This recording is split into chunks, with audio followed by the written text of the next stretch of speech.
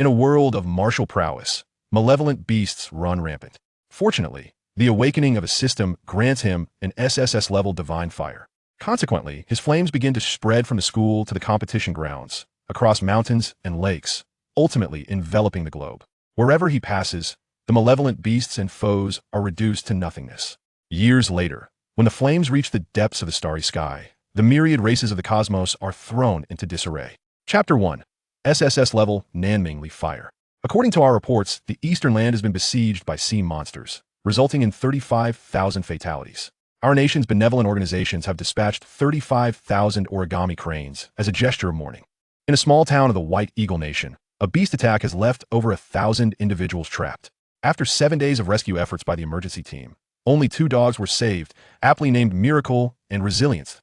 Lin Yi of the Jiangnan Bureau for Beast Control has ascended to the 7th tier, becoming the youngest martial master in Jiangnan Bay City.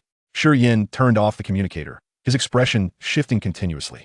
He had truly transcended time and space. After delivering takeout, he intended to return home for a well-deserved rest, but unexpectedly, while crossing the crosswalk, he was struck by a large vehicle. Upon awakening, he found himself in this parallel world known as Blue Star. As he had discovered online, this realm is no longer dominated by technological prowess, but reveres martial strength instead. With the resurgence of spiritual energy, rampant beasts, and martial artists taking the lead, the warriors have undeniably become the most esteemed and unique individuals in this era. The abilities to move mountains and fill seas, soar through the skies, and possess prolonged lifespans, along with immense power and limitless wealth, evoke a deep yearning in people's hearts. Regrettably, not everyone can become a warrior. One must first awaken a unique ability. Success in awakening offers the chance to become a warrior, while failure relegates one to the ranks of ordinary individuals. They are called warriors rather than ability users because, in addition to their unique powers, the awakened also possess formidable martial prowess due to their enhanced physiques. I have succeeded, yet not entirely, Shi Yan remarked with a bitter expression. Having just digested the memories, the former self was also named Shi Yan, an orphan who was a senior student at Bayou No. 1 High School, an exceptionally handsome, yet ordinary young man. He had recently awakened a unique ability during the awakening ceremony, but, unfortunately, it was merely a D-level ability, biological flame. The levels of abilities range from high to low as follows: SSS, SS, S, A, B, C, D, totaling 7 tiers. D-level is the lowest rank, providing the least enhancement to the body.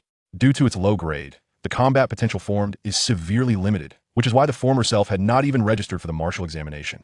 Gently rubbing his fingers together, a flicker of pale yellow flame, akin to that of a lighter, danced between his fingertips. This was his biological flame. In his previous life, it would have undoubtedly been a tool for charming women, but in this life, it couldn't even singe a beast's fur. At best, he could use it to light a candle for a future girlfriend. In this life, I shall not deliver takeout, but rather perform as a street artist? Shi Yan mused, contemplating that his future path might lead him to become a male model. After all, this physique was attractive, and a bit of fire play might capture the hearts of numerous young ladies. Or perhaps, I could become a plaything for a wealthy woman. Shaking his head, Shi Yan dismissed this thought. True wealthy women are martial artists, and without formidable strength, one risks being toyed with. Could I not strike the majestic Manhwa with a single palm, or subdue the vast expanse with a mere fist? The realization that he could not engage in martial prowess in this martial world left Shi Yan feeling profoundly dejected. Glancing up at the countdown above the blackboard, he noted that only 3 days remained until the college entrance examination. During this break, many classmates around him were fervently discussing, creating an unbearable cacophony. The numeral 3 loomed before him like a sword of destiny, drawing ever nearer. Am I a time traveler? Is there no golden finger? As Shi Yan pondered this, a sudden pain shot through his head. In the next moment, a voice echoed in his mind, binding the martial virtue system. Binding successful. You have received a novice gift package. What? Shi Yan was taken aback, his eyes widening. Is it real? The term system was all too familiar to him as a member of the time-traveling army. Opening gift package. Congratulations. You have obtained 1. Nanmingly Fire, SSS level, 2. 1,000 martial virtue points. Holy smokes. In an instant, Shi Yan's eyes sparkled with excitement. SSS level. He had struck gold. Based on existing information, the resurgence of spiritual energy had occurred for nearly 200 years, and those who could awaken an SSS-level ability were few and far between. It was truly a divine ability. Just as he was reveling in this, Shi Yan suddenly felt the scenery around him shift. He found himself amidst a starry expanse, where before him loomed a colossal avian creature engulfed in flames. With a resounding cry, it unleashed a jet of white flame from its beak. In an instant, the flames pierced through the void, shattering planets as if to obliterate the cosmos. After an unknown duration, which felt like an eternity, yet also merely a fleeting moment, the surrounding brightness returned to normal. Familiar scenes came into view. The classroom, the ceiling, books, desks, and a chubby hand. "Oh, I thought you had perished," his desk mate and close friend Lu Wang remarked, peering at Shi Yan with a mix of confusion and astonishment. "You didn't respond for ages. Did you dream of the school bell? Get lost." Shi Yan felt exasperated. Who was he cursing? Lu Wang, undeterred, leaned closer with palpable excitement. "Shi Yan, you missed a magnificent spectacle. Just moments ago, a gigantic firebird appeared in the sky, larger than a mountain. It spewed white flames, and the intensity of those flames, wow, they nearly warped the void. I heard that the experts from the Beast Control Bureau were deployed, fearing a terrifying beast had attacked the city." Lu Wang's vivid description mirrored the expressions of their classmates, many still in shock. And then, Shi Yan inquired nonchalantly. He had discerned that the firebird that appeared in the sky was the manifestation of his awakening of the Nanmingli fire. The Nanmingli fire, the essence of the vermilion bird, possesses boundless power, capable of incinerating all things, especially effective against malevolent entities, rendering its effects even more fearsome. It was entirely normal for such an ability to give rise to an extraordinary phenomenon, especially since even S-level abilities could do so. Naturally, SSS level would be no different. And then it vanished. It seemed to be a fleeting phenomenon, appearing only to disappear. The Beast Control Bureau found nothing and returned empty-handed, Lu Wang said with a hint of regret, lamenting that he had not witnessed the individual responsible for the phenomenon. Such phenomena are caused either by someone awakening a powerful ability or by a super-strong individual's intervention. In either case, meeting the source would become a bragging right for the future. Lu Fat, do you think if my ability caused such a phenomenon, the school bell would be unable to resist me? Shi Yan pondered aloud. Lu Wang rolled his eyes and shot him a sidelong glance. Bro, why don't you take a nap? Who knows? You might dream of an even more formidable ability. Let me tell you, that phenomenon just now required at least an SS level ability to manifest. If you truly possess such prowess, even this level would be enough to make the school bell want to bear your children. After finishing, Lu Wang stood up and sauntered off to chat with other classmates. Meanwhile, Shi Yan's phone vibrated. Upon checking, he found a message from the school bell. "Shi Yan, please refrain from bothering me in the future. We are not from the same world." Huh. Shi Yan scoffed, not responding, but instead retrieving all contact information regarding the school bell. He deleted and blocked her. The former self had been an utter sycophant. He was not. Chapter 2. The Reversal of the Celestial Pole. I inquired, "Have you sent another message to that mermaid school beauty?" As Lu Wang returned to his seat, he spotted Shi Yan holding a mobile phone, and a surge of anger welled up within him. Shi Yan, whose family was already struggling, had persistently pursued the mermaid school beauty despite numerous admonitions. Especially after the beauty awakened her A-class abilities, the chasm between them had widened, rendering any possibility of a relationship utterly impossible, akin to belonging to two disparate worlds. To continue his pursuit now was sheer folly. "No, delete her from your contacts," Lu Wang urged. Shi Yan merely smiled nonchalantly, tucking his phone away. "Good, but did you really delete her?" Lu Wang asked, astonished, casting a disbelieving glance at Shi Yan. However, upon noticing Shi Yan's gaze fixated on the countdown to the college entrance examination on the blackboard, his expression abruptly shifted. Shi Yan, he might be contemplating something drastic. Today marked the final day for registration for the martial arts examination. After today, individuals would be classified into various tiers. Shi Yan had not registered for the martial arts exam. Given his meager flames, he could at most offer his ex-girlfriend a few burnt offerings. Becoming a formidable warrior was a dream cherished by countless individuals, and Shi Yan had consequently severed this path, undoubtedly causing him immense inner turmoil. Especially when contemplating the impossibility of being with the school beauty in the future, it must have felt as if the sky were collapsing around him.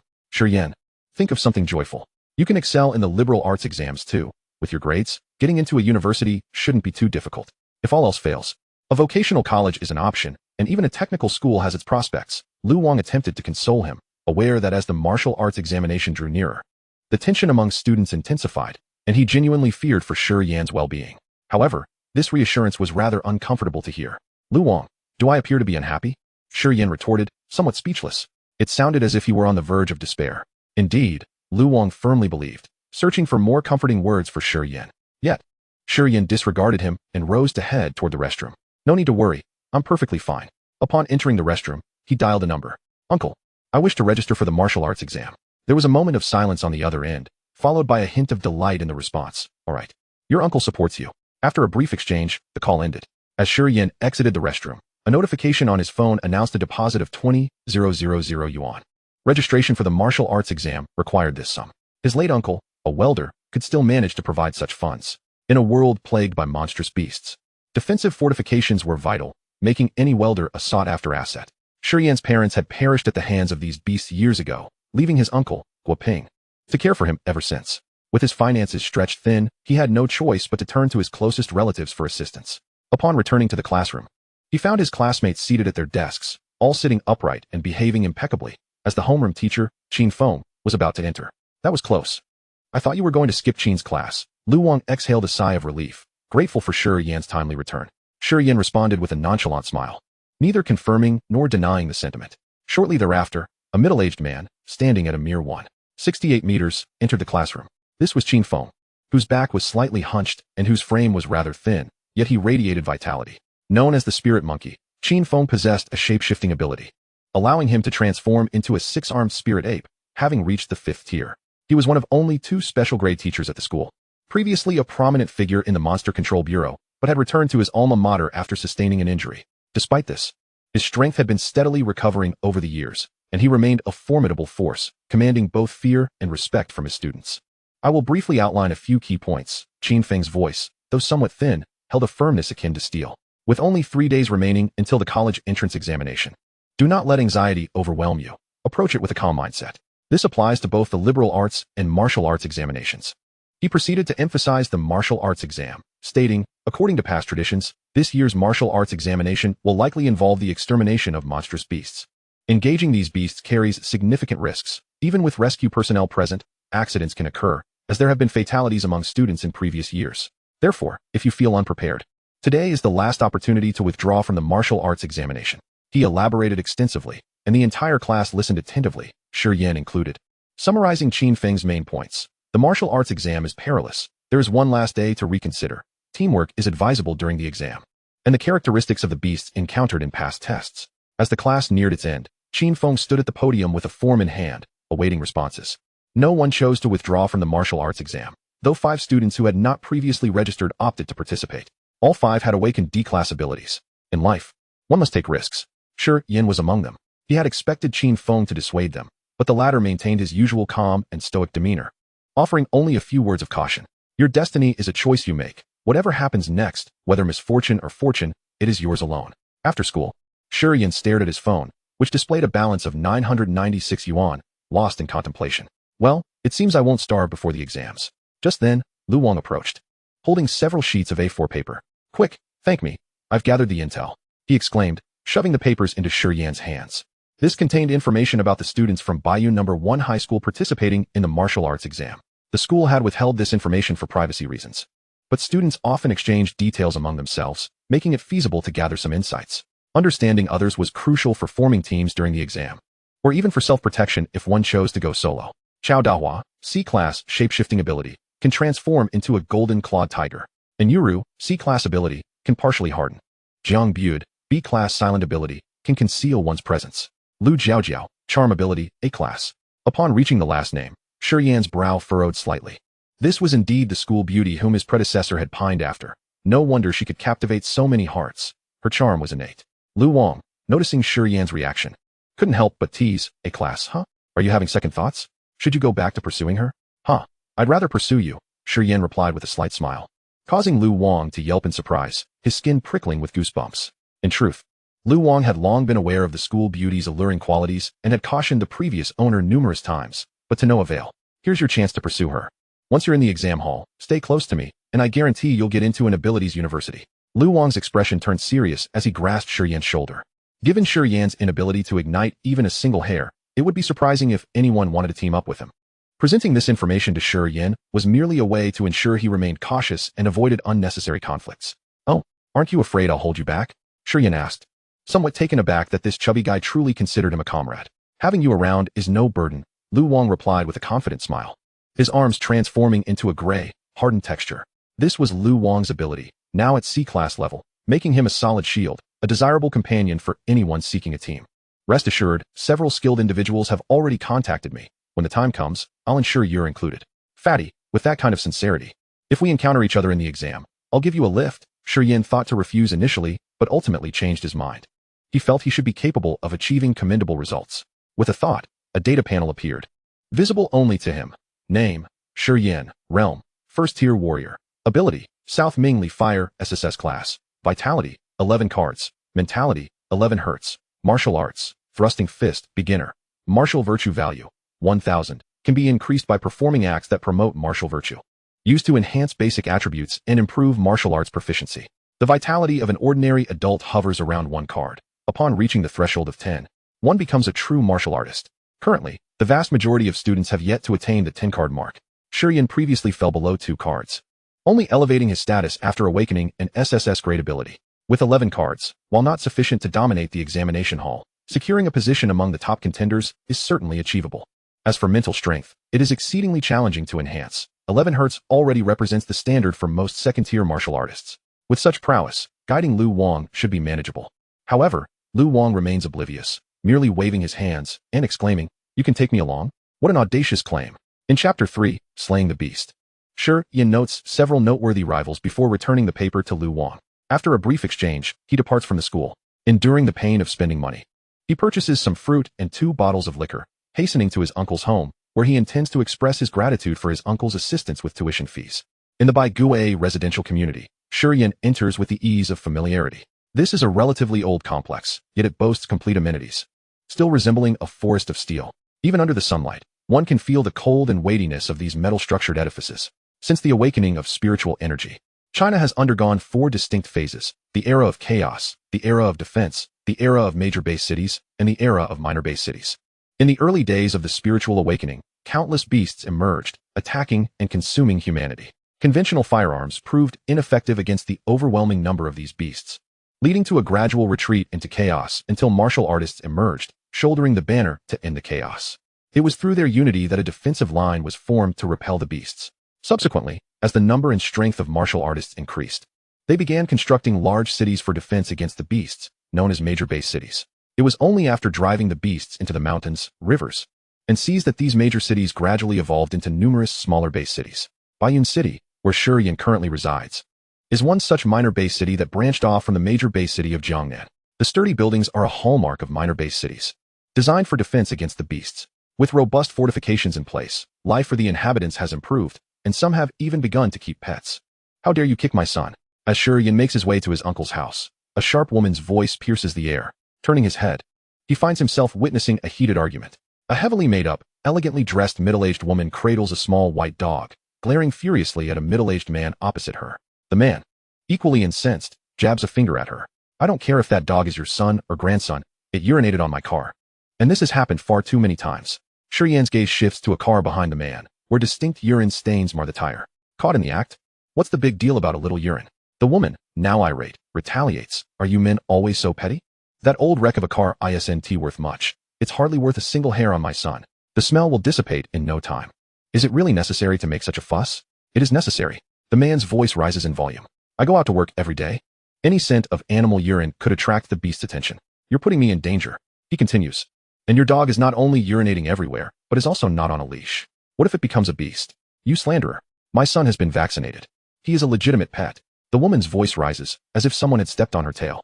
After a couple of angry retorts, she turns her back, refusing to engage further with the man. He attempts to say more, but is restrained by those nearby, who insist that such trivial matters do not warrant anger, and that the other party comes from a well-off family, futile to contend against. Shi Yan, observing the unfolding drama, snorts in amusement at the absurdity of the situation. Even in this new world, just as he intends to leave, something stirs within him. His extraordinary mental acuity detects an unusual fluctuation, not human, but that of a beast.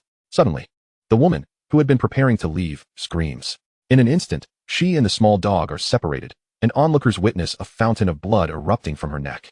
A chunk of flesh is visibly missing from the side of her neck, having struck the carotid artery, contrary to her earlier protective demeanor over the dog. Terror now fills her eyes as she glances at the dog, which has been knocked to the ground. Woof! The small white dog, now fixated on the blood, has its eyes turned crimson. In a shocking display, its body begins to swell before the astonished eyes of the crowd. Crack, crack, crack, with a series of ominous sounds.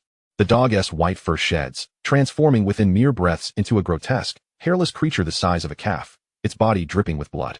Its jagged teeth and blood-red eyes signal the emergence of a ferocious beast. A beast. A few onlookers scream in horror, fleeing in panic while simultaneously cursing the dog's owner to the ends of the earth. If that dog had been vaccinated, it wouldn't have transformed into a beast. The dog's owner, shrieking in terror, clutches her neck and rushes toward the security office. Alas, the blood is far too conspicuous. The transformed beast will not show mercy. In a single leap, it seizes the woman's arm. Rip! Her arm, as fragile as paper, is torn off in an instant. The woman collapses, her fear escalating as she cries out for help. Meanwhile, Shi Yan prepares himself. He allocates all his martial virtue points to enhance his vitality. Name, Shi Yan. Realm, first-tier martial artist. Ability, Southern Ming Fire, SSS grade. Vitality, 21 cards. Mental strength, 11 Hz. Martial arts, stab fist, beginner. Martial virtue points, 0. This marks his first encounter with a beast. And for safety's sake, he invests all his points into vitality. Though the ratio is somewhat disappointing, 1,000 virtue points yield only 10 points of vitality. Boom. Just as the beast lunges at the fallen woman, Shi Yan's fist connects with its head. The impact is akin to a watermelon bursting open, scattering fragments everywhere. Defeated level 1 sharp-toothed dog beast, safeguarding the populace, martial virtue points 3. The system's notification echoes in his mind. Engaging in combat is the only way to earn martial virtue points? Shi Yan shakes his hand, a fleeting look of pain crossing his face. He hadn't anticipated that a newly transformed level 1 beast would possess such a resilient skull, nearly fracturing his bones in the process. Dealing with beasts is best done with weapons. As the dog beast collapses, the woman screams anew, turning her gaze to Shi Yan. What are you waiting for? Hurry and save me. Shi Yan furrows his brow. Is this imperious attitude a plea for help? Forgive me, but I must return home to gather my laundry. He picks up a few bags of fruit scattered on the ground and turns to leave. Amidst the woman's increasingly feeble cries, Shi Yan navigates a series of twists and turns, finally arriving at his uncle's door, setting down the hefty bags, just as he prepares to knock. A woman's voice filled with fury emanates from within. Gu Guoping, is 30,000 yuan not money? How can you be so foolish? It's 20,000. The registration fee is only 20,000. Gu Guoping's voice rises in irritation. Yet the woman shows no signs of letting up, erupting once more. I know it's 20,000. The other 10,000 is for funeral expenses. Is the martial examination a joke? Or do you think that paltry sum can help the beast with cupping therapy? Zhang Shufan. Enough. That is my sister's son. Fine, fine, Gu Guoping, you dare to scold me. The woman's voice crescendos. I ask you, is our son not a son? He should participate in the martial examination. Can't you spare some money for him to buy body-tempering medicine? Enough of this. I've already transferred the money. You. Fine, fine. You always act first and ask questions later. As the words hung in the air, a sudden and resounding slam of a door echoed through the room, causing dust to fall from the entrance before Shi Yan. A wave of embarrassment washed over him. Gu Guoping had been so generous with the money, yet he hadn't anticipated the immense pressure that would follow. It seemed imperative that he repay this debt swiftly. After taking a few deep breaths, he finally approached the door to knock. Chapter 4. The Extreme Martial Arts School. Knock, knock, knock. After 3 firm raps, the door was promptly opened. Gu Guoping, a lean man with a square face, appeared. Ah, it's you, Shi Yan. Why didn't you give me a call before coming over? The expression of mild annoyance on Gu Guoping's face instantly transformed into a welcoming smile as he ushered Shi Yan inside. Look at you, arriving with all these things. Some snacks. Nothing extravagant. By the way, is Annie not home? Shi Yan feigned ignorance, surveying the somewhat cramped living space. The couple had been frugal for the sake of their child, having exchanged their former larger home for this one. His cousin, Gu Feng, had indeed lived up to expectations, not only gaining admission to Jiangnan City's top high school, but excelling academically as well, especially after awakening the B-level Wind Dragon Hand ability. The family had even received special commendations from the neighborhood committee. Your aunt just finished cupping therapy and is feeling a bit weak, resting inside, Gu Guoping said with a smile, showing no signs of the earlier altercation. Such is the world of adults, where life compels one to become a masterful actor. Oh, perfect. These fruits can be a little pick-me-up for Andy. Shi Yan set down the items in his hands, reluctantly abandoning his initial intention of enjoying a drink with his uncle. Uncle, I just came to check on both of you and to express my gratitude. No need for all that. Just sit tight. I'll whip up some delicious dishes for you. No, you mustn't tea. You see, I've been quite busy lately. Shi Yan waved his hand dismissively, his voice rising slightly. Our homeroom teacher has been providing me with special training to explore the unique applications of my abilities. My strength has increased significantly. Gaining admission to a martial arts university is well within my reach. Really? Gu Guoping paused, his hand holding the apron, halting in surprise.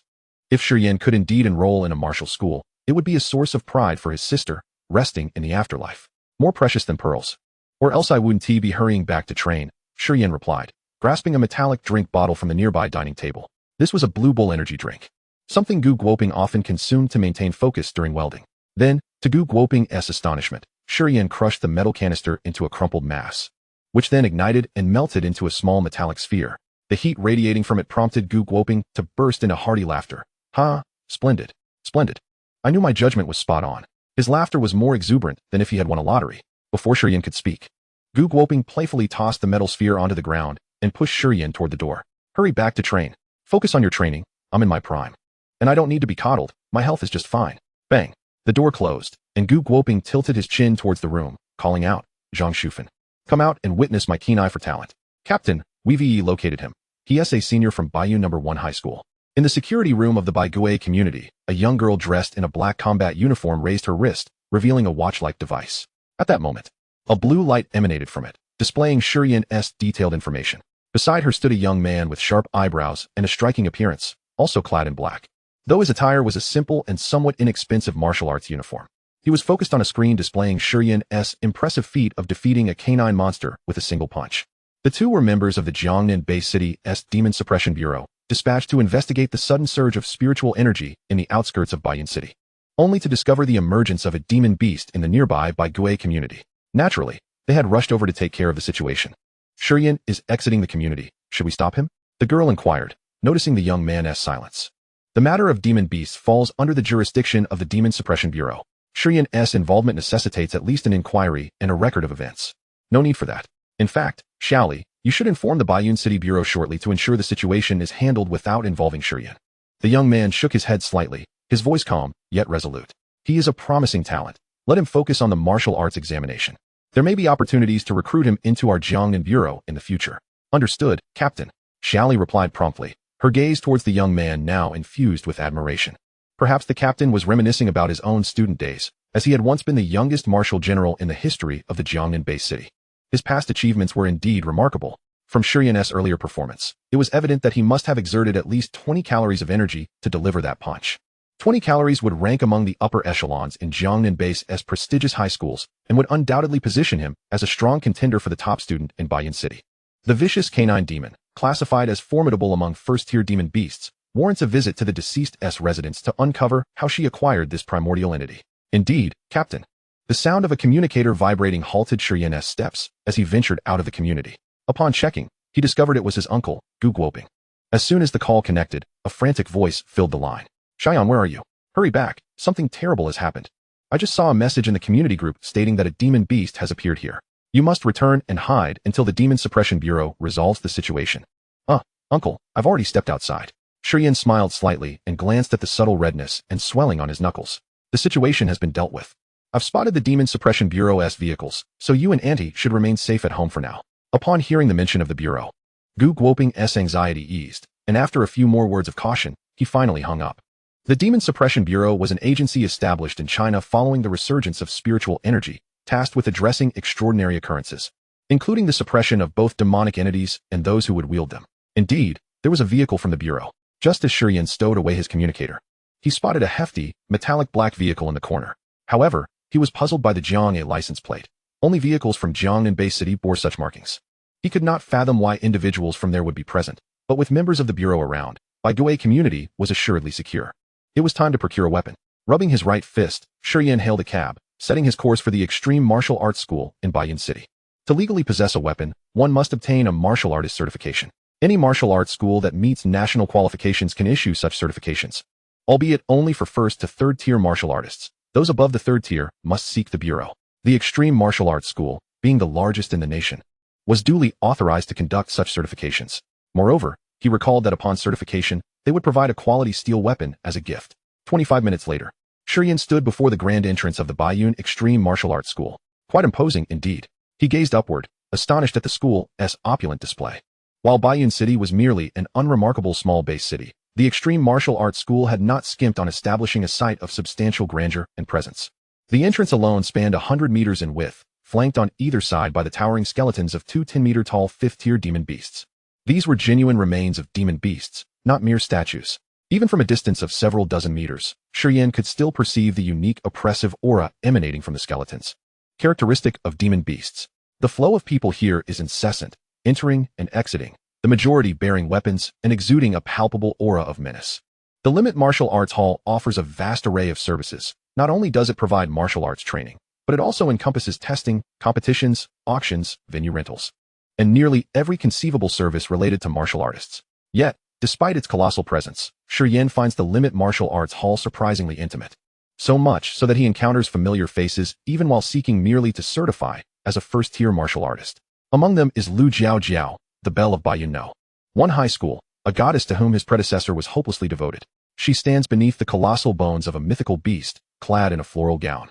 Her hair elegantly styled, exuding a myriad of charms with every subtle expression. It's no wonder she attracts throngs of admirers. Her beauty is indeed captivating. However, she is not to Shi Yan's taste. As their eyes meet, Lu Jiao seems to sense his presence and looks over. Upon catching sight of Shi Yan's handsome visage, she instinctively withdraws her hand from the arm of a wealthy suitor. Shi Yan, what are you doing here? A hint of embarrassment colors her face, as if she has been caught in a compromising situation, but she quickly regains her composure, replacing her expression with one of indifference. We no longer inhabit the same world. Please refrain from pursuing me any further. Indeed, she has awakened an A-rank ability and has aligned herself with the scion of a significant conglomerate in Bayan City, promising a future of boundless potential. What of Shi Yan? Merely one of her many admirers, lacking wealth, lineage, or talent, with little to his name save for his striking looks. In the next moment, Lu Jiao is taken aback as Shi Yan turns on his heel and walks away. No more of the previous warmth or relentless pursuit. Not a single word is exchanged. More infuriatingly, he bestows upon her a glance filled with disdain, loathing, and pity. Unable to contain herself, she grits her teeth and intercepts him. Shi Yan, what do you mean by that? Chapter 5, a shock to the audience. Shi Yan furrows his brow, assessing the school beauty before him. So, you wish for me to leave you be, and yet you are displeased when I actually do? He retorts. If you have nothing to say, kindly do not obstruct my path. This only exacerbates Lu Jiao's fury. Her chest heaves with indignation, her eyes ablaze with wrath. She feels as though a pet has slipped from her grasp, and now this pet dares to look down upon her. I am here to certify as a martial artist. How am I obstructing anyone? Lu Jiao's voice rises further, seeking to bolster her own confidence. As soon as she finishes speaking, she pauses momentarily before rapidly regaining her composure, a sardonic smile forming as she glances at Shi Yan. Indeed, she is on the verge of becoming a distinguished first-tier martial artist. Why waste her breath on a waste of space? Shi Yan, after all, is merely a D-rank nobody. Why would he come to the Limit Martial Arts Hall? Surely he is here to pursue her, but with the crowd present, he is too embarrassed to say much. If they were alone, he might have already knelt to apologize. Shi Yan, unwilling to engage further, sidesteps her and strides directly into the Limit Martial Arts Hall. I shall see how long you can maintain this charade. Lu Jiao scoffs, following closely behind. Jiao, shall we find someone to teach him a lesson? A wealthy young man with gold-rimmed glasses approaches, his gaze filled with hostility towards Shi Yan. He has long pursued Lu Jiao, and now that the beauty is seemingly in his grasp, he cannot let her slip away, especially now that she has awakened an A-rank ability. She is a coveted prize, sought after even in the larger cities. No need. He is merely a worthless 17-card waste. He poses no threat to me. Lu Jiao swiftly alters her demeanor, employing a hint of her charm to leave the bespectacled youth visibly shaken. With that, the two interlock hands and follow in Shi Yan's wake. Today, they are determined to witness Shi Yan's embarrassment. Congratulations, you qualify for certification. The certifying official returns Shi Yan's student ID, presenting him with a form and a genuine smile, one far more pleasant than Lu Jiao's feigned affections. Shi Yan reciprocates with a smile, accepting his student ID. To certify as a martial artist, one must meet certain prerequisites, such as being of sound mind. Fortunately, all indications show that his predecessor was mentally stable. Holding the form, he enters the adjoining hall. This is where the specifics of certifying first-tier martial artists take place, divided into two areas, one for vitality testing and another for strength testing, encompassing a total of 800 square meters. Perhaps due to the fundamental nature of first-tier martial artists, the area is open, allowing everyone to witness the data displayed on the testing machines. Upon entering, Shi Yan notices a considerable crowd, mostly accompanying those being tested. After all, as first-tier martial artists, as long as their awakened abilities are not too subpar and their family background is reasonably stable, many can reach the first-tier level. After submitting his form, Shi Yan waits in line for 5 minutes. Placing his hand on the testing station, he braces himself. Anything below 10 cards is considered substandard. Beside the vitality testing machine stands a graceful young woman, her smile far more genuine than that of Lu Jiao. Click, click, not far away. Lu Jiao clenches her fists, producing audible pops. How infuriating. Compared to Shi Yan's earlier dismissal, her smile directed at a service worker now feels like a needle pricking her. You're really going to keep up this facade, aren't you? Shi Yan, I wonder how long you can maintain it. Suddenly, Lu Jiao's gritted teeth give way to a gasp of astonishment. Her eyes widen. Her mouth agape as she stares at the display screen of the testing device. What the hell? 21 cards. The wealthy young man beside her removes his glasses, rubbing his eyes in disbelief. Jiao, didn't he say he didn't even have 2 cards? Lu Jiao remains silent, fixated on the number, desperately searching for a decimal point between 2 and 1. Alas, it remains 21 cards. She waits for the service worker to declare a malfunction, but instead is met with expressions of shock and reverence. Mr. Shi, congratulations on achieving 21 cards. The service worker beams with a smile, introducing herself as Xiaowei. I will accompany you to the next strength test. Unbeknownst to her, she inadvertently presses a red button on a device at her waist, one that summons the director. Just turned 18 and a senior in high school, 21 cards. This information coalesces into a single word, genius. It is well known that no student has reached the 20-card threshold in Baiyun City during their senior year in many years. This statistic places him among the elite even in the high schools of Jiangnan's base city. One can surmise that Shi Yan is destined to shine brilliantly in the upcoming college entrance examination in 3 days. He is precisely the individual the martial arts hall seeks to recruit. Look, 21 cards. At this moment, others begin to take notice of Shi Yan's vitality level, erupting in exclamations of astonishment. Oh my, he seems incredibly young. A vitality reading starting with a 2 in the first-tier certification area? What a joke. Indeed. Everyone else is hovering around 11 or 12 cards. This guy is off the charts. What more, he is in a school uniform? I'm 30 years old and only have 11 cards. Each exclamation pierces Lu Jiao like daggers, darkening her expression with each passing moment. Damn it. Wasn't Shi Yan supposed to be a waste? How could he possess such vitality? She had intended to mock Shi Yan, but now she feels like a fool. Humph. Shi Yan must have a cousin who secretly fed him a bunch of potions. She concocts a seemingly plausible excuse for him, hastily departing the scene. Fearful that Shi Yan might glimpse her expression. Simultaneously, she resolves to make Shi Yan regret it. A sycophant should know their place. Once they are of no use, they should vanish, not come to slap her in the face. On the other side, Shi Yan steps down from the testing platform, feeling somewhat embarrassed by the attention. He then turns to the approaching beauty, Xiaowei. Aren't we supposed to be testing over there? Shi Yan gestured towards another area of the hall, where 10 machines stood ready for strength testing. Indeed, Xiaowei nodded, making a gesture of invitation. Your data is quite unique. We have a quieter testing room available. Very well. Shi Yan replied, casting a glance at the multitude of eyes directed towards them, before moving towards the elevator that Xiaowei indicated. Soon, they arrived on the 5th floor.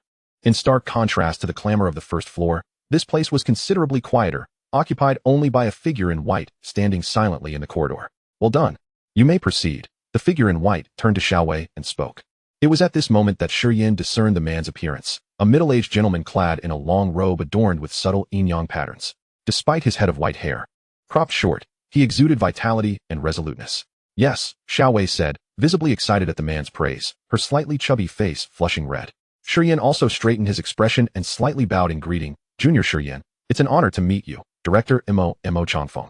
The director of the Extreme Martial Arts Institute in Baiyun City was a 7th-tier martial artist. When discussing the most formidable individuals in Baiyun City, Mo Changfeng's name was undoubtedly among them. As a prominent figure frequently seen on television, Shi Yan recognized him, albeit with some confusion regarding why such a distinguished personage was here merely to authenticate a martial artist. Haha, no need for excessive formalities. Mo Changfeng's voice boomed like thunder, and without any visible movement, he was suddenly standing before Shi Yan. Come with me. The instruments here are more sophisticated. With a gentle flick of his fingers, a closed door beside them swung open. As Shi Yan glanced inside, he noted the spaciousness, containing only 2 machines. However, their appearance suggested they were significantly more expensive than those on the 1st floor. Come, give it a try. Mo Changfeng had unexpectedly appeared next to the dark red machine on the left, looking back at Shi Yan. Without hesitation, Shi Yan stepped forward, placing his hand on the protruding metallic platform of the instrument, just as he had done on the 1st floor. In merely 3 seconds, a blue holographic screen materialized, displaying the numbers 2172 with remarkable clarity, including the 2 decimal points. Seeing this figure, Mo Changfeng's eyes sparkled with excitement. Indeed, a prodigy, he mused. Having quickly researched Shi Yan's background after Xiaowei's prior suggestion, only to find it utterly devoid of connections. To achieve such a remarkable vitality value without any support, what else could he be but a genius? All right, let us assess your strength, he said, moving to another apparatus of dark gold situated not far away. Chapter 6, Record-Breaking, Valuable Rewards. The strength test measured the impact force without the aid of any tools. Participants could use any method or technique, employing any part of their body to strike the designated area, which Mo Changfeng indicated on the center of the dark gold panel, already showing significant wear. Very well, Shi Yan nodded, stepping forward as various thoughts flitted through his mind. For a first-tier martial artist, the minimum vitality requirement was 10 calories, with a strength requirement of 1,000 pounds. Given his prior experience defeating a dog demon, exceeding 1,000 pounds seemed assured. However, what if he incorporated the Southern Mingli fire? With the martial examination approaching, he felt the need to ascertain his own strength. Thus, he unleashed his punch. Boom. The fifth floor trembled slightly as pure white flames flickered into existence. The instrument displayed a sequence of numbers, 60, 7, 99. Suddenly, an unexpected occurrence transpired as some of the pure white flames descended into the apparatus, causing it to emit a series of crackling sounds. It was on fire. Shocked, Shi Yan's expression turned grim. He hadn't even seen the results, given that the display screen was above him. Most importantly, the apparatus appeared to be quite expensive. Director Mo, am I liable for this damage? Shi Yan turned to find Mo Changfeng had vanished from sight. What he did not realize was that Mo Changfeng had already reached the rooftop, making a phone call. Envoy Liu, I need to speak with the director. Wei stumbled upon a treasure. Director Mo? He called several times, but no answer came. Fortunately, the floor was thick and wide, so the flames consumed their energy without igniting anything else. Just as the flames extinguished, Mo Changfeng appeared like a specter. No need for compensation. I had long wished to replace this machine, Mo Changfeng said, a peculiar expression gracing his face, reminiscent of a grandfather's affectionate gaze upon his grandson. Congratulations. Your score is 6,799. Over 6,000. Typically, the strength a first-tier martial artist could exert is about 100 times their vitality. By rights, Shi Yan's strength should have been around 2,000 pounds. Yet, the number he provided was threefold. Such a phenomenon could only indicate one possibility. Shi Yan possessed an SSS-level ability. It is well known that S-level abilities double the output, SS-level abilities triple it, and SSS-level abilities yield a threefold increase. Beyond that, the increments become less significant. Based on Shi Yan's earlier punching technique, it was evident he had not yet maximized his ability. This meant that Shi Yan's SSS-level power was even more formidable than that of his peers. Bayou No. 1 High School was hiding quite the treasure. Thank you, Director Mo. Shi Yan felt a surge of joy. This figure exceeded his expectations. Once he obtained a weapon, he would not fear the majority of demon beasts during the examination. However, glancing at the adjacent wrecked machine, he felt reluctant to request a weapon from the Extreme Martial Arts Institute, even if it were merely a piece of fine steel. Director Mo, regarding my martial artist certification, rest assured, I have already asked Xiao Wei to assist you with that, Mo Changfeng replied with a slight smile. He then raised his hand, and with a flourish, 3 items materialized before him: a sheath-long saber, a blue-covered book, and a glass vial approximately 10 centimeters tall. With a casual gesture, the 3 items were pushed towards Shi Yan. Director Mo, this is your reward, Mo Changfeng explained. Firstly, you have shattered the record of the Extreme Martial Arts Institute. Secondly, we annually support the top students of our city. And finally, we prioritize outstanding students from underprivileged backgrounds, all of which you qualify for. Upon hearing this, Shi Yan understood that refusing would be futile. Besides, his purpose for coming here was to acquire a weapon. As for the damaged instrument, he would simply replace it once he had the means. The moment he grasped the saber, Shi Yan felt its weight, nearly dropping it. The earlier impressive numbers were no jest. How could a blade evoke such a heavy sensation? The Tang saber forged from lava essence weighs 480 pounds, categorized as B-grade. Mo Changfeng elucidated, clearly enjoying the astonished expression of the prodigy before him. This is the 18 Blazing Blades, a B-grade martial art. The small vial contains a mid-level body tempering potion. I intended to provide a higher grade one, but regulations prevent students from consuming high-level body tempering potions prior to the martial examination. Isn't this a bit excessive? Shi Yan thought. The rewards exceeded his expectations. Weapons and martial arts, much like abilities, are categorized into 7 levels, with significant disparities between levels, and high-grade items are particularly rare. While S-grade abilities surface annually, S-grade equipment and martial arts are exceedingly scarce. The combination of SS grade in both categories barely reaches double digits, and SSS grade is even more elusive. While B-grade items may not be top tier, they are exceptionally rare in the hands of first-tier martial artists. Typically, such weapons are owned by 4th-tier martial artists, and B-grade martial arts are usually only affordable after reaching the 4th tier. The body tempering potion, while not as rare as the first 2 categories, is still primarily accessible to those of affluent backgrounds. Naturally, the more potent the higher-grade body tempering potion, the more aggressive its effects. Reckless consumption could severely damage one's foundation. Perhaps you should activate a bit of your ability to test it, Mo Changfeng suggested, pointing to Shi Yan's right hand, which gripped the saber. Shi Yan's heart stirred as he focused on activating his ability. A faint white flame flickered forth, barely an inch in length, and in the next moment, he realized that the blade had become markedly lighter. This was the Devouring Lava Blade, a rather unique weapon that required the absorption of a martial artist's abilities each day. Nevertheless, it proved to be exceptionally useful and highly resistant to heat, making it well suited for you. As for its weight, you can experiment with it, as it can be adjusted according to the input of one's abilities. A fleeting glimmer of astonishment crossed Mo Changfeng's eyes. This blade had been so effortlessly subdued. Fortunately, he concealed his surprise well enough that Shi Yan did not notice. He then proceeded to explain the martial arts manual to Shi Yan. After an hour had passed, Mo Changfeng finally instructed Shi Yan to descend the stairs. Once Shi Yan had left, a wry smile crept across his face. Master, you are indeed quite generous, gifting away a treasure capable of reaching S-rank status as if it were nothing. By the time Shi Yan reached the ground floor, the area had become considerably less crowded. With mealtime approaching, many had already departed, and most windows of the extreme martial arts hall had closed for the day.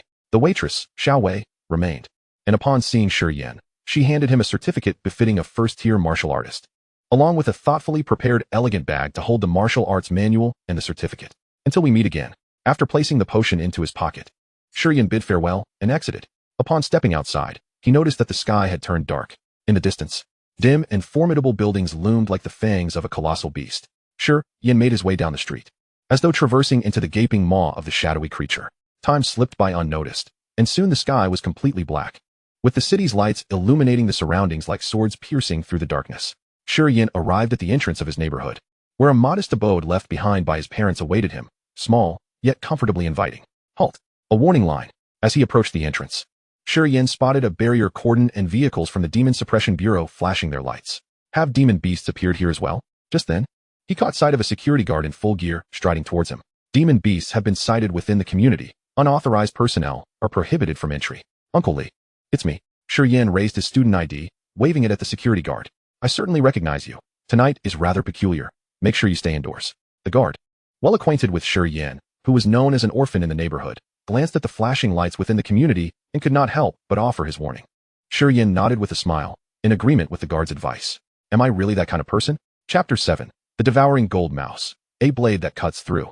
Upon entering the community, Shi Yan passed the site of the incident and, from a distance, observed the bodies of two demon beasts. By their appearance, one resembled a mouse and the other a cat.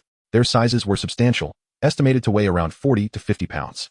Fortunately, there had been no casualties. Merely two members of the Demon Suppression Bureau collecting blood, hair, and other evidence. Returning to his second-floor residence, Shi Yan set down his belongings and promptly collapsed onto the hard bench. He swiftly retrieved his communicator to check for updates regarding the city. As anticipated, numerous locations in Baiyun City had reported sightings of demon beasts. Several incidents, similar to that of Baigui community, had also resulted in fatalities. Could something truly catastrophic be unfolding? Shi Yan recalled the numerous instances of demon beasts attacking cities, leading to significant loss of life, and even the destruction of entire towns. Initially, it began with a handful of demon beasts causing havoc, but gradually escalated into an irreversible calamity.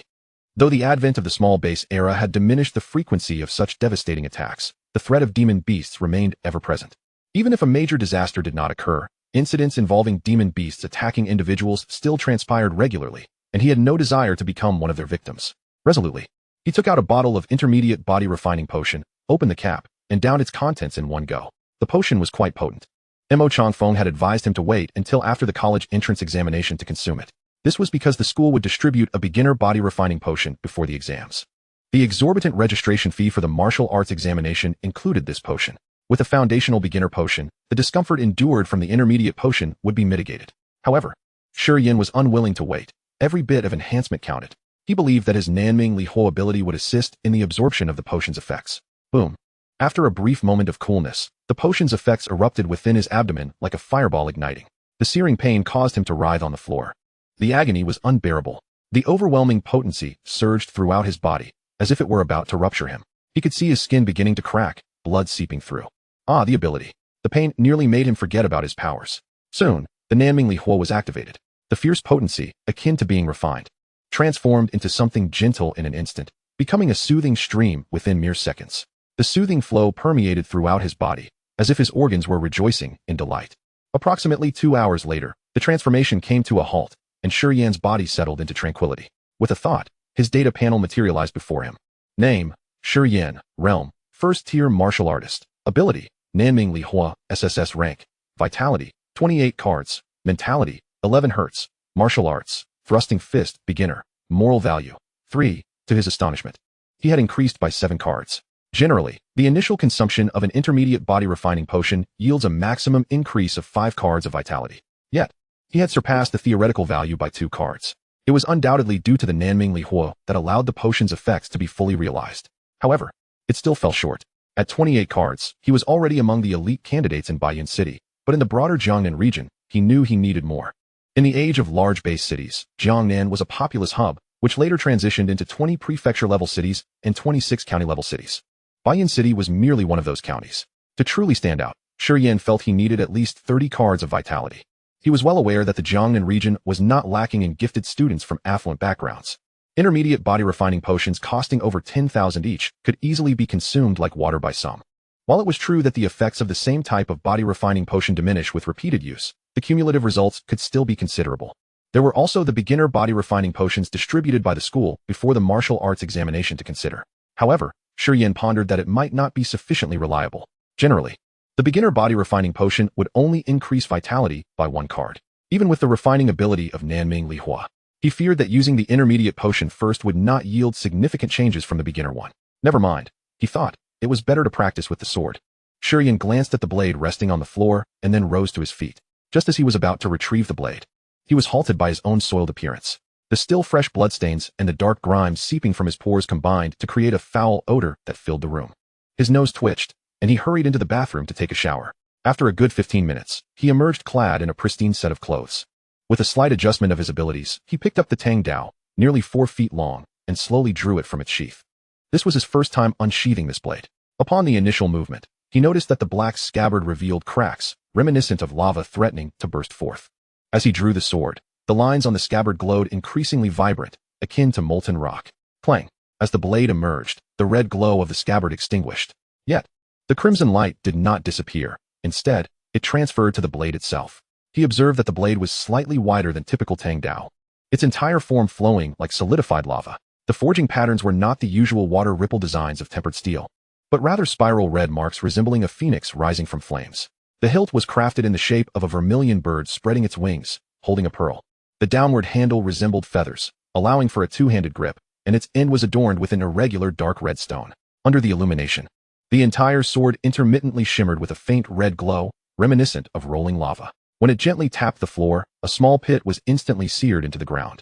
A magnificent blade. Shi Yan had rarely encountered genuine blades, yet upon drawing the sword, an inexplicable thrill coursed through his body, suggesting that this weapon was no ordinary B-grade artifact. Just as he contemplated brandishing it in the living room, an abrupt, jarring sound akin to metal being sliced pierced his ears. Creak, creak. The noise grew increasingly dense and alarmingly close, the distinct aura of a demonic beast drawing nearer. Shi Yan abruptly turned his gaze towards the bathroom. It was the sound of a beast gnawing at the pipes. The apartment complex he resided in was constructed similarly to his uncle's place in the Big Ei community, with a framework of solid metal and pipes to match. What luck I have. He hadn't anticipated that even after the Demon Control Bureau had previously swept through the area, a beast would still emerge. Moreover, the filth that had rushed down his body was likely detected by the creature. Demonic beasts feast on humans, particularly favoring martial artists. For the energy absorbed by the human body renders their blood a delectable treat for the beasts. Well, since I was pondering how to enhance my strength, with a beast in sight, I shall hunt it. Grasping the sword, he hastily exited. The metallic pipes were quite thick. It would likely take a considerable amount of time for the beast to gnaw through them. Even if it worked quickly, the first point of emergence would still be on the ground floor. Thus, he made his way downstairs. The first floor housed various small shops, devoid of residents at this late hour. Coincidentally, the shop beneath him had just vacated, leaving it nearly empty. Only the dilapidated glass door remained, locked tight. Thai massage. Glancing at the somewhat faded sign, and then at the sword in his hand, Shi Yan gently pressed the tip of the blade against the lock. Like the flooring in his home, the lock was effortlessly severed. There was no time to waste. He had to proceed. If any other residents became aware and reported him to the Demon Control Bureau, his martial virtue would be compromised. Swiftly entering, he closed the door and drew the curtains to shield the unfolding scene from prying eyes. How swift! No sooner had he turned around than he spotted a colossal rat head protruding from a corner. He hadn't anticipated the beast's speed to be so formidable.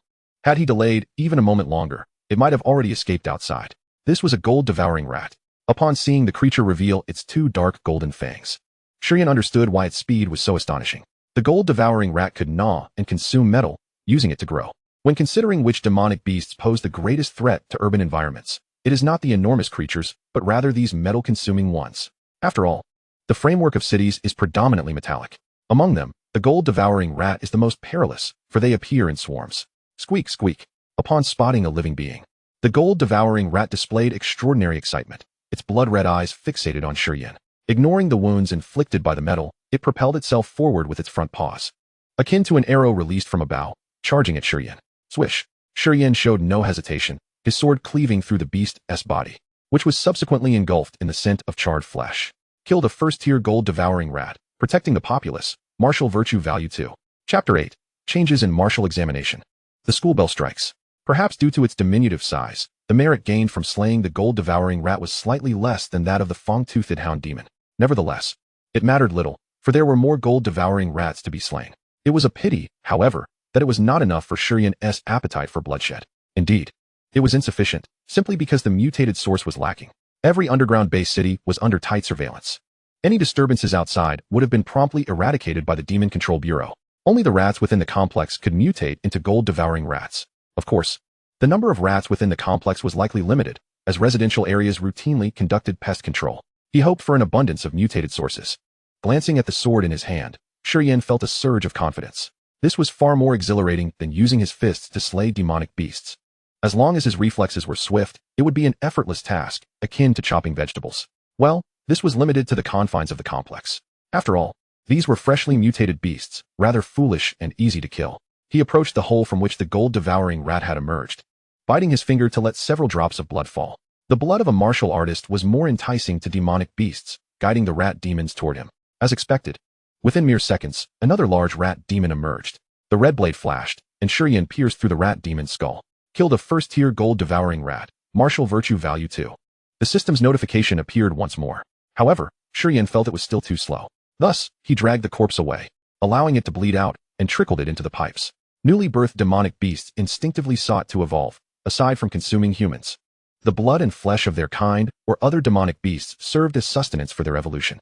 As anticipated, the effect was remarkable, and soon, a cacophony of sounds reverberated from within. Once again, the gold-devouring rats with their dark golden fangs emerged. Shi Yan wasted no time, dispatching them one by one. Afterward, he continued to bleed the corpses into the pipes, luring more rat demons. Killed a first-tier gold-devouring rat. Martial Virtue Value 2. Killed a first-tier gold-devouring rat. Martial Virtue Value 2. The system's notifications continued to chime, gradually numbing Shi Yan's senses, until a particularly notable alert emerged. Killed a first-tier venomous silver ring snake demon. Martial Virtue Value 4. Damn. Staring at the pierced snake head, Shi Yan was taken aback and hastily withdrew his blade. This is outrageous. How could there be a snake in the complex? And a venomous one at that? He could slay gold-devouring rats without a second thought. But he needed to exercise extreme caution with a venomous snake. The merit it contributed was a clear indication of its formidable threat. Regrettably, after the snake demon's appearance, the pipes fell silent. Scanning the disarrayed floor, Shi Yan summoned his panel. Name: Shi Yan. Realm: First-tier martial artist. Ability: South Mingli Fire, SSS grade. Vitality: 28 cards. Mentality: 11 Hz. Martial arts: Thrusting Fist, beginner. Martial Virtue Value: 209. A commendable harvest. At a ratio of 100:1, he could convert an additional 2 cards of vitality. Without hesitation, he focused his thoughts, raising his vitality to 30 cards. The vitality value behind it vanished without a trace. Feeling a renewed vigor coursing through him, Shi Yan couldn't help but feel elated. Glancing at the corpses on the ground, a slight smile graced his lips. The carcasses of newly transformed demonic beasts held little monetary value. Yet the fangs of the gold-devouring rats were an exception.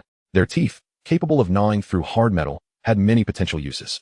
Just as he was about to bend down to begin his work, the door suddenly swung open.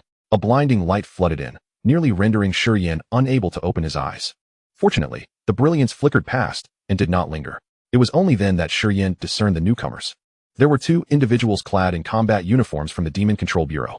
No, not merely 2, but several. For outside the shop stood 4 others wielding willow leaf blades, standing at the ready. Further afield, 2 vehicles with flashing lights were parked. All right then, the response of the Demon Control Bureau is indeed swift. From the moment he killed the first rat demon to now, only a few minutes had elapsed, and they had already arrived. He had hoped to collect the teeth of the gold-devouring rats and remain on guard to see if any more demonic beasts would emerge. Now, it seemed his plans had been thwarted. Shi Yan, a middle-aged man with stubble on his face, spoke, glancing incredulously at the corpses on the floor. A high school student, just like that, had effortlessly slain over 100 demonic beasts. Though the gold-devouring rats were not particularly formidable, Shi Yan appeared to have expended minimal effort. Wait, do you know me? Shi Yan was taken aback. He had never interacted with the Demon Control Bureau, so how could he be recognized? Cough, of course I know you. I am Chi Gang from the Demon Control Bureau. I have reviewed your file. Martial artists possess remarkably good memory. Shi Gang attempted to cover his embarrassment, realizing he had only recently come to recognize Shi Yan. Not long ago, at the behest of Lin Yi, he had assisted in dealing with the matter of Shi Yan slaying demon beasts in the Buyuan community. However, to his astonishment, Shi Yan, who had just stirred up trouble, had managed to create an even greater commotion. Well done. Shi Gang did not hesitate to express his admiration, though his demeanor soon turned serious. In the future, upon encountering such situations, promptly report to the Demon Control Bureau, understood? I was unable to check the situation sooner, as I didn't have my phone with me. Shi Yan offered what he felt was a plausible excuse. Little did he know that upon descending, he would immediately encounter the demon beasts, which had been emerging incessantly. We comprehend the situation now. Shi Gang cast a glance at Shi Yan's flip-flops, choosing not to dwell on it further. You have done a commendable deed. After the martial arts examination concludes, go to the Demon Control Bureau to claim your reward. Now, return and rest. We will handle the matter from here. Also, refrain from spreading news of this to avoid causing panic. Having said this, he allowed Shi Yan to leave. Once again, the situation was dealt with swiftly, without requiring Shi Yan to make a trip to the Demon Control Bureau. After Shi Yan departed, Shi Gang's expression shifted to one of gravity. He then activated his communicator. Director, it has been confirmed that this outbreak of spiritual energy has indeed affected the underground. Inform Lin Yi and report to the Jiangnan base city. Furthermore, that old fox, Imo Changfeng, has given that knife to Shi Yan. Upon returning home, Shi Yan did not succumb to sleep. Instead, he retrieved the 18 blazing knives and began to study it meticulously. With his current physical prowess and an impressive mental strength of 11 hertz, he could easily go 3 days and nights without rest. His vitality had reached the expected level, and the next step was to enhance his skills. There was no need to practice the knife techniques. Memorization would suffice. After mastering them, he could earn martial virtue points to invest in his abilities. The following day, as the morning light gently illuminated the world, he rubbed his tired eyes and gradually rose to his feet. With a breath, a ball of flame ignited in his hand, instantly reducing the book to ashes. Name, Shi Yan. Current level, 1st tier martial artist. Vitality, 30 cards. Mental strength, 11 hertz. Martial arts, piercing fist, beginner. 18 blazing knives, not yet mastered. Martial virtue points, 9. Gazing at the interface, he noted that the knife technique had appeared on the display. The proficiency of martial arts skills is categorized into 4 levels: beginner, minor achievement, major achievement, and perfection. Although he had yet to reach the beginner level, it was of little concern. He could earn martial virtue points for improvement thereafter. The decision to incinerate the book had been a request from Imo Changfeng to remember the content and then destroy it. After tidying up, he set off for school. Perhaps due to the emergence of the demon beasts, Shi Yan noticed far fewer people on his way than usual. He even came across several new notices posted. Due to the demon beast's presence, certain schools were closed, and some companies declared a 3-day holiday. Of course, the holiday had not extended to Baiyun First High School. As Shi Yan entered the school, the usual throng of students was present, though the atmosphere was more lively, as if everyone were engaged in fervent discussions. At that moment, a colossal figure barreled towards Shi Yan. A notably resilient belly bumped against his waist. Quick to react, Shi Yan steadied the panting behemoth. Lu Wang, if you don't lose weight soon, Blue Star 1T be able to support you. Enough chatter, Shi Yan. Something significant has happened, do you not know? Lu Wang gasped for air, casting a bewildered glance at Shi Yan before elaborating. The location for the martial arts examination has changed. It's now in our Baiyun city. Wait, are you sure? Shi Yan exclaimed in surprise. Typically, martial arts examinations are held in major base cities, with 19 examination sites across China's 19 major base cities. Generally, candidates would travel to the examination venue located near these cities. The fact that it was not being held in Jiangnan Base City this time was indeed unusual. Absolutely. It's in the outskirts of Baiyun City, at Pighead Mountain, the very mountain I can see from my window, Lu Wang asserted, his eyes gleaming with excitement. Do you realize what this implies? We have the advantage. Wait, how do we have the advantage? Shi Yan queried, a sense of foreboding creeping in. Suspecting the examination's location was somehow linked to the recent surge of demon beasts. Lu Wang's subsequent words quickly validated his suspicions. It's about geographical advantage. Who knows Pighead Mountain better than us? Moreover, the examination has been relocated here due to a minor surge of spiritual energy, transforming many beasts into demons. We are well aware of the beasts in this area, aren't we? Even our elders possess considerable knowledge about them. Additionally, in terms of time, we won't have to travel to Jiangnan Bay City, allowing us extra time for research or training. That makes sense. Shi Yan concurred with Lu Wang's reasoning. Though he felt that the advantages might not be substantial, ultimately, one's true performance would depend on their own capabilities. Such matters can be discussed in class. Was it necessary to come all the way here to inform me? There's another matter I hope you can remain calm about after hearing. Lu Wang's expression darkened with anger. It's that despicable Lu Jiao. She has issued a message forbidding anyone from teaming up with you during the martial arts examination. Lu Jiao was one of the 3 A-level ability examinees from Baiyun First High School this year, and with her beauty, her words carried considerable weight. Now, it seemed that no one in the school dared to assist Shi Yan. Chapter 9. The Teacher's Special Session, the Martial Arts Examination Approaches.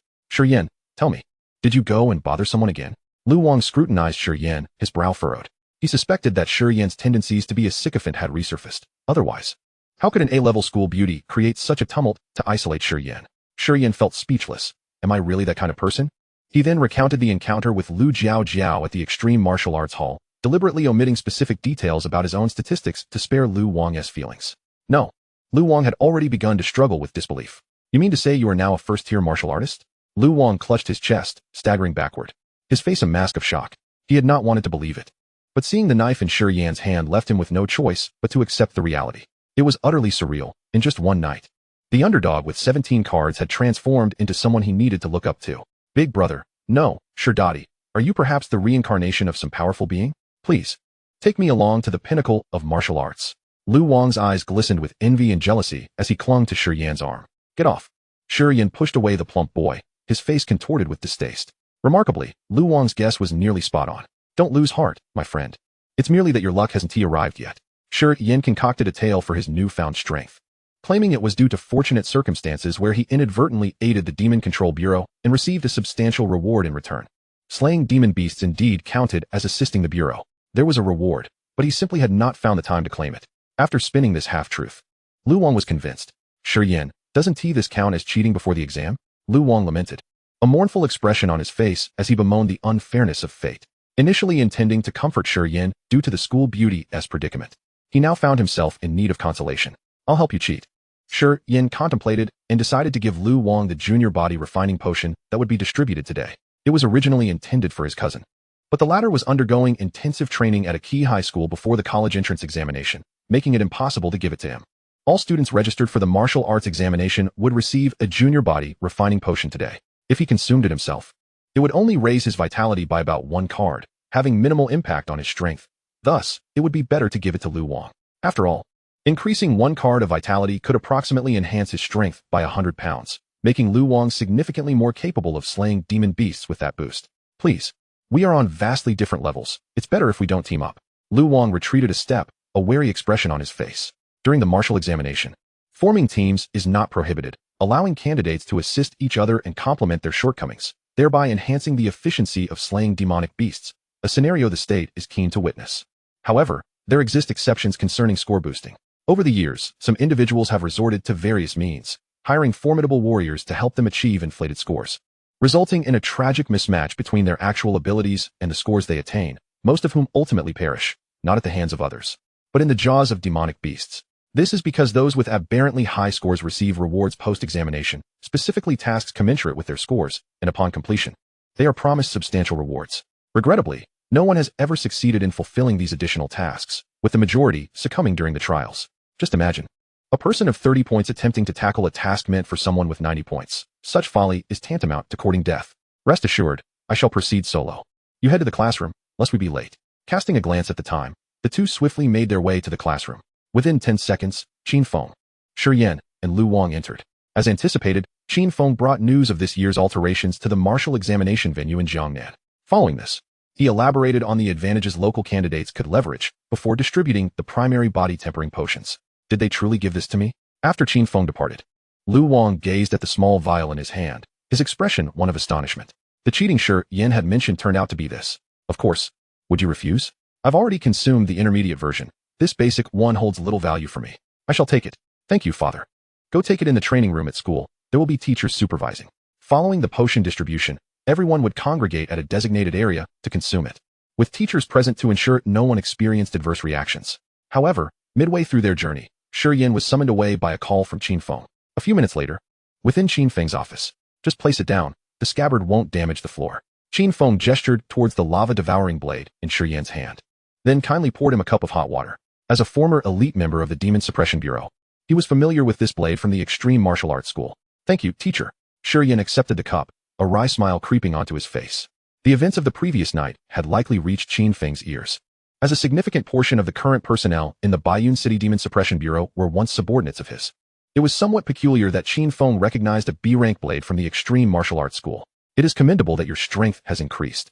I shall not inquire into the means of your enhancement, but you must refrain from divulging your secrets to anyone.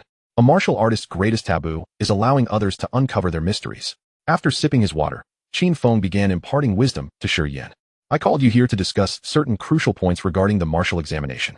Upon hearing this, Shi Yan straightened his posture, listening intently. The fact that he had been summoned separately indicated that Qin Feng was about to share knowledge not covered in class. Remember, the martial examination is not merely a game of accumulating points. It is a test of survival. Observing Shi Yan's attentive demeanor, Qin Feng, usually stern, displayed a hint of approval. This principle applies not only to the martial examination but also to any assessment you encounter in university. Treat each as a survival trial. A martial artist who persists in life is the true embodiment of a warrior. Regarding the martial examination, it lasts a total of 24 hours, commencing at 9 o'clock. You must utilize your time wisely, allocate your strength judiciously, and pay heed to moments for replenishing your energy. Lastly, let me reiterate, as in previous years, the examination scores consist of a primary score and additional points, totaling 750 and 250 respectively. My hope is for you to secure the primary score. Do not pursue the additional points. In any martial examination, the core zones harbor second-tier demonic beasts, which are where the additional points lie. Your recent surge in strength necessitates time for digestion. The primary score is sufficient for admission to a prestigious martial arts university. Do not entertain thoughts of earning additional points. Forming teams is also inadvisable. Second-tier demonic beasts are beyond your current capabilities. Now, return and familiarize yourself with that blade, as it has not yet reached A rank. It can be taken into the examination. With that, Qin Feng stood, signaling the conclusion of this informal lesson. Shi Yan expressed his gratitude once more and departed respectfully. In all honesty, this informal session proved immensely beneficial. His previous self, lacking in capability, had not actively sought out many experiences. Qin Feng's elucidation was akin to opening a new door for him. It was indeed possible to bring a non-rank weapon into the examination. He lifted the blade in his hand, a slight smile gracing his lips. My friend, the martial examination now rests upon your shoulders. With that, he strode towards the school's training room. Time flowed on, and in the blink of an eye, 2 days had passed. The martial examination was now officially upon them. Chapter 10. The Rules of the Martial Examination, A Gathering of Talents. The morning sun, bursting with vigor, shone down upon the earth. Today, Baiyun City was exceptionally lively yet orderly. This was due to the vibrant third-year high school students who would be undertaking their examinations in the outskirts of Baiyun City. The college entrance examination, a paramount event in the history of the Wuxian nation, drew the attention of the populace. Thus, early in the morning, many uniformed individuals could be seen traversing the streets and alleys. Without exception, these individuals emanated the vigorous aura characteristic of martial artists. As an examination that determines the course of one's life, it demanded utmost seriousness. The presence of numerous armed forces ensured the examination would proceed without incident. Look, that's the vehicle from Jiangnan First High School. They are heading to the examination venue. On the streets, people were already on the move. Having spotted vehicles emerging from luxury hotels, Jiangnan First High School had produced 3 S-rank prodigies. It was likely that this year's top scorer would emerge from among them. Not necessarily. Qi Ziyue from Jiangnan Third High School awakened the S-rank Moonblade, making her a formidable contender for the top spot. Let us not forget about Wu Chang from Shinan City, the Gale Arrow, renowned for his prowess in long-range attacks. The topic of these exceptional talents was a hotbed of discussion, as onlookers remarked upon the departing vehicles. Meanwhile, at the foot of Pighead Mountain, martial artists discussed matters of a different nature. These individuals hailed from the Jiangnan Bay City and various other municipalities, comprising school administrators and instructors, personnel from the Demon Suppression Bureau, and leaders from several martial arts schools. This martial examination is perhaps the most challenging in Jiangnan in the last 30 years. Wouldn't you agree? It must be the most difficult in the nation over the past 30 years. If anyone achieves a perfect score, the major martial arts schools will undoubtedly vie fiercely for them. Who knows? Recently, there was an outbreak of spiritual energy, and newly birthed demonic beasts are exceedingly ferocious, far more dangerous than those confined within enclosures. Let us hope the candidates steer clear of the 250 points. Rescue efforts are not infallible. Do you think the sudden surge of spiritual energy is linked to the Zhuke phenomenon that appeared above Baiyun City? It cannot be ruled out. The timing of the anomaly's appearance coincided too closely with the surge of spiritual energy. It is about to commence. As the clock approached 9 o'clock, preparations for the martial examination were underway. Pighead Mountain is not a solitary peak, but rather a formation of several mountains. Named for its resemblance to a pig's head, it sprawls over an expanse exceeding 5 kilometers, capable of accommodating tens of thousands of candidates. At this moment, Pighead Mountain was encircled by a high-voltage electric fence, with only 10 entrances available. One could see that the area outside the entrances was filled with vehicles, some designated for candidates, while others belonged to rescue teams, the Demon Suppression Bureau, and supply vehicles. I am Luo Hai, the overall commander of this martial examination, and I shall now declare the rules. At that moment, a middle-aged man clad in military garb soared into the air, gradually ascending until he hovered 20 meters above the ground, perfectly positioned for all 10 entrance candidates to behold. Wow, he can fly. A 7th-tier martial artist. That is my goal in life. Upon witnessing Luo Hai's ascent, many in the crowd gasped in astonishment, their eyes gleaming with envy and aspiration. To soar through the skies, what martial artist does not dream of such abilities? Even numerous teachers exhibited a glint of envy, as the vast majority were merely 3rd or 4th-tier martial artists.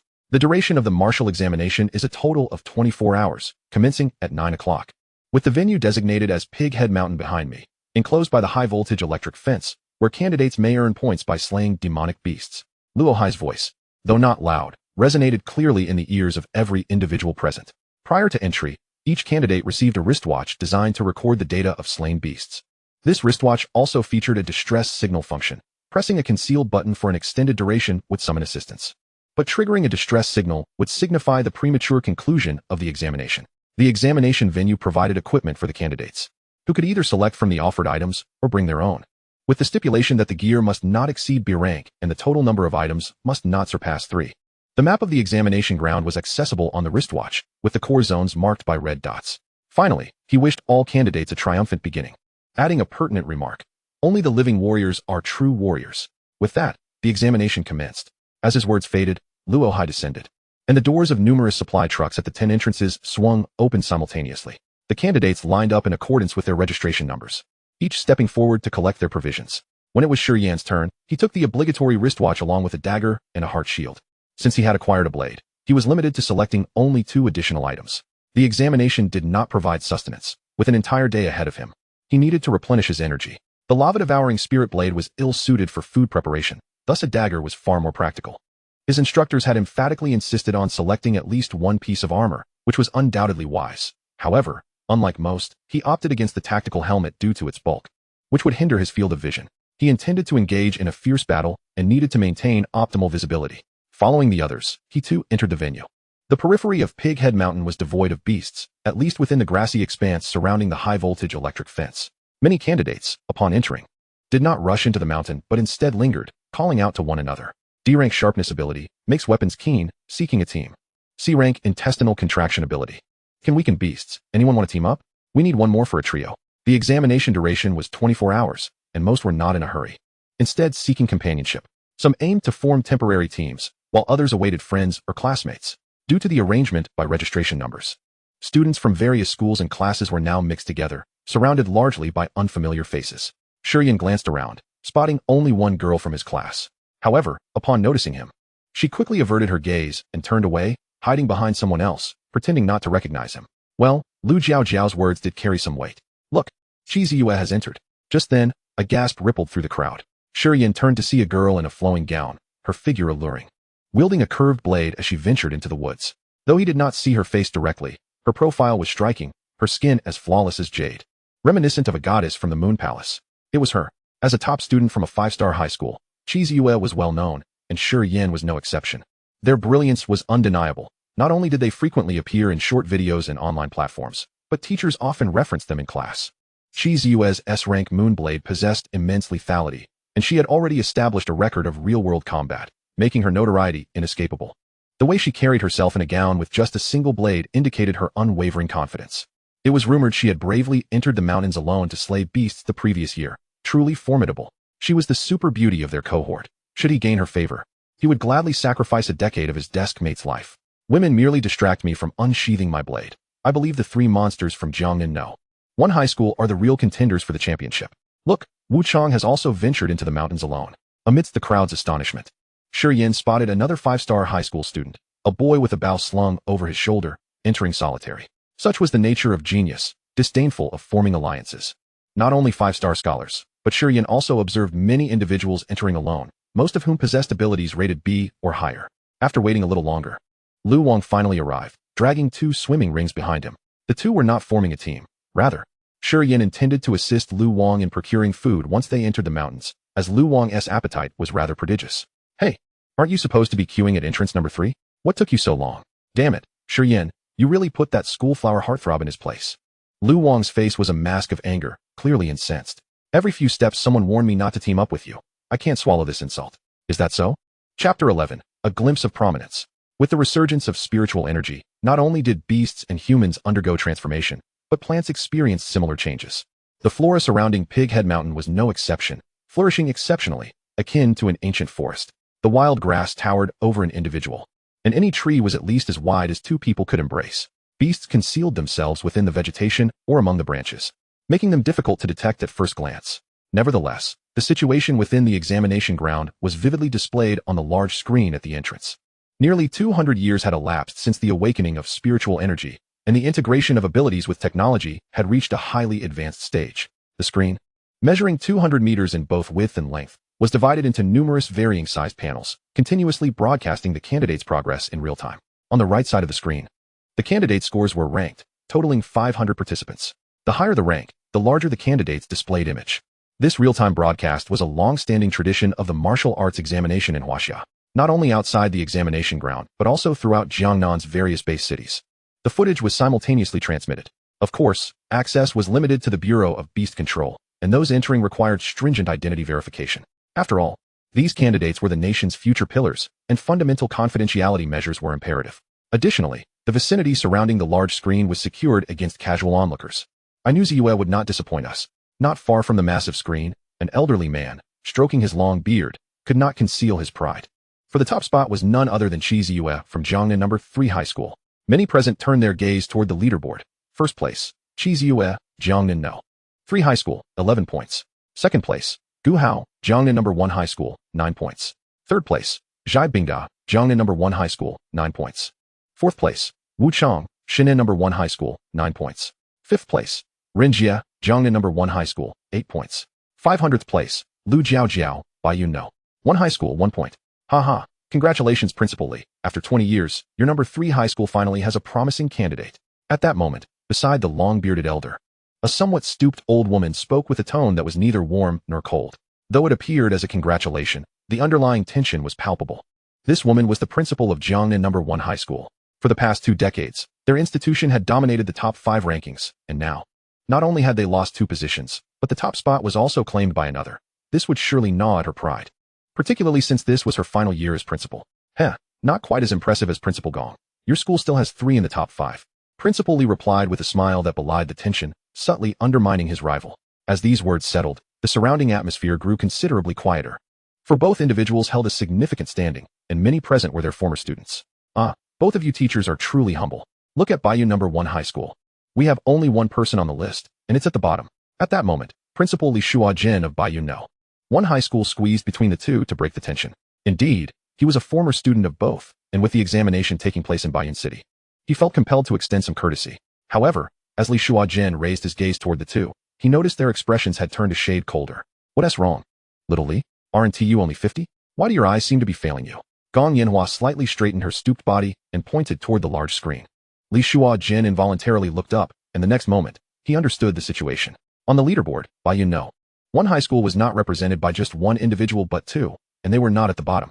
Lu Jiao's score had risen to 3, placing her at 467th, while Shi Yan followed closely with a score of 6, ranking 391st. Li Shuajin absent-mindedly rubbed his slightly balding head, feeling a twinge of embarrassment. Indeed, the leaderboard had been refreshed. Shi Ziyue had already amassed 19 points, but who was Shi Yan? He rifled through his memories, yet could not recall any information about Shi Yan. Just as he contemplated seeking the guidance of the headmaster, he was interrupted by Li Bihuang. Xiao Li, how ungracious of you. With such an exceptional student at hand, you failed to inform the teachers. What exceptional student? Li Shuajin glanced at the leaderboard again, noting that Shi Yan had scored 12 points, propelling him up several ranks. Instinctively, his gaze shifted leftward, landing on Shi Yan's seated figure. Holy cow! How are you so formidable? Beneath a large tree, Lu Wang stared wide-eyed at the 6 black mountain goats lying on the ground. One slice, one beast. He looked at the blade in Shi Yan's hand, glowing with a crimson light, and couldn't help but wonder, had Shi Yan saved the director's life?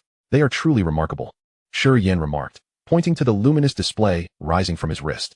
The wristwatch had numerous functions, aside from recording data. It allowed the user to check real-time rankings of the candidates. Although the screen was somewhat small, one could flip pages to view subsequent rankings. At that moment, the leaderboard refreshed once more. First place, Shi Ziyue, Jiangnan No. 3 High School, 22 points. Second place, Gu Hao, Jiangnan No. 1 High School, 21 points. Third place, Zhaibingda, Jiangnan No. 1 High School, 21 points. Fourth place, Rinjia, Jiangnan No. 1 High School, 20 points. Fifth place, Wuchang, Shinan No. 1 High School, 19 points. The trio from Jiangnan No. 1 High School was hot on their heels, pushing even the archery experts down the ranks. After a mere glance, Shi Yan switched off the screen. The prowess of others belonged to them. He maintained his own rhythm. He brought up the panel, and the notifications therein filled him with delight. Slain a level 1 goat demon, virtue points 2. Slain a level 1 goat demon, virtue points 2. In total, he had vanquished 6, resulting in a commendable increase of 12 points in his virtuous merit. They were indeed prodigies. He had no desire to compete with them. Seeing the top-ranking individuals eased Lu Wang's heart a tad. They were S-rank, capable of slaying for prolonged periods, a feat Shi Yan could not match. As long as Shi Yan could not catch up, he remained on the same level as Lu Wang. Let others be. We shall procure our own sustenance. Shi Yan unsheathed his dagger and began preparing the goat meat. Demonic beasts were highly nourishing, and humans could also benefit from consuming them. Shi Yan intended to prepare food for Lu Wang while reserving some for himself. Oh my goodness. Upon witnessing Shi Yan preparing food, Li Shuijin stumbled, his face expressing a mix of frustration and exasperation. Why are you not hunting demonic beasts? Once others have eliminated the weaker ones, won't it be even more challenging for you to earn points? Not only Li Shuijin, but Shi Yan's homeroom teacher, Qin Feng, also appeared astonished. He had previously instructed Shi Yan to secure easy points by slaying the outermost demonic beasts. Although Pighead Mountain was vast, the number of demonic beasts was not infinite. The first to act would gain the advantage. Preparing food at this juncture seemed somewhat misplaced. Oh, how intriguing. At another location, Mo Changfeng of the Extreme Martial Arts School had also taken note of Shi Yan, being one of the few who truly understood Shi Yan. He was not concerned about Shi Yan's scores falling behind. Rather, he was more interested in Shi Yan's character. He assisted his friends, but did not overextend himself, maintaining a commendable balance. Armed with a sharp blade and possessing great strength, he was remarkably composed, refraining from recklessly rushing in to accumulate points. With such capability, he did not abandon his friends. How impressive. Good character, exceptional talent, and a mature disposition. These were the qualities of a person capable of shouldering great responsibilities. Watching Shi Yan wield the lava-devouring spirit blade to prepare meat, Mo Changfeng grew increasingly impressed with their school's leader.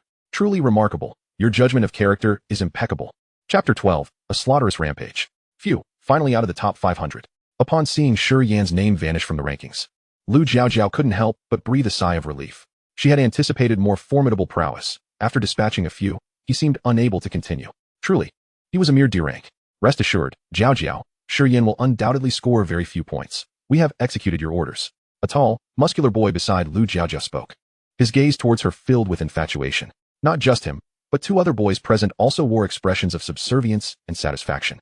The allure of A-rank charm abilities proved exceedingly useful in group dynamics. The demonic beasts were ensnared by their influence before they even neared, allowing them to effortlessly slay without engaging in combat, merely slitting throats.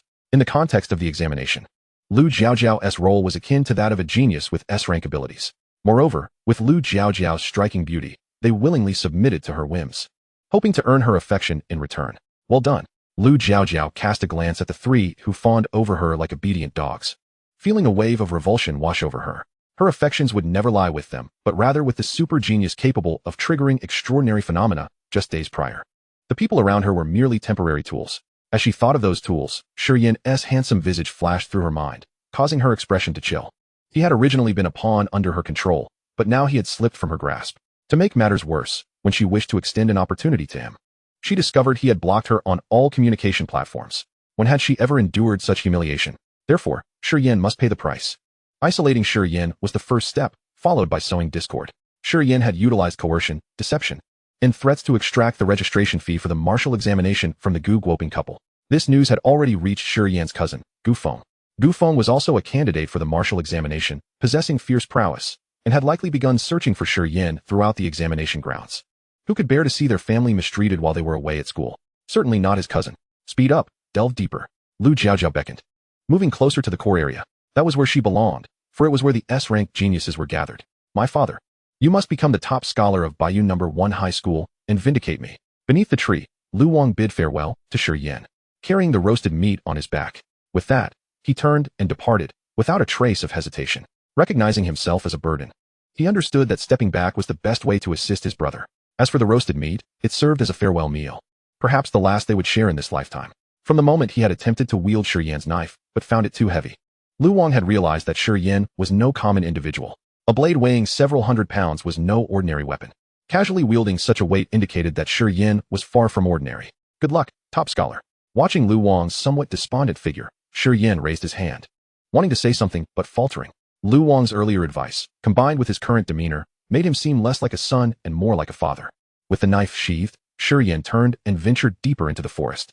Lu Wang now had sustenance, and with his ability to enhance his defenses, he would undoubtedly become a sought-after partner for others. Shi Yan had no worries on that front. With no more attachments, it was time for a slaughterous rampage. Teacher Qin, are you certain the information is accurate? Li Xiaojun turned his square face towards the homeroom teacher, Qin Feng. He had finally uncovered who Shi Yan was and had sought out his class teacher. However, the information displayed on the documents in his hand was simply unbelievable. How could a D-rank biological flame slay 6 robust goat demons? The principal would never be mistaken. Shi Yan awakened as a D-rank biological flame, Qin Feng affirmed. Moreover, he even provided body-enhancing potions to his classmates. What nonsense! As his homeroom teacher, why did you not intervene?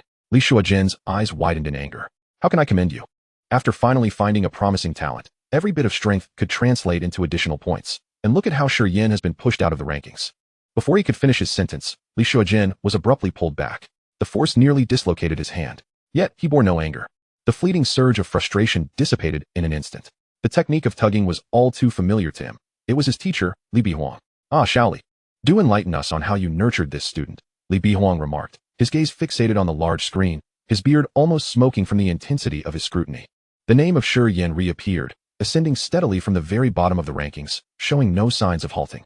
The imagery associated with Shi Yan grew increasingly prominent. Teacher. Aye. Li Shua was momentarily at a loss for words as he too beheld Shi Yan's display. Shi Yan was seen traversing through the forest, encountering a pack of wild boar demons.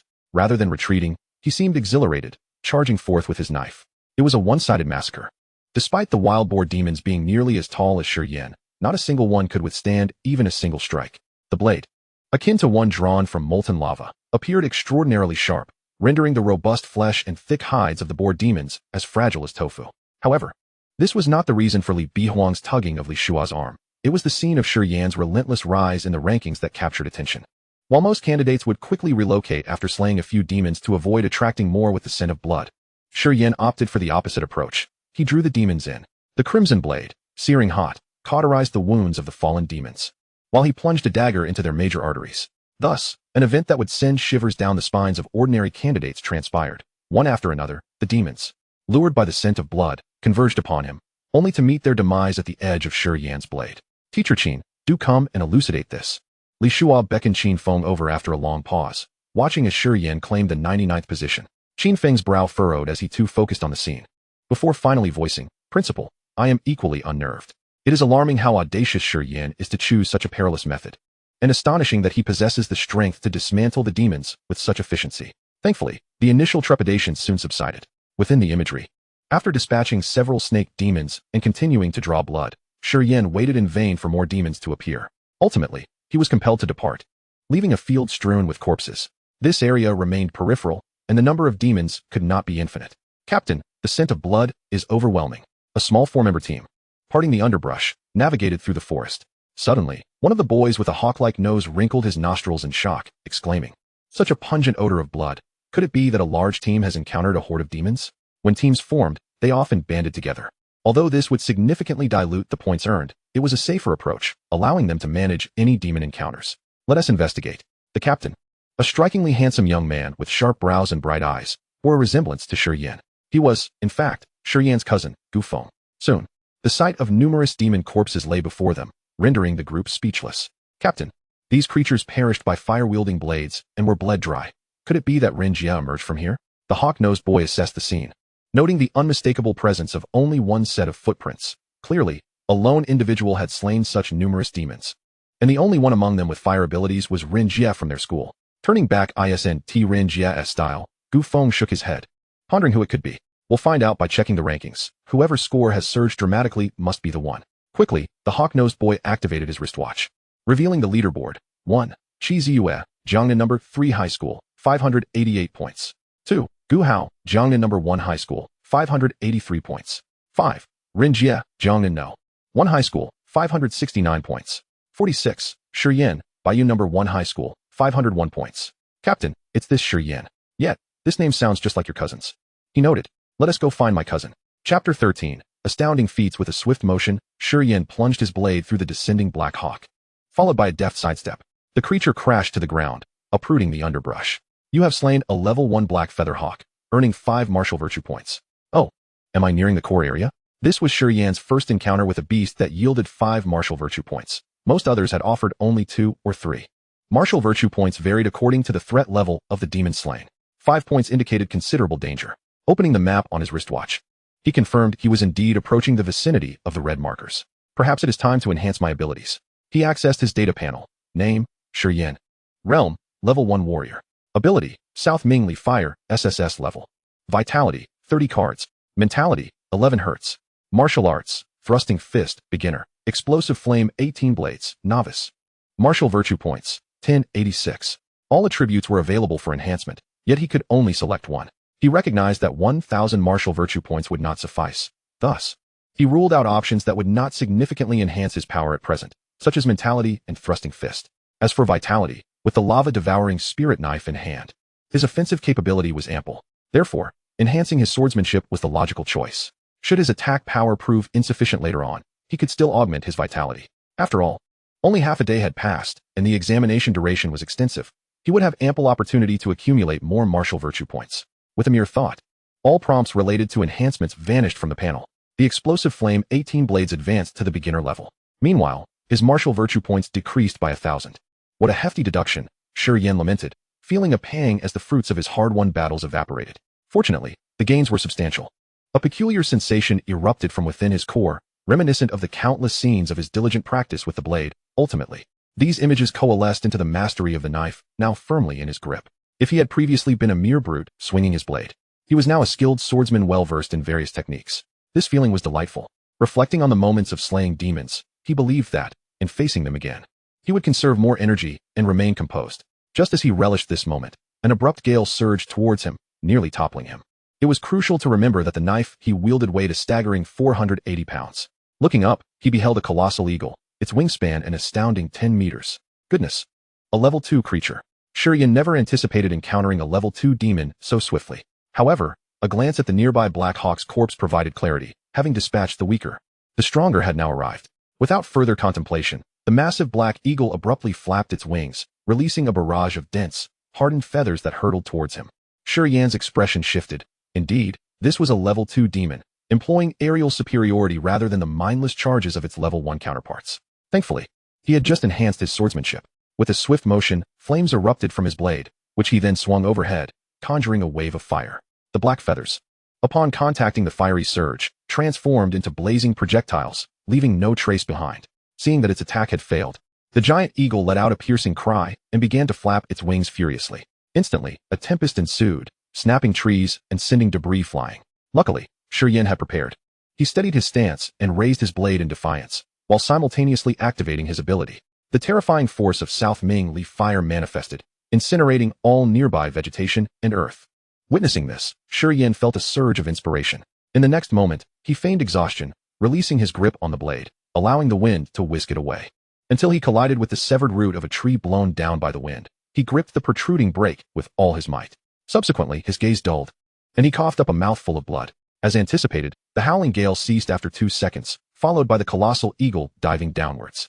With its icy, formidable talons poised to strike, he felt that a single blow could spell his demise. Even with the heart-guarding mirror, it would be of no avail. However, he had no intention of confronting the giant bird head-on. Just as the massive claw was about to descend upon him, he swiftly shifted his position and seized the claw, which bore scales of a deep azure hue. Then, he activated the southern bright flame. This was his plan, to lure the black-feathered eagle down, only to engulf it in flames. It was now evident that second-level demonic beasts possessed intelligence, albeit limited. A surge of unending terror engulfed the eagle's mind. It felt as if it were not clutching a mere human, but a divine entity, a being of supreme existence rooted deep within its bloodline. Thus, instead of delivering a finishing blow, it retracted its claws and lowered its head to the ground. Alas, it was too late. In the next instant, flames erupted around its body. The searing heat instantaneously obliterated its head, leaving no time for it to struggle. Within mere seconds, its body was reduced to ashes. It was dead. Defeated a second-level black-feathered eagle, overflowing with martial virtue value, 50. Wow. Stone Yin sprang to his feet, a look of elation on his face. To achieve a victory against a higher-level opponent was indeed a remarkable feat. Yet, the energy consumption was quite significant. He surmised that the energy within him could only sustain 3 such encounters with demonic beasts. In peak condition, perhaps 5. No wonder the homeroom teacher had warned against engaging with the foolish. At this moment, Stone Yin understood the gravity of Qin Feng's admonition. Second-level demonic beasts were indeed perilous. Had it not been for his unique abilities and a timely breakthrough, he might have had to conclude the examination prematurely. He resolved to find a place to rest. Having grasped the formidable nature of second-level demonic beasts, Stone Yin decided to recuperate. After picking up his weapon and severing a large thigh from the small eagle, he departed from the scene. Though referred to as a small eagle, that leg still weighed several dozen pounds, sufficient sustenance for him. Unbeknownst to Stone Yin, chaos had erupted outside due to his slaying of the second-level black-feathered eagle. What? He had directly entered the top 20? This was news to him. Upon witnessing the sudden emergence of a name in the top 20, someone exclaimed in astonishment.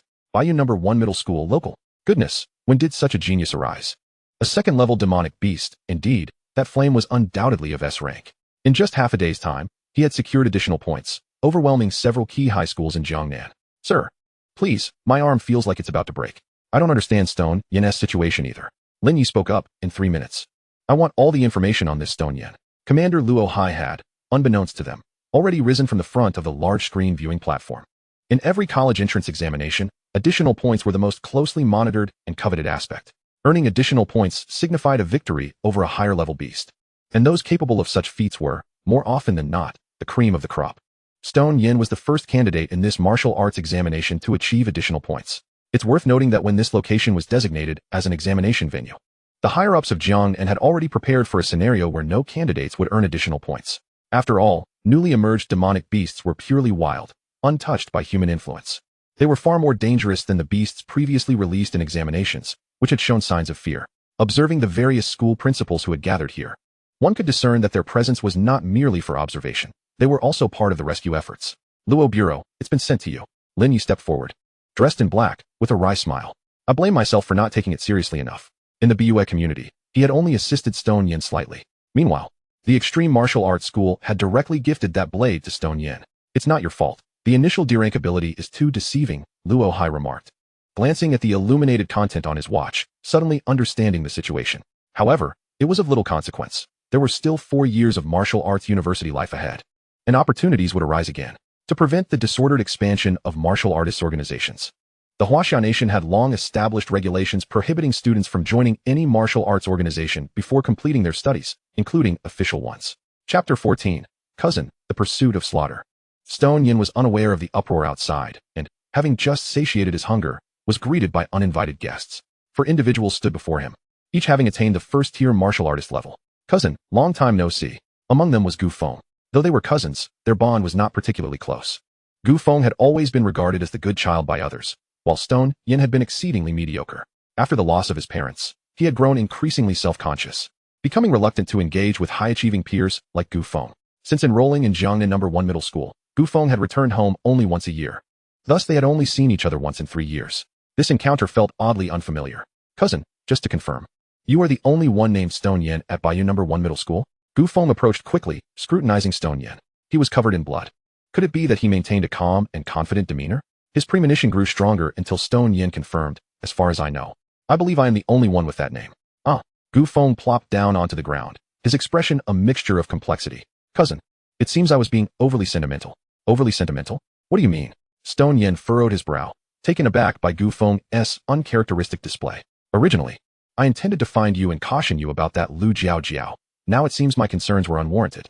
Gu Feng recounted the situation. It turns out, upon receiving news from Lu Jiao Jiao, he discovered that she had not fallen victim to any deceit as she had imagined. Did she not know his family circumstances better than anyone? Take, for instance, the matter of financing his martial arts examination registration. It would only cause a minor stir with his mother. As for deception or threats, those notions were utterly ridiculous. Moreover, given Stone Yan's character, he would likely repay any borrowed money double. Thus, Gu Feng concluded that Lu Jiao Jiao must have ulterior motives. Indeed, after some investigation, he found that Lu Jiao Jiao had already set her sights on isolating Stone Yin during the examination. The reason for seeking out Stone Yin was to break the deadlock and fulfill his father's request to assist his cousin during the martial arts examination. Now, however, upon realizing that Stone Yin had secured a spot in the top 20, Gu Feng felt utterly useless. That woman was always scheming. Stone Yan's gaze turned cold. unable to comprehend where he had offended her. However, since this matter involved family, it was only right to teach her a lesson. Stone Yin, the Great One. At that moment, one of Gu Feng's companions with a hawk-like nose stepped forward, looking at Stone Yin with expectation. I have a sister, quite beautiful. Do you have any intentions of seeking a girlfriend? Yuan Ying, get lost. Gu Feng kicked Yuan Ying away before turning back to Stone Yin. Cousin, don't listen to him. He is a bit out of his mind. What do you mean, Gu Feng? You don't want to introduce her to me, do you? Yuan Ying protested, though he did not press Stone Yin further. Naturally, offering up his sister was also an attempt to forge a closer relationship with Stone Yin. This was a golden opportunity. Previously, they had witnessed the numerous corpses of demonic beasts scattered about, and now with Stone Yin appearing completely unscathed. It only confirmed one thing. This individual before them was a formidable killing machine. However, Gu Feng seemed reluctant to trouble his cousin, so he refrained from saying too much. Cousin, we must maintain harmony among classmates. For some reason, Stone Yin was reminded of Lu Wang. I'm glad to see you, cousin. Since you're here, shall we have a little slaughter together? Without waiting for Gu Feng's response, Stone Yin had already drawn the lava-devouring spirit blade. A wave of heat enveloped the area, causing Gu Feng and his companions to flinch in surprise. The scene of the charred, fatal wounds strewn across the ground, littered with the corpses of demonic beasts, resurfaced vividly in my mind. I knew what my next course of action must be, to lure the beasts. It was my specialty. Yuan Ying's eyes sparkled with excitement, fully aware that Shi Yan had seen through his ruse. With a swift motion, he darted away. Before long, several mice, each the size of a goat, were drawn to the area. They were first-level beasts, their eyes glowing crimson, with claws and teeth that were exceptionally sharp. Great One, shall we bleed them? Indeed. Let us act, Shi Yan replied with a faint smile, though he refrained from striking just yet. He would earn his martial virtue points later. For now, it was about assisting his cousin. Although these demonic beasts were bloodthirsty and ferocious, they were still newly born and could be managed by trained warriors with relative ease. The primary reason most individuals feared these beasts was the concern for their escape routes. Killing the beasts before them would invoke dread of more appearing from behind. Hence, one had to reserve their energy for precaution. What Shi Yan aimed to do was to ensure that the four of them had no such worries. Attack. Gu Feng was not one to hesitate. Translucent dragon claws enveloped his hands. In a swift stride, he seized one of the mouse demons. The formidable power of his wind dragon abilities was on full display as the coarse-skinned mouse was torn into several pieces. Shi Yan observed in astonishment. It was no wonder his uncle's family received accolades from the street committee. Such innate offensive abilities indeed posed a significant threat to the demonic beasts.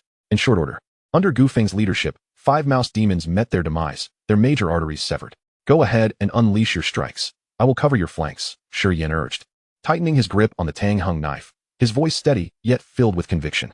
If he could slay the tenacious aerial beasts, he believed he could handle these other demonic creatures. Thus commenced the anticipated events. The scent of blood from the slain beasts attracted others, and Gu Feng's group continued their assault. Should the number of beasts prove overwhelming, Shi Yan would intervene to assist.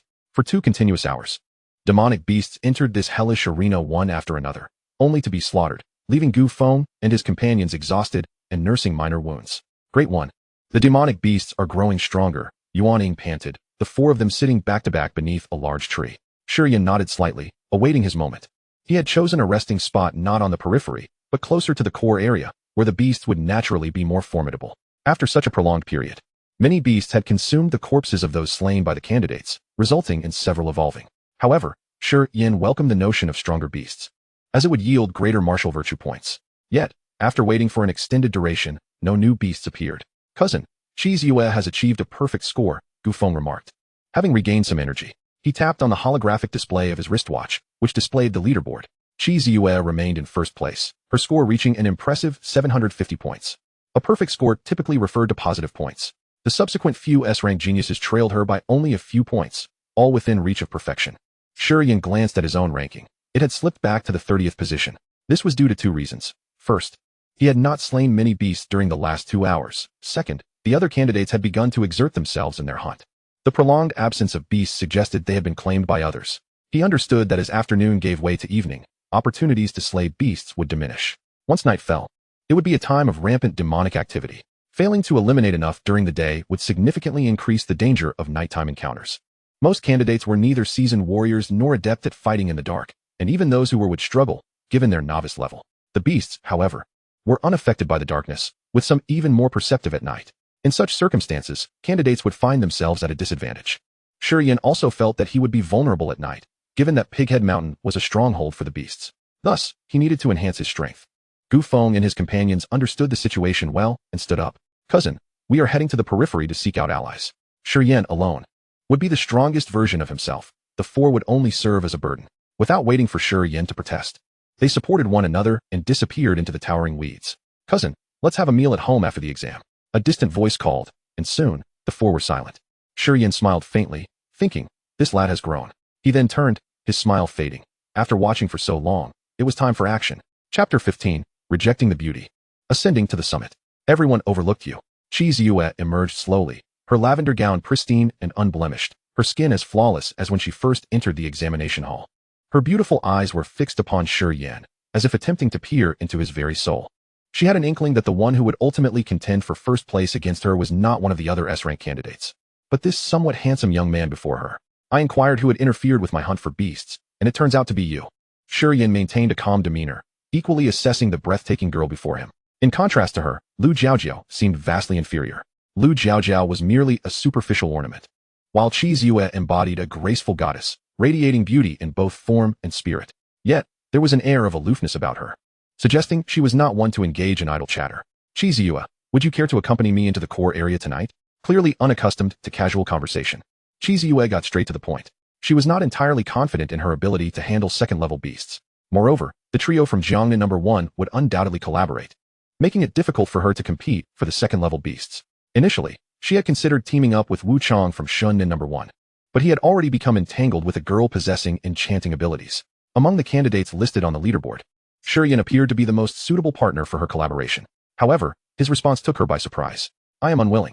Shi Yan shook his head, declining her offer. He believed that by the time he could enter the core area in the evening, he would be capable of doing so alone.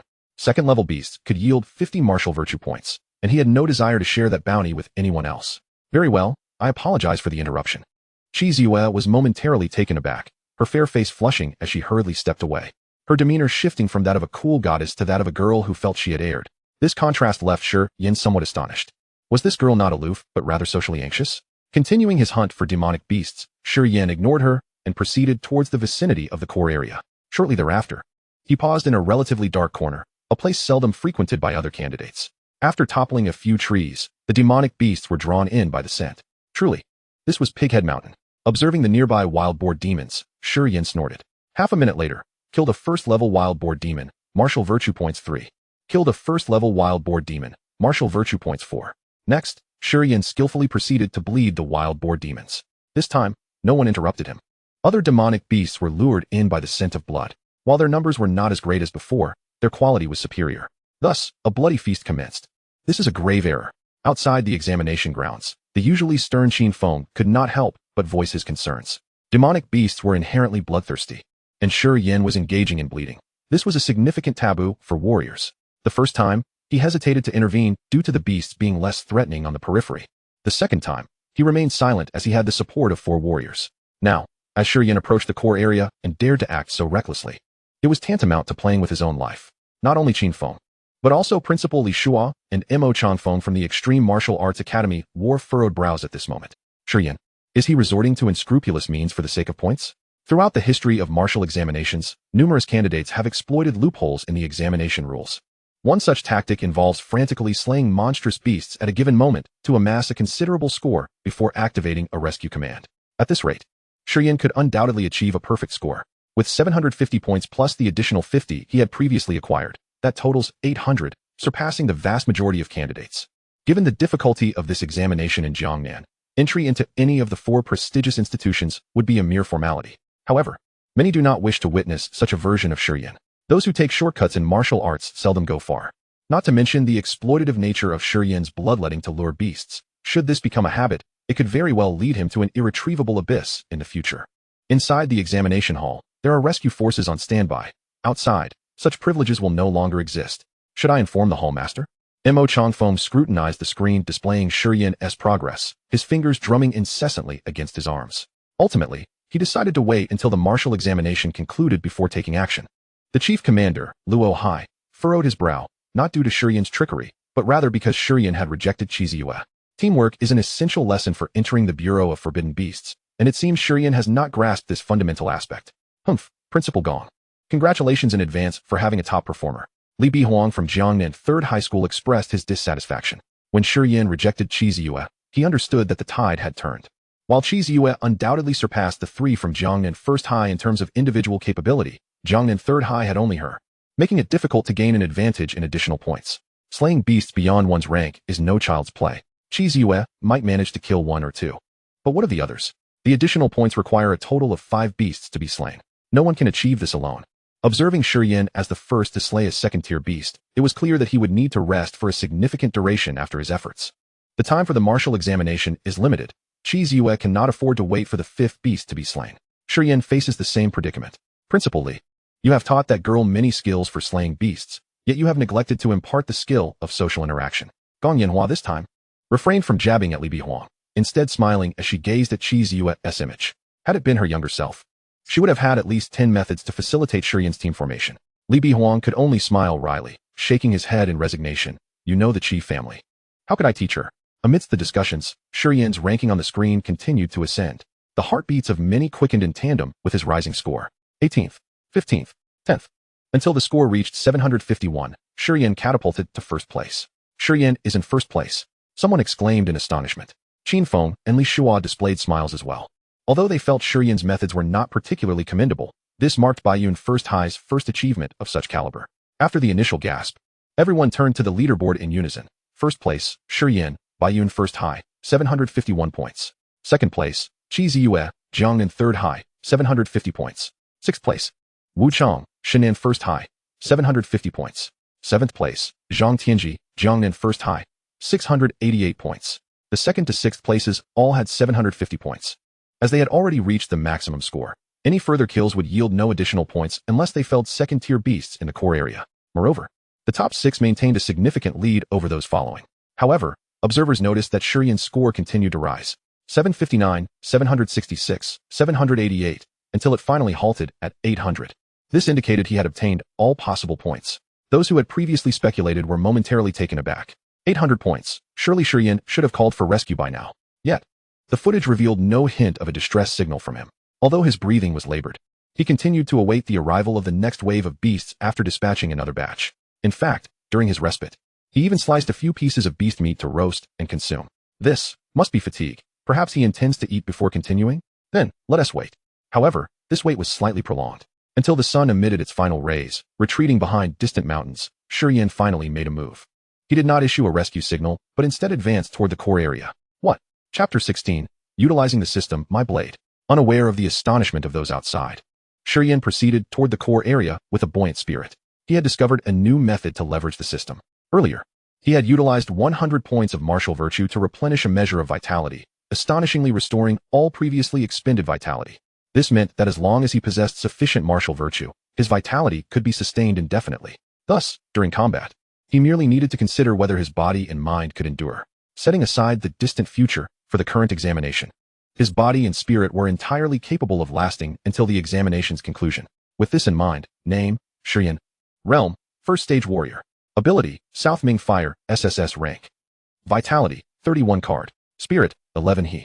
Martial Arts, Thrusting Fist, Beginner. Explosive Flame, 18 Blades, Beginner. Martial Virtue Points, 648. 100 points of martial virtue could augment his vitality by 1 point, and he could do this 6 times. Since he could enhance his vitality 6 times, why wait to slay second-tier beasts? Activating his wristwatch, a map materialized on the screen. Glancing at the red zones, he chose a lighter-colored area to venture into. The lair of the black feather eagle should have been claimed by other beasts by now. As a native of Baiyun City, his advantages began to manifest. Other candidates could only approximate the beast locations based on the map, yet Shi Yan knew precisely where the beast slayers were located. The black feather eagle was one of them. There is competition among the beasts. Having been hunted for so long, others should have moved in to occupy its lair. Indeed, Shi Yan's suspicions were spot on. As darkness fully enveloped the sky, he arrived beneath the great tree housing the black feather eagle's nest, where he discovered a gigantic serpent devouring an egg. The eagle, once the serpent's natural enemy, now found its nest usurped by a meal. Boom. Shi Yan delivered a powerful kick, causing the towering 40-meter tree to tremble violently. Hiss. The enormous serpent, adorned with azure scales, startled, its tongue flicking as it turned to spot Shi Yan below. In the next instant, it descended like a streak of azure lightning. The serpent's characteristic slowness was ineffective against the beasts. Come on, Shi Yan exclaimed with excitement, gripping his blade. Boom. As the serpent's massive jaws lunged toward him, his ability erupted, and flames spewed from the blade. Hiss. Just as he aimed to strike the serpent's head, the azure serpent swiftly raised its head, leaping away from the tree. Shi Yan. No way, my friend. You are a second-tier beast. Shi Yan was left speechless. It seemed that even as a beast, the snake's instinct to evade high temperatures remained intact. Moreover, his fire was no ordinary flame. Escape? Not a chance. Without hesitation, he transitioned from a two-handed grip to a one-handed grip on the blade. Following a swift rotation, whoosh, the flaming blade shot forth. Swish. The blade struck the azure serpent with precision. The serpent writhed in agony, attempting to flee in terror. However, like the black feather eagle, its body ignited in flames the next moment. In no time, it was reduced to black ash. Defeated a second-tier azure-scaled python. Martial virtue abundant. Martial virtue points 50. The system's notification brought a flicker of joy to Shi Yan. His South Ming fire, indeed, did not discriminate against beast types. However, the consumption was somewhat substantial, even more than what was expended on the black feather eagle. Certainly, he was aware that this phenomenon was attributed to the infusion of extraordinary powers into the blade. Alas, my sword. The thought of his weapon caused Shi Yan's expression to shift. Goodness, I almost forgot that this is a hefty 480-pound blade. Due to the infusion of supernatural abilities, it felt lighter in his hands, and he had grown accustomed to it. Yet, with such a formidable weapon embedded in the ground, he searched in vain for it, discovering only an abyss of impenetrable darkness. Damn it. Thus, the first diligent digger in this martial examination was born. Outside the examination venue. Upon witnessing Shi Yan's score soar to 850 points, nearly everyone gasped in astonishment. Only Mo Changfeng, after recovering from his shock, quietly retreated behind a crowd. He had personally entrusted the sword to Shi Yan, only to see it plunged into the earth. At that moment, he sensed several gazes directed towards him, belonging to high-ranking officials from the Demon Suppression Bureau and two vice-principals of the Baiyun Extreme Martial Arts School. Fortunately, having traversed the martial world for many years, he had developed a thick skin. After a moment of contemplation, he raised his gaze to meet theirs. Indeed, the sword was given by me, but I do not wield it. Why do you look at me? Director Mo, was the gift of the sword your decision or that of the master? Among the many scrutinizing eyes, only Commander Luo Hai spoke up. Upon hearing this, Mo Changfeng's face bore an expression of respect. I appreciate your concern, Director Luo. It was indeed the master's intention. Luo Hai, the head of the Jiangnan Demon Suppression Bureau and an 8th-level martial king, commanded respect and admiration not only in Baiyun City, but globally. I see. A complex expression flickered in Luo Hai's eyes as he turned to observe Shi Yan frantically digging in the earth. Meanwhile, those outside the venue were astonished by Shi Yan's performance, and the candidates within the examination hall were equally taken aback. A score of 850 was indeed dazzling. Ha! Well done. Just like my father. Ha! Lu Wang stared at the luminous display on his wrist, tears of excitement streaming down his face. He knew Shi Yan would surprise him, but he never anticipated such magnitude. Without a doubt, Shi Yan was likely to be the top scorer of this session. It was still early in the night, and he had already secured 2 bonus points, leading the others by a considerable margin. Ahem, just kidding, Shi Yan is my deskmate. Seeing the astonished faces of several teammates around him, Lu Wang hastily clarified. With formidable defense and an advantage in weight, he had already gathered several suitable allies. Upon hearing that he was acquainted with Shi Yan, his teammates' eyes sparkled with hope. Don't look at me like that. It was Shi Yan who made me call him father. There's no way I could ask him for help, Lu Wang remarked, causing the glimmers of hope in his teammates' eyes to dim. Slap. Wu Chang struck Lu Jiao, making her stagger. Is this what you call a D-level ability? Do you take me for a fool? He was furious, not because Shi Yan had claimed the top spot, but because after accepting Lu Jiao, he had promised to assist her in sabotaging Shi Yan. Although regulations prohibited direct confrontations among candidates, there were certainly methods to make things uncomfortable for the opponent. He had crafted a plan to ensure Shi Yan's early exit from the examination, but upon checking the leaderboard, he was utterly dismayed. Damn it. To contend with someone who had already slain 2 second-tier demon beasts, was he out of his mind? Wu Xiao, he truly is a D-level, somehow becoming stronger. Lu Jiao covered her slightly swollen face, tears cascading down. At the same time, she inwardly resented. Men are utterly unreliable. In such a stifling environment, she believed that going abroad was the best choice. Stop crying. We can't confront him now, we can only seize points and deny him the top position. To be fair, Lu Jiao's pitiful demeanor struck at Wu Chang's soft spot. Since Shi Yan was difficult to handle, they would have to resort to indirect tactics. What should we do? Lu Jiao wiped her tears, her expression shifting. Bringing Shi Yan down from the top position should ensure he experiences lifelong regret. Let us find Qi Ziyue, Wu Chang slowly suggested, with Shi Yan already in the lead. Surpassing him necessitated forming an alliance. The only individuals who could assist them were the trio from Jiangnan No. 1 High School, along with Qi Ziyue. The trio from Jiangnan No. 1 had already formed a team, leaving only Qi Ziyue available for recruitment. Chapter 17, Grand Moves, A Frenzied Harvest. How deep? Shi Yan's dagger was nearly severed, yet the lava-devouring spirit blade remained elusive. Witnessing his stamina deplete rapidly, he had no choice but to pause and rest. Opening the leaderboard, he noticed changes once more. He still held the first position, but the second to fourth spots had been claimed by the trio from Jiangnan. One high school, each scoring 800 points. This cannot continue. Shi Yan furrowed his brow. The trio's collaboration greatly enhanced their efficiency in slaying demon beasts. By the time he unearthed his blade, they would likely have eliminated a considerable number of second-tier demon beasts. The surge of spiritual energy in this area was fleeting, and the quantity of second-tier demon beasts was limited. If they were wiped out, he would have no opportunity to hunt. The rewards from slaying higher-tier demon beasts were substantial, and such an opportunity to accumulate martial virtue points would be rare in the future. I'll go for it.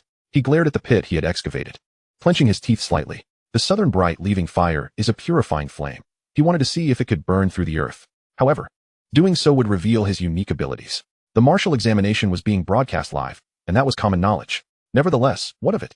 In a world where martial prowess reigns supreme, to advance, one must acquire vast resources. Resources do not fall from the sky, they must be earned. Demonstrating strength and talent is one means of showcasing one's potential. Concealing one's abilities is a matter for the future, not for the present. Boom. With a clap of his palms, the white southern bright leaving fire erupted forth. The radiant blaze illuminated the area as if it were broad daylight. Sizzle. The sound of short-circuited wires suddenly echoed, and several disc-shaped flying machines appeared above the white light.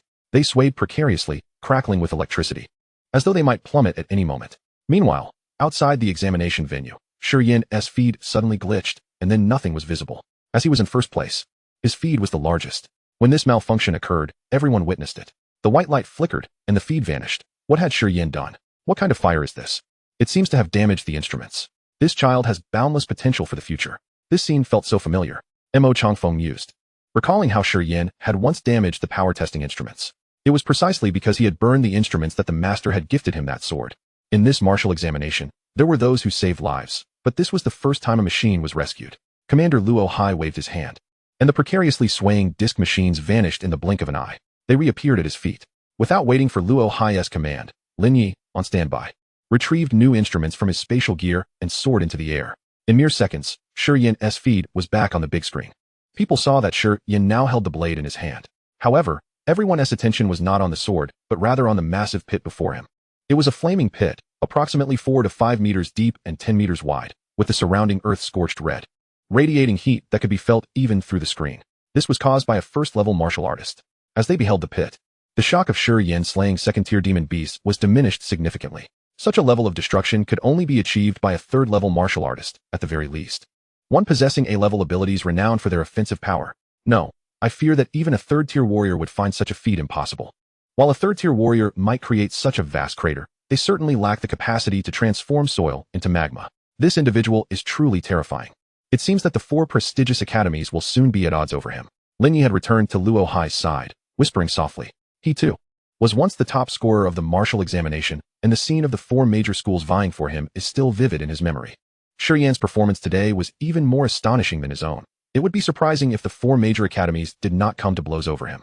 Oh, he intends to go further in? In the next moment, Lin Yi's brows furrowed deeply. Logically, after creating such a spectacle, Shi Yan should be utterly exhausted and ready to conclude his examination. Yet, he exhibited no intention of exiting.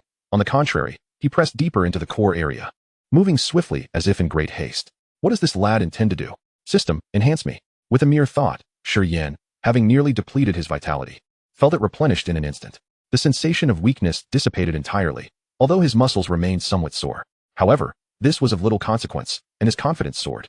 It turned out that unleashing all his abilities at once yielded such tremendous power.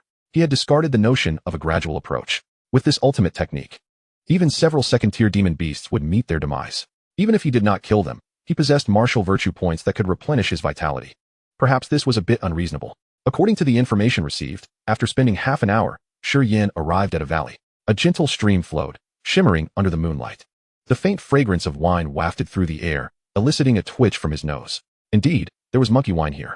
Based on Lu Wang's intel, a group of monkeys concealed the prized liquor. However, it remained uncertain how many had transformed into demon beasts during this surge of spiritual energy. Bang! Shi Yan kicked a nearby large tree, producing a resounding crack. Then he shouted, "I've come for you." His voice echoed, startling the surrounding wildlife into motion. Within mere seconds, a dozen monkeys, each taller than the 1.8-meter Shi Yan, leaped from the treetops to stand before him. Their bared fangs and crimson eyes betrayed their excitement, and they danced with fervor. Having become demon beasts, they saw the warrior as nothing more than delectable prey. At a command from the leading monkey demon, they encircled Shi Yan, closing in. Regrettably, only 3 were of the second tier. Shi Yan felt a twinge of disappointment, then lowered his stance, gripping the hilt of his blade tightly. This time, he had learned his lesson. He refrained from prematurely activating his abilities to avoid scaring off these monkey demons as he had with the previous serpent demon. Swish! Just as he took his defensive posture, a black claw swiped over his head. Then came a second claw, aimed at his groin, followed by a massive maw attempting to bite at his neck. Each strike was lethal. Humph! Shi Yan snorted coldly, swiftly wielding his blade. Swoosh! 18 blade shadows appeared like phantoms, striking in various directions around him. 3 furry arms were severed, accompanied by anguished cries. The explosive 18 blades technique emphasized explosive power and swiftness, and it was evident that his strikes were faster. However, his technique lacked finesse, requiring 18 strikes to inflict serious harm. Fortunately, his reflexes were sharp, seizing the moment when the monkey demons howled in pain from their severed limbs. He lunged forward and pierced the heart of the monkey that had attempted to steal his peaches. Kill level 1 monkey demon, martial virtue points 1. He swiftly withdrew his blade and executed a reverse thrust, penetrating the heart of the monkey demon that sought to bite his neck. Just as he prepared to strike another, he noticed the moonlight being obscured as the remaining monkey demons leaped down from the trees, bearing down upon him. Very well, Shi Yan decided to drop the pretense. The southern bright fire once again erupted. Boom. Exceedingly slay level 2 monkey demon, martial virtue points abundant, 50. Slay level 1 monkey demon, martial virtue points 4. Exceedingly slay level 2 monkey demon, martial virtue points abundant, 50. Chapter 18. Perfect score, a request from a beauty. 1000 points. Shi Yan closed the leaderboard.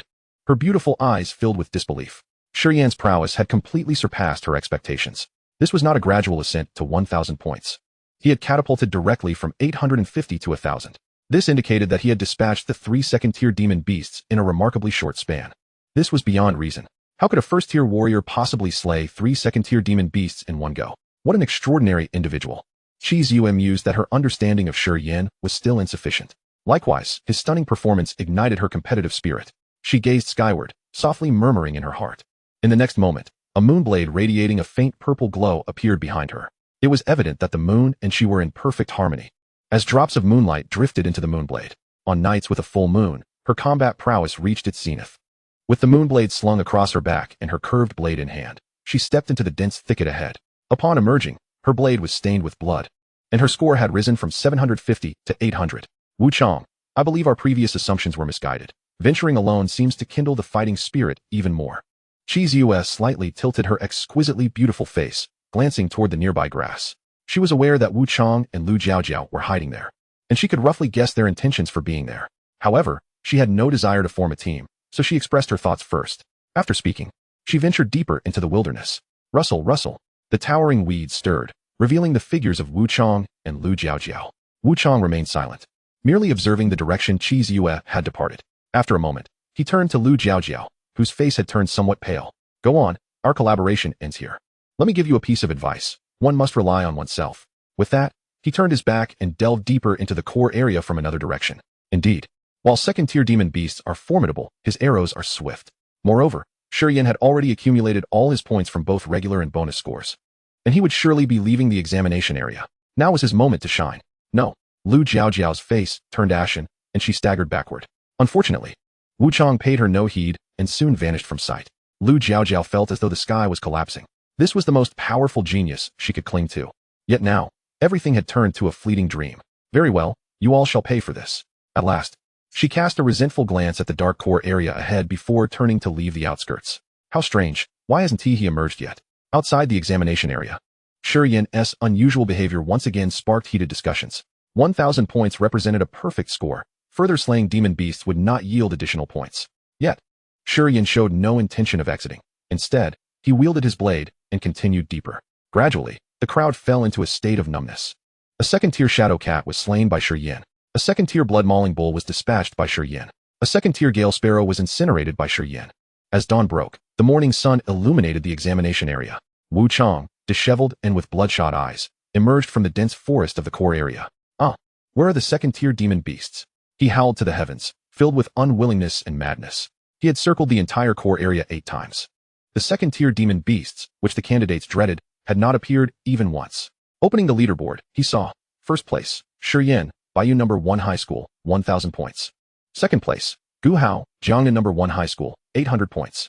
Fifth place, Qi Ziyue, Jiangnan number 3 High School, 800 points. Sixth place, Wu Chong, Shinan no. 1 High School, 750 points. This meant that aside from the top 5, no one else had managed to slay a second-tier demon beast. But where had the second-tier demon beasts vanished to? Could it be that there were only 9 second-tier demon beasts in the entire examination area? It is implausible. Even if the surge of spiritual energy has led to a scarcity of second-tier beasts, the Beast Control Bureau would still procure sufficient second-tier creatures. Otherwise, what would be the purpose of establishing additional points? Just as he pondered this, rustling emerged from the distant underbrush. 3 figures, their eyes rimmed with crimson, emerged and locked gazes with Wu Chong, each equally bewildered. They too had failed to locate any remaining second-tier beasts. The anticipated scene of rampant activity among the beasts at night had not materialized. Moments later, Qi Ziyue appeared. Her gown was somewhat tattered, and her exquisite visage bore the marks of fatigue with dark circles under her eyes. Once rivals, the 4 exchanged glances repeatedly, and a dreadful realization dawned upon them. Their expressions shifted from concern to profound shock. All the second-tier beasts had been exterminated. The only one capable of slaying second-tier creatures, apart from themselves, was that individual. Impossible. Absolutely impossible. Wu Chong suddenly cried out, frenzied, and began to wildly shoot arrows into the air. Qi Ziyue and her companions had no choice but to retreat to a safe distance.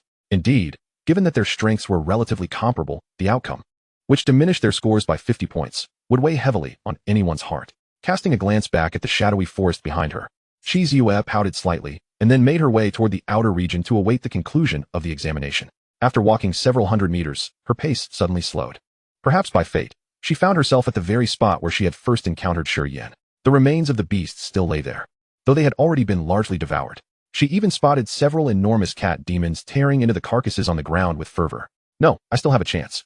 Suddenly struck by inspiration, her eyes gleamed, and she turned to sprint back toward the core area. Last night, she had overlooked a crucial piece of information.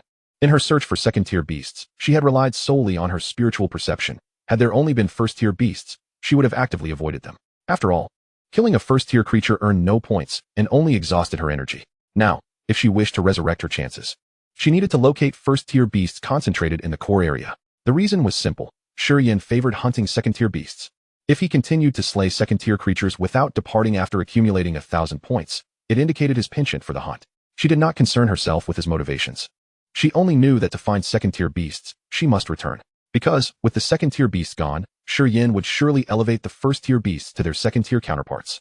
Half an hour later, Qi Ziyue finally came to a halt, a smile breaking across her face as she beheld the scene before her. It was a gentle slope, littered with the corpses of beasts of various sizes and types, both first-tier and second-tier. These remains were being fed into a cavern at the center of the slope by Shi Yan. Indeed, he was nurturing the beasts. Upon spotting Shi Yan, he too noticed her. TSK, Qi Ziyue, why are you sporting 2 panda eyes? Have you been beaten? You. Qi Ziyue's face flushed crimson.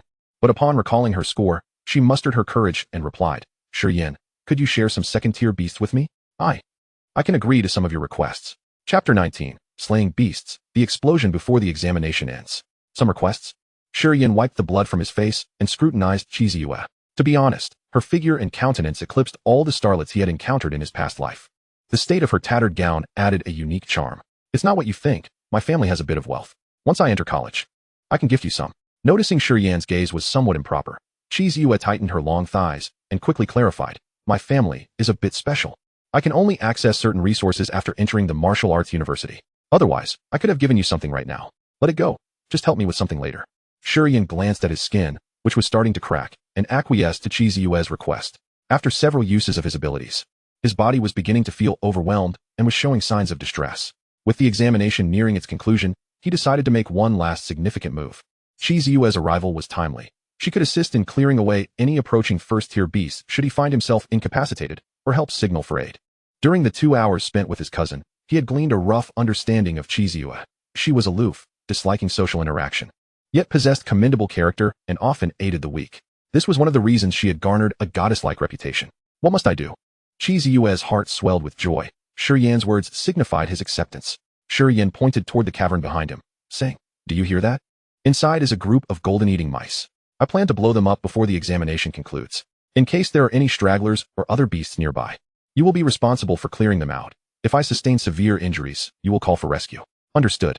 Upon hearing about the golden-eating mice, Shi Yan felt a stirring within her, her gaze lingering on Shi Yan for a few extra moments. So he is such an unsung hero, she thought.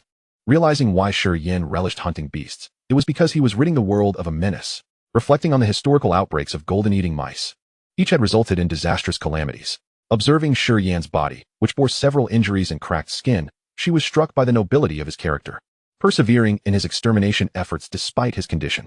Just understand, for now, watch closely. When a golden-eating mouse transforms into a second-tier beast, it will emerge seeking human prey. Seize the opportunity to strike it down. Shi Yan instructed as he tossed another beast's carcass into the cave. Just as he was about to continue retrieving more remains, he felt a tug at his clothing from behind.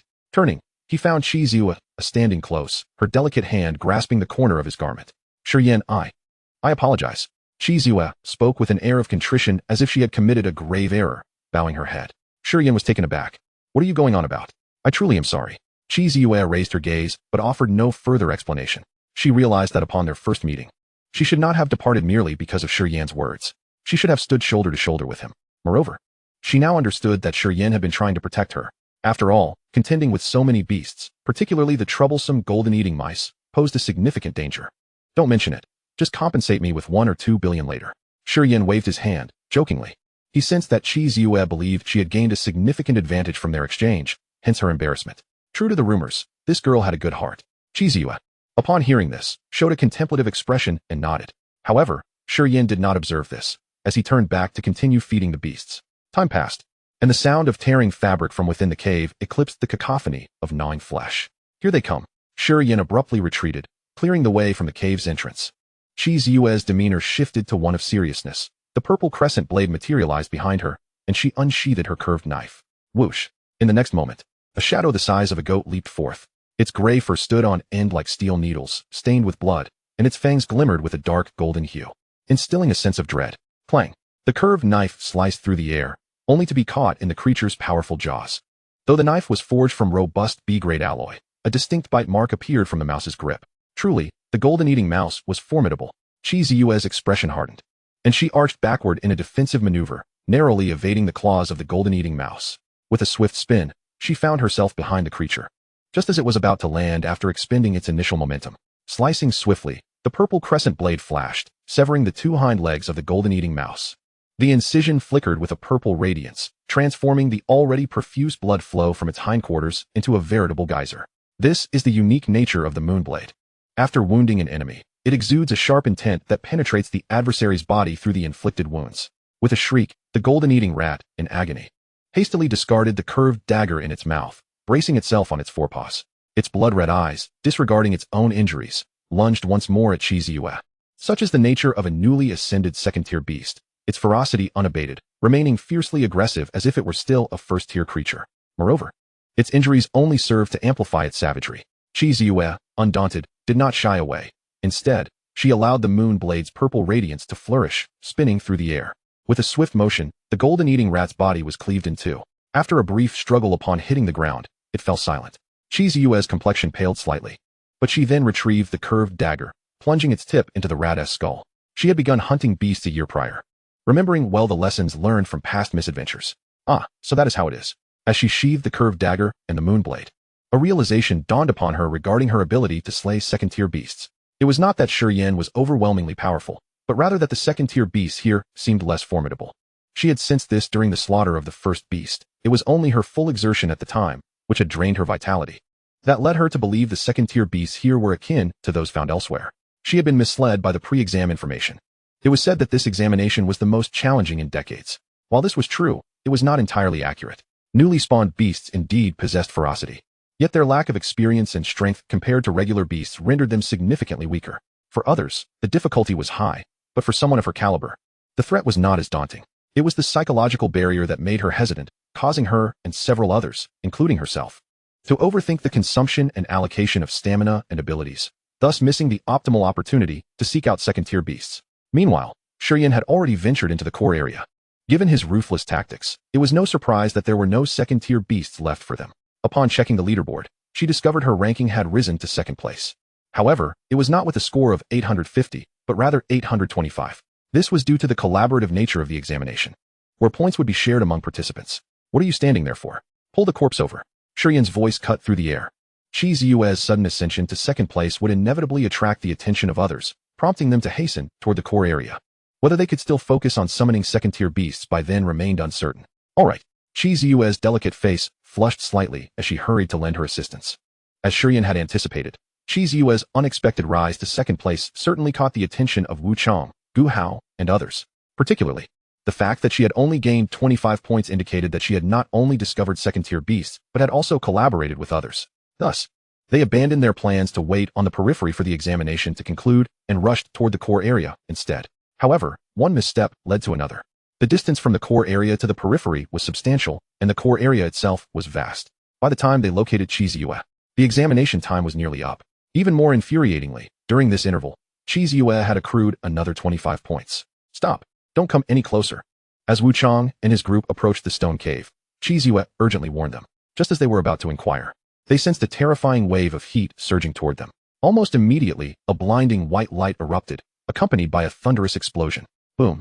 The terrifying heat wave swept through, propelling Wu Chang and his companions backwards several meters, even from a distance of dozens of meters away. Such formidable fire-type abilities, remarked Zhaibingda, whose towering figure was complemented by his lightning abilities, as he turned to Rin Jie beside him.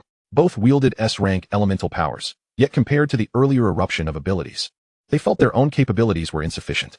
This flame exceeds my own high-level powers, Rin Jie conceded, his fiery red hair swaying as he admitted the superiority of Shi Yan's flame, which he had never witnessed before. What level of fire could Shi Yan possibly wield?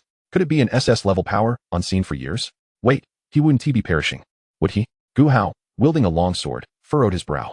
Among this year's candidates, he had the highest vitality, having reached 36 cards, and was also the second strongest in mental prowess, at 8 hertz. Yet, he was unable to sense Shi Yan's presence within the cave. Are prodigies so easily extinguished? Wu Chang's eyes reflected a complex emotion. Although he held some resentment towards Shi Yan, at that moment, he felt a pang of sympathy for the fallen. Everyone here had experienced their own moments of brilliance. However, if that brilliance were as fleeting as a meteor streaking across the night sky, none would wish to encounter such a fate. It's just an examination. Why risk life and limb?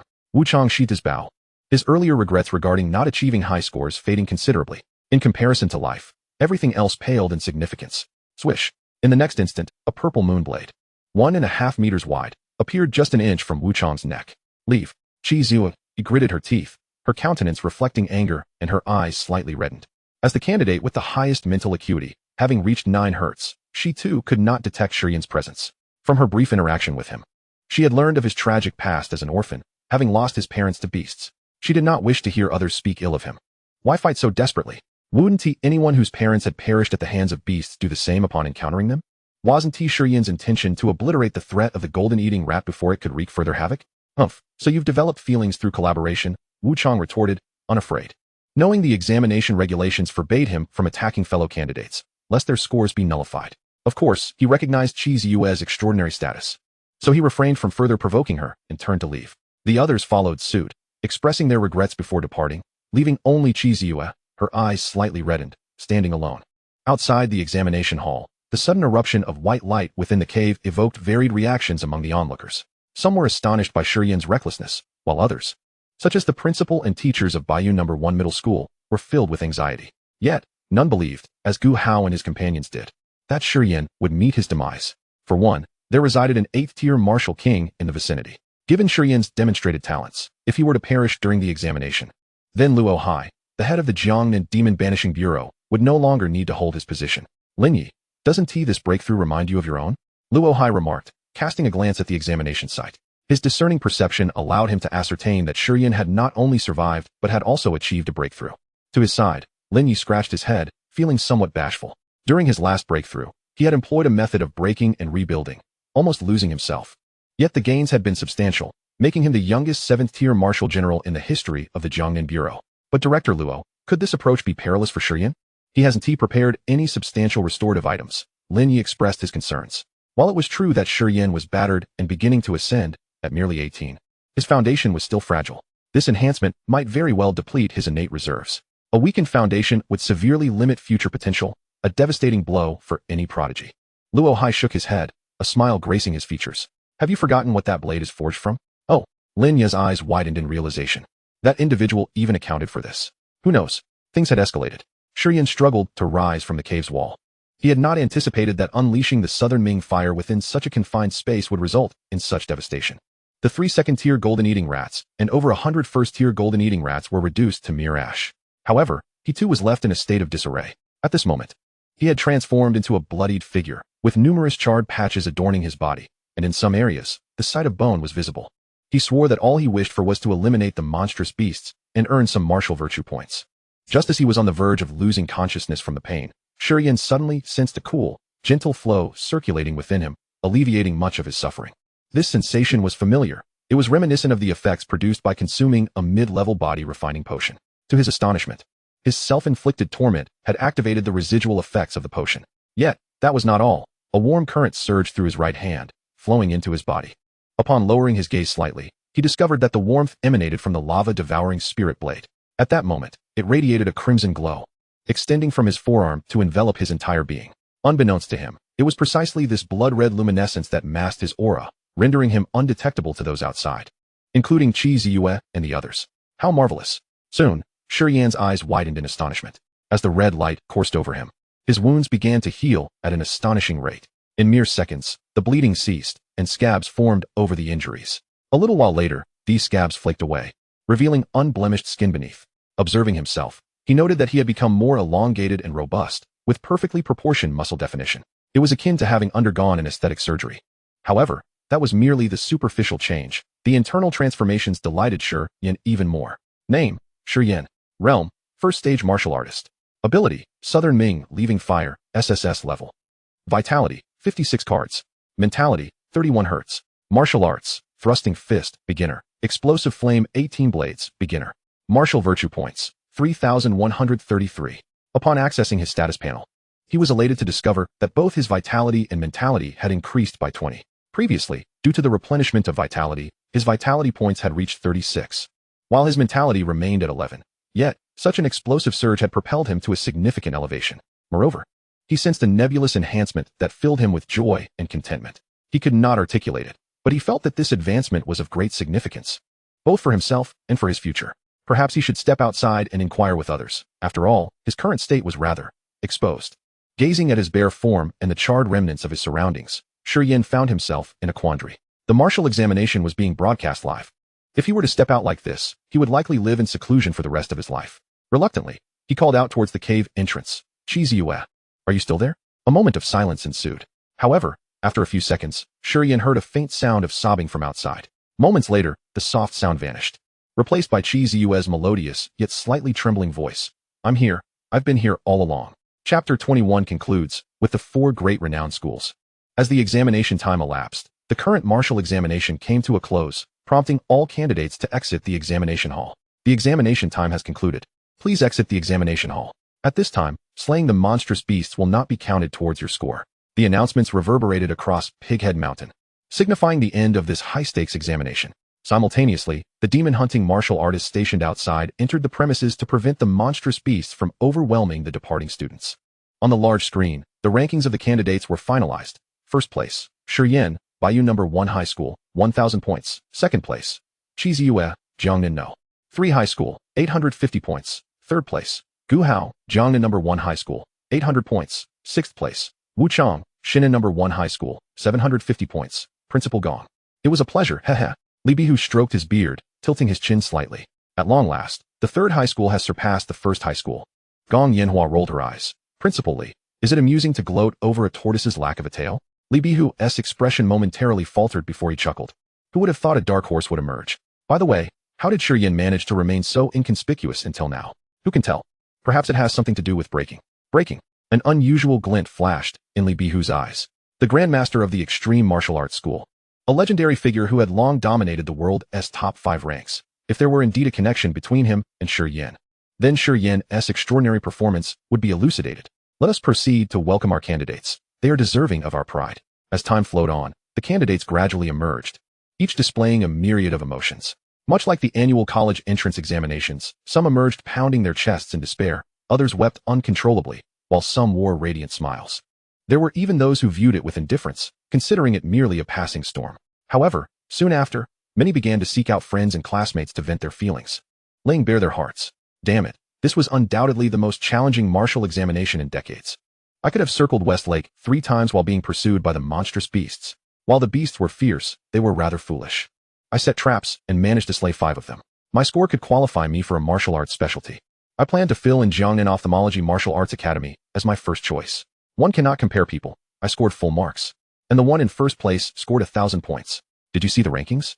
Bayou No. 1 High School has gained quite the notoriety this time. I harbor no ill will, but I just cannot fathom how a school that has languished at the bottom for years could produce the top scorer. Look, the goddess Shi Yan is coming out. Suddenly, someone in the crowd shouted. She had always been immensely popular and had held the top position for quite some time. So the attention was naturally drawn to her. Upon hearing her name, more and more people turned to catch a glimpse. It must be said, she truly was the goddess. Shi Yan remained as cool and graceful as ever. Her somewhat tattered gown only served to enhance her radiant presence. However, damn it, why is she walking out with a wild man?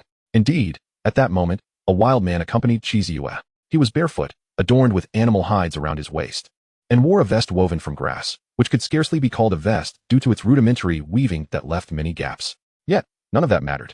What was significant was how closely this wild man walked alongside the goddess. Otherwise, it wouldn't have elicited such a reaction from numerous boys in the crowd. Upon hearing the commotion, Shi Yan's face flushed crimson. The attire Shi Yan wore was indeed her creation. So, this is the kind of top scorer you wish to become. Lu Wang gazed at the wild man disguised as Shi Yan amidst the crowd, intending to congratulate him, but hesitated and halted in his tracks. Shi Yan was not one to seek the spotlight, and in Bayou No. 1 High School, he was practically invisible. Known to very few, this disguise almost concealed his identity entirely. Thus, it seemed unnecessary to approach him for recognition, and he melted back into the crowd. Before long, the crowd gradually dispersed, and the candidates boarded their respective vehicles. Some injured candidates were directed to ambulances for assistance. Shi Yan also bid farewell to Shi Yan and got into a vehicle. However, it was not the bus that had transported the Bayou No. 1 High School candidates, but rather a vehicle from the Demon Hunting Bureau. Coincidentally, he recognized this vehicle. It was the one he had encountered a few days prior while departing from the Baigui community. This is Xiao Li from the Jiangnan Demon Hunting Bureau. And this is Lin Yi. I believe you have heard of him. Upon entering the vehicle, Principal Li Shua introduced. Driving with Xiao Li.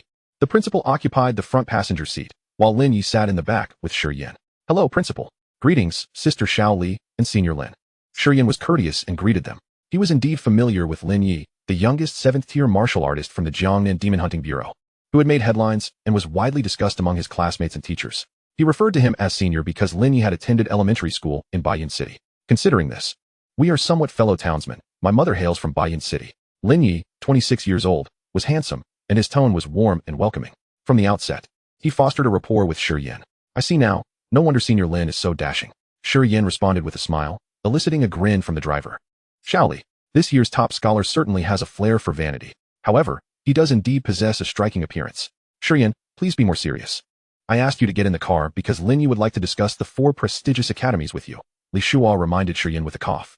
Given Shi Yan's outstanding results, it's only natural that the 4 major academies would be vying for him, which is why he swallowed his pride and asked Lin Yi to come and share insights. After all, Lin Yi is an alumnus of one of these esteemed institutions. Senior Lin, I appreciate your assistance, Shi Yan said as he adjusted his cloak and turned to face Lin Yi. He was aware that the 4 major academies were the Kyoto Martial Academy, the Magic City Martial Academy, the Tianfu Martial Academy, and the Lingnan Martial Academy. However, he was not particularly familiar with their specific characteristics and situations. Not a problem. With your caliber, it is my honor to explain, Lin Yi replied, devoid of any pretentiousness, as though conversing with a fellow compatriot. To summarize, the Kyoto Martial Academy carries a strong official aura. The Magic City boasts the most abundant resources. The Tianfu Martial Academy has military ties, and the Lingnan Martial Academy engages in the most combat. If you aspire to join a prominent family or wish to wield some power, consider Kyoto. As for Magic City, with your performance, you will have ample access to breathing techniques, elixirs, equipment, and wealth. If military service is your goal, Tianfu is your best option, and Lingnan, known for its intense battles with demon beasts, had an average of 13 engagements per warrior last year, the highest in the world. 13. Shi Yan was momentarily taken aback. This figure represented the average number of demon beasts each martial artist faced daily. Recalling his knowledge, it seemed that no globally renowned martial academy had surpassed a value of 1. The Lingnan Martial Academy's figure of 13 indicated the frequency of combat among its students. Considering his martial ethics system, he felt as though the choice had been made for him. As if reading Shi Yan's thoughts, Lin Yi remarked, Junior, if I were in your position, my first choice would undoubtedly be the Magic City Martial Academy. Oh, please enlighten me further, Senior, Shi Yan responded eagerly. Certainly, Lin Yi nodded. Continuing, The frequent encounters with demon beasts at Lingnan are due to its proximity to the 10,000 Great Mountains. However, have you considered what is required to sustain high-intensity battles? Upon hearing this, Shi Yan furrowed his brow, recalling the strain he had just experienced. High-intensity combat necessitates robust physical support, and such strength is derived from breathing techniques, body-tempering elixirs, healing potions, equipment, and various rare materials. Noticing Shi Yan deep in thought, Lin Yi smiled slightly and added, Junior, I do not know why you are inclined to slay demon beasts, but if you come from a wealthy family, I would first recommend Lingnan. If not, the Magic City Martial Academy would be your best bet for acquiring valuable resources. Furthermore, opportunities to confront demon beasts are not absent at Magic City. Do not forget, it is coastal. Even if you are not adept in aquatic combat, there are other places to train, including the 10,000 Great Mountains. By the way, what about the other 3 prestigious academies, and my alma mater, the Jiangnan Martial Academy? Asked Xiao Li, who was driving. Having just dropped off Shi Yan and Principal Bai Yun from No. 1 Middle School, she felt emboldened to inquire further. It's worth noting that the Jiangnan Martial Academy is quite commendable, consistently ranking within the top 10 nationally, even if it doesn't compare to the 4 major academies. With Shi Yan's prowess, he would receive abundant resources at any institution, perhaps not less than those offered by Magic City, Lin Yi replied. Is that because you also hail from Magic City? Xiao Li speculated, sensing a bias in his recommendations. Xiao Li, be careful with your words, Lin Yi feigned seriousness, causing her to pale slightly. However, after a moment, he resumed clarifying for the recently graduated girl. To be honest, the most suitable options for Shi Yan are the Lingnan and Magic City academies. My strong recommendation for Magic City is due to the presence of Po over there. So the master of the Extreme Martial Arts Academy is there. Xiao Li's eyes sparkled with excitement at the mention of Po. Wait, isn't Po stationed at the Fujin Peak in the land of the rising sun, watching over that demon emperor? She queried. Stationed? Not at all. A part of him has already transformed into a weapon, Lin Yi stated, his eyes reflecting a similar yearning. Martial artists, especially those at the Martial King level and above, are particularly averse to cross-border operations. Yet, Po dares to do so, silencing an entire nation and even commanding its citizens to refrain from spreading news. The thought of a single person suppressing an entire nation is exhilarating, she mused. Are you referring to Shi Yan? Be cautious with your words. Do not speak carelessly, came the admonition. Meanwhile, at the Baigui community, Gu Guoping and his wife, Zhang Shufan, paced anxiously at the entrance, glancing intermittently toward the end of the road. Oh, I am beside myself with worry. Gu Guoping, can't you just call the school's teachers?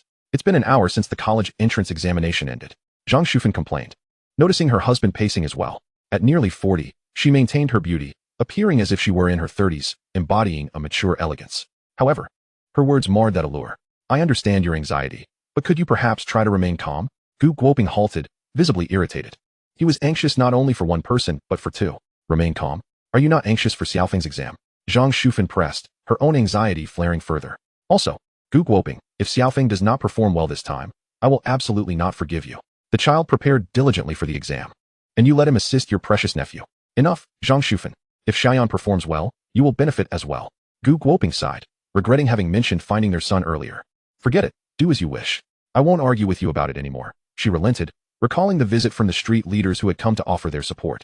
If Shi Yan is fortunate enough to have slain a few demon beasts, he will surely earn some points. As long as he has points, he can enroll in a martial arts institution. A vocational martial arts program is still an institution. With 2 martial artists enrolled, it would certainly elevate my standing in the community, she thought, just as a heavy bus came to a stop at the end of the road.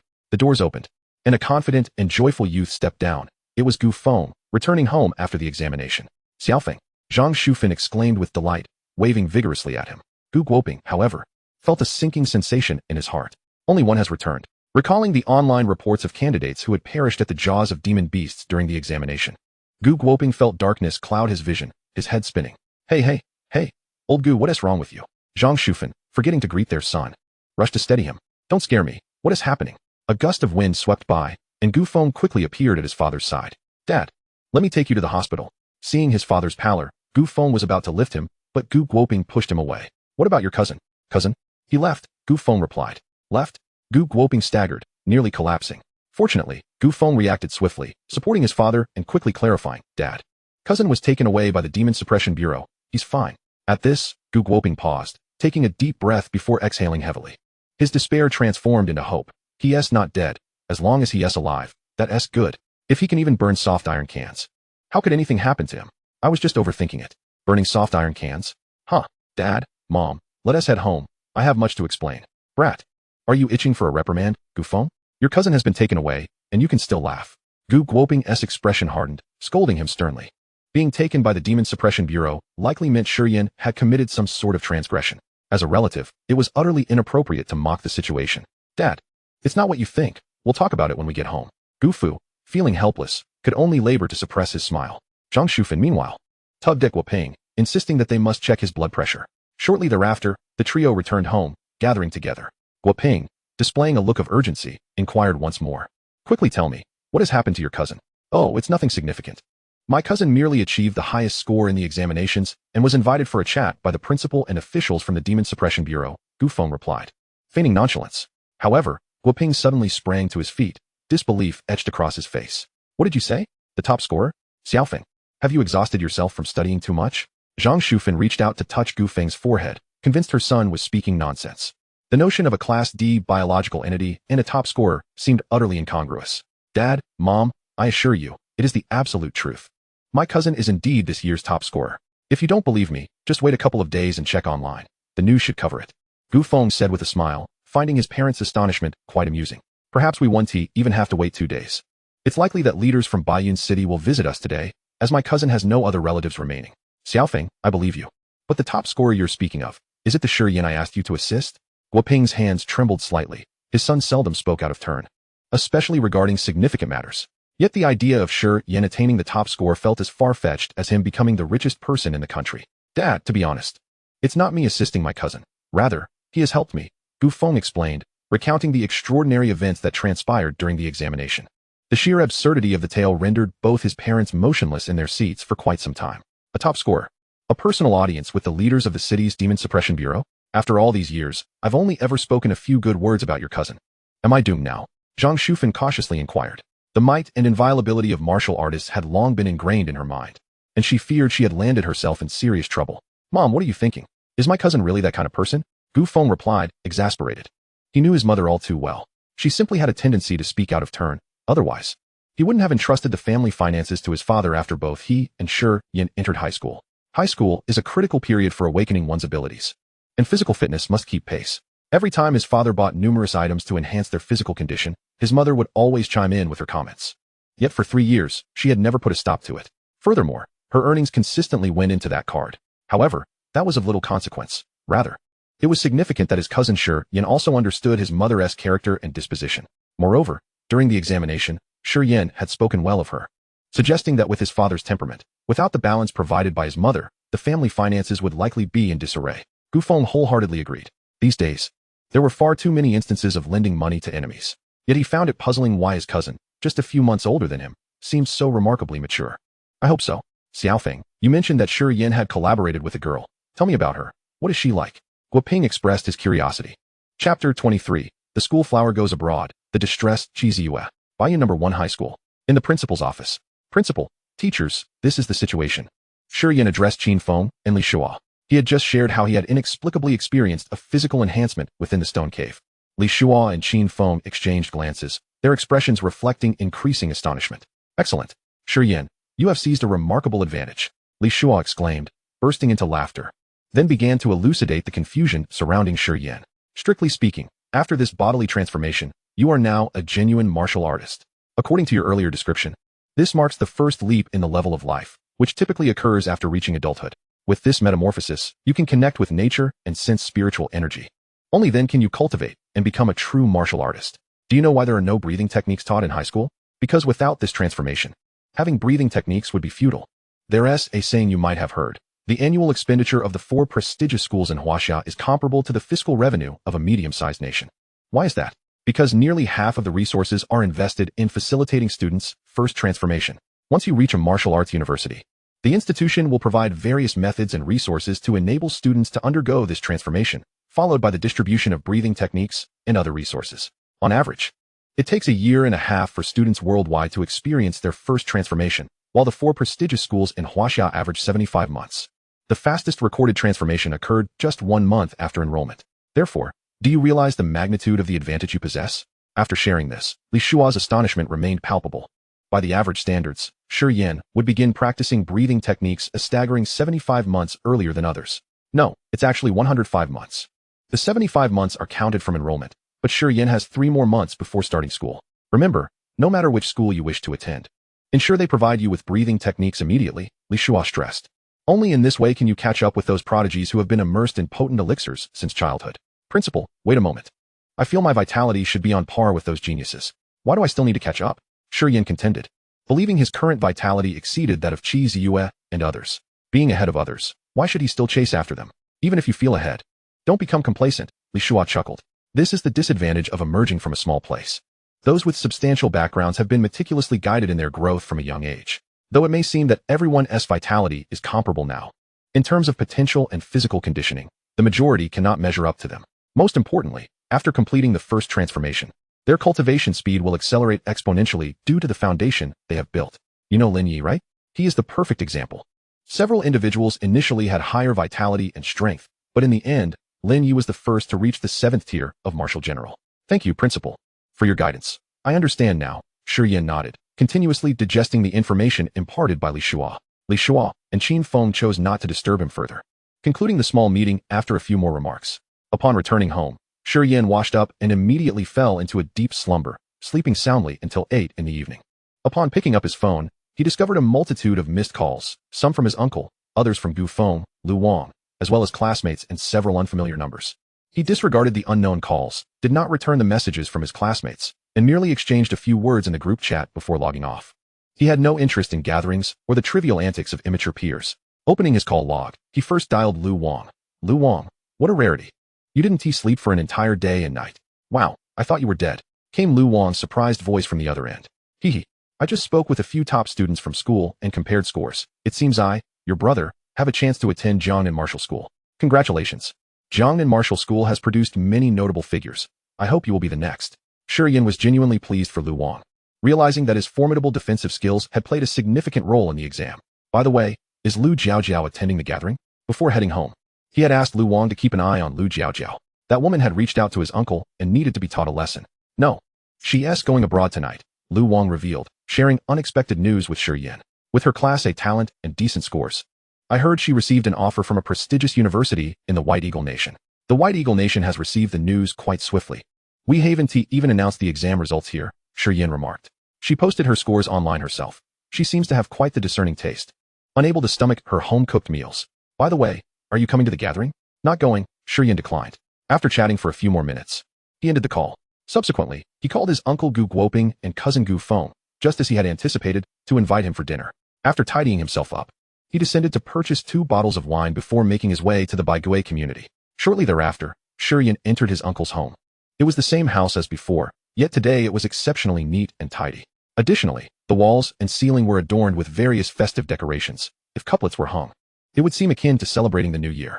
Shi Yan was somewhat surprised that his usually frugal uncle and aunt were making such a grand display. Gu Feng stood to the side, his expression one of embarrassment. I told you, cousin prefers simplicity. Do not mind it, Shi Yan. This is a once-in-a-lifetime occasion for me, and I must create a bit of an atmosphere, Gu Guoping said, his face slightly flushed, evidently having indulged in some drink. As Shi Yan surveyed the numerous gifts scattered across the floor and the entrance, he realized that others had already arrived. They could be from the neighborhood, the school, or even the city, perhaps all of them. Shi Yan, your aunt was not very pleasant in her speech before. Zhang Shufan approached Shi Yan, a look of apology on her face, but was quickly interrupted by him. Aunt, if I were concerned, I wouldn't have come. Besides, you are not at fault, and I have been enjoying your hospitality all along. As he spoke, Shi Yan glanced at Gu Feng. What kind of ideological work have you been doing? Cousin, I tried my best, Gu Feng shrugged, looking helpless. Mom insisted on apologizing, and I couldn't stop her. What is the point of saying all this? Come. Let us prepare the dishes and drink. Gu Guoping waved his hand grandly, pulling Shi Yan to sit down. Zhang Shufan instinctively wanted to scold her husband, but upon seeing the house adorned with festive decorations, she swallowed her words. Shi Yan, wait a moment. I've prepared some delicious dishes for you. With that, she headed into the kitchen to bustle about. During the wait for the dishes, Gu Feng seated himself beside Shi Yan. Cousin, my parents wish to inquire about Qi Ziyue. Shi Yan nearly lost grip of his drink. What do you mean? How do your parents know about Qi Ziyue? Furthermore, what could there possibly be concerning her? Shi Yan, you are not a child anymore, Gu Guoping interjected, making sure Yan understand the situation. Goodness, isn't this moving a bit too fast? Uncle, please hold on. We haven't even begun to discuss this, and I currently have no intentions in that regard. Quick to react, Shi Yan poured a glass of wine and handed it to Gu Guoping. Such matters cannot be discussed too openly. His relationship with Qi Ziyue was merely a brief collaboration. and they had no connection beyond that. Discussing it further might lead to misunderstandings and tarnish her reputation. All right, you are just like Gu Feng, all grown up now.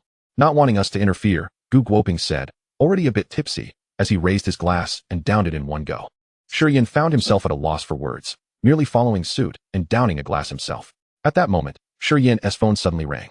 Upon checking, it was yet another unfamiliar number, which he promptly ignored. He had already rejected several calls on his way here. Trained by past experiences to avoid answering unknown numbers to prevent falling victim to scams. Besides, he had already been contacted by relatives and friends. There was no need to entertain such calls, as he had no entanglements outside. Steamed base is here. At that moment, Zhang Shufan began to serve the dishes. The joyful family gathering officially commenced. Above the clouds, a sleek black aircraft sped through the sky. If anyone were to witness it, they would undoubtedly gasp in astonishment. For the skies were the territory of aerial beast-like creatures. To dare to fly at such heights was the mark of a true master. Inside the aircraft, an elderly man, clad in simple attire, helplessly set down his communicator. Miss, he hung up again. I understand. Shi Ziyue turned her face, her delicate hand clenched tightly. That scoundrel Shi Yan has rejected my 27 calls. Miss, there is something I'm unsure whether I should mention. Speak. Do you truly owe him 200 million? I genuinely do. Chapter 24, Senior Sister. This year, 27 students achieved a perfect score of 1,000 in the National College Entrance Examination. Inside the admissions office of the Magic Martial University, the composed Gu spoke up. As the head of the admissions office, although the examination results had yet to be announced, it was still possible to learn the scores in advance, especially for the top students. Their results did not require extensive searching. Each examination venue had its rankings, and inquiring a little would yield the information. That's 2 more than last year. In the office, there was another person, Feng Ziwei, one of the 3 vice presidents of the Magic Martial University. Though her hair was grayed and her face lined with wrinkles, she exuded a vigorous spirit, her aura deep and robust. As a vice president, she was quite busy. But tonight she had been summoned by Guda, indicating that this year's college entrance examination might be somewhat extraordinary. What was it that prompted you to call me here? There is indeed something important and rather urgent. Guda straightened his posture and handed over Shi Yan's dossier. This year, the difficulty of the Jiangnan examination venue has escalated to its highest in 30 years, the most challenging nationwide. Yet this candidate, Shi Yan, achieved a perfect score. Oh, he received full marks? Feng Ziwei's murky eye showed interest as she accepted the dossier. High difficulty paired with a perfect score certainly warranted special attention. Magic Martial should strive to secure this candidate. However, moments later, she furrowed her brow. D-grade biological fire? How is that possible? I was also taken aback. It seemed utterly absurd. I later called Lin Yi to confirm that, indeed, Shi Yan's ability was D-grade during the pre-examination tests, Guda elaborated. But that is not the most crucial point. Please continue reading, Feng Lao. What is this? He nearly exterminated all the second-grade beasts. Soon, Feng Ziwei exclaimed. She thought she had misread and looked again, continuing until she had perused through several pages of information. Even as an 8th-tier martial king, well-versed in many matters, she was somewhat shocked. Not only had he defeated second-grade beasts, but he had also vanquished many first-grade ones, and even during the conclusion of the examination, he experienced a breakthrough. According to the martial artists on site, it was highly probable that Shi Yan's abilities had reached SS grade. What on earth is happening this year? Super geniuses seem to be emerging in droves, she murmured, her eyes gleaming with surprise. In Beijing, there emerged an SS grade talent, and in Infan, another one. Earlier this year in Europa, there was yet another. Furthermore, in Nippon, not long ago, an SS grade talent surfaced, causing the martial artists there to remain silent out of fear of jeopardizing that genius. And in Huaxia, if we count Shi Yan, there are already 2 SS grade talents, historically, would rarely appear in a span of years, sometimes even a decade. Yet this year, 6 had emerged, an absolute marvel. Feng Lao, another SS grade talent has appeared in the capital. We may not compete with the Jingwu. We must secure Shi Yan. Guda began to outline his purpose for summoning Feng Ziwei. This year, our decision-making was flawed. We did not prioritize the Jiangnan examination venue, while the other 3 schools had already made preparations. Therefore, I would like to ask Feng Lao to contact Xiaoya. Isn't she on a mission there?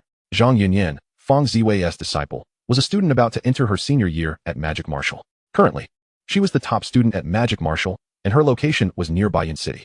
Sending her to invite Shi Yan would be the fastest and most appropriate course of action. Speed was essential for efficacy. Shi Yan's background was not particularly impressive, and with limited experience, he could easily be swayed by the conditions presented by other schools. Therefore, Magic Martial needed to act swiftly, at least to engage Shi Yan before the other 3 prestigious schools could. Have Xiaoya go. I will contact her. Feng Ziwei hesitated for a moment, but ultimately nodded in agreement. In the next moment, her figure shifted slightly, and she vanished without a trace. Good, sensing the excitement, retrieved his phone and made a call. Lin Yi, are you still in Bayan City? After dinner, when Shi Yan returned to his residential complex, it was already deep into the night. The only illumination was from the streetlights, and there was no one else in sight. However, just as he was about to ascend the stairs, he noticed a barrier obstructing his path. It was not a mere door, but an axe as large as a door. The axe rotated, stirring a gentle breeze. Moments later, a graceful silhouette materialized. She wore a simple white t-shirt that revealed her long, porcelain-white arms, and her alluring curves were undeniably captivating. Below, she sported cream-colored frayed denim shorts that showcased a pair of long legs, even more impressive than Shi Yan's inherent integrity. Her feet were adorned with deep blue canvas flats. Such a simple attire. Yet, it was perfectly coordinated and exceedingly beautiful. Complementing her ensemble was a visage that rivaled that of Qi Ziyue, rendering her an undeniable beauty.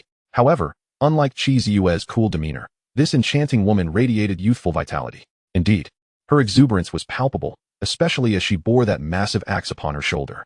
Observing the metallic sheen emanating from the axe, Shi Yan felt somewhat overshadowed by his own 480-pound lava-devouring blade.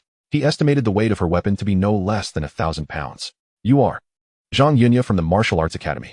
I'm delighted to meet you, Junior. Her voice, lively and melodious, matched her vivacious appearance. Zhang Yunya, the school has sent me to inform you about your exceptional grades, qualifying you as a special recruit for the Martial Arts Academy. I am here to deliver your acceptance letter. Recalling her teacher's instructions, she softened her tone as much as possible. So, it was Senior Zhang. A flicker of realization crossed Shi Yan's face. He knew representatives from universities would come, but he hadn't expected them to arrive so swiftly. However, it's quite late now. Wouldn't it be better for you to return to the hotel and rest? We can discuss it further tomorrow. There's no time. I have to go hunt soon. Zhang Yunya shook her head. We'll make this quick. I will outline the conditions for joining the Martial Arts Academy. And you can share any thoughts you have. Wait, Senior, you're going to hunt? Shi Yan suddenly realized a significant oversight. Glancing at the enormous axe resting on Zhang Yunya's shoulder, he wondered if she intended to use it to slay someone. Wouldn't that leave quite a mark? Yet, that was not the most pressing concern. Rather, he was bewildered as to why a student would engage in such violent acts. Wasn't he that the responsibility of the Demon Suppression Bureau? Indeed, just a few more, and the task will be complete, Zhang Yunya replied matter-of-factly. However, upon noticing that Shi Yan had only just graduated from high school, she felt the need to clarify. Junior, you may not be aware, but some martial artists, upon acquiring formidable strength, seek to dominate ordinary people and commit numerous heinous acts that warrant their eradication. It is not solely the responsibility of the Demon Suppression Bureau. We too have an obligation to eliminate them. Understanding dawned upon Shi Yan as he felt a jolt of surprise. This world was far more complex than he had imagined. Zhang Yunya, not wishing to linger on the topic, prepared to discuss the conditions set forth by the Martial Arts Academy. Just then, a ring on her finger glimmered faintly. Upon noticing the light, her beautiful eyes sharpened with intensity. Yet, she quickly recalled her teacher's instructions. Junior, let us go. I'll take you for a quick tour. And I'll explain the school's conditions along the way. Without allowing him a chance to protest, Zhang Yunya grasped Shi Yan's hand, sweeping him out of the complex like a gust of wind. Didn't you say you enjoyed slaying beasts? This is a perfect opportunity for you to assist me. And there will be rewards in it for you, she added. Shi Yan was taken aback, wanting to refuse. But an inexplicable force emanating from Zhang Yunya's grip rendered him incapable of resistance. Inside, he lamented, wasn't I just being recruited? Why am I being dragged into a battle?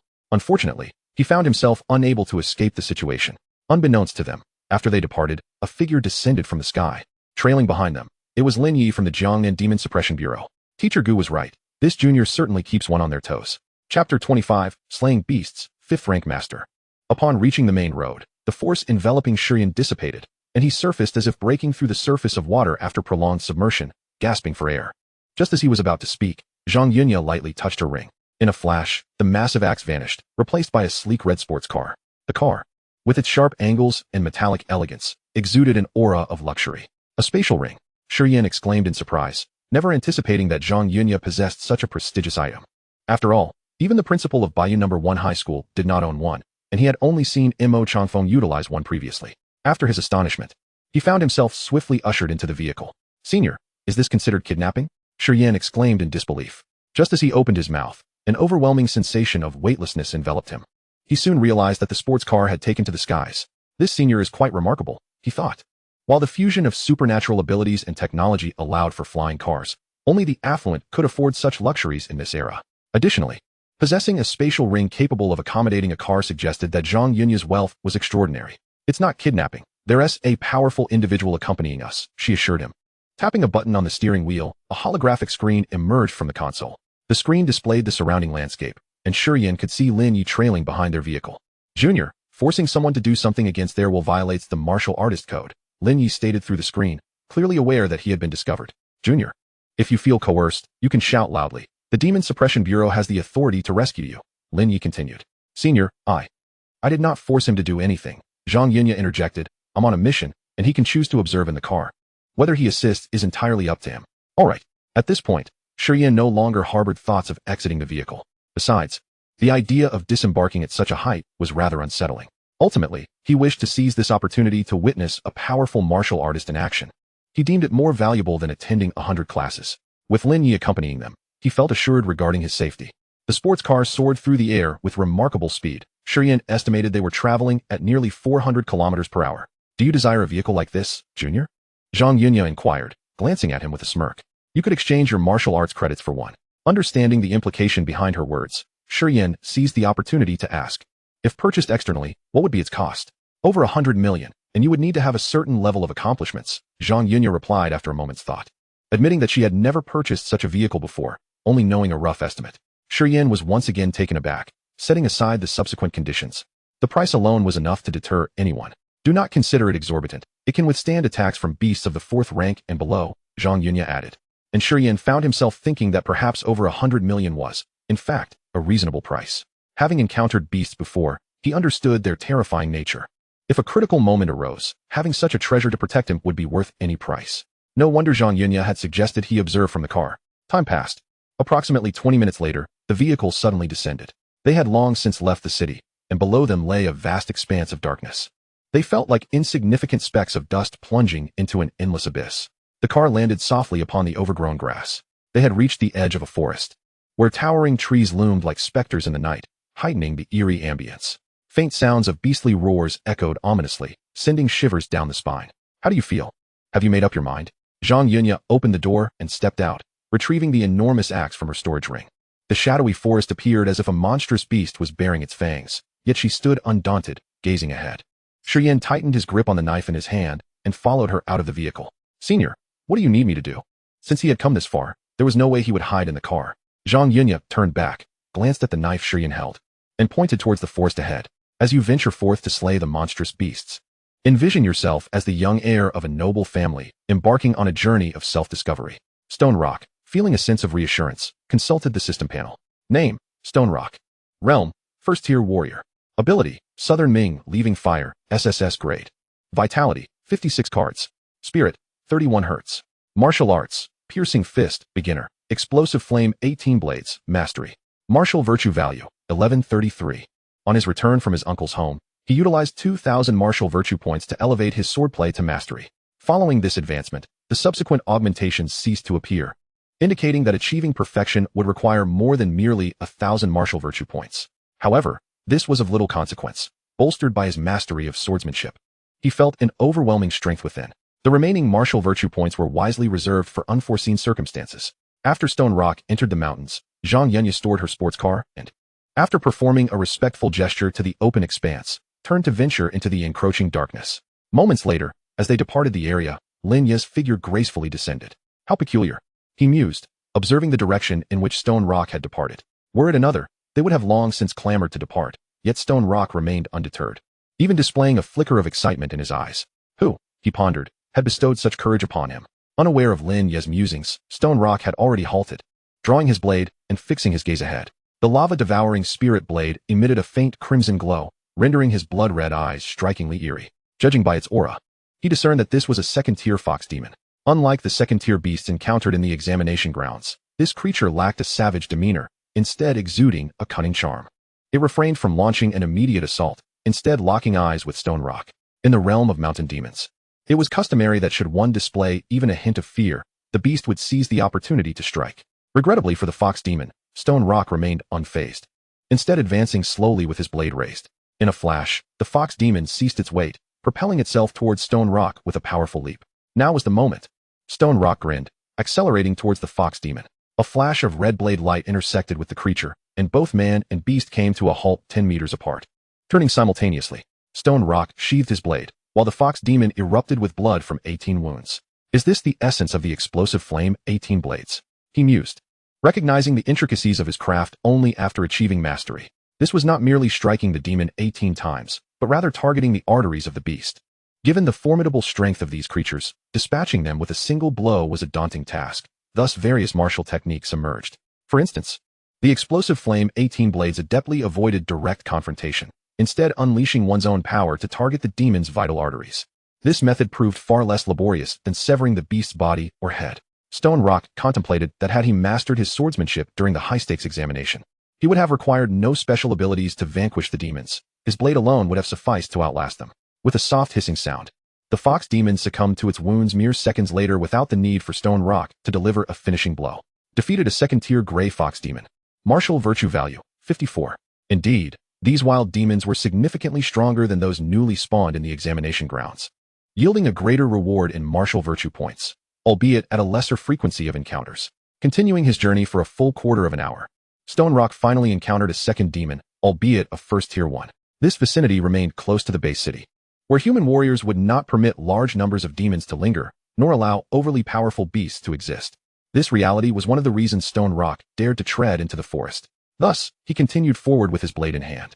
After an indeterminate passage of time, a colossal pig demon fell at his feet, its presence serving as a bait.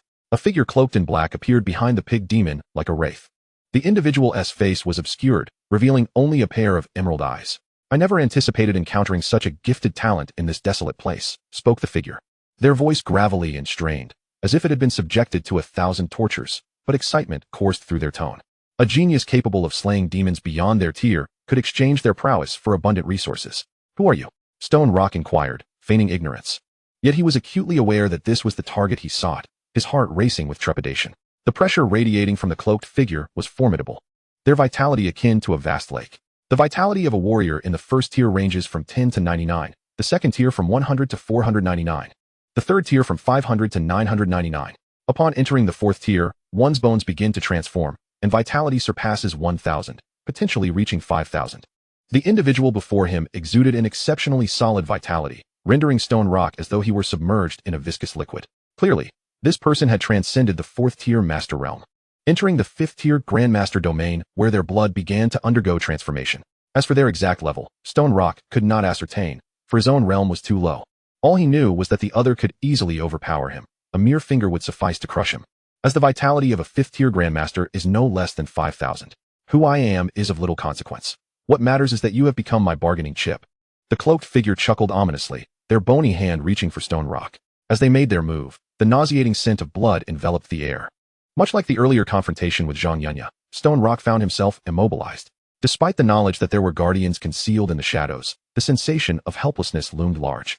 The thought of becoming a supreme warrior surged within him, seeking death. Just as the skeletal claw drew within 3 feet of Stone Rock, a cold snort echoed. A moment later, the sound of something slicing through the air resonated, as a massive axe, the size of a door, cleaved downward just 5 feet before Stone Rock. With a whoosh, the axe descended but failed to strike the cloaked figure. Judging by the aura, the cloaked individual possessed a presence even more formidable than Zhang Yunya, making it improbable that a single strike would vanquish them. However, the corpse of the pig demon was cleaved in two. Remarkably, the blade neatly bisected the demon's body without proceeding further. The control of such force was nothing short of extraordinary. Stone Rock couldn't help but feel a flush of embarrassment when recalling how he had thrust the lava-devouring spirit blade into the ground earlier. "Zhang Yunya, you truly are relentless." A distance away, the figure in black glowered at Zhang Yunya with an ominous gaze. "Do not presume that because you have slain my 2 brothers, you can best me. Is that so? Then why do you flee?" Zhang Yunya had already raised her massive axe, signaling Stone Rock to retreat. Yet, the cloaked figure, showing no regard for martial decorum, unleashed a burst of dark green energy towards Stone Rock. Zhang Yunya's expression shifted dramatically, forcing her to retract her steps to shield Stone Rock from the impending assault. Boom! The terrifying energy surged outward, and despite Zhang Yunya's defense, Stone Rock was still caught in the shockwave, sent flying through the air, his blade slipping from his grasp. He only came to rest after crashing into a large tree. Fortunately, it was merely the residual force. Having undergone a transformation during the high-stakes examination, his body had grown significantly stronger, and this blow merely caused his vitality to surge momentarily. Gaining his bearings, he focused intently to sense the energy fluctuations surrounding them. As he climbed to his feet, he heard Lin Ye's voice, though he could not see him. Stone Rock subtly nodded, eyes fixed on the unfolding scene. Zhang Yunya, having successfully blocked the attack, raised her axe. Clang! Sparks flew as a dagger was deflected away. The attack was a ruse. The true intent was to ambush Zhang Yunya. Lin Ye's voice resonated at just the right moment. With the 5th-tier pinnacle of Reiku, vitality exceeding 9,000, and Zhang Yunya in the later stages of the 5th tier. Should the opponent succeed in their ambush, her actions would be compromised. Whoosh. As if time had slowed, after successfully blocking the ambush, Zhang Yunya swung her massive axe towards the cloaked figure. In the midst of the fierce energy, a 10-meter-long axe blade swept through the air, splitting the earth and stone, as if aiming to cleave the very night in twain. Startled, Leiku swiftly sidestepped to evade the attack. He dared not confront it head-on. Meanwhile, Shi Yan sensed Zhang Yunya's overwhelming surge of vitality at the moment she swung her axe, the intensity surpassing even Leiku's own. Leiku's evasion was straightforward and forceful. He channeled his energy into his legs and executed a lateral dash. Zhang Yunya's unique ability amplified her vital energy, making it rare for anyone of the same caliber to dare engage her directly. Lin Ye's voice resounded again, reminding that Leiku possessed the venomous wolf ability. Excelling in speed and toxins, he had managed to escape Zhang Yunya's grasp twice already. Shi Yan, upon hearing this, felt a jolt of surprise. How could a peak 5th-tier fighter resort to escape against one in the late 5th tier, especially after witnessing his 2 brothers being slain? Just how formidable was this senior sister? Lost in thought, the battle between the two reignited. Zhang Yunya was relentless, her axe cleaving through the air as if fueled by inexhaustible energy. Leiku relied on his speed to dodge repeatedly. However, as his vitality waned, and after suffering a significant injury to his arm, this relentless skirmish finally came to a halt. Even with his 5th-tier cultivation, continuous high-intensity exertion of vital energy was unsustainable. Heh, it's been a month, and you've shown no improvement at all, Leiku sneered coldly, indifferent to the minor injury on his arm. Zhang Yunya was expending even more energy, her vitality weaker than his. In terms of endurance, he had never feared her. If you have the guts, don't run. Zhang Yunya's chest heaved with exertion, her right hand gripping the axe beginning to tremble slightly. Run? No, now I shall take your life. Sensing Zhang Yunya's deteriorating condition, Leiku grew bolder. A pair of dark green daggers appeared in his hands, and he lunged forward like a wraith. Expecting Zhang Yunya to evade, he was taken aback when she not only stood her ground but also smiled. Alarm bells rang in Leiku's mind. Instinctively, he attempted to retreat, but Zhang Yunya flicked her fingers, igniting a fierce conflagration that erupted at their feet, blocking his escape. The searing heat seemed poised to incinerate everything in its vicinity. With no other choice, Leiku hastily attempted to veer sideways once more. Yet, he instantly regretted this decision. Swish! The awaited axe blade sliced through, severing Leiku's body at the waist, his anguished shriek echoing through the night. Madness filled Leiku's eyes as he sought to retaliate one last time, but his dismembered body no longer obeyed his commands, and Zhang Yunya swiftly withdrew, leaving him unable to reach her. Ultimately, he perished amidst boundless resentment. Observing this, Zhang Yunya exhaled a long breath and unceremoniously collapsed onto the ground. At last, he was dead, though she felt pity for the dozens of tormented souls. Senior sister, you were incredible, Shi Yan exclaimed as he retrieved his blade and approached Zhang Yunya. To his surprise, it was his knife that had played a pivotal role in this victory. Earlier, Zhang Yunya had flicked a small black object that landed precisely on his knife, igniting the fierce flames upon contact with the lava-devouring blade. This was the nature of combat among warriors, fraught with peril yet abundant with opportunity. Lin Yi descended from the air and addressed Shi Yan. Realm, abilities, and vital energy are the foundations of combat. Utilizing various elements, including the environment, showcases a warrior's wisdom. With that, he approached Leiku's corpse and began to rummage through it. The 3 brothers had been wanted criminals by the Demon Suppression Bureau, and it was Zhang Yunya who had accepted the bounty. With the last of the trio, Leiku, dispatched, the bounty task was effectively complete. With Lin Yi present, Zhang Yunya could forego the step of presenting the head as proof. After a brief respite, dawn pierced through the darkness, heralding a new day. By the time Zhang Yunya regained her youthful vigor from her sweat-drenched state, the morning light had graced the earth. Shi Yan settled into Zhang Yunya's sports car once again, while Lin Yi had already taken to the sky with Leiku's lifeless body, disappearing from sight. Thank you, senior sister. This night has been immensely fruitful for me, Shi Yan said earnestly as the car rolled into motion. He had accrued over 1,000 martial virtue points and significantly enhanced his understanding of formidable warriors, a double blessing indeed. I should be the one thanking you. And you certainly surprised me as well, Zhang Yunya responded, feeling exhilarated. Upon receiving a call from her teacher, she had initially thought her teacher's words were somewhat exaggerated. After all, she often deviated from the norm, and her teacher tended to emphasize matters more gravely. However, after observing Shi Yan for an entire night, she felt her teacher's assessment had been conservative. For instance, while she had gathered that he was a novice in swordsmanship, Shi Yan wielded his blade with the finesse of a seasoned practitioner of over a decade. Similarly, while his vital energy was said to be over 30, the strength with which he had felled a bear demon with a single palm strike suggested a minimum of 50. Moreover, Shi Yan's courage and eagerness to learn had utterly captivated her. He was a rare genius one would be hard-pressed to find even with a lantern, and she felt compelled to recruit him into the Demon Martial Academy. Just as she was musing on this, Shi Yan's phone rang. "Hello, Principal. I'm on my way back." It was the principal of Bayou No. 1 High School, informing him that representatives from prestigious universities awaited him at the school. "Do not worry, I'll be quick." "What?" "A 10 million scholarship upon entering Tianfu Martial Academy." Chapter 27. Irresistible Conditions, the Best Breathing Technique? Shi Yan hadn't anticipated that the Tianfu Martial Academy would present such enticing terms so early in the morning. A 10 million scholarship was merely one aspect. Upon enrollment, he would also receive a set of A-grade equipment, along with an A-grade breathing technique and martial skills, not to mention dedicated mentorship. According to Li Shuajian, this was the most favorable offer the Tianfu Martial Academy had extended in over a decade. "Clearly, they are eager to have you," Zhang Yunya remarked from the driver's seat, having heard the conversation clearly given his strength. To be honest, she, too, was taken aback by the offer. The A-grade equipment was particularly surprising, for the Tianfu Martial Academy had military backing, and their gear was always of the highest caliber, while labeled A-grade. It would undoubtedly approach S-grade standards outside. "Aren't you anxious, senior sister?" Shi Yan smiled, curious about the conditions from the Magic City. Regrettably, Zhang Yunya merely shook her head, refraining from divulging any terms. "Of course I'm anxious, but we must wait for them to make their move first. Let me tell you about the conditions presented by Tianfu Martial Academy." Zhang Yunya was generous, openly discussing their competitors' offers. Before long, Shi Yan's phone rang again. Unsurprisingly, it was yet another of the 4 prestigious schools. This time, it was Jingwu, which extended equally alluring conditions.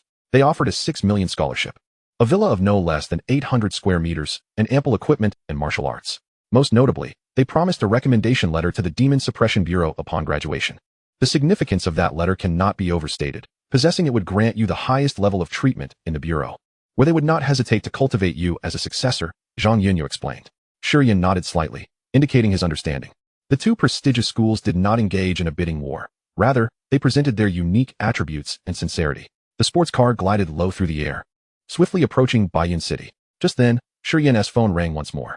The principal had brought the recruitment conditions from Lingnan Martial Academy. Aside from the usual offerings, the most distinctive feature was that Shi Yan would receive blood essence from at least king-tier beasts each semester. Zhang Yunya, while explaining, could not help but swallow hard, attesting to the value of such a resource. "Junior, if I weren't from the Demon Martial Academy, I would recommend you to Lingnan Martial Academy myself. The essence from demon beasts significantly enhances a warrior's physical quality, and for someone like her, who often unleashed her potential in battle, strength was paramount. The enhancement from king-tier demon blood was immeasurable. Nonetheless, Shi Yan remained unfazed, awaiting the conditions from the Demon Martial Academy. No matter how others advocated or recommended, he needed to form his own judgment. Zhang Yunya remained silent, her beautiful eyes flickering with contemplation. The conditions set by the 3 prestigious schools were exceedingly high. If the Magic Martial School wished to acquire Shi Yan, it would undoubtedly require significant sacrifice. Thus, as the sports car touched down, Zhang Yunya spoke. "Allow me to present the conditions from our Magic Martial School. Firstly, a scholarship worth millions and a villa. Additionally, a grant of 10,000 credits each semester. Furthermore, each month, you will receive a high-grade body refining elixir, with unique raw materials for each one. Lastly, you will be provided with an S-level breathing technique, and we will also purchase a 5-year A-level family protection package for you." As she enumerated these provisions, Shi Yan was left astounded, increasingly overwhelmed. Setting aside the scholarship and the villa, the prospect of receiving 10,000 credits each semester alone was enough to drive ordinary students into a frenzy, as these credits could be exchanged for resources within the Magic Martial School. According to numerous online estimates, a single credit from the Magic Martial School was equivalent to over 200 huaxia coins in purchasing power. The high-grade body refining elixirs were equally invaluable, although they did not directly offer the royal blood of king-level beasts like those from Lingnan Martial School. The raw materials for these elixirs were also derived from powerful beast blood, supplemented with various herbs, with prices never dipping below 500,000 huaxia coins. What made this offer even more remarkable was the uniqueness of the materials. It is well known that the efficacy of body refining elixirs peaks with the initial consumption, and subsequent uses yield diminishing returns. However, if the raw materials were altered for each subsequent elixir, the resistance would significantly diminish, thereby enhancing the effects of the refinement. The S-level breathing technique required no further elaboration. Merely hearing about it caused Shi Yan's breathing to quicken. The final protection package also took him by surprise. It essentially guaranteed robust protection for his uncle's family for 5 years. The terms were exceedingly generous. "However, senior sister, I wish to receive the breathing technique today. If that can be arranged, I shall promptly decline their offer," Shi Yan remarked, glancing towards Bayou No. 1 not far ahead. Among the 4 prestigious schools, The conditions from the magic martial school were the most enticing, yet at present, mastering the breathing technique was his utmost desire and urgency. To obtain the breathing technique, Zhang Yunya was momentarily taken aback, her expression transforming into one of profound astonishment. Did this imply that Shi Yan's first transformation had already been completed? Indeed. Just as you surmised, and I have already informed our principal and homeroom teacher, Shi Yan replied candidly, knowing it would soon be common knowledge. Hello, teacher. We have a serious situation. She quickly dialed Feng Ziwei, conveying Shi Yan's circumstances. The leap in life levels could only be felt by oneself. Others were oblivious to it. They had overlooked this most crucial intelligence. Had she known last night, she would have discarded the mission and taken Shi Yan directly to the magic martial school. Now, all she could do was hope her teacher acted swiftly, for if the other 3 schools sent their techniques first, the magic martial school would lose its chance. Old Feng, what brings you here personally? In the magic martial school's admissions office, Guda felt a twinge of anxiety at Feng Ziwei's sudden appearance. Could it be that something had gone awry with Zhang Yunya? We have missed a crucial piece of information. Shi Yan's first transformation has already been completed, Feng Ziwei stated directly. Upon hearing this, Guda's spirits soared. A transformation before even enrolling could not simply be described as genius. It was truly monstrous. However, his joy was swiftly eclipsed by alarm, as cold sweat formed on his brow. Surely, Shi Yan hasn't already enrolled in another school, and you have come to hold me accountable for it? He wondered. After all, why would someone of Feng's stature personally seek out a mere admissions office director? Do not panic. Shi Yan is not enrolled in any school yet, so we still have time. Feng Ziwei discerned Guda's thoughts at a glance, leaving her momentarily speechless. Shi Yan wished to acquire the breathing technique swiftly, not waiting until enrollment. Thus, you must deliver a letter. Feng Ziwei lifted her aged hand slightly, revealing a letter enveloped in precious materials. Guda glanced at it, noting the 3 words that sent a shiver down his spine. For your eyes only. The branches of the extreme martial arts school were widespread, and they possessed special means of communication. They were the most suitable for swiftly delivering the breathing technique to Shi Yan. Wait, old Feng, what is this? Taking the letter, Guda discovered it contained only a single thin sheet. There was no breathing technique within. Are we to rely on the extreme martial arts school to provide it? Exactly. If we are to provide, let it be the finest. The extreme martial arts school possesses high-grade fire attribute techniques. Feng Ziwei smiled. For someone of her status, could easily summon aid from the extreme martial arts school with a mere phone call, making the use of such an archaic method unnecessary. However, once this letter was dispatched, it would incur a significant debt of gratitude. Chapter 28. Choosing a martial school, transmitting the breathing technique. Guda cursed under his breath. This scoundrel, lacking martial ethics. At the gates of Bayun No. 1, 3 middle-aged men watched with gritted teeth as Shi Yan and Zhang Yunya departed. They had been rejected by Shi Yan in favor of the magic martial school. They had resorted to the use of beauty as a tactic, leaving them defenseless. Had I known, I would have brought along the school flower from Lingnan Martial School. Shi Yan, they claimed that the magic martial school employed beauty as a ploy. Upon reaching the roadside, Zhang Yunya halted, turning to look at Shi Yan. Her bright eyes, almost as if capable of speech, combined with her alluring fragrance, caused Shi Yan's heart to race. Senior sister, please do not stand so close. I am currently practicing restraint. Shi Yan took a slight step back, fearful that his youthful vigor might overwhelm her. Zhang Yunya smirked, calling him a coward before activating her sports car. The two then made their way towards the extreme martial arts school. Recently, Zhang Yunya had received word that Shi Yan would be able to obtain the breathing technique that very day, but it would be collected from the extreme martial arts school. Soon after, they arrived at the extreme martial arts school.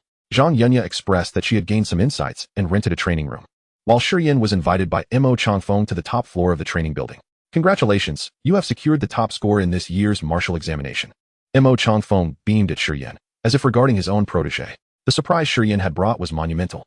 No wonder the schoolmaster had made 2 special efforts, once to present a sword, and once for the breathing technique. I am deeply grateful for your guidance, Master Mo, Shi Yan responded, understanding that the sword in his possession was no ordinary B-grade weapon. Zhang Yunya had previously hinted that the lava-devouring spirit sword was a growth-type weapon, particularly rare. His excellent performance in the examination had certainly contributed to this reward. The explosive flame 18 blades had similarly enhanced his capabilities significantly. There is no need for thanks. You are deserving of all that you possess, Mo Changfeng stated, producing a 10-centimeter-long orange-red crystalline rod and approaching a machine in the center of the training room. Come here. I shall now impart the breathing technique. Impart? Shi Yan queried, puzzled as he gazed at the semi-reclined machine adorned with various mechanical components. He had noticed this apparatus upon entering, but was unaware of its purpose. Indeed, this is a technique transmission simulation device. Given the high level of your breathing technique, for both your safety and to facilitate your learning, we have chosen not to provide you with the written materials directly, Mo Changfeng explained. This is a unique method of the extreme martial arts school, capable of encoding techniques into a memory crystal. which is then presented in the user's mind as a dreamlike experience, akin to being immersed in the scenario. This approach is far more convenient than reading and deciphering from books, and it offers greater clarity. However, each transmission incurs significant costs, typically reserved for S-level or higher techniques.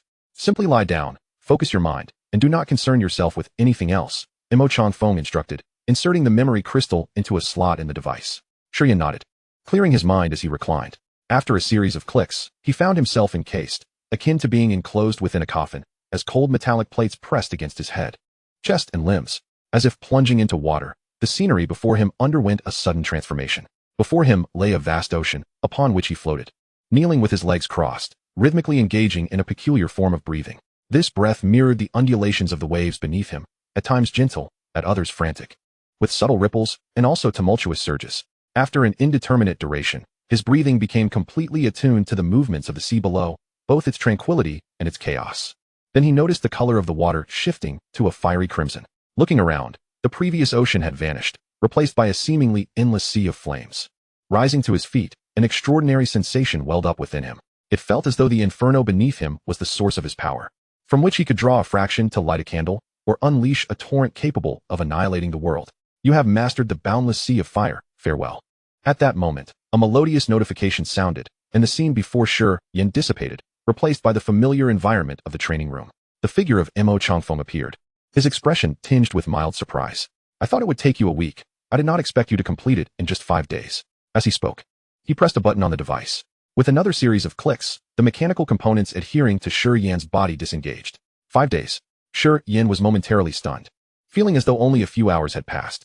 Just as he was grappling with his astonishment, a wave of weakness washed over him, as if he were on the brink of slumber. Your body is sustained by the nutrient solution, so there is no significant issue. However, your mental energy is severely depleted and requires rest to recover, Imo Changfeng explained, ushering Shi Yan promptly to the first floor.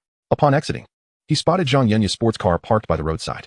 In the span of 5 days, she had emerged from her seclusion and had not abandoned him. Soon, Shi Yan entered the vehicle, and the red sports car vanished in a flash of crimson.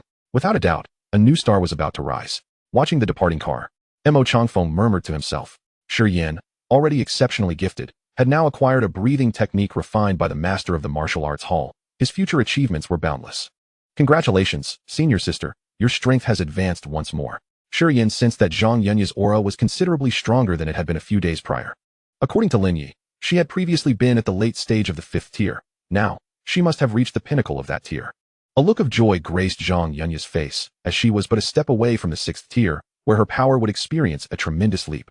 She possessed many formidable techniques that could only be utilized at the 6th tier. Otherwise, it would not have taken her such effort to slay a thunder-withering beast. Congratulations indeed. Your acquired breathing technique is enviable. Zhang Yanya revealed a hint of insider knowledge.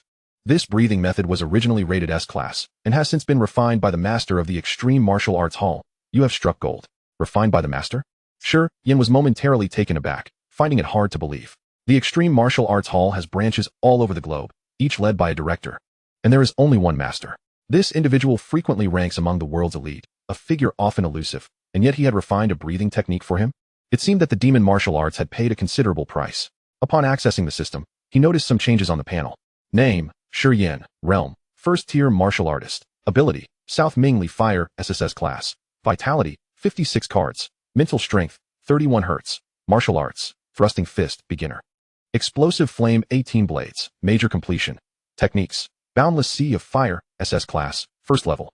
Martial virtue value, 2638. A new category for techniques had appeared, encompassing both breathing methods that absorb spiritual energy and body tempering techniques.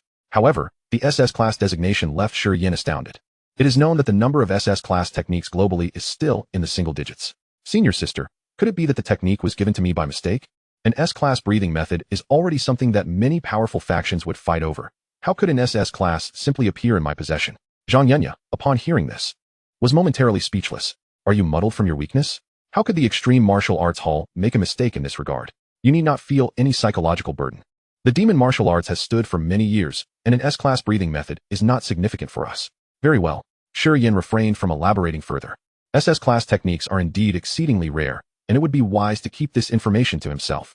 With that thought, he felt a wave of relaxation wash over him, and his head leaned against the seat, drifting into a deep slumber within seconds.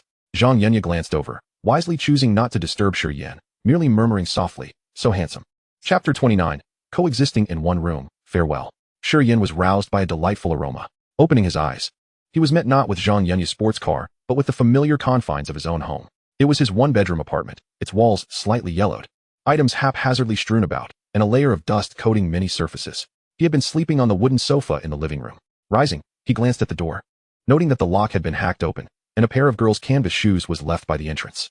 Suddenly recalling something, he hurried into the bedroom and found that the mattress had been replaced with a pink one, accompanied by a pink blanket, while his own belongings were neatly stacked in one corner of the bed. How audacious!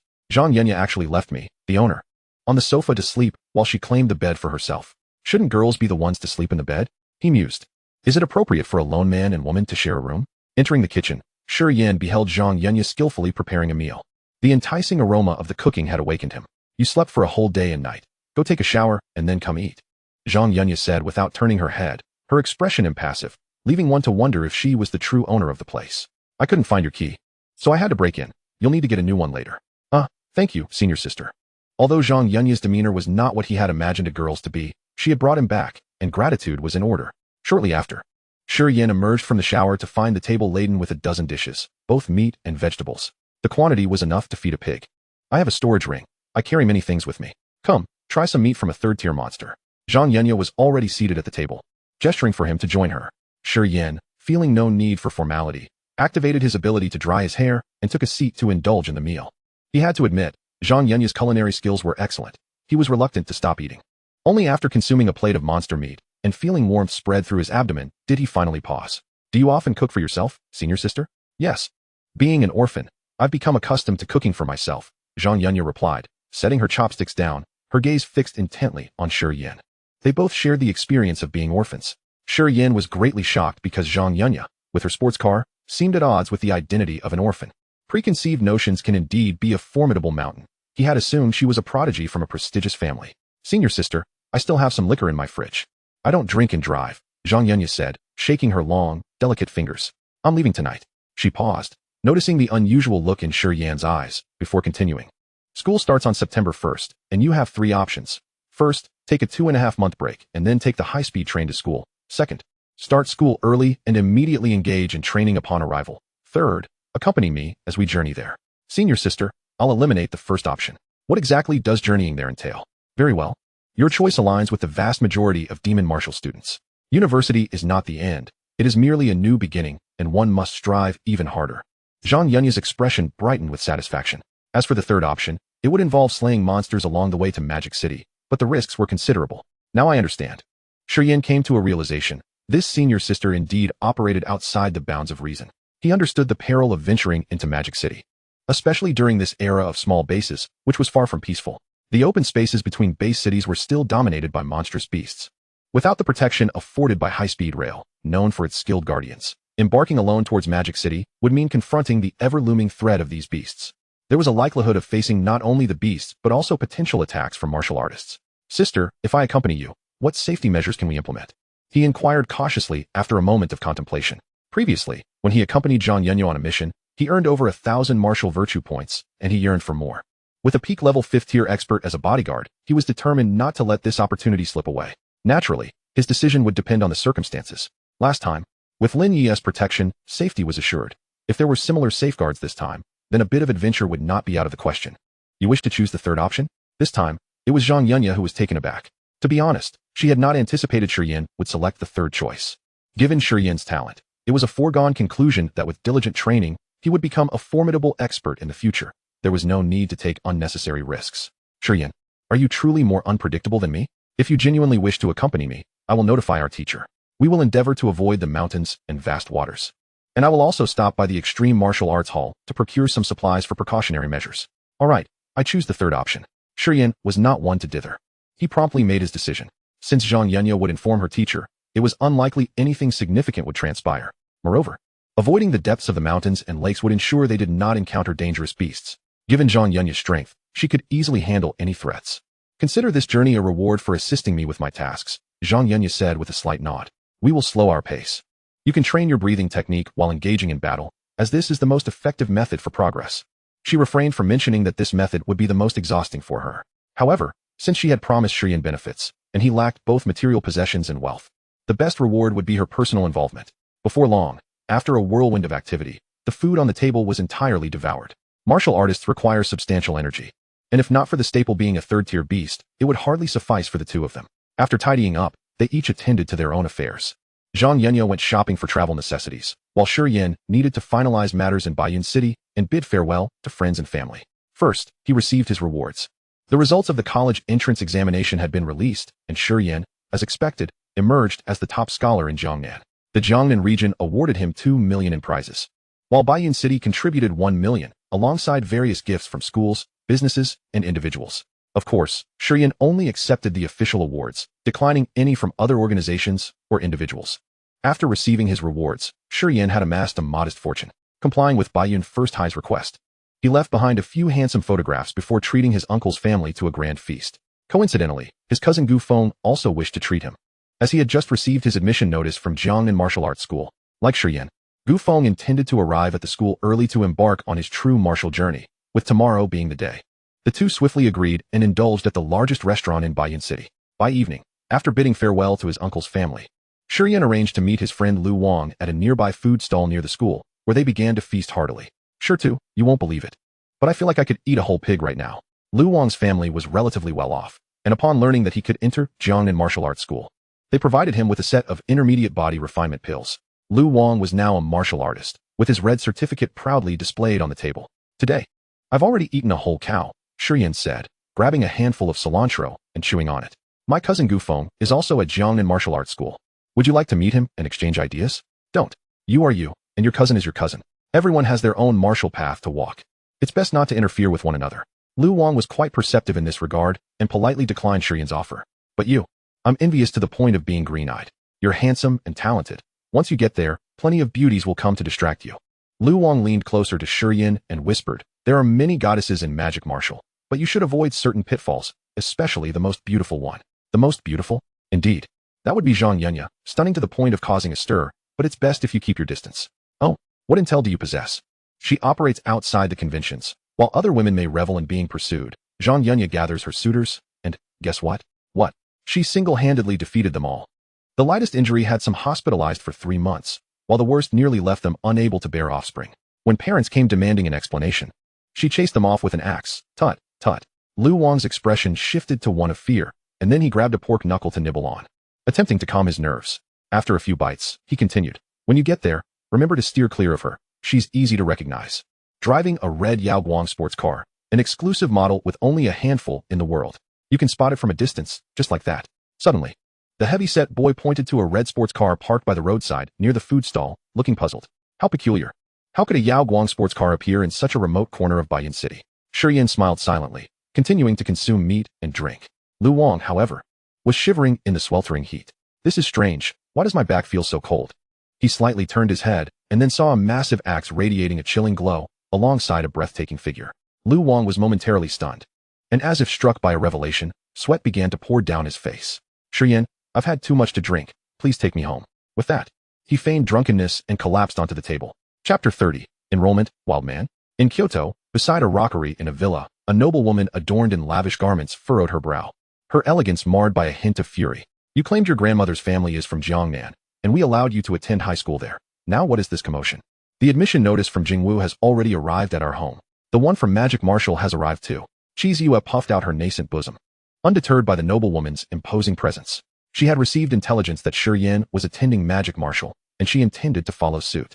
Throughout her life, she found her time with Shi Yan the most comfortable. At the entrance of the villa, a butler named Fu, dressed plainly, was sweating profusely, instinctively retreating outside the door. My lady, your mother is a being capable of dismembering an 8th-tier demon king. How dare you defy her? Upon Fu's exit, he caught sight of a middle-aged man lurking nearby, hesitant to enter. Master you. Hush, I'm just passing by. On the other side, the noblewoman narrowed her eyes, radiating an air of danger. Jingwu consistently ranks first in all subjects. How can it compare to the perennial second place of Magic Martial? Mother, I want to challenge myself. Perhaps I could even secure first place at Magic Martial. Chi Ziyue attempted to use Shi Yan as an example, but feared her mother might catch on. So she shifted the focus to herself. After all, it was now common knowledge that the second place from Jiangnan's examination surpassed the majority of perfect scores. Enough. Jingwu boasts numerous talented youths, many backed by substantial forces. Mingling with them would be beneficial for you. The noblewoman's expression turned grave, her tone leaving no room for dissent. Upon hearing the phrase talented youths, Shi Yan suddenly felt a surge of excitement, her eyes reddening. Mother, I will not go to Jingwu. Repeat that. Will you go or not? The noblewoman's voice deepened, and as she spoke, the previously clear sky suddenly darkened. Shi Yan was startled, tears streaming down her face. Yet she stubbornly lifted her delicate chin. I will not go. Very well, rebellion it is. The noblewoman, consumed by fury, struck down with a resounding slap. The ground trembled violently, clouds of dust billowing forth as the nearby artificial hill was reduced to mere powder, and the earth of the side courtyard lay shattered. A powerful tremor reverberated through the air, akin to an earthquake, triggering alarms throughout the vast estate of the Qi family. Qi Hong, your precious daughter is beyond my teaching. It falls upon you to educate her.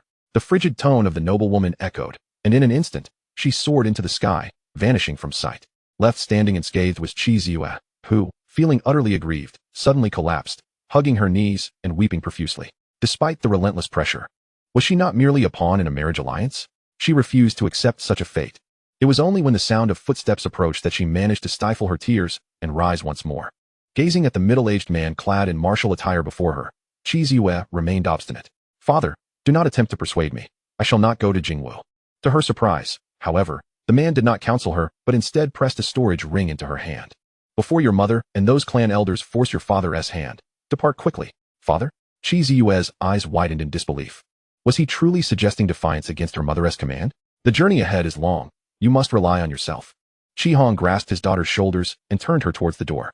Remember my words. If you do not grow strong, you will forever be a tool for others. Go swiftly. With that, he gave her a firm push. Shi Yan longed to look back, but ultimately held her ground, gritting her teeth as she fled through the door. Moments later, she vanished into the swirling dust. Fubo, I entrust her safety to you, Qi Hong said, wiping away the moisture at the corner of his eye as he issued his command. The humble elder outside acknowledged with a nod, his figure gradually fading from view. After a brief while, the previously enraged noblewoman descended from the heavens, landing beside Qi Hong. Hongge, do you think I have gone too far? Ouyang Xiong's gaze, which had once been stern, now softened with concern as she peered through the rising dust. Qi Hong shook his head slightly, and after a moment, he slowly uttered. In time, she will be grateful for your actions. Hongge, little U.S. stubbornness mirrors my own. Should we not train her to be more compliant? The September sun, having completed its scorching task, shed its fervor and flamboyance. The leaves, illuminated by its light, appeared even more profound and verdant, as if whispering that the tales of summer had not yet receded. The students gazed at the trees scattered throughout the campus, as if reflecting upon their own stories. They had all arrived with narratives of their own, firmly believing their tales would blossom here. September 1st marked the commencement of the academic year for most martial academies, including MOU. On this day, under the morning sun, new students began to pour into this legendary institution. Some came filled with yearning, others brimming with curiosity, while some skipped along with cheerful steps, humming a tune. After 3 years of relentless high school, barely scraping through with passing grades, they felt a deep-seated connection to their destinies, and now, at MOU, they would seek to meet new companions. Li Tao snapped his fingers, his body shaking slightly. A proud grin plastered across his face. This year's admission score for MOU was 618, and he had scored 619, just barely making the cut. Smack! A long hand landed on Li Tao's head, turning his expression into one of discontent. Sister, could you not grant me a little grace? I am now a national talent. He rubbed his head and glanced at the tall, short-haired woman beside him. His sister, Li Yuqing, one of MOU's senior goddesses, had a penchant for tormenting her brother. Stand straight before the gates of MOU. Li Yuqing, with her shoulder-length hair, exuded an air of tranquility and elegance, though at that moment, her demeanor was somewhat stern. The entrance of MOU was adorned with portraits, statues, and accounts of glorious deeds by numerous sages. Understood, sister, there are wildlings about. Suddenly, Li Tao spotted an oddly dressed individual, clad in animal skins, with long, unkempt hair and a bearded face. Even his shoes were crafted from animal hide. He resembled a true wild man who had emerged from the mountains. Smack! Li Yuqing slapped him again. Silence. Those who reach MOU are not to be underestimated. Moreover what? He inquired. He exudes a sinister aura. He must have returned from a bloody ordeal. Li Yuqing narrowed her beautiful eyes. Sensing that the beast-skinned man did not appear particularly formidable, yet the subtle scent of blood emanating from him was unmistakable, akin to someone freshly emerged from a slaughter. Li Tao quickly fell silent. Just then, the wild man turned and approached him. Hello, classmate. Could you direct me to the admissions office? Hello, I am not sure, but my sister knows. Li Tao felt a jolt of surprise, glancing at the man before him and his slightly reddened eyes, feeling as though he were being scrutinized by a beast. Shi Yan turned his head to observe the tall girl beside him. She is quite tall, nearly reaching 1.8 meters, just shy of my 1.83. Hello, senior sister, my name is Shi Yan. Could you please tell me how to get to the admissions office? Just go straight. You'll see an orange building about 400 meters ahead, Li Yuqing replied gently, pointing forward. Through the school gates, one could directly see the building. Shi Yan expressed his gratitude and then turned to leave. Shi Yan? That name sounds somewhat familiar, Li Tao remarked, as if recalling something. Li Yuqing's brows furrowed slightly, and then her expression shifted to one of astonishment. It's him, the most esteemed scholar in recent years. Oh no, sister, have I offended him? Chapter 31, Mission, Resources. Wildman. Shi Yan glanced at his own attire, which indeed appeared rather peculiar. However, there was little he could do, after 2.5 months of combat. The 10 sets of clothing he had prepared were reduced to tatters. The hides of magical beasts proved to be the most durable. Observing the curious glances cast upon him by those around him, Shi Yan paid them no mind, captivated instead by the grand gates of Mo Wu. They were unlike anything he had seen online. Witnessing them in person was an experience beyond words. The gates spanned 200 meters in a graceful arc, featuring 8 large and 9 smaller doors. Between the doors stood towering pillars adorned with images and reliefs. Shi Yan could vaguely perceive that the materials used for these pillars contained traces of magical beasts, reminiscent of the hides he wore. Shi Yan, Year 11 of the Revival Era, the first martial general of the Huaxia nation, led warriors to defend the capital for 5 years before sacrificing himself during the first onslaught of the gold-eating rat horde. Shi Yan glanced at the inscription beneath the relief, feeling an inexplicable heaviness in his heart. Zhu Juanrong, Year 17 of the Revival Era, the first sword king of Huaxia, slew countless demons and perished during the first retreat from the demon city. Yang Feng, Year 7 of the Revival Era, the first martial emperor of Huaxia, the first to drive magical beasts into the mountains, guarding the 10,000 great mountains for 30 years, and sacrificing himself during the second uprising of the magical beasts in the 10,000 great mountains. Qiu Xianlin, Year 127 of the Revival Era, a mid-stage martial emperor of the 9th rank, a master of machinery and supernatural abilities, led 10 disciples to fend off the beast tide at the Jinling Bay City in the year 187, before succumbing to injuries. The deeper Shi Yan ventured, the more he discovered, and the heavier his heart grew. This served as a microcosm of Huaxia's struggle from the chaotic era to the small base city era, a testament to countless tales of heroism and sacrifice. Upon passing through the thick gates, those figures faded from view, leaving behind a crimson inscription carved upon a massive stone. What has been lost in mountains and rivers, we shall reclaim in this generation. It resonated like a longing, yet also like a solemn vow. As Shi Yan surveyed his surroundings, he noticed many new students passing by the giant stone, their expressions transforming. Indeed, the era of small base cities was not merely about driving magical beasts into the deep mountains and swamps. It signified Huaxia's loss of its mountains and rivers. Perhaps, reclaiming the mountains and rivers was the mission of the warriors of this age. Shortly thereafter, Shi Yan arrived at the admissions office, where he encountered the long-anticipated Guda. Your appearance is quite distinctive, Good half-jokingly remarked, gesturing towards the nearby chair, inviting Shi Yan to take a seat. And what of Zhang Yunya? Why wasn't he able to escort you back to school? He had already been informed by Zhang Yunya that the two had returned from their adventure on foot. Initially, he had opposed the idea, considering Shi Yan to be an exceptional talent. However, in the end, Director Fong asserted that without a degree of pressure, true growth would not occur. Thus he had no choice but to allow the two to traverse back from that direction. Senior sister went to repair the car, Shi Yan replied, a glimmer of fear evident in his eyes. Their journey from Baiyun City had begun smoothly. He was able to cultivate while applying his skills in real combat. Yet, the latter half of the journey took a turn for the worse, encountering either formidable demonic beasts or overwhelming hordes of creatures, and inexplicably offending 3 groups of martial artists, resulting in a relentless chase spanning over 100 miles. Fortunately, they managed to navigate through the ordeal unscathed. As for Zhang Yunya's sports car, it had been damaged during the pursuit. Repairing the car? Good rose, his expression darkening. That limited edition sports car could withstand attacks from 4th-level demonic beasts and boasted a low-altitude flying speed comparable to that of 5th-level avian monsters. Given Zhang Yunya's strength, the car's damage indicated that they had likely encountered an attack from a 6th-level beast or perhaps martial artists. Regardless of which scenario it was, it represented a grave concern, and he had received no news of it. Absurd. Utterly absurd. He had anticipated Zhang Yunya's unreliability, but not to such an extent. In the face of danger, one should immediately call for assistance, yet Zhang Yunya remained silent. Preposterous. Shi Yan, from now on, you must keep your distance from Zhang Yunya. Good wiped his forehead, relieved that Shi Yan had safely arrived at Magic Martial. Had anything happened to Shi Yan, he would have been rendered obsolete as the admissions director. Mr. Gu. You cannot blame senior sister. It was actually my request for her to bring me along, Shi Yan said, sensing the reproach in Good's words. He offered an awkward smile, unwilling to let Zhang Yunya take the blame. This journey had been quite rewarding for him.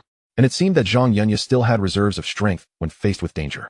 As the current leader of Magic Martial, Shi Yan had not witnessed her reveal any of her hidden capabilities. You need an advocate for her. I can make my own judgments. Now, let us continue. Good waved his hand, steering the conversation away from Zhang Yunya. We have 4 major divisions: the Mechanical Division, the Divine Shield Division, the Tactics Division, and the Combat Division. You will select one of these. Have you familiarized yourself with their characteristics beforehand? I have heard of them. Please, Mr. Gu, elaborate on the features of the 4 divisions. Shi Yan replied. He had perused information online, but for a thorough understanding, the instructors at Magic Martial were undoubtedly the most knowledgeable. Good smiled with satisfaction. Having met Shi Yan only briefly, he could already perceive a sense of responsibility and humility in his character, truly deserving of the effort he had expended to recruit him. The names of the 4 divisions themselves reveal their respective focuses. The Mechanical Division delves into the fusion of abilities and machinery, which you can dismiss for now. Next, the Divine Shield Division, primarily focused on defense, is not particularly suited to you. I will emphasize the latter two. The Tactics Division, as the name suggests, study strategies. However, the scope of tactical research at Magic Martial is vast, encompassing anything that can form part of a strategy, unless it is an exceptionally distinctive ability, in which case it would be categorized under the Tactics Division. The final division, the Combat Division, is equally extensive, covering not only combat techniques, but also how to generate combat power before and after battles, the interactions of abilities, and weapon usage.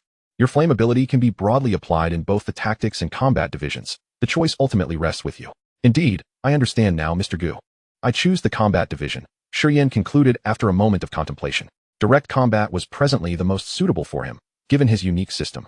The Combat division is an excellent choice. As an exceptional student of Magic Martial, you can select a mentor to guide you individually. Good secretly hoped that Shi Yan would choose the Tactics division, as his high-level flames could wield significant influence in many battles. Nevertheless, each individual has their aspirations, and he could not intervene in the student's choice. I will provide you with some materials shortly, from which you may select a mentor. Of course, the mentor must be willing to accept you as a disciple, otherwise, you will need to choose again. Thank you, Mr. Gu, Shi Yan replied. Come with me to the materials building. I will issue your supplies, Good stated as he stood. He intended to fulfill all the promises made to Shi Yan that day. Thank you for your assistance, Mr. Gu, Shi Yan expressed, feeling a surge of anticipation. He understood that the supplies referred to the credits, bonuses, body refinement elixirs, and so forth that Zhang Yunya had previously mentioned. He was particularly eager to see how much his strength would increase after consuming the high-grade body refinement elixir. Chapter 32, Settling in, a Common Enemy. With Good's guidance, matters were swiftly concluded. Shi Yan not only received his supplies, but also completed his registration. He soon found himself in the dormitory area. Magic Martial was expansive, covering a vast area of 30 square kilometers, and naturally, the student housing was equally substantial. Without delving too far, the villa he was assigned, including the yard, spanned at least 3,000 square meters. The villa was a circular, composite structure, accommodating 4 individuals, with 2 independent rooms on each of the 2 floors, and a communal hall in between. Upon entering, Shi Yan discovered that aside from the furniture, the interior was largely empty, indicating that his roommates had yet to arrive. This was to be expected. He had received special treatment, thus his arrival was expedited. After a brief glance, he opted for the upper right room. Although termed a room, it was exceedingly spacious, comprising a bedroom, a meditation room, a training room, a washroom, a kitchen, and a storage room, far surpassing the conditions of his previous residence in Baiyun City. Of course, Magic Martial had also provided him with a villa in Baiyun City, but construction had only just commenced. Instead of ascending the stairs immediately, Shi Yan activated the smart watch he had just received, and a blue holographic interface appeared. This was a smart watch accessible to all students of Magic Martial, equipped with numerous functionalities such as communication, location tracking, and health monitoring, as well as the ability to shop. His current task was to purchase several durable outfits. After a series of transactions, 1/3 of the 10,000 credits provided by the school had been spent. No wonder it was said that the wealthy dominate martial arts. A few sets of clothing amounted to over 800,000 Chinese yuan. Shi Yan couldn't help but reflect on the expense, considering that these were merely practical garments, not luxury items. Should he wish to acquire even higher-end apparel in the future, he wondered how many credits that would consume. Having successfully placed his order, he now awaited the delivery of his package. After several minutes passed without any sign of the package, he received a phone call instead. Cousin, the personnel from the Extreme Martial Arts Academy are here installing emergency equipment and delivering a plethora of defensive supplies to my parents. Is this your doing? It was his cousin Gu Feng, his tone laced with curiosity and surprise. The actions of the Extreme Martial Arts Academy clearly indicated that they were incorporating his family into their safety net, and the level of protection was quite substantial. They're quite efficient, aren't they? This is a reward from Magic Martial, an A-level proactive security measure, Shi Yan replied, not intending to conceal anything. His uncle's family would need some preparation, But he hadn't expected Magic Martial to act with such alacrity, opting for the best option available, the Extreme Martial Arts Academy. This meant that for the foreseeable future, he and Gu Feng would have little to worry about. A-level? That's extraordinarily valuable, Gu Feng exclaimed in shock. The cheapest options were already in the million range, and those from the Extreme Martial Arts Academy were even pricier, at least 3 times the cost. Cousin, we can't let you bear this alone. I still have some scholarship funds. Consider this security measure my contribution, Gu Feng insisted. Enough of that. Your scholarship should be reserved for your own use, Shi Yan interjected, refusing to accept his cousin's money, especially since it was a gift from Magic Martial. Your brother is not lacking in this regard. Focus on your training, and I hope to see you at the National Freshman Competition. The grand competition for new students is held annually on November 25th. According to Zhang Yunya, this event aims to inspire newcomers, allowing them to undergo their first transformation more rapidly and significantly. Typically, the competition begins within the school, and only those who rank at the top are selected to advance to the national stage. With Gu Feng's prowess, it remains uncertain whether he can stand out from Jiangnan Martial Arts School. I sincerely hope to reunite with my cousin. Gu Feng felt a wave of excitement at the thought of the national competition. The prospect of making a name for himself in such a prestigious event was exhilarating. After chatting for a while longer, the call ended, and at that moment, Shi Yan's package arrived, delivered by a highly intelligent robot. It even provided Shi Yan with some important pointers for new students. After bidding farewell to the robot, Shi Yan intended to return to the villa, but unexpectedly encountered an acquaintance. Well, perhaps not an acquaintance, but rather Li Tao, whom he had previously asked for directions at the school gate. What a coincidence! Li Tao stood there momentarily stunned, glancing again at the villa number, which indeed was No. 9 in Area A. It is often said that once one enters the realm of magic and martial arts, everything starts anew, with no distinction in status. However, this seemed excessively fair. A mere student who barely made the cut was now sharing a dormitory with the top scorer. Sure. I must apologize for my earlier comments when I referred to you as a wild man, Li Tao said, somewhat sheepishly, praying that Shi Yan would overlook his previous transgression. After all, he considered himself merely a foodie, utterly unworthy of competing with a top scholar. Not a problem, Shi Yan replied with a slight smile, clearly unfazed. And he opened the villa door, inviting Li Tao inside. Li Tao, a local from Magic City, what a pleasure to become your roommate. Li Tao stepped forward, offering to carry a box for Shi Yan, a look of relief washing over his face. It was a relief that Shi Yan seemed unconcerned. After all, this was a martial arts university, and sparring among students was commonplace. His greatest fear was that Shi Yan might use it as an excuse to give him a thorough thrashing. Am I quite well known? Shi Yan inquired, surprised that his reputation had reached Magic City. Well, sort of, Li Tao replied, although he was not truly familiar with Shi Yan. His sister had conducted a background check on the new students at Magic Martial Arts School, fearing he might attract the attention of some formidable individuals. Naturally, someone like Shi Yan, who had achieved the top score, was a focal point of concern. Ah, I see. Shi Yan discerned that he was not genuinely famous, merely noticed by a select few due to his status as the top scorer. The two lapsed into silence as they traversed the courtyard. However, just as they were about to cross the threshold into the villa's main hall, a gust of wind swept past, transforming into a somewhat frail young man. The bespectacled youth, of a height comparable to Shi Yan's, bore an anxious expression, his thick beard resembling a smear of black ink. I apologize, but I have a cleanliness obsession. No one not residing in this dormitory is permitted to enter, the bespectacled young man stated. His eyes behind the glasses filled with disdain and trepidation as he scrutinized Shi Yan's attire made of beast hides. How polite of you, however. My dormitory is indeed right here, Shi Yan replied, shaking his head and gesturing for the young man to step aside, offering a gentle reminder. Choosing the path of martial arts may require you to overcome your cleanliness obsession. I fear it may be insurmountable, the bespectacled youth retorted, raising a hand to block Shi Yan's way. I believe you are indeed from this dormitory, but I recall that new students are allowed to change dorms. The implication was clear. He wished for Shi Yan to vacate the premises. The tone suggested that should Shi Yan refuse, he might face some unpleasantness. Come now. Let's keep the peace. Harmony breeds prosperity, Li Tao interjected hastily, sensing the tension. We are all roommates here. We will see each other often. So let us discuss things amicably. Although Shi Yan may not recognize the bespectacled youth, he certainly did. This was the Iron Fan young master, Ding Lu, who, though not the top scorer, had still amassed a commendable score of over 900. He ranked 19th on his sister's list of individuals to avoid provoking. If these two were to clash, it would surely wreak havoc in the villa. Freshly appointed, and he hadn't even had the chance to explore it yet. No, my fellow student, let me clarify. In the martial arts world, discussions will yield to the language of fists, Ding Lu asserted, demonstrating a certain level of camaraderie as he imparted a lesson to Li Tao. Upon hearing this, Shi Yan understood that civility was no longer an option. He set down the items he was holding, stepped into the courtyard, and turned to face Ding Lu. I offer you a chance. If you can take me down in 1 minute, you may have your way. Otherwise, you will heed my words. 3 seconds is all I need to send you to the infirmary. Ding Lu retorted, incensed, unleashing his wind-based ability as he dashed toward Shi Yan. His palm transformed into a blade, aimed at Shi Yan's neck. Yet, Ding Li's strike did not find its mark. Instead, he felt a tightening sensation at the back of his neck, followed by a dizzying whirlwind as he was thrown to the ground. "Ah!" Ding Li shrieked, the pain in his face secondary to the unsightly dirt and grass clinging to him. In a fit of rage, he activated his abilities to retaliate against Shi Yan.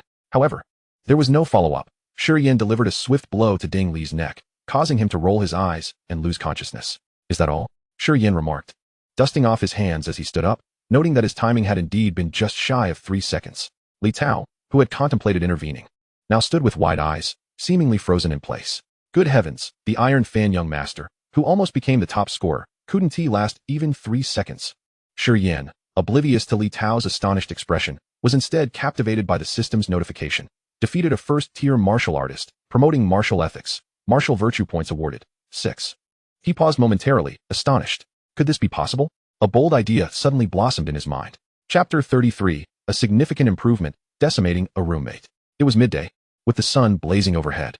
At this moment, Shi Yan had donned new attire, a simple short-sleeve shirt and casual pants, and had prepared an abundant feast in the living room. Indeed, a sumptuous spread ordered with his academic credits. It must be noted that the Magic Martial Arts School was exceedingly generous in terms of food. This table was laden with dishes made from first-tier monster meat, worth no less than 10,000 yuan, yet he had only spent 20 credits. Gulp. Li Tao stared at the feast before him, unconsciously swallowing hard. Having a roommate like Shi Yan was nothing short of bliss. Simultaneously, he felt a twinge of envy. While others entered school with nothing, Shi Yan had credits to spend. It is essential to understand that in the realm of magic martial arts, money held little value. Academic credits were the true currency. For instance, the dishes before them could not be purchased even with money. "Don't worry, Ding Lu will wake up soon," Shi Yan indicated toward Ding Lu, who lay sprawled on the sofa like a defeated dog. The grandeur of the feast was primarily prepared for Ding Lu, to feed him before delivering another beating. Just as he finished speaking, Ding Lu sprang up from the sofa. After surveying the surroundings, his gaze locked onto Shi Yan, anger and humiliation flooding his mind. "I know you are defiant. With the glasses present here, let us wait until we are well fed before we spar," Shi Yan proposed calmly, gesturing toward the table. "Defiance can easily be quelled. Just defeat you until you concede," Ding Lu shot back, angered as he picked up the glasses from the table. However, upon noticing the dirt on them, his face paled, and fear welled in his eyes. "What a stroke of luck."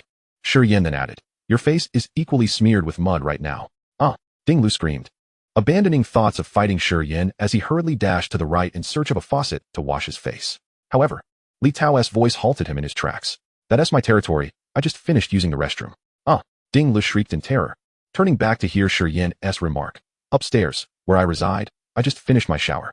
"No." In the end, Ding Lu screamed as he bolted into the kitchen to begin washing his face. Shi Yan and Li Tao exchanged glances, realizing that this young man's obsession with cleanliness had reached an advanced stage. After what felt like an eternity and having wasted 3 tons of water, Ding Lu finally emerged, his gaunt face flushed red. "I will never forgive you. First, let us eat," Shi Yan declared, already picking up his chopsticks. "Do not eat. Go out and fight now." Ding Lu bellowed. "Braised pig trotters, from a level 1 pig demon. I want to eat. Honey glazed golden rat, level 1 rat demon. I want to eat. Golden fried bear paws, crafted by a peak level 1 bear demon. Truly enticing." A few minutes later, Ding Lu gnawed on a rib and remarked, "In truth, I harbor no animosity towards Shi Yan. It is merely my obsessive-compulsive disorder at play." Moreover, after a period of grooming, Shi Yan had transformed into a clean and handsome figure, alleviating much of Ding Lu's discomfort. Before long, a feast sufficient to satiate 10 ordinary individuals vanished into the stomachs of the 3. Shi Yan and Ding Lu were nearly equal in consumption.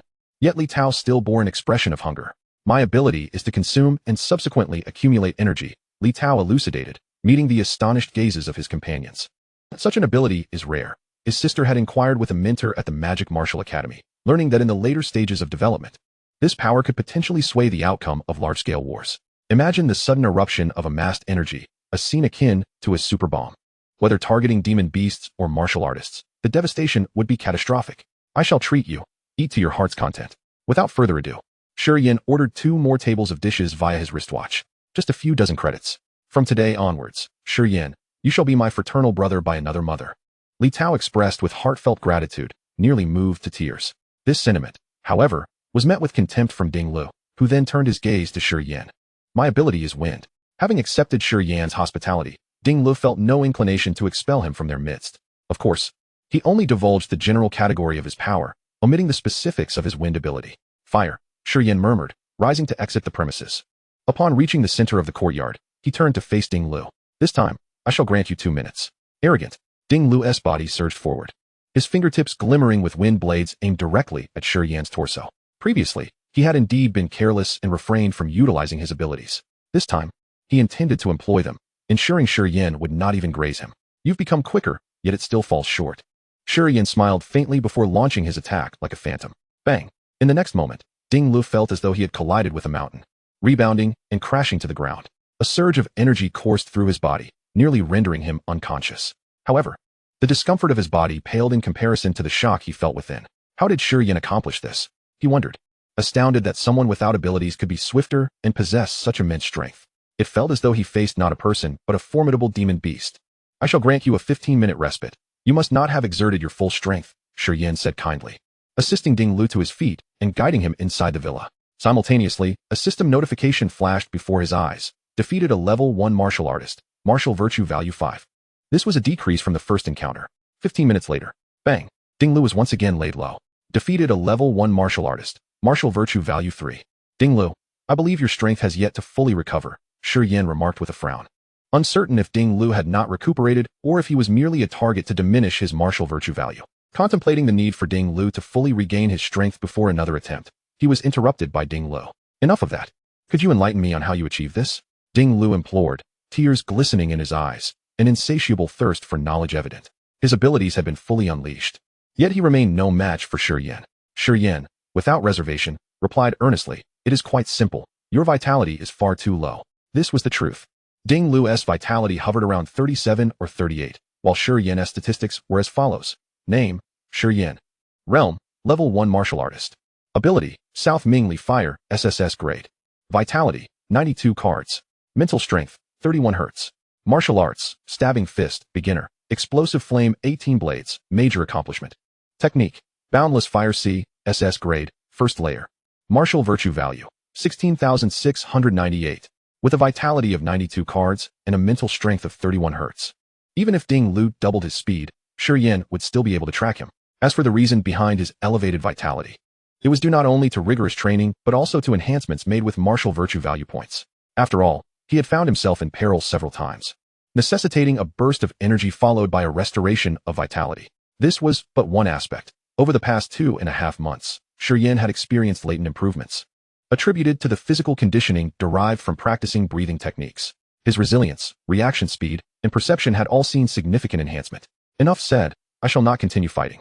You are the leader of the dormitory, Ding Lu grumbled as he rose, limping towards the villa. Continuing would only lead to further embarrassment.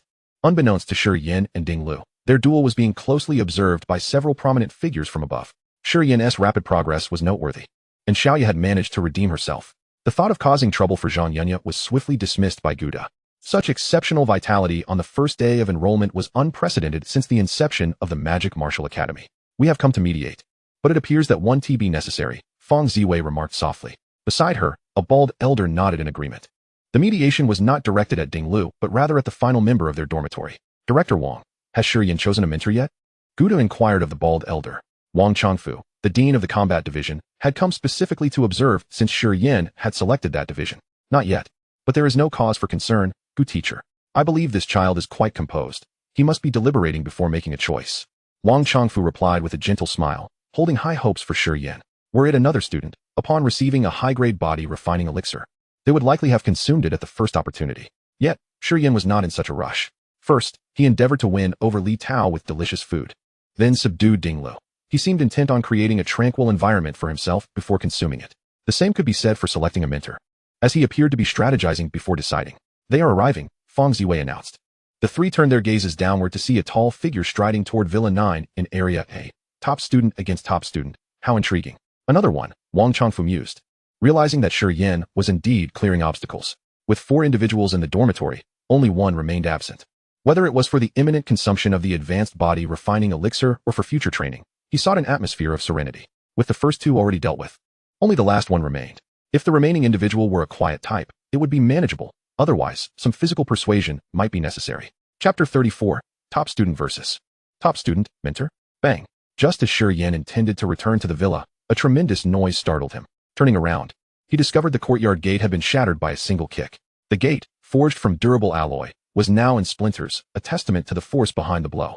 A slight shift in his gaze revealed a towering young man, standing nearly 2 meters tall. He sported a buzz cut, his body brimming with explosive muscles, as if his tank top could hardly contain him. His brows arched like swords, exuding an aura of authority and intimidation. Holy moly, it's Lei Gang. Shi Yan. Quickly hide. Li Tao, having just finished a hearty meal, warned Shi Yan. Like Shi Yan, Lei Gang was also a top student, ranked first on his sister Li Yuqing's list of individuals not to provoke. This was due not only to his formidable strength, but also to his notoriously volatile temper. He would resort to violence at the slightest provocation, often eager for a fight regardless of the circumstances. Shi Yan, reading the expression on Li Tao's face, recognized that this giant was not to be trifled with. Indeed, upon sensing the aura around Lei Gang, he estimated his vitality to be around 60 cards. He surmised that few newcomers could reach such a level of vitality. Brother Shi, heed my advice. He possesses an S-grade golden bear ability. We should summon a teacher. Li Tao was in a state of great anxiety. Lei Gang had a history of injuring classmates, and he certainly did not want to see Shi Yan hospitalized. The golden bear's abilities were exceptionally formidable. Even though Shi Yan possessed an S-class supernatural power, it would likely be insufficient to breach Lei Gang's defenses. In terms of sheer strength, Lei Gang's imposing physique and the menacing aura he exuded suggested he was far superior to Shi Yan. The golden bear, Shi Yan mused, raising an eyebrow. It was a creature mentioned in his textbooks, representative of powerful and ferocious beasts, resistant to blades and imbued with immense strength. It was a nightmare for many martial artists. Indeed, Lei Gang's possession of such abilities would instill fear in the hearts of most. However, to Shi Yan, he merely appeared as a walking punching bag. Who are you? And why have you destroyed the door to my dormitory? Shi Yan advanced rather than retreating, gesturing to Li Tao and Ding Lu behind him to remain still. Your dormitory? Lei Gang's voice thundered as he scrutinized Shi Yan, then shifted his gaze to the visibly anxious Li Tao and the just arriving Ding Lu. No, it is my dormitory. If you have the guts, acknowledge me as your leader, and those two can leave immediately. Shi Yan furrowed his brow, halting in his tracks, his gaze slightly elevated. I'm asking you a question. Are you deaf? What did you say? Lei Gang paused, staring down at Shi Yan as if he were witnessing an odd phenomenon. Was there truly someone daring enough to speak to him in such a manner? Without any intention for idle chatter, he lunged forward, his fist, the size of a sandbag, aimed directly at Shi Yan's face. Shi Yan's expression turned icy. In comparison, Ding Lu was far more courteous. In the next moment, he suddenly ducked, evading the punch, then seized Lei Gang's arm with hands that felt like iron clamps and swung him around. Boom. Lei Gang's towering form crashed to the ground. Boom. Shi Yan maintained his grip on Lei Gang's ankle, continuing to slam him down. Boom, boom, boom. The courtyard vibrated incessantly as the grass was torn apart and dirt flew in all directions. Bang. Finally, Shi Yan released him, and Lei Gang's body collided with the courtyard wall, coming to a halt. Defeated a first-tier martial artist. Martial virtue value 9. Indeed, the stronger the opponent, the greater the martial virtue value earned. Gulp. Li Tao and Ding Lu swallowed audibly, their eyes wide with disbelief. They glanced at Shi Yan and then at the corner where Lei Gang lay, momentarily speechless. Particularly Ding Lu, who was both astonished and sweating profusely. It turned out that Shi Yan had barely exerted himself in their earlier scuffle. Now he could only think one thing. Thank you for sparing my life. Not just the two of them, but the prominent figures hovering above exchanged glances. Wasn't this supposed to be a battle of champions? To be honest, I underestimated Shi Yan. I shall reward Xiaoya when she returns to school, Guda remarked. A person who had just emerged from the examination hall could not possibly possess such strength. Just from Shi Yan throwing Lei Gang around, he discerned that Shi Yan's capabilities, perception, skill, control, and reflexes had nearly reached the limits of this level. A person fresh from the examination hall could not have such abilities. It was evident that Zhang Yunya had imparted much knowledge to Shi Yan during the past 2 months. Having spoken, he intended to descend and check on Lei Gang, but was halted by Feng Ziwei. No rush, it is not over yet. As she spoke, they witnessed Lei Gang, propped up, slowly rising from the ground. His tall frame was disheveled, his clothes torn, and his face bruised. Pain flickered in his eyes. Yet more so was an unmistakable exhilaration. You are quite formidable. You are worth my full effort, Lei Gang said, wiping the blood from his mouth and nose, brushing off the dirt from his clothes as he approached Shi Yan. I am Lei Gang, also from this dormitory, but only one can be the leader.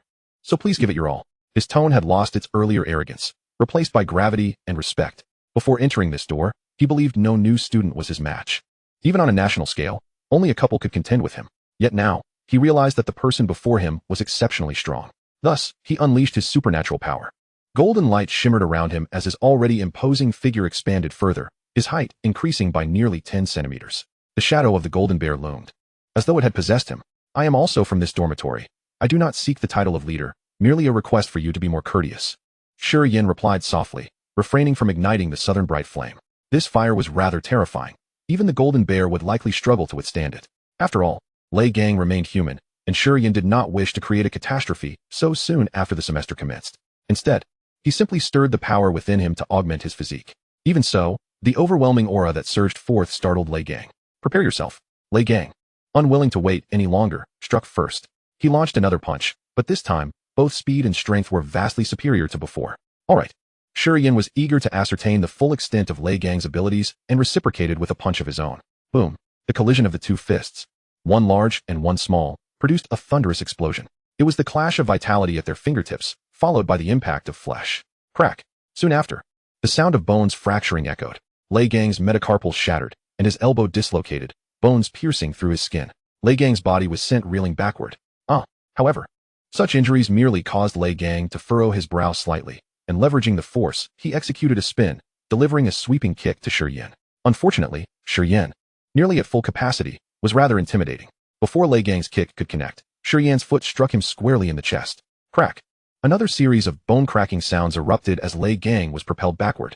Yet just as he prepared to land, an unseen force caught him. Simultaneously, 3 figures descended behind Lei Gang. Slap. Gouda delivered a resounding slap to the back of Lei Gang's neck, instantly nullifying his supernatural abilities and rendering him unconscious.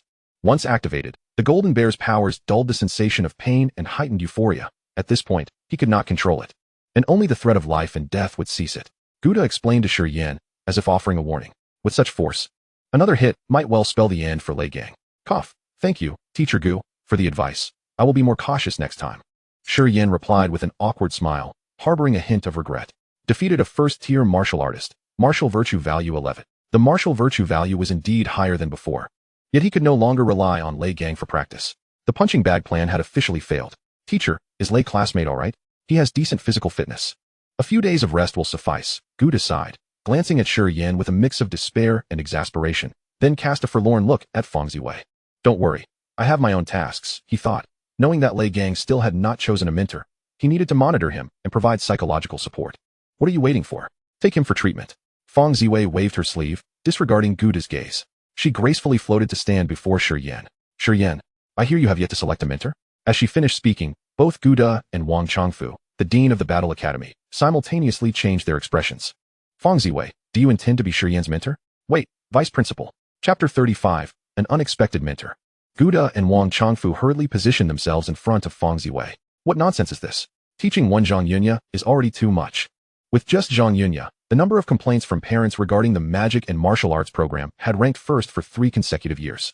While much of it stemmed from Zhang Yunya's individual conduct, as a mentor, Feng Ziwei undoubtedly bore substantial responsibility. If Feng Ziwei were to teach Shi Yan, judging by Lei Gang's unfortunate fate, it could be inferred that the magic and martial arts program would not only face parental complaints, but might even attract the attention of the Bureau of Demon Suppression. What? Do you intend to stop me? Feng Ziwei cast a casual glance, causing both men to shiver. In terms of status, the position of vice principal surpasses that of the 2 individuals present. In terms of strength, Feng Ziwei is a peak martial king, while Wang Changfu stands merely at the late stage of the 8th rank, and Gouda is only at the 7th rank. Gouda dared not voice his opinion, and it was Wang Changfu who finally gritted his teeth and said, Vice Principal Feng, I believe you are not suited to teach Shi Yan. After all, you will be retiring after Xiaoya graduates, and Shi Yan's ability is fire-based, which does not quite align with yours. He could only express this. And indeed it was the truth. Feng Ziwei was already 80 years old and should focus her thoughts on breaking through her current realm. Though a martial king can live for a long time, Feng Ziwei has been stuck at this level for 3 decades. If she does not devote herself to quiet cultivation soon, it is unlikely she will ever enter the realm of a martial emperor in this lifetime. Come now. Abilities are abilities, and teaching is teaching. Is there truly a significant connection between the two? Feng Ziwei retorted, leaving Wang Changfu momentarily speechless. As a teacher at a prestigious global academy, he certainly understood that a teacher's abilities merely served as a supplement. The most critical aspect is the method and approach to teaching. This is precisely what he feared most. Just as he was about to seek further justification, Feng Ziwei continued. Rest assured, I will only teach for 1 academic year. Once Ming returns, I shall pass my responsibilities to her. What? Wang Changfu and Gouda exclaimed in surprise, followed by expressions of joy. Meng Xian, the senior sister of Zhang Yunya, is also one of Feng Ziwei's disciples, and notably the only one to surpass her mentor. It is said that her strength had already exceeded that of her teacher 3 years ago, originally a teacher at the Magical Martial Academy. She had taken on a mission in Australia 5 years ago. Following the resurgence of spiritual energy, Australia became a land plagued by a terrifying number of monsters. With few humans remaining, those who could escape did so, leaving it a desolate wasteland and a paradise for beasts. Only after global martial artists gradually grew stronger and established a foothold did various nations begin to take notice of that region. With Meng Xian returning, it is likely that the Huaxian nation has already secured its position in Australia. It wouldn't be long before Australia could be renamed Nanjian Continent. This is a side note. Meng Xian's return to the Magical Martial Academy undoubtedly adds a powerful trump card, making it an indomitable force. Furthermore, Meng Xian possesses an S-rank fire ability, making her the perfect mentor for Shi Yan. Indeed, you can now rest easy, Feng Ziwei nodded. Then turned her gaze to Shi Yan. Shi Yan, I am Zhang Yanya's mentor, and also the vice principal of the Magical Martial Academy. Do you wish to become my disciple? The sudden inquiry left Shi Yan momentarily stunned. After hesitating for merely a fraction of a second, he replied, I am willing to be a student. He then performed a deep bow. Who would refuse such an opportunity? Not only had Feng Ziwei greatly aided him with the breathing technique he had received, but here was a vice principal standing before him, offering to take him as a disciple. He could not turn her down. Beyond her title as vice principal, she was also a formidable martial king. The experience gained from reaching this level would provide him with ample knowledge for a long time to come. At the entrance of the villa, Li Tao and Ding Lu observed this scene, their eyes instantly glistening with envy. The appearance of a school authority not only failed to reprimand Shi Yan for hurting someone, but also resulted in Shi Yan being taken under her wing. Who could bear such a sight? Especially when the one taking Shi Yan was none other than Feng Ziwei. What kind of person is Principal Feng? She has taken on 8 disciples, each more formidable than the last. Notably, Meng Xian not only achieved the rank of Martial Emperor, but also became so powerful in Australia that no one dared to challenge her. Prior to entering the Magical Martial Academy, they had done extensive research, hoping to become disciples of Vice Principal Feng. If that failed, they would settle for being a disciple to her disciples. Unfortunately, the dream scenario unfolded for Shi Yan instead. All along, she hadn't even glanced in their direction. Very well, from now on, you shall be my 9th disciple. Accept this gift. Feng Ziwei, her heart filled with joy, presented him with a bronze ring. This was a spatial ring, one that could scarcely be purchased with money outside. Upon its appearance, even Guda and Wang Chongfu exhibited a glimmer of envy. Thank you, teacher. Shi Yan, unaware of the ring's true worth, assumed it must be valuable, for it was given by a martial king and could not possibly be trivial. As he received the ring, he felt a slight heaviness in his hand, further affirming his thoughts. For the next 3 days, while I am away from the Magical Martial Academy, take the time to familiarize yourself with the school. Report back to me in 3 days. Feng Ziwei nodded in satisfaction before soaring into the air and vanishing from sight. Shi Yan, this is Wang Chongfu, the dean of the combat division. He has something to discuss with you, Guda introduced, casting a significant glance at Wang Chongfu. While they could not openly contradict Feng Ziwei, they could still exert some influence over Shi Yan. Student Shi Yan greets Dean Wang. Shi Yan maintained the appropriate level of respect, bowing to Wang Chongfu.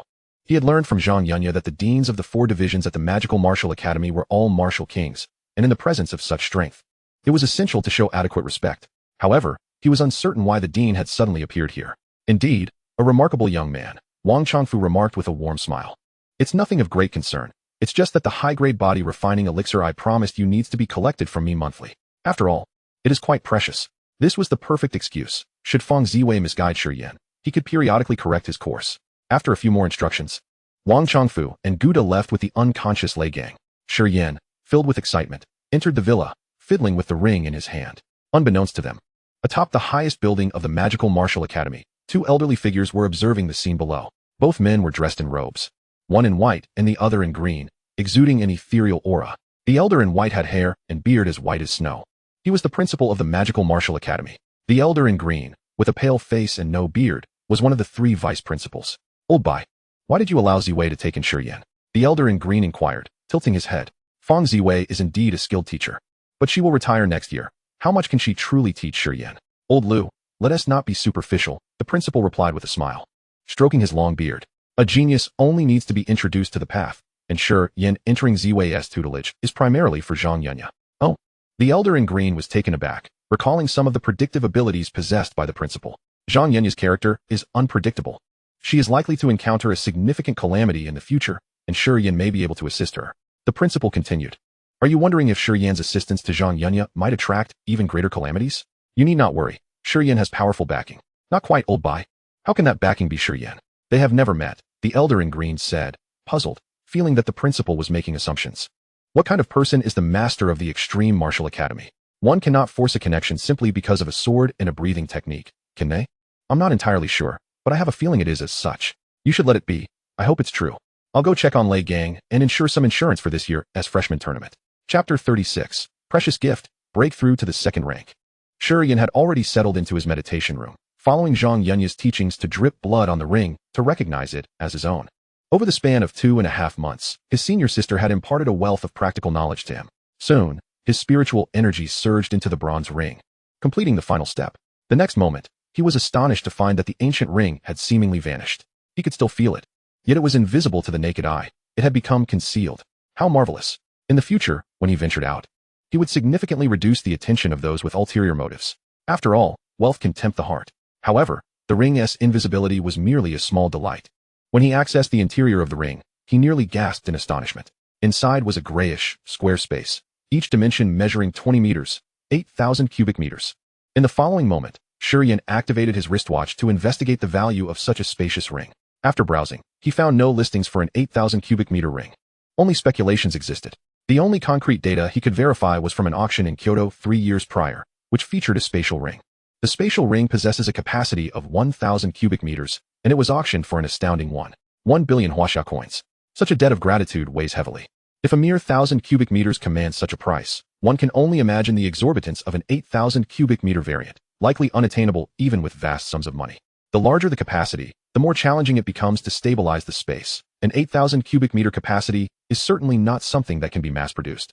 With the SS-grade breathing technique preceding it and the rare spatial ring following, both crafted by Feng Ziwei, he finds himself at a loss regarding how he might repay such favors in the future. However, he does not dwell on this for long. His purpose here is to grow stronger. He must first enhance his own power before he can even consider repaying such debts. Grasping the dark red high-grade body refining elixir, he concentrated, elevating his vitality to 99 cards. 99 cards represent the pinnacle for a first-tier martial artist. In that moment, he sensed a faint barrier within his body, a delicate membrane that felt as though it could be shattered with a mere touch. Breakthrough. Second tier. Almost immediately, 100 martial ethics points transformed into a single point of vitality, raising his vitality to an impressive 100 cards. A wave of clarity washed over him, as he felt a mysterious energy coursing through his limbs, revitalizing his entire being. Indeed, his physical strength has increased. The impact of the high-grade body refining elixir is even more formidable. The purpose of elevating himself to the second tier is to withstand the elixir's potent force, while a stronger physique would also absorb its essence more swiftly. With resolve, he uncapped the vial and consumed the dark red liquid in one swift motion. Boom! A torrent of energy surged within him, threatening to burst him apart. The experience was far more terrifying than his initial encounter with the mid-grade body refining elixir. His skin cracked, blood oozed from his 7 orifices, and his entire form swelled grotesquely, his features distorting in a frightful manner. Southern Bright Departure Fire. As before, he activated his extraordinary ability just in time. The terrifying potency of the elixir began to be refined, its violent surge gradually diminishing into a gentle flow that nourished his body and mended his wounds. On the first floor of the villa, Li Tao, having tidied up the kitchen waste, collapsed onto the sofa with a long sigh of relief. However, upon noticing Ding Lu applying medicine, he forced a smile that was more painful than tears. Ding Lu, have you considered changing dormitories? He harbored a nagging feeling that this dormitory would become tumultuous due to Shi Yan's presence. It was only the first day, and already one had a bruised face while the other was left unconscious. As the weakest among them, he would inevitably bear the burden of dealing with the aftermath for these 3. For instance, the damaged lawn in the yard. Shi Yan, as the leader, would surely not take responsibility, nor would Lei Gang, whose temper was notoriously explosive. Ding Lu, with his obsessive cleanliness, would also refrain from touching it. Ultimately, it would fall to him. Li Tao, you are exceedingly shallow, getting beaten once and contemplating escape. Perhaps you should reconsider your place in the martial realm. Ding Lu scoffed as he continued to tend to his wounds. The path of martial arts is fraught with challenges. To retreat upon encountering obstacles is simply not in his nature. Despite having yielded to Shi Yan earlier, he would soon regain his composure and seek another confrontation. Oh, I didn't expect your awareness to be quite commendable. You shall be responsible for repairing the damage in the yard, Li Tao remarked, reclining back on the sofa with his head resting on his hands. There was no chance of that happening. Naturally, Ding Lu was disinclined. But after casting a glance at the room on the right side of the second floor, he fell silent. I believe we should purchase a robot for the menial tasks, freeing up ample time for training, he suggested, nodding in agreement with his own notion. He had a premonition that if he did not take action, Shi Yan would undoubtedly compel him to work. A robot? Forget it, Li Tao replied, shaking his head. To prevent any leaks, outside robots are not permitted. And the robots available at MOU start at 8,000 credits. Do you possess such credits? Credits. Ding Lu paused. Then a thought struck him as he pointed towards Shi Yan's quarters. Shi Yan possesses credits. It is uncertain whether he has 8,000, but even if he does not, he can quickly amass credits. Given Shi Yan's strength that far surpasses his peers, he could easily accrue a significant number of credits. That seems plausible. Li Tao's eyes lit up. MOU boasts several freshman leaderboards. Shi Yan could certainly climb those ranks, not seeking to secure a top 3 or 5 position, but merely appearing on the board would yield credits. Furthermore, there are specific tasks designated for freshmen. They could team up to accept missions and earn credits upon completion. Let us gather some information. The freshmen should be starting to accumulate credits now. Li Tao stood up, eager to take action, but was met with Ding Li's dejected expression. You think I can manage to walk a few steps in this condition? Just 2 tumbles, and I'm incapacitated? Curse it. Let Shi Yan knock you around a bit. Ding Lu hurled a cushion at Li Tao, who dodged playfully before quickly exiting the villa. Hiss. The attempt to pursue caused Ding Li's injuries to flare up, forcing him to gasp in pain, ultimately resigning himself to sit down and tend to his wounds. The pain had not been overwhelming when Shi Yan had struck him, but now that he was resting, the agony surged like a tide. Fortunately, the thought of Lei Gang being knocked out provided him with some solace. After several minutes of applying medicine, he could no longer hold on and sank into a deep slumber on the sofa. After traveling thousands of miles to MOU and then being beaten by Shi Yan, it was no wonder he felt exhausted. Time passed, and he was jolted awake by someone patting his shoulder. Who? Ding Lu instinctively bristled, for he was particularly fastidious about cleanliness and did not appreciate being touched.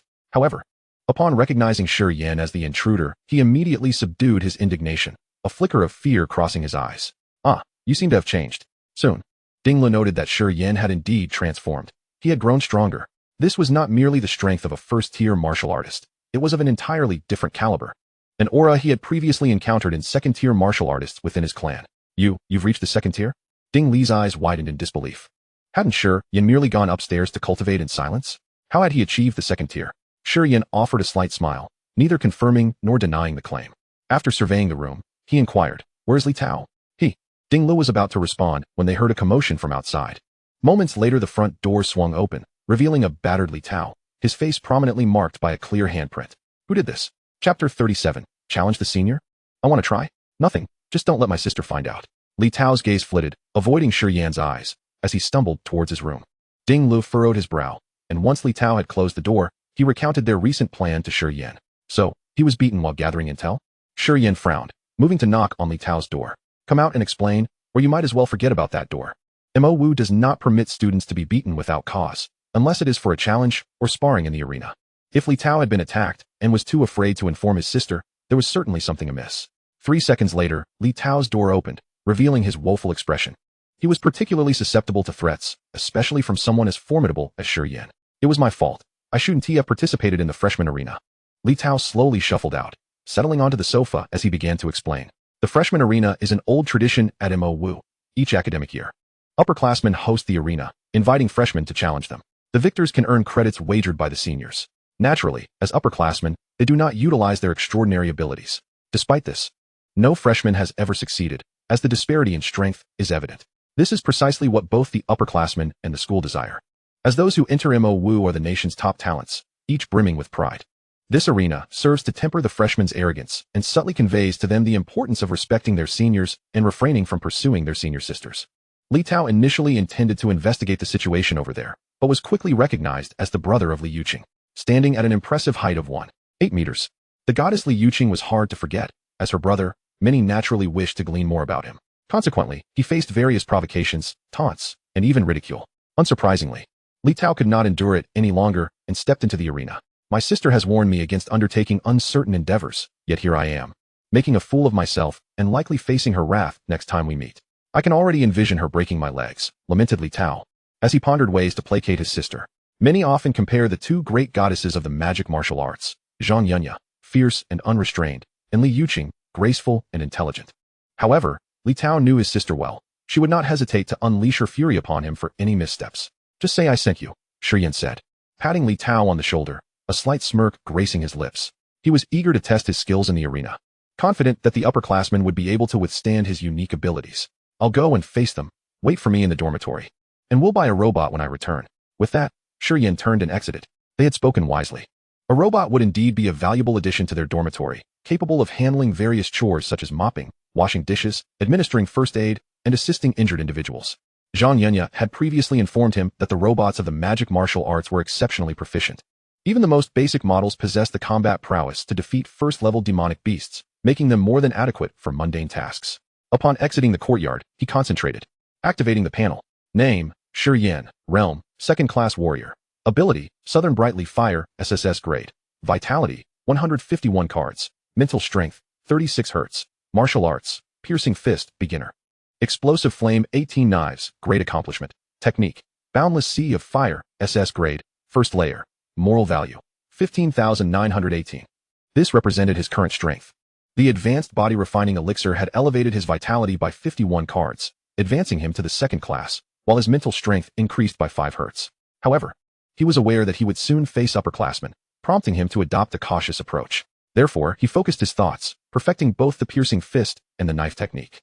The piercing fist, classified as D-grade martial arts, required minimal resources to elevate from beginner to perfection, merely 3,000 points. In contrast, the B-grade knife technique demanded significantly more, consuming 4,000 moral value points just to progress from great accomplishment to perfection. After calculating the remaining moral value, he allocated it to his vitality, resulting in the following changes. Vitality, 240 cards. Mental strength, 36 Hz. Martial arts, Piercing Fist, perfection. Explosive Flame, 18 knives, perfection. Technique, Boundless Sea of Fire, SS grade. First layer, moral value, 18. Clenching his fist, he felt a rush of power surging through him. Facing second-year students should be manageable. He mused softly as he made his way toward the training ground of the magic martial arts. Inside the villa, Li Tao and Ding Lu exchanged puzzled glances. Wait, I thought I had made myself clear. I specifically mentioned the upperclassmen guarding the arena. Li Tao expressed his confusion and regret, wishing he had refrained from speaking. Shi Yan's decision to engage was akin to courting disaster. No matter how strong a freshman might be, it was implausible to defeat a second-year student, was it? Even if fortune favored him and he managed to triumph over a few lackluster upperclassmen, there were still third years to contend with. Regardless of the circumstances, Shi Yan would ultimately face defeat. For a prodigy of such caliber, losing was not a trivial matter. Accepting defeat gracefully was one thing, but should he falter emotionally, it could give rise to inner demons. You articulated your thoughts clearly, so let us proceed, Ding Lu declared, rising with determination and heading for the door. Trust me, if you don't witness Shi Yan's battle, you will regret it for the rest of your life. Being a wielder of wind abilities, Ding Lu was acutely sensitive to fluctuations in the air. Even the slightest disturbance, like dust being stirred, was perceptible to him, which was a significant factor in his obsessive cleanliness. Just moments ago, he had sensed a subtle shift outside the courtyard. It was a minuscule breeze formed by compressed air, a result of Shi Yan's burgeoning power. Such energy surpassed that of an ordinary second-class warrior. The only person outside was Shi Yan. This meant that within the brief span of time from the villa to the courtyard, Shi Yan had grown even stronger. This was simply intolerable. Of course, his prevailing emotion was not one of concern for Shi Yan's safety, but rather a desire to witness those pretentious upperclassmen receive their comeuppance. We must go, Li Tao resolved, determined to support Shi Yan regardless of the consequences. Even if his sister caught him in the act, he would still cheer for Shi Yan. Thus, he painfully rose and limped out alongside Ding Lu. The magic martial arts arena, renowned for its functional spaces, spanned an impressive 5 square kilometers. Not only was it the largest in the nation, but it also held the title of the largest among all universities worldwide. However, it was not a single expanse of flat land. Rather, it was divided into several distinct zones based on categories, including upperclassmen areas, lowerclassmen areas, mixed zones, and regions designated for combat against demonic beasts, as well as simulated environments. The location Shi Yan was headed to was the mixed zone, not the largest, but undoubtedly the most bustling, teeming with spectators. The penchant for gathering to witness spectacles has long been a trait of the Chinese people. Everyone relished watching others engage in combat, particularly the thrilling spectacle of freshmen challenging established upperclassmen. Topics such as an upperclassman effortlessly defeating a top-ranking freshman or a freshman managing to withstand 30 strikes from an upperclassman would become the talk of the town, igniting conversations on school forums and drawing even larger crowds. As Shi Yan squeezed into the inner circle, twilight had descended. There were 5 arenas of varying sizes, bustling with numerous freshmen registering to challenge those on stage. At that moment, battles were already underway on the 5 circular platforms, with dazzling skills erupting intermittently, eliciting cheers and jeers from the crowd. Shi Yan glanced around. The scenes on the 5 platforms mirrored one another, with one combatant calmly toying with a more inexperienced opponent who was clearly outmatched. Halt! The inner circle is for combat. Entry is prohibited. Suddenly, A young man blocked Shi Yan's path. Lowering his head slightly, Shi Yan noticed the warning tape before him. He lifted his gaze to the young man and activated the holographic display on his wristwatch. New student Shi Yan, here to challenge senior Lu Jianan. Lu Jianan was the very individual who had mercilessly beaten Li Tao. The young man paused upon hearing Shi Yan's words. You? Here to challenge? He seemed to find something extraordinarily amusing, erupting into laughter. Ha ha, everyone look. Another freshman has come to the arena, and he dares to say challenge. Ah ha ha. With a swish, the surrounding crowd turned their attention to Shi Yan. Chapter 38. Breaking records. Who's next? A freshman? Wow, he's well-proportioned, quite handsome. Within 5 minutes. I want all the information on this junior. Eyes turned to Shi Yan. The male students frowned, their expressions turning dangerous, while the female students' eyes sparkled with interest. Shi Yan, are you certain you wish to challenge Lu Jianan? The young man in blue asked, suppressing his laughter as he reconfirmed Shi Yan's identity. Indeed, he was a freshman. But to challenge Lu Jianan? He glanced toward the second arena, where a young man was gripping a girl by the neck as if she were a mere chick, delivering a series of punches to her abdomen until she spat blood. This was Lu Jianan. Regardless of gender, anyone stepping onto the stage would face his brutal onslaught. Today alone, he had already savagely defeated 10 freshmen. Go back and study for another couple of years, little sister, Lu Jianan sneered, callously tossing the girl off the stage like a discarded ragdoll. His actions incited a wave of outrage among the freshmen, who began to voice their condemnation. Regrettably, it is of little consequence. In fact, Lu Jianan seems to relish the fury and insults directed at him, simply because a group of freshmen cannot do anything to him. Freshman Shi Yan challenges the number 2 arena. At this moment, a youth clad in blue loudly proclaimed, effectively drawing Lu Jianan's attention from the stage. With a swift motion, Lu Jianan's gaze swept across the crowd, locking onto Shi Yan, akin to a great wolf fixating on a tender lamb. Shi Yan raised his eyes to appraise his opponent, a tall figure with a shadowy gaze, disheveled long hair, and a smile that hinted at a touch of madness. Perhaps other freshmen would quail at such a gaze, but Shi Yan was unfazed, in comparison to the frenzied beasts that become deranged before death. Lu Jianan's eyes lacked the requisite intensity. Moreover, this senior did not seem particularly formidable. In Shi Yan's perception, the opponent possessed merely 200 calories of life force. This could be easily explained, as the average first transformation for martial students is approximately 75 months. Thus, most individuals only commence their training and breathing techniques at the end of their first academic year. For a sophomore, the actual time spent in cultivation amounts to only a few months. Achieving around 200 calories indicates that Lu Jianan had likely surpassed the majority of his peers. Meeting Lu Jianan's gaze, Shi Yan stepped into the inner circle, ascending the number 2 arena. The second platform was larger than the first, boasting a diameter of 12 meters. It was a circular stage devoid of railings, wherein being knocked off would result in defeat. Do you wish to have a go at me? Lu Jianan huffed through his nostrils, imbued with a blend of anger, disdain, and mockery. Have you not studied your literature? Thank you for your concern, senior. My humanities scores are quite respectable, Shi Yan retorted as he strode towards the center, halting 5 meters before Lu Jianan. I possess a technique called the fiery palm, which I have practiced for 2.5 years.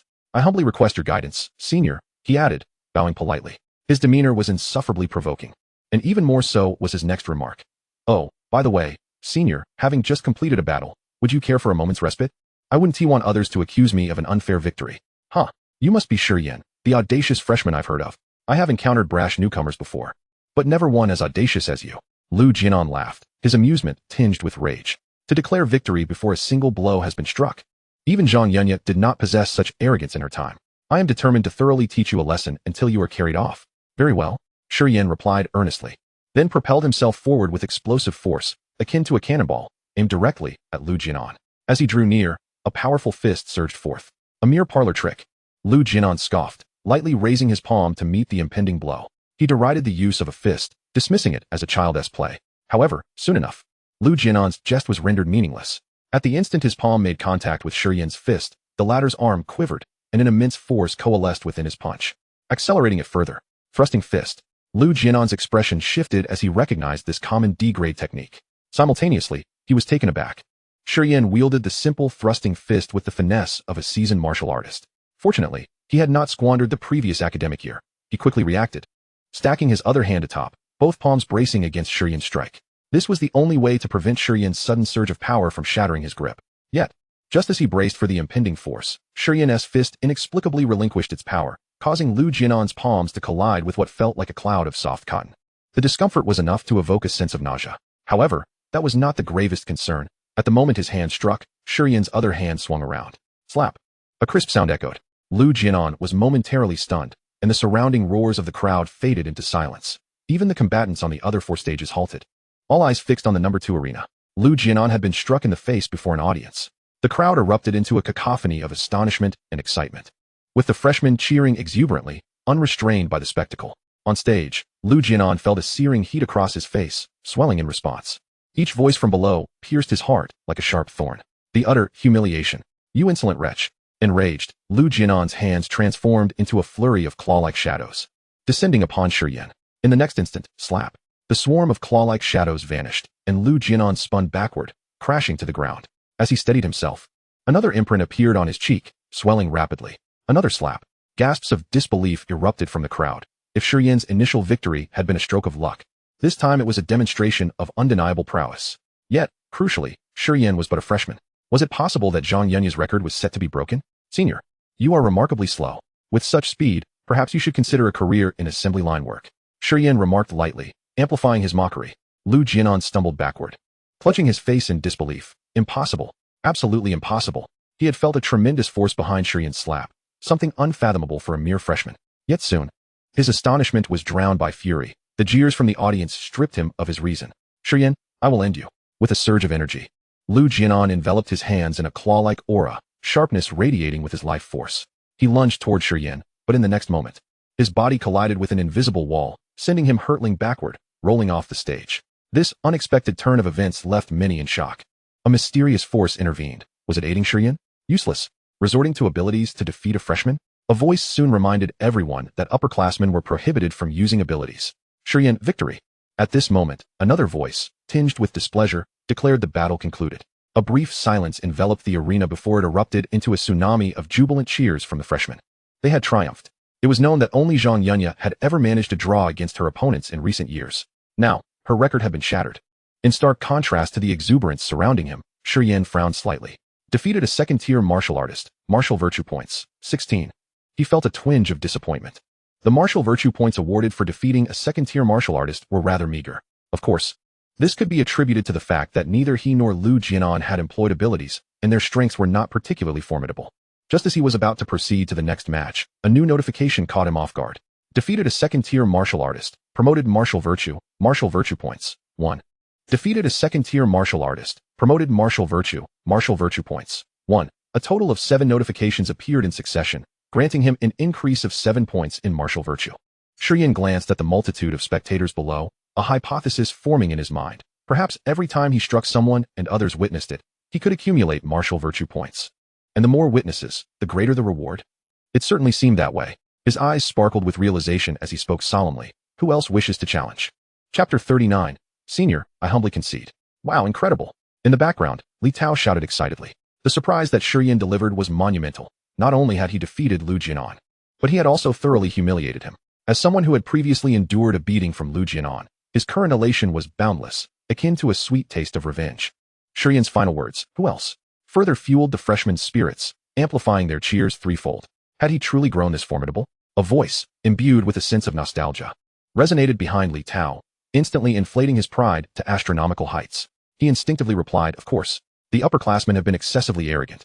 Now, having suffered defeat on the battlefield, who would dare to tarnish the reputation of the formidable? The reminder came from Ding Lu, who gestured towards a spot behind Li Tao. Hey, are you preparing for the graduate entrance exams? Don't embarrass yourself in front of such a beauty. Upon hearing the word beauty, Li Tao turned around, only to be utterly captivated in the next moment. Before him stood a girl, approximately 1.76 meters tall, clad in a purple dress that accentuated her alluring curves. Her visage seemed exquisitely sculpted from ice and snow, with skin fairer than the purest snow, exuding an almost ethereal translucence.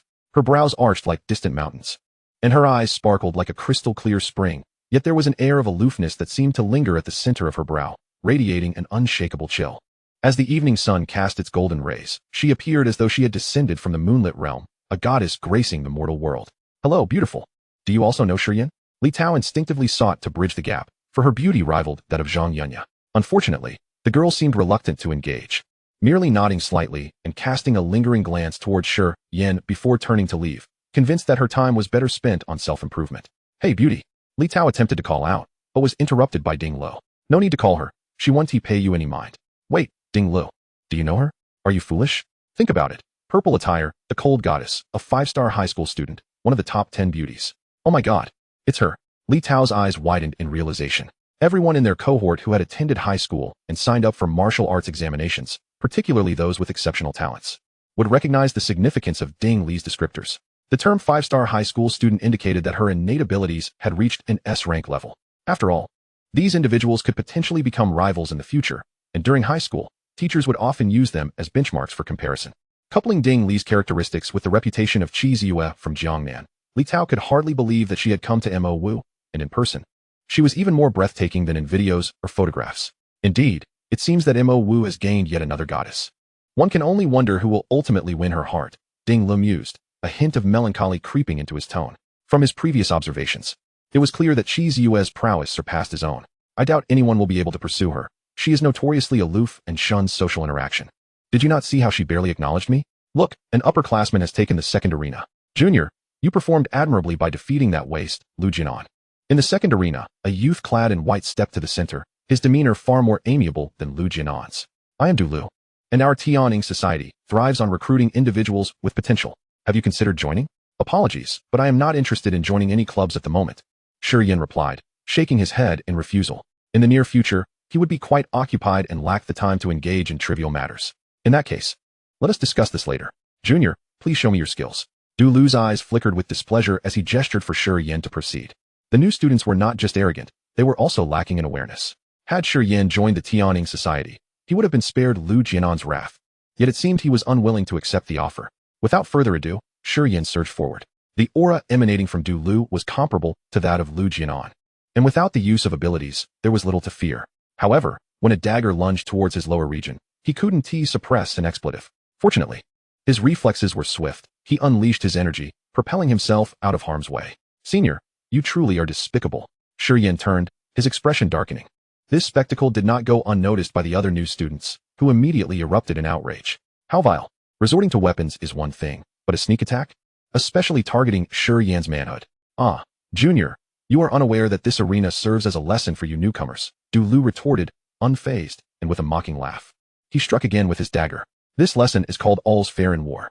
We said no abilities, but we never mentioned a prohibition on weapons. The dagger was indeed swift, striking just as Shi Yan's previous energy dissipated. Consequently, it grazed his shoulder. However, Du Lu was taken aback. His keen blade had failed to penetrate Shi Yan's short sleeve. It seems you come from a prosperous background, Junior, to withstand my ordinary strike. Your attire must be worth no less than 100,000. Alas, a newcomer is still a newcomer. As he spoke, Du Lu increased the pressure of his assault. Shi Yan's gaze sharpened. He did not allow arrogance to cloud his judgment. The lava-devouring blade materialized in his hand. With a clash, heat surged forth. Even the spectators felt the intensity, instinctively retreating. Shi Yan did not hold back, directing his blade towards Du Lu's lower body. Shit. Du Lu's expression shifted, hastily switching from offense to defense. The moment Shi Yan unsheathed his blade, he sensed its extraordinary nature. One strike could compromise his future happiness. Clang. As their weapons collided, a tremendous force surged through Du Lu, making him realize Lu Jianan's defeat was no fluke. He retreated, narrowly avoiding the edge of the arena, his expression grave. Shi Yan's energy exceeded both his and Lu Jianan's. They had both barely surpassed the 200 mark, yet Shi Yan eclipsed them. Is this really a first-year student?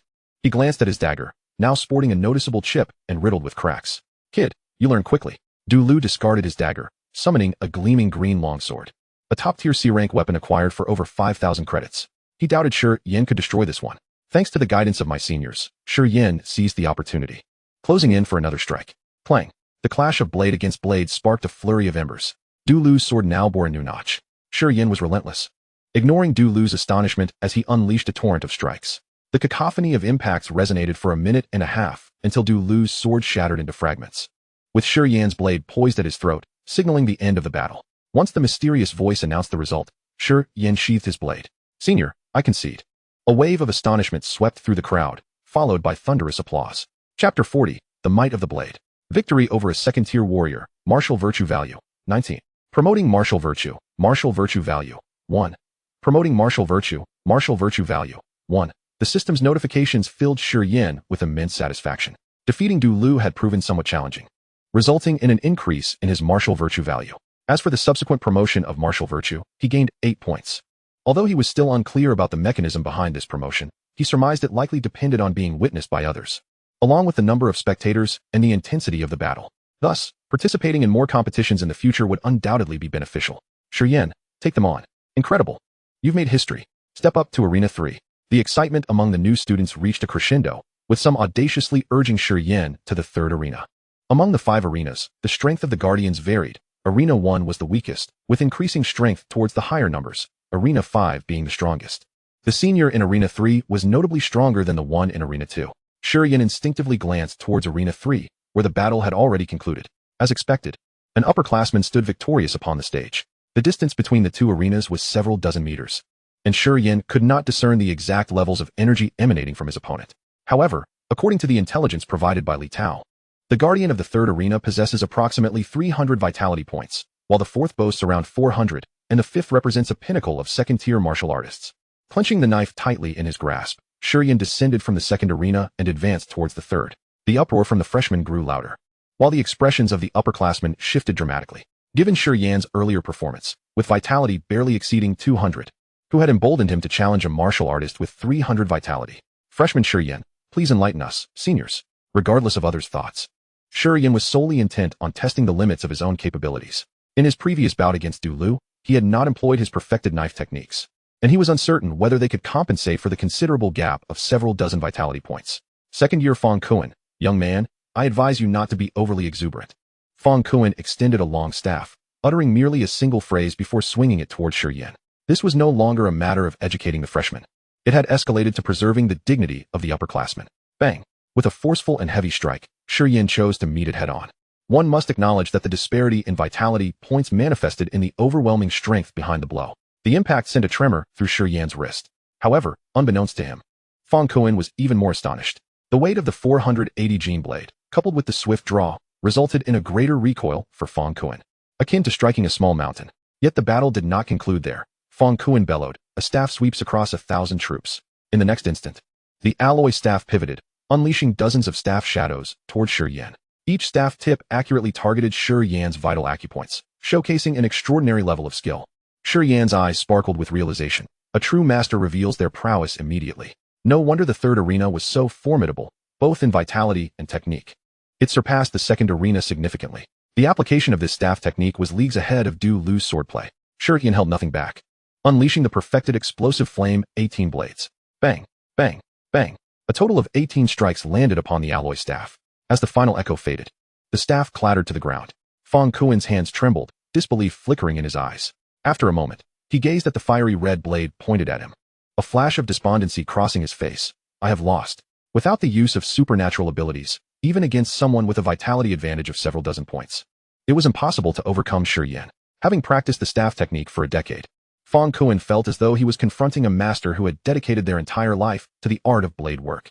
He could neither attack nor retreat. The profound sense of despair nearly brought him to tears. This was merely Shi Yan striking the staff. Had he aimed at Fong Kuan directly, his body would likely be riddled with wounds. What? Upon witnessing Fong Kuan concede, the crowd erupted once more. This defeat was even more decisive than Du Lu's. The sophomore students gaped in astonishment, disbelief etched on their faces. All were well aware of Fong Kuan's reputation, hailing from a prestigious family of staff practitioners in the north. Having vanquished countless peers in his year, and already gaining some notoriety within the realm of magic and martial arts. Yet, such a formidable individual had succumbed to a freshman in an instant. Were it not for the weapon lying on the ground, one might think Fong Kuan was merely acting. After all, a weapon is akin to a martial artist's second life. To have one disarmed on the battlefield is to be perilously close to death. No one would endure the humiliation of losing their weapon for the sake of pretense. At the very least, it was a masterful blade technique. How had he accomplished such a feat? A voice rang out above Li Tao's head. As the sound settled, Li Tao felt a shiver run down his spine. Sister, what brings you here? He turned to see his sister, standing at a height of 1.8 meters. Wasn't she swamped with her senior year responsibilities? Smack. Li Tao received a slap on the head. Now that I'm here, of course, I had to come see for myself. Li Yuqing replied coolly, casting a warning glance at her brother. After being beaten like this, you certainly have some nerve. I'll deal with you later. Spare me. Li Tao's expression turned grim as he scanned the vicinity. The her his sister referred to was none other than Zhang Yunya, with whom he had a less than amiable rapport. However, the crowd was so large he could not spot her figure. A prodigy. His blade technique has progressed to perfection. In a corner beside the arena, Zhang Yunya, arms crossed, was equally astonished. Having spent 2.5 months alongside Shi Yan, she was thoroughly familiar with the blade techniques he employed, having already marveled at his mastery of the blade. She was now astounded to witness his advancements in such a short span. Who could she possibly share this with? It is indeed a perfected blade technique. Xiaoya, You have played a significant role. Guda, who had appeared behind Zhang Yunya, gazed towards the third arena, his face alight with uncontainable joy. His efforts to recruit Shi Yan into the realm of magic and martial arts may well have been his most gratifying and successful endeavor. Ahem, Teacher Gu. It is only natural to guide juniors, Zhang Yunya replied, her cheeks slightly flushed. Yes, Shi Yan's remarkable performance is partly my achievement. She understood that the school faculty and leaders were observing her actions, and bringing Shi Yan into the fold might spare her from unnecessary complications. I believe you should refer to Shi Yan as junior brother, Guda smiled, causing Zhang Yunya's eyes to widen in surprise. My teacher has actually accepted Shi Yan? Wait, my teacher is retiring next year. This was a spur-of-the-moment decision. Is your vehicle repaired? Take it out. It's temporarily confiscated. Guda extended a hand. Fixing his gaze on Zhang Yunya, she realized there was no escape. Zhang Yunya sighed in resignation but complied obediently. Meanwhile, she mentally noted Shi Yan's name, wondering why he had to involve her in vehicle repairs. On the arena, Shi Yan sheathed his knife, feeling a surge of joy. The martial virtue points awarded by Fang Kuan were significantly more than those from Du Lu, totaling a remarkable 24 points. Thank you, Senior Fang, I must admit. I've benefited from the weight of my blade. Otherwise, you could have lasted a good 10 seconds longer. You. Fang Kuan paused, incredulous at Shi Yan's candor. However, having lost, he could only huff in resignation and step down from the arena. Chapter 41. Consecutive Victories, Utilizing Supernatural Powers. The realm of magic and martial arts was brimming with vitality, and Shi Yan's challenges did not cease with his victories. On the contrary, many students from the second and even third years were eager to test their skills against him. Undeniably, Shi Yan was a superlative talent among this year's freshmen, and many sought to subdue such a genius. A desire fueled by the need to uphold the dignity of their seniority. Moreover, failing to win would bring disgrace upon the upperclassmen. Thus, following Fang Kuan, yet another contender leaped onto the arena. His strength was comparable to Fang Kuan's, though he excelled in swordsmanship. Unfortunately, faced with the perfected B-grade knife techniques, he too found himself at a disadvantage and ultimately succumbed. After 4 consecutive victories, Shi Yan's performance ignited a wave of excitement. Some second and third-year female students even sparkled with admiration, inciting ire among many upperclassmen who were eager to confront Shi Yan. However, this time, Shi Yan chose not to remain in the third arena but glanced at the sky and proceeded towards the fourth arena. Victories in the first arena yielded 100 credits, 200 for the second, 400 for the third, and 800 for the fourth.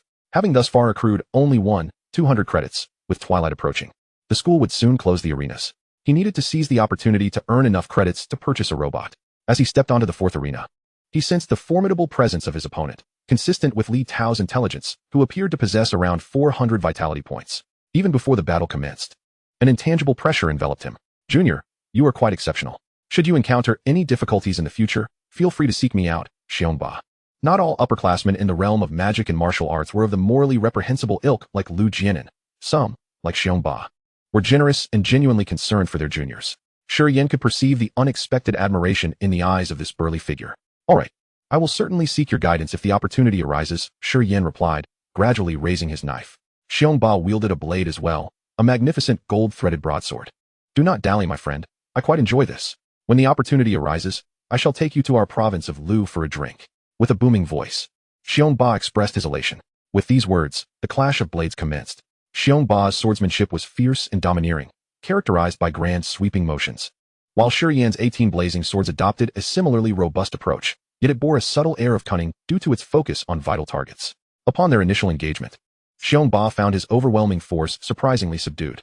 Although he had observed Shi Yan's combat prowess, fully comprehending the danger posed by the latter's blade only dawned upon him in the heat of battle, he had underestimated the skill involved. In his perception, Shi Yan was not merely a novice, but rather a seasoned hunter, targeting him as prey with lethal precision. Xiongba bellowed, realizing that sheer swordsmanship alone would not suffice against Shi Yan. Thus, he unleashed his vitality, which had recently surpassed 400.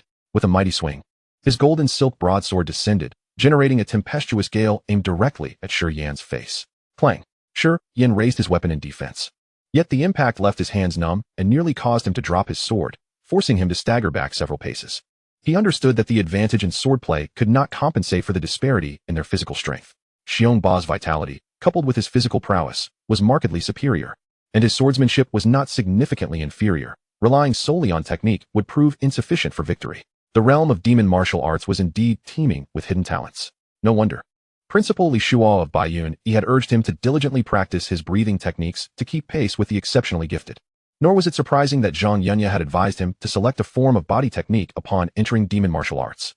Only through high physical conditioning combined with formidable agility could one truly unleash the terrifying potential of swordsmanship. Senior, I must resort to my abilities. Reluctantly, Shi Yan activated his supernatural powers. Flames erupted from his blade, engulfing the arena in a scorching wave. Not good. Xiongba gasped in shock, hastily retreating. He sensed that any closer and he could be ignited himself. Moreover, Shi Yan's aura surged exponentially, instilling a profound sense of pressure upon him. The augmentation provided by supernatural abilities was indeed formidable. Had Shi Yan's enhancement reached an S-grade level? Before Xiongba could further contemplate, as he withdrew, Shi Yan surged forward with astonishing speed, closing the distance. The fiery blade descended upon him. Roar! In the next moment, a tremendous, beastly roar reverberated. It was Xiongba. Now wielding his own supernatural power, a colossal gray bear's phantom, looming 5 meters tall, emerged behind him. What? The crowd gasped in astonishment, particularly those familiar with Xiongba, who were left speechless. Was it not Shi Yan who had activated his powers? Why did Xiongba feel the need to do the same? Furthermore, his activation was not for offense, but rather for defense. Xiongba, who had once faced a third-tier monster single-handedly, was resorting to supernatural abilities merely to counter a single strike? Soon, the spectators comprehended the necessity of Xiongba's defensive measure. Boom! A fiery explosion erupted on the stage, sending Xiongba's towering figure hurtling backward, blood gushing from his mouth in midair. Thud! He crashed to the ground, coughing up more blood, appearing utterly deflated. The golden silk broadsword lay shattered upon the arena, its blade melted at the break. Gasp! A collective intake of breath echoed through the crowd as they glanced from the fallen giant to the upright Shi Yan. In that moment, they were at a loss for words. Those who previously contemplated challenging Shi Yan fell silent, many already regretting their decision to provoke a newcomer. Shi Yan wins. That mysterious voice rang out once more. Surprisingly, after Xiongba's defeat, the fourth arena was left unchallenged. This was understandable, as it was evident that even Xiongba had been left bloodied. Anyone of comparable strength would likely fare no better. Show your prowess on the fifth arena. If you dare. A voice broke the silence, jarring everyone present. Following this utterance, expressions shifted dramatically. The tone was reminiscent of a child sulking after a defeat, unwilling to concede. Both newcomers and veterans wore peculiar expressions, for this tournament was designed to temper the ardor of the newcomers. On the arena, Shi Yan approached the edge, offering a slight bow of apology towards Xiongba. Truthfully, he had not anticipated the overwhelming power unleashed upon activating his abilities. The last time he had utilized his powers was alongside Zhang Yunya, and this time, having ingested advanced body-enhancing potions and augmented his strength, he was still uncertain of his true capabilities. Retracting his gaze, noticing the absence of challengers, he decided to make his way to the fifth arena. The fifth arena was overseen by a senior sister, and perhaps due to her status as a martial artist, Shi Yan found her physique and appearance quite commendable. However, what captured his attention more was her strength, significantly surpassing that of Xiongba. Unlike Xiongba's overtly aggressive presence, she exuded a more reserved and cohesive aura. It was clear that overcoming her would not be as straightforward as sending Xiongba flying. Chapter 42. Senior Sister, I apologize for my impudence. As Shi Yan had anticipated, the senior sister on the fifth arena was exceptionally powerful, her vitality nearing 500, which posed a considerable challenge for him. Furthermore, once the battle commenced, she displayed an elusive agility that nearly caused Shi Yan to sputter blood in frustration. His swordsmanship was indeed superior, and his explosive power after activating his abilities eclipsed hers. Yet without landing a strike, all was in vain. Senior sister, I have acted presumptuously. With no other option, Shi Yan resorted to cunning tactics. Flames shot forth from his hands, engulfing the arena and the air above, forcing the senior sister's maneuvering space into a constricted state. Seeing his strategy yield results, Shi Yan refrained from closing in, instead continuing to unleash fire toward her. He had an inkling that she possessed a hidden trump card, thus, it was prudent to maintain distance. Whoosh! The terrifying manifestation of the southern bright leaf fire was evident. Even without directly contacting her, the flames grazed her attire, igniting it. Despicable. As the situation threatened to expose her, the senior sister's face flushed crimson, prompting her to leap off the arena. Losing credits was trivial, but losing her clothes was a matter of great concern. Consequently, Shi Yan emerged victorious once more, amassing a total of 1,600 credits, along with martial virtue points. Defeated a second-tier martial artist, gained 37 martial virtue points. Promoted martial virtue, gained 1 martial virtue point. Promoted martial virtue, gained 1 martial virtue point. Impressive tactics, Junior. Allow me to test you. A chilling voice resonated, followed by the swift descent of a slender figure onto the arena. Despite being at the pinnacle of second-tier prowess and standing less than 5 feet tall, Shi Yan sensed a palpable threat emanating from this individual. Yet, recalling his prior triumph over the ravenous golden mice during the entrance examinations, he felt a measure of reassurance. Glancing at the display board, he noted, Name, Shi Yan. Level, second tier martial artist. Ability, Southern Brightly Fire, SSS grade. Vitality, 240 calories. Mentality, 36 Hz. Martial arts, thrusting fist, perfection. 18 blazing swords, perfection. Technique, Boundless Sea of Fire, SS grade, first level. Martial virtue points, 181. His vitality could be replenished after unleashing his ultimate technique. He could recover swiftly. The match begins. The mysterious voice echoed once more. As the words faded, the slender senior dashed forth with astonishing speed, exceeding that of the previous senior sister by a considerable margin. Shi Yan was taken aback. Just as he contemplated his response, a metallic glimmer flashed before his eyes, followed by the sound of a blade striking the ground. Swish! He raised his gaze slightly, only to behold a massive axe, akin to a door in size, embedded in the earth. This axe was unmistakably iconic. Shi Yan recognized it, as did all students above the second year. But what was her intention? Thus concluded today's battles. Zhang Yunya made her entrance alongside her commanding voice, her impressive figure and long, elegant legs captivating all onlookers, while her indifferent gaze remained unperturbed by the hundreds of eyes fixed upon her. With the axe hoisted onto her shoulder, she directed her attention toward a diminutive youth, frozen in place like a nail. You have lost. The credits will be duly transferred. Do you submit or not? I submit, Senior Zhang. I will undoubtedly submit. The slight young man raised his hands in a display of servility, his tone tinged with a hint of sobbing. Goodness! How could such a minor arena battle attract this formidable presence? To make matters worse, their confrontation coincided precisely with his moment of action. May the heavens protect him. He fervently hoped this intimidating figure had no connection to Shi Yan. At that moment, Zhang Yunya spoke again, her words directed toward the distant audience. Suzhenxing. Shi Yan is under my protection. If you disagree, come and challenge me. The small youth felt darkness envelop him, nearly swooning from despair. Truly, one fears what one encounters. Now, he could only hope his superior would show some strength. Su Zhenxing was indeed his superior, the arbiter of this contest, and the owner of that enigmatic voice. Having sparred with Zhang Yunya for 3 years, although he had lost more often than not, he had developed the capability to withstand her axe, surpassing the majority in strength. With that, the arena battle concluded. Regrettably, Su Zhenxing's voice, laced with a hint of mystery, echoed from afar, declaring the outcome. His opponent still dared not place any pressure on Zhang Yunya. Thus, a fervent arena battle came to a close. The newcomers remained unsatisfied, while the seniors breathed a sigh of relief. Zhang Yunya's intervention could be deemed the best possible outcome when recounting the events. They could claim her arrival had brought an end to the conflict, rather than that Shi Yan had overwhelmed the seniors. As Su Zhenxing's words faded, the crowd dispersed, leaving behind murmurs of discussion. Shi Yan and Zhang Yunya also descended from the stage. Under Zhang Yunya's watchful gaze, the vanquished swiftly transferred credits to Shi Yan.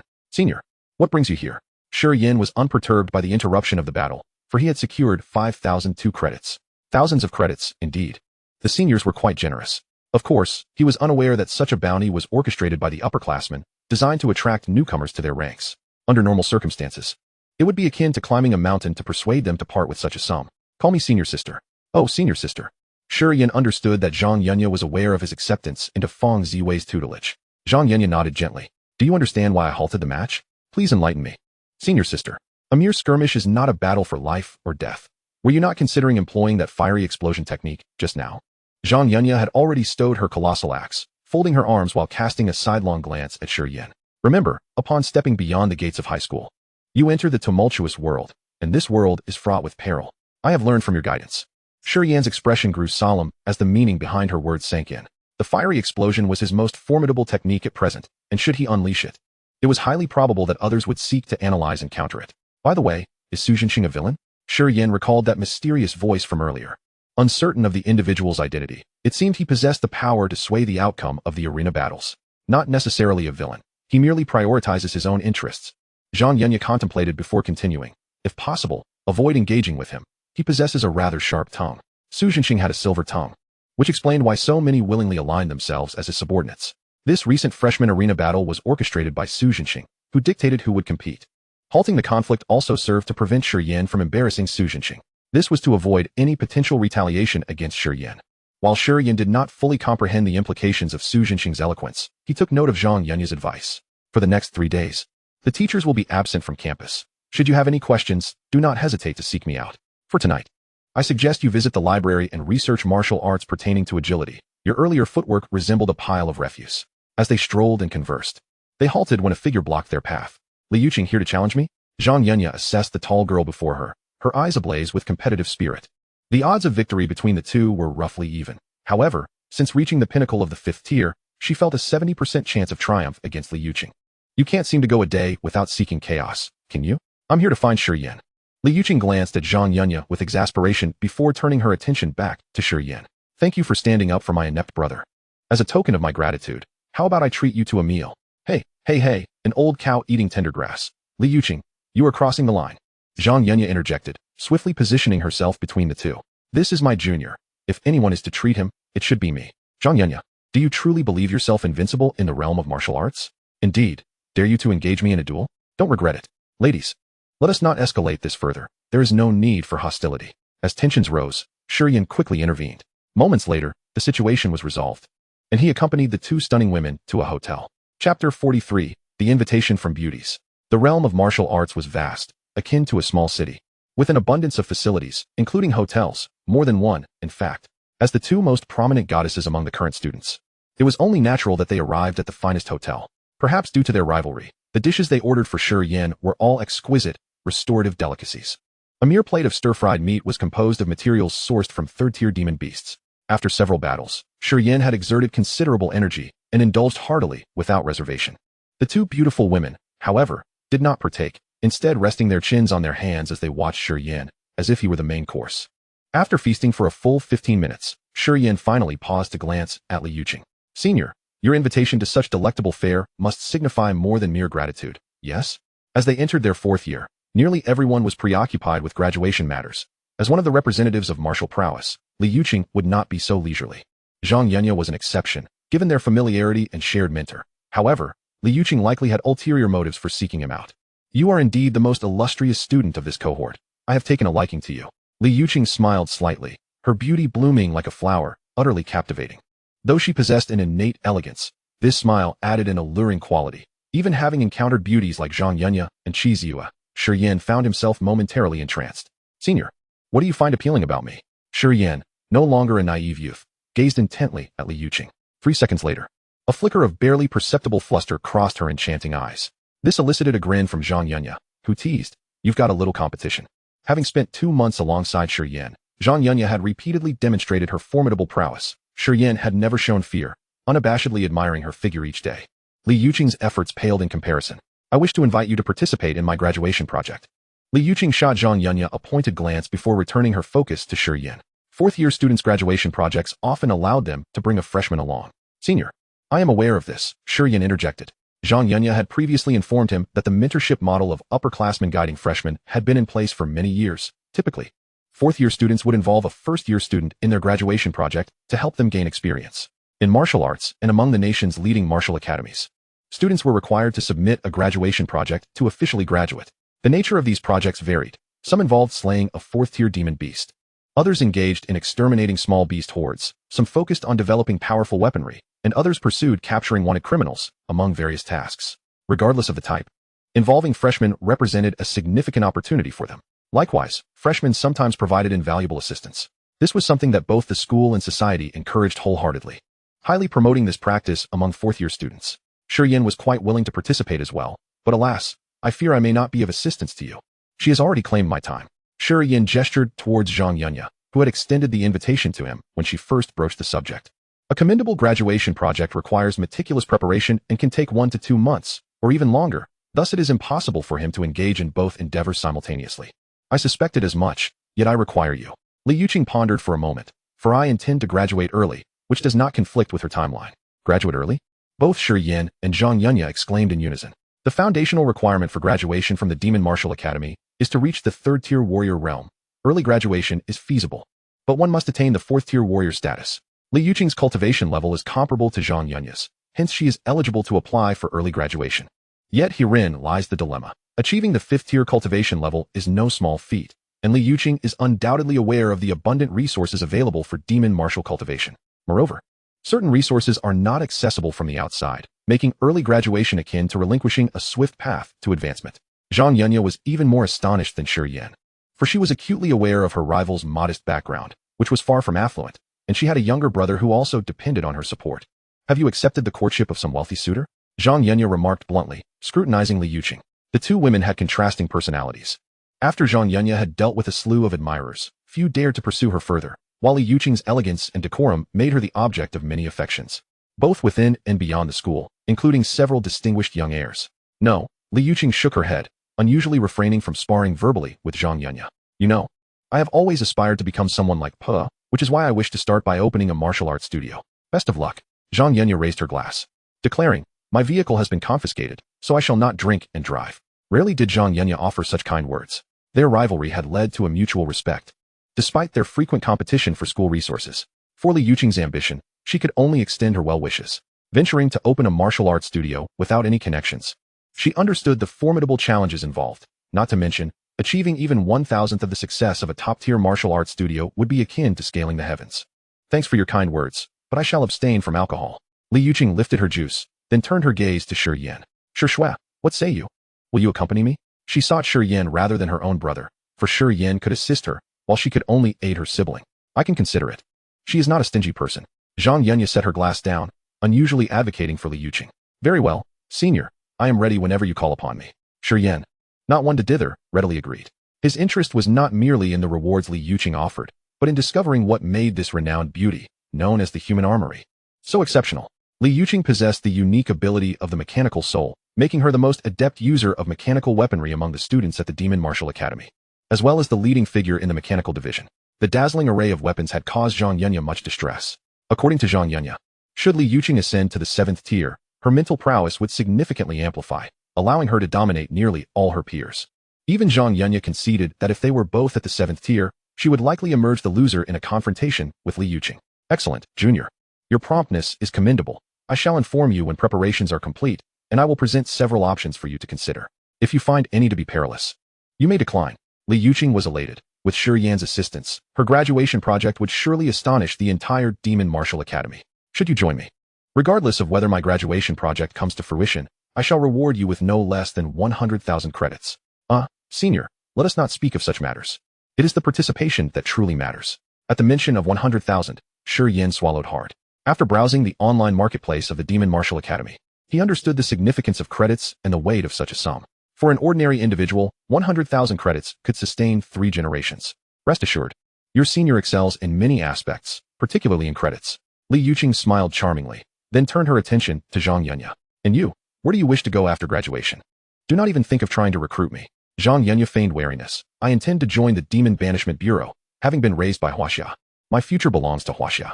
Chapter 44, A Fortuitous Encounter with a Beauty. Dining with 2 stunning women brought Shi Yan immense joy. Just this one meal invigorated his spirit significantly. The most extravagant moment came when he inquired about the best type of robot to choose. Both ladies promptly gifted him one, each presenting him with a different model. And they were not the cheap variety. One was for home use, and the other was a combat support model tailored for Shi Yan's personal use. Together, the 2 robots exceeded 50,000 credits, yet they purchased them without a moment's hesitation. He couldn't help but wonder if the credits they spent were simply found. Soon, the 3 of them finished their meal, and as Li Yuqing took her leave, Shi Yan accompanied Zhang Yunya on the magnetic levitation train to the library. The Demon Martial Academy places great importance on its students' access to literature. Thus, the library is grand, impressive, and imbued with a warm and tranquil atmosphere. The library is circular, spanning 2 floors, yet it is vast, covering an area of 200,000 square meters, with the first floor dedicated to humanities, geography, history, and literature, while the second floor is reserved for martial arts literature. By now, it was already 9 o'clock in the evening, yet the library remained brightly lit and bustling with patrons. Enrolled in the Demon Martial Academy are the creme de la creme from across the nation, all aware of their objectives, hence the competitive atmosphere. The 2 made no delay and proceeded directly to the second floor. Compared to the first floor, the second was significantly less crowded, and upon entering the martial arts section, the number of people dwindled even further. Access to this area requires special permissions, and the martial arts techniques are all secured, with only brief descriptions available. Unless one redeems or purchases a technique, few would venture here. Beep, S-level card. Beep, A-level card. The 2 activated their wrist devices, scanning their student IDs. Zhang Yunya possessed S-level access, the highest rank available to students. Shi Yan held an A-level card, the highest attainable for freshmen, and 2 advanced at S-level. Considerable contributions would be necessary. An A-level card allows one to select either an A-level or lower martial arts technique, while S-level access grants one a new A-level technique each academic year. This is complementary. Any additional techniques would require purchase. This year, S martial arts technique. I wish to gift to Shi Yan. At the front desk, Zhang Yunya activated her wrist device and addressed a round-faced girl behind the counter. The reason for bringing Shi Yan here was to enable him to acquire another A-level martial arts technique. Are you sure, senior? The round-faced girl, a part-time junior student, grew apprehensive upon recognizing Zhang Yunya. After all, she was infamous for being the only individual to have ever fought in the library since its establishment. Senior, is there much you have yet to tell me? Shi Yan was left speechless. It was understandable for boys to avoid Zhang Yunya. But why were even girls intimidated by her? Zhang Yunya ignored Shi Yan and focused her gaze on the round-faced girl. Be quick about it. I am pressed for time. Very well. The girl snapped to attention, then turned to Shi Yan. Greetings, senior. Please present your student ID. My apologies, junior.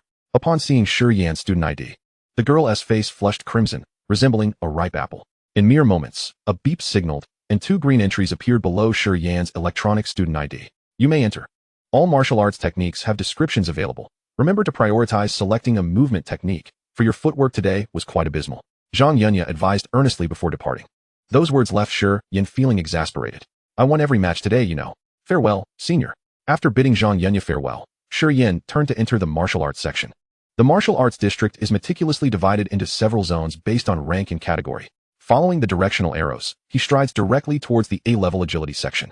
The A-level martial arts are exceedingly rare, with this zone partitioned into numerous compartments, each approximately 20 square meters in size, housing merely 2 martial arts techniques. These are elegantly positioned atop 2 protruding stone pillars, encased in thick glass. The first, 8 trigrams dragon step, classified as A-level, allows one to embody the dragon and tread upon the 8 trigrams. Shi Yan gazes at the glass enclosure, where a memory crystal, supported by a framework, holds the brief introduction to this technique. Regrettably, the description is rather succinct, revealing little information, merely indicating that mastering this technique necessitates a robust physique and knowledge of the 8 trigrams. Disinterested, Shi Yan turns his attention to another stone pedestal within the room.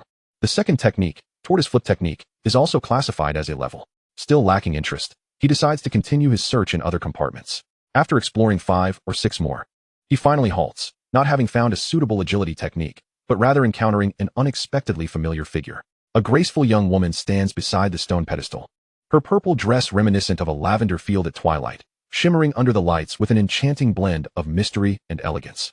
Her skin glows softly in the light, illuminating her delicate profile like a beam of celestial radiance, captivating and dazzling to behold. Chiziyue, what brings her to the magic martial arts? As if sensing a presence, the girl withdraws her gaze from the martial arts and turns towards the door. Upon recognizing Shi Yan, her eyes flicker with surprise, followed by delight, and then a hint of panic. What are you doing here? How did you end up here? They both exclaim in unison, quickly following up with, are you here to find an agility technique too? After a moment of mutual silence, Chiziyue is the first to speak. I'm not fond of the atmosphere at Jingwu, so I came here. My college entrance exam results were decent, and magic martial arts granted me A-level privileges. I was hoping to find a more agile technique. Having finished her explanation, she passes the conversation to him.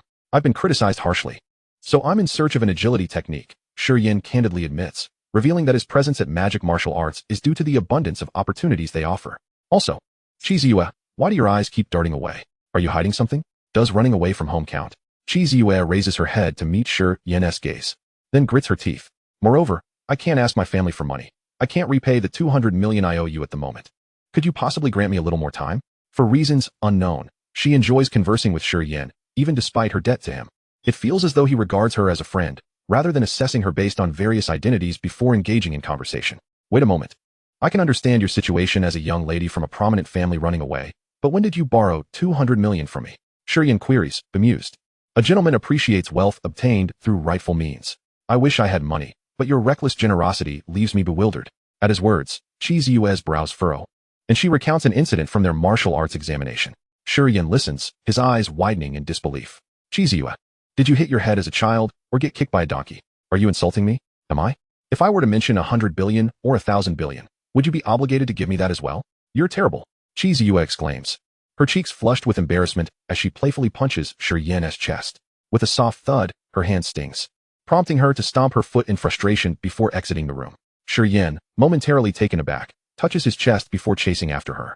Hey, I was just joking. Let's south explore this place together. Chapter 45, An Encounter, SSS-Level Martial Arts? Communicating with Chiziyue is not as difficult as Shi Yan had imagined. Merely standing beside her, the earlier irritation dissipates, and she even initiates conversation. Shi Yan, which division did you choose? Have you selected a mentor? Of course, I chose the combat division.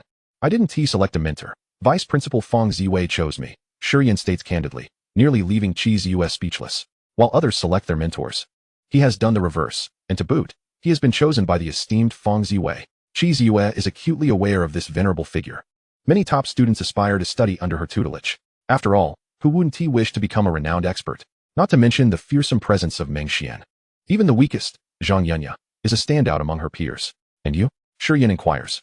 I'm also in the combat division, hoping to select Director Wang Chongfu as my mentor, but he hasn't taken any disciples in 3 years. A flicker of disappointment crosses Shi Yan's eyes. The weapon wielded by the renowned assassin Wang Chongfu closely resembles her moonblade, making him her ideal instructor. I only learned about this at Magic Martial Arts. Over 3 years ago, several of his disciples perished during a beast tide, leading him to lose the desire to accept new students. Is that so? Shi Yan reflects, surprised to learn that the kind, elderly man he encountered earlier harbors such a poignant backstory. Don't worry, there are plenty of renowned instructors at Magic Martial Arts. You will undoubtedly find one suited for you. He can only offer such reassurances, as he is also a newcomer and unable to provide substantial help. The pair continues to explore the area, their figures flitting through various corners, perusing all the agility martial arts on display. In truth, both have already identified suitable techniques for themselves, yet they silently choose not to voice it, preferring to linger in each other's company. As more individuals begin to populate the area, Shi Yan can no longer contain herself. Shi Yan, after some consideration. The technique that suits me best is located in compartment number 7. Her cheeks flush as she avoids eye contact, fearing he might discern her thoughts. Compartment number 7. The very place where they first encountered one another, is where she had been eyeing the martial arts technique. Had Shi Yan not appeared unexpectedly, she would have exchanged for the technique already. Hearing this, Shi Yan's lips twitch into a smile. What a coincidence. The technique I desire is also in compartment number 7. This is the truth, as the technique known as 18 Paths of Fire Shadow perfectly aligns with his swordsmanship. And it is a technique that utilizes fire attributes, making it highly compatible with him even if he has never practiced sword techniques before. Shi Yan looks up, a look of astonishment crossing her face. Does this mean Shi Yan also wishes to stay with her a bit longer? With this thought, her cheeks flush with a mix of surprise, joy, and anticipation, yet more prominently, shyness. Weren't you saying you wanted to check out the boxing techniques? I'll go exchange for my agility technique first, so please excuse me. Ultimately, being a girl, Shi Yan's modesty prevails, and she hastily retreats. Shi Yan does not chase after her this time, merely watching her disappear from his line of sight before he heads towards the boxing area. As a martial artist, one must not only master the use of weapons, but also become proficient in hand-to-hand combat. Currently, humanity's greatest adversary remains the demonic beasts. In the event that weapons become damaged or ineffective during battle, one's fists and feet become the weapons to counter the beasts. This was taught during high school. A martial artist should specialize in one discipline while also acquiring a variety of other skills. In the future, Shi Yan aspires to learn leg techniques, sword techniques, gun techniques, and so forth. Ultimately, having a multitude of skills is never a burden. The boxing area, much like the agility section, houses 2 boxing techniques per compartment. Although there are relatively more boxing techniques available, ultimately, he selects a technique known as Flowing Fire Thousand Gene Fist, with its power akin to a meteor shower, formidable and overwhelming, perfectly complementing his South Ming's leaving fire, promising to unleash terrifying might. Oh, S-level? Just as he is about to leave, he notices a conspicuous S-level area sign not far from him. Unlike the classifications below S-level, both breathing techniques and martial arts of S-level are uniformly stored here, as items achieving the S-level are exceedingly rare. With the mindset of it doesn't cost anything to take a look, Shi Yan steps into this area. In stark contrast to the previous A-level zone, the S-level area exudes an even more solemn atmosphere. Upon entering, Shi Yan feels as though countless eyes are scrutinizing him. If there were even the slightest hint of impropriety, he felt that he would be met with a fatal blow. One could hardly blame him for this thought. Anything pertaining to the S rank was of immeasurable value, and the protective measures surrounding it were formidable. The Divine Flower Shadowfall Technique, S rank, 3 million credits. Upon glimpsing the first entry, Shi Yan was astounded. Such a staggering amount of credits could extinguish the ambitions of nearly every student. In 4 years of university, who could possibly amass 3 million credits, let alone 3 million? Even attaining 1 million credits was beyond the reach of 99% of the student body. The 9 styles of the Demon Emperor's Sword, S rank, 380,000 credits. The second was even more outrageous, directly exceeding the previous by 80,000 credits. Shi Yan was left speechless, momentarily unable to fathom how one might acquire such martial arts. He pressed on, discovering that the successive 3 techniques all demanded over 300,000 credits, until he reached the 6th, which astonishingly soared to 400,000 credits. The Bear Emperor Breathing Technique, S rank, 410,000 credits. Shi Yan felt disinclined to continue. The S rank realm was beyond his current aspirations. Just as he was about to depart, he caught a fleeting glimpse of a few incongruous words, 800 million huaxia coins. He hurried over, discovering a martial art with a rather peculiar name, Eightfold Collapse. Price, 800 million huaxia coins. Gazing at the yellowed book encased in transparent glass, Shi Yan was left in a state of bewilderment. There was no description, no indication of rank, and most importantly, it could be purchased with money rather than credits. Given its placement in the S-rank section, he surmised that this curious martial art must indeed possess S-rank attributes. And selling an S-rank item for 800 million seemed somewhat undervalued. Most notably, it was even here. One must understand that the Demon Martial Academy was not lacking in affluent students capable of producing 800 million huaxia coins. Was this, perhaps, some form of trap? Filled with confusion, Shi Yan could only observe. 800 million was, after all, beyond his means.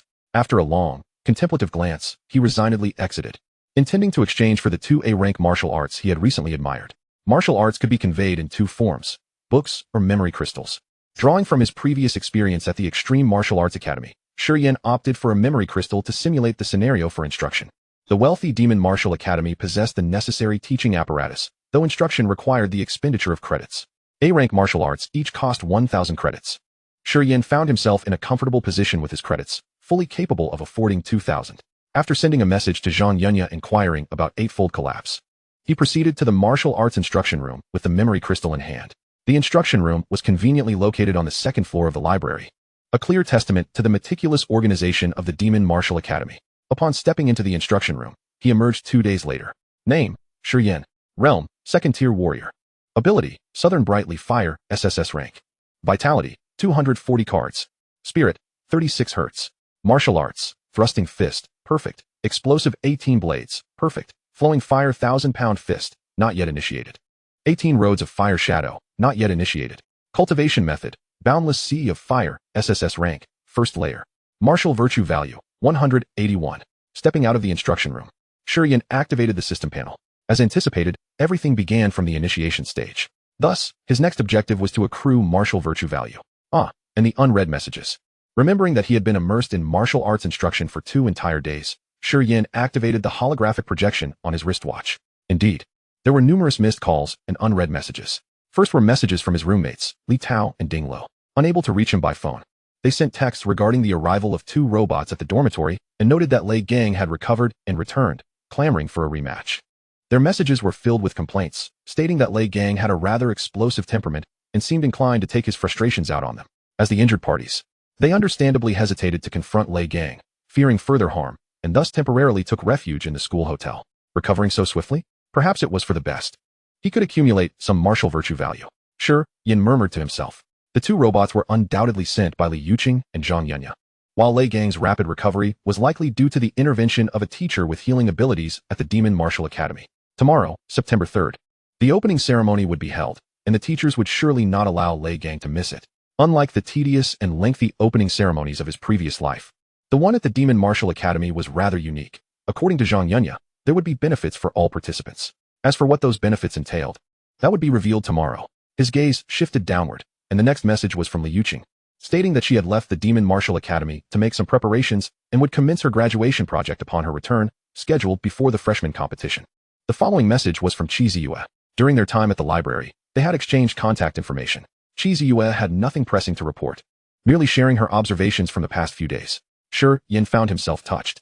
It was the first time in both his past and present life that a girl had taken the initiative to share such things with him, prompting him to respond. After 2 days of seclusion, my skills have reached new heights. Thank you for your concern, fair heroine. After replying, he opened the last message, which was from Zhang Yunya. After browsing through it for a moment, his eyes brightened and his heart raced. The information concerned Eightfold Collapse. This martial art was created by an extraordinary individual during the age of defensive lines, specifically designed for mass extermination of demon beasts. Its ultimate power was said to be unparalleled. According to Zhang Yunya's description, mastering this technique could cause space to collapse, reducing vast expanses to ruins. When Eightfold Collapse first emerged, it was once rated as an SSS rank martial art. Alas, the higher it was exalted, the harsher its fall, due to its excessively high threshold. Requiring at least S-rank talent and posing extreme danger, it was labeled as the martial art with the highest mortality rate on this planet. Consequently, the rating of Eightfold Collapse began to decline, eventually dropping to S rank, and ultimately, it was deemed unrateable. Its value plummeted as well, and after several transfers, it became untouchable among prestigious institutions, remaining with the Demon Martial Academy for the past 30 years. Over these 3 decades, its price had continually diminished, no longer requiring credits, ultimately falling to the level of 800 million huaxia coins. 800 million. Shi Yan recalled that currently, there were no SSS rank martial arts available globally. If it were a different technique, reaching that level would be unattainable, let alone for 800 million. One would need 800 billion to secure it. From the pinnacle to the abyss, one could only imagine the creator's heartache. Yet, perhaps this martial art was poised for a resurgence. This was, quite frankly, a tailor-made opportunity for him. Shi Yan felt an exhilarating rush, while others discarded it as worthless. To him, it was a treasure. After all, it merely required a minor enhancement. 800 million. Indeed, the freshman competition. In a short span, the only way to amass 800 million would be to clinch victory in the freshman competition. Should the long-standing second-place Demon Martial Academy ascend to first? How substantial would the rewards for the champion be? Shi Yan was uncertain, but Zhang Yunya had previously revealed that the winners from Jingwu Academy typically received rewards worth no less than 500 million. Given the Demon Martial Academy's financial prowess, the rewards for securing first place would likely be even more generous. Composing himself, Shi Yan headed to the dining hall to indulge in a hearty meal. It was the afternoon, and the food was still steaming. After satisfying his hunger, he messaged Li Tao and Ding Lu, indicating that they could return to the dormitory. Shortly thereafter, Shi Yan returned to the dorm. Expecting to confront Lei Gang, he discovered that the latter was not present. Instead, two cold humanoid robots stood waiting behind the door, prepared for him to receive authentication. The gifts from the two lovely ladies could only be accessed by him. Beep, beep. Welcome home, Master. Greetings, Master. I am your assistant, proficient in a variety of basic techniques, including but not limited to thrusting punches, bear chokes, and left roundhouse kicks. Two robots emitted sounds, their animated eyes giving them an air of intelligence. Shi Yan had not delved too deeply into their workings. After 2 days of martial arts instruction, he felt somewhat fatigued. He stowed away the combat robots and proceeded to take a shower before retiring for the night. The following day, the opening ceremony for new students commenced as scheduled. After rising and preparing himself, Shi Yan descended the stairs, still not having caught sight of Lei Gang. However, Li Tao and Ding Lu were already waiting for him at the entrance. Compared to the previous day, both appeared to be in much better condition. Their injuries no longer hindering their mobility. Where's Lei Gang? Didn't he return last night? Shi Yan inquired. I'm not sure, Li Tao replied, shaking his head. He joined a club, so he might be engaged in some activities. Let us not worry about him. The ceremony is about to begin, Shi Yan said dismissively. He issued a cleaning command to the robot at the door and then left the villa with the two friends. The opening ceremony took place in the vast plaza at the center of the martial arts arena. By the time Shi Yan and his companions arrived, most of the new students had already assembled according to their respective houses and classes. As first-year students in the combat division, their spot was easily identifiable. Located at the front left, the stunningly attractive instructor Jiang Cuifeng, appearing to be in her 30s, stood at the forefront, making her impossible to miss. Shi Yan mused that she looked even younger than in her photographs. Having spent the last 2 days in the library, he had not attended the class registration. And this was his first encounter with the real Jiang Cuifeng. Chapter 46, The Opening Ceremony and Roll Call Praise. Sensing something, Jiang Cuifeng slightly turned her head, revealing her beautiful visage. She then smiled and nodded at Shi Yan, who politely returned the gesture before averting his gaze. The trio swiftly joined the formation. A glance around revealed the towering figure of Lei Gang standing at the back. With a twitch of his nose, Shi Yan quickly deduced the reason for Lei Gang's absence the previous night. He had been out hunting demon beasts, as he still bore the scent of their blood. Staying up all night to hunt demon beasts. He's even more diligent than I am, Shi Yan murmured, his gaze drifting upwards to the empty podium. Soon, amidst the anticipation of the crowd, the principal, clad in white robes, descended from above, each step resembling a graceful descent down a staircase. The flowing white fabric billowed like a battle flag, resembling an enlightened being. Many watched in awe, swallowing hard with a mixture of reverence and aspiration. Bai Xianling, a 9th-level martial emperor. Upon sighting this venerable elder, the first thought that crossed everyone's mind was his formidable rank. Currently, he was the most powerful figure within the realm of martial arts, renowned globally as a formidable force. All present held their breath, fearing to make a sound. Shi Yan, too, focused intently, wary of missing any significant moment, as his senior sister had mentioned the benefits of attending the opening ceremony. Students, observe the vitality readings on your wristbands.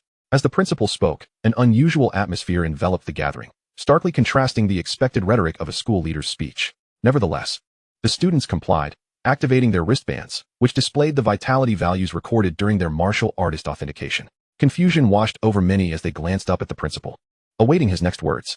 Just moments ago, your senior, Jiao Qianlong, tragically lost his life at the Eastern Sea front, his spine shattered by its Songlong beast. This statement left the crowd in stunned silence. Wasn't this supposed to be an opening ceremony? Why begin with such grim news? However, upon reflection, the realization that a senior had perished at the hands of a beast ignited a surge of anger within most, as yet another demon beast had claimed a life. And that of someone from their own school. Just 3 hours prior, 3 base cities in Sichuan had simultaneously suffered a minor beast tide, resulting in the deaths of over 10,000 people. Bai Xianling continued, unleashing another bombshell. Those from Sichuan clenched their fists, their breaths quickening.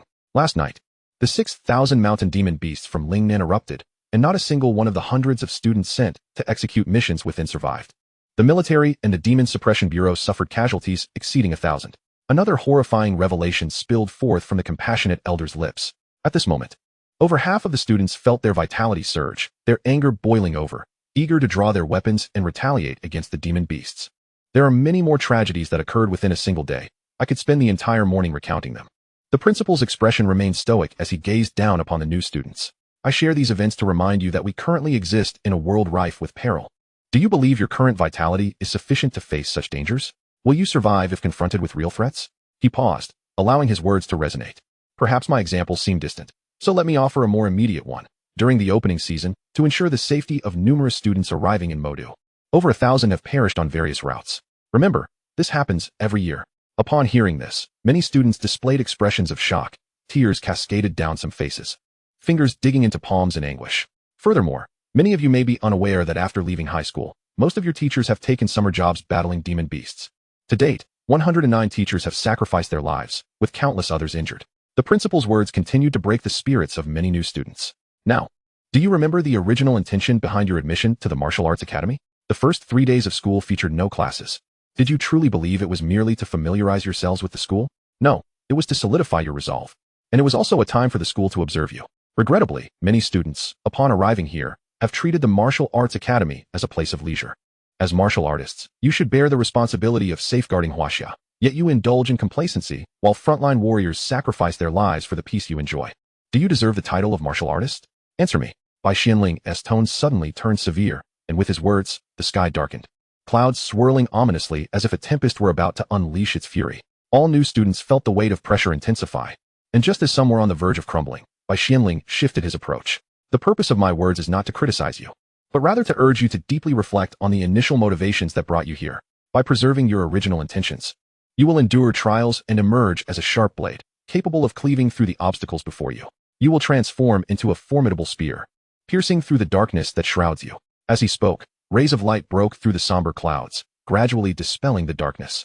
The new students looked up at the sky, feeling as though they were the protagonists of the world, breaking free from the shackles of darkness with their own strength. A sense of clarity surged within their hearts, and many of the previously perplexing questions suddenly found resolution. What had once seemed convoluted about the martial arts now became clear in an instant. Shi Yan snapped back to reality, noticing that his mental energy had increased from 36 Hz to 37 Hz. Such profound words had managed to elevate one's spirit. Surveying the faces around him, he observed similar expressions of surprise and enlightenment among his classmates. The principal on stage, now silent, regarded them with a benevolent smile, as if he had anticipated these moments of realization, having orchestrated this event countless times before. The words of his senior sister, Zhang Yunya, echoed in his mind. The opening ceremony will yield benefits. You must attend. So this was the benefit she had spoken of, an epiphany granted to 3,000 students by the principal's singular effort. The journey of a martial artist is not often graced by moments of clarity, but a single instance can profoundly influence one's life. This was no ordinary opening ceremony. It was a grand gift bestowed upon the new students by the principal. Thank you, principal. Several minutes later, a student broke the silence, bowing deeply to the principal with tears in their eyes. Others soon followed suit, expressing their gratitude, and the atmosphere became lively. Very well, Bai Xianling said, his gentle voice resonating throughout the crowd, calming the students' exuberance. No amount of words can compare to your diligent actions. I hope that after this ceremony, you all promptly dedicate yourselves to the pursuit of strength. Here, I would also like to commend a few students who have taken early action, hoping that everyone can look to them as exemplars. The first to be introduced is Qi Ziyue from Class 3 of the Combat Division. As Bai Xianling had just finished speaking, the new students turned their gazes towards Class 3. Qi Ziyue, a name so familiar, while not everyone was intimately acquainted with her. The mention of her name evoked a sense of recognition among many, primarily due to her striking beauty and exemplary academic performance. Could it be that she was being praised for her exceptional college entrance examination results? Alas, no one guessed correctly. Shortly after the martial arts examination, she journeyed alone from Kyoto to Magic City, without the aid of any transportation. Bai Xianling's brief statement left the new students utterly astonished. Alone? From Kyoto to Magic City? To forego any form of transport implied she had faced countless perils along the way. How had she managed to survive the journey? Many could not fathom it, knowing that they themselves would likely not dare to venture such a distance solo. The instances of individuals meeting their demise at the jaws of ferocious beasts in the wild were far too numerous, and no one wished to gamble with their lives. Shi Yan, you are indeed formidable. Even Shi Yan appeared somewhat taken aback. Had it not been for the principal's revelation, he would have remained oblivious to this facet of her character. Next, we have Lei Gang from Class 1 of the Combat Division. After a brief pause, Bai Xuanling's gaze fell upon the back of Class 1. On the very day he received his acceptance letter, he had arrived in Magic City, and since then, he has either been accepting missions or on his way to accept them. To date, he has claimed the lives of 300 magical beasts, and even this morning at 6, he was engaged in slaying yet another beast. Much like Shi Yan, Lei Gang too has garnered significant attention. His impressive tally of slain beasts astonished everyone. Killing so many in just over 2 months could only be described as the mark of an Iron Man. Then there is Liu Xingzhou from Class 1 of the Tactical Division, who ventured alone into the mountains, engaging in a battle of wits and courage against magical beasts. Only arriving at school yesterday. Finally, we have Shi Yan from Class 1 of the Combat Division. Shi Yan. It is indeed Shi Yan. Ah, my idol. As the principal called out Shi Yan's name, the atmosphere in the hall erupted into a cacophony of excitement. It was inevitable, as Shi Yan's legendary feat of defeating upperclassmen had, after 2 days of fervent discussion, become nearly common knowledge throughout the school. Almost everyone turned their heads, craning their necks to catch a glimpse of Shi Yan's face, albeit those seated in the far left section would likely not see him at all. I believe everyone should be familiar with Shi Yan by now, but I must take a moment to elaborate. Principal Bai Xuanling's voice resonated once more, his face radiating satisfaction. What many were unaware of was that prior to entering Magic Martial Arts Academy, Shi Yan had also traversed from Jiangnan, having frequently delved deep into the mountains, where he had slain over 1,000 magical beasts, including several second-tier beasts. Gasp! A chorus of sharp intakes of breath filled the air, causing the new students to shudder involuntarily. Shi Yan's achievements were simply terrifying. Over the span of 2.5 months, he had averaged the slaying of more than 10 magical beasts daily. Is this truly a new student? No wonder upperclassmen were overwhelmed, for the quantity of magical beasts he had defeated likely surpassed that of most second-year students. Meanwhile, at the location of Class 3, the poised Shi Yan displayed a stoic demeanor, as though the tumult of the outside world had no bearing on her. However, the slight tremor of her right index finger betrayed her inner tension. The chorus of girls calling out Shi Yan's name instilled in her a palpable sense of threat. In the rear of Class 1, Lei Gang's expression shifted repeatedly. After recovering from his injuries, he had heard much about Shi Yan, but he had not anticipated the brilliance of his accomplishments. Reflecting on the scene of his own defeat, he felt certain that Shi Yan had held back.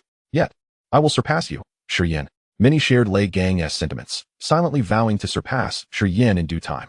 The principal, observing these dynamics, wore an even more satisfied expression on his aged countenance. Now, I invite the Dean of the Combat Division, Wang Changfu, to the stage to address us. Bai Xuanling exited, and the bald elder Wang Changfu took to the podium. I shall keep my remarks brief.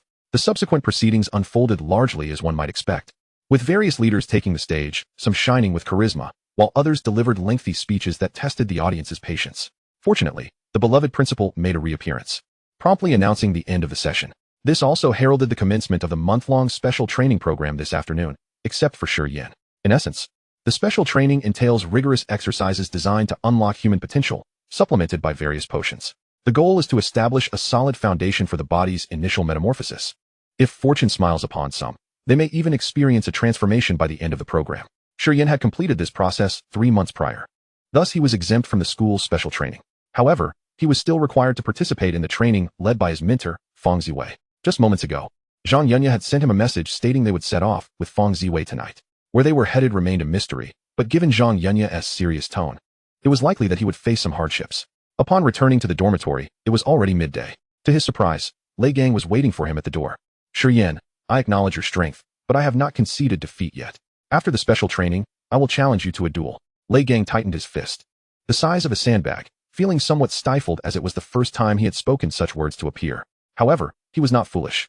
With Shi Yan's current prowess, which surpassed that of most second-year students, he would not foolishly seek out a thrashing.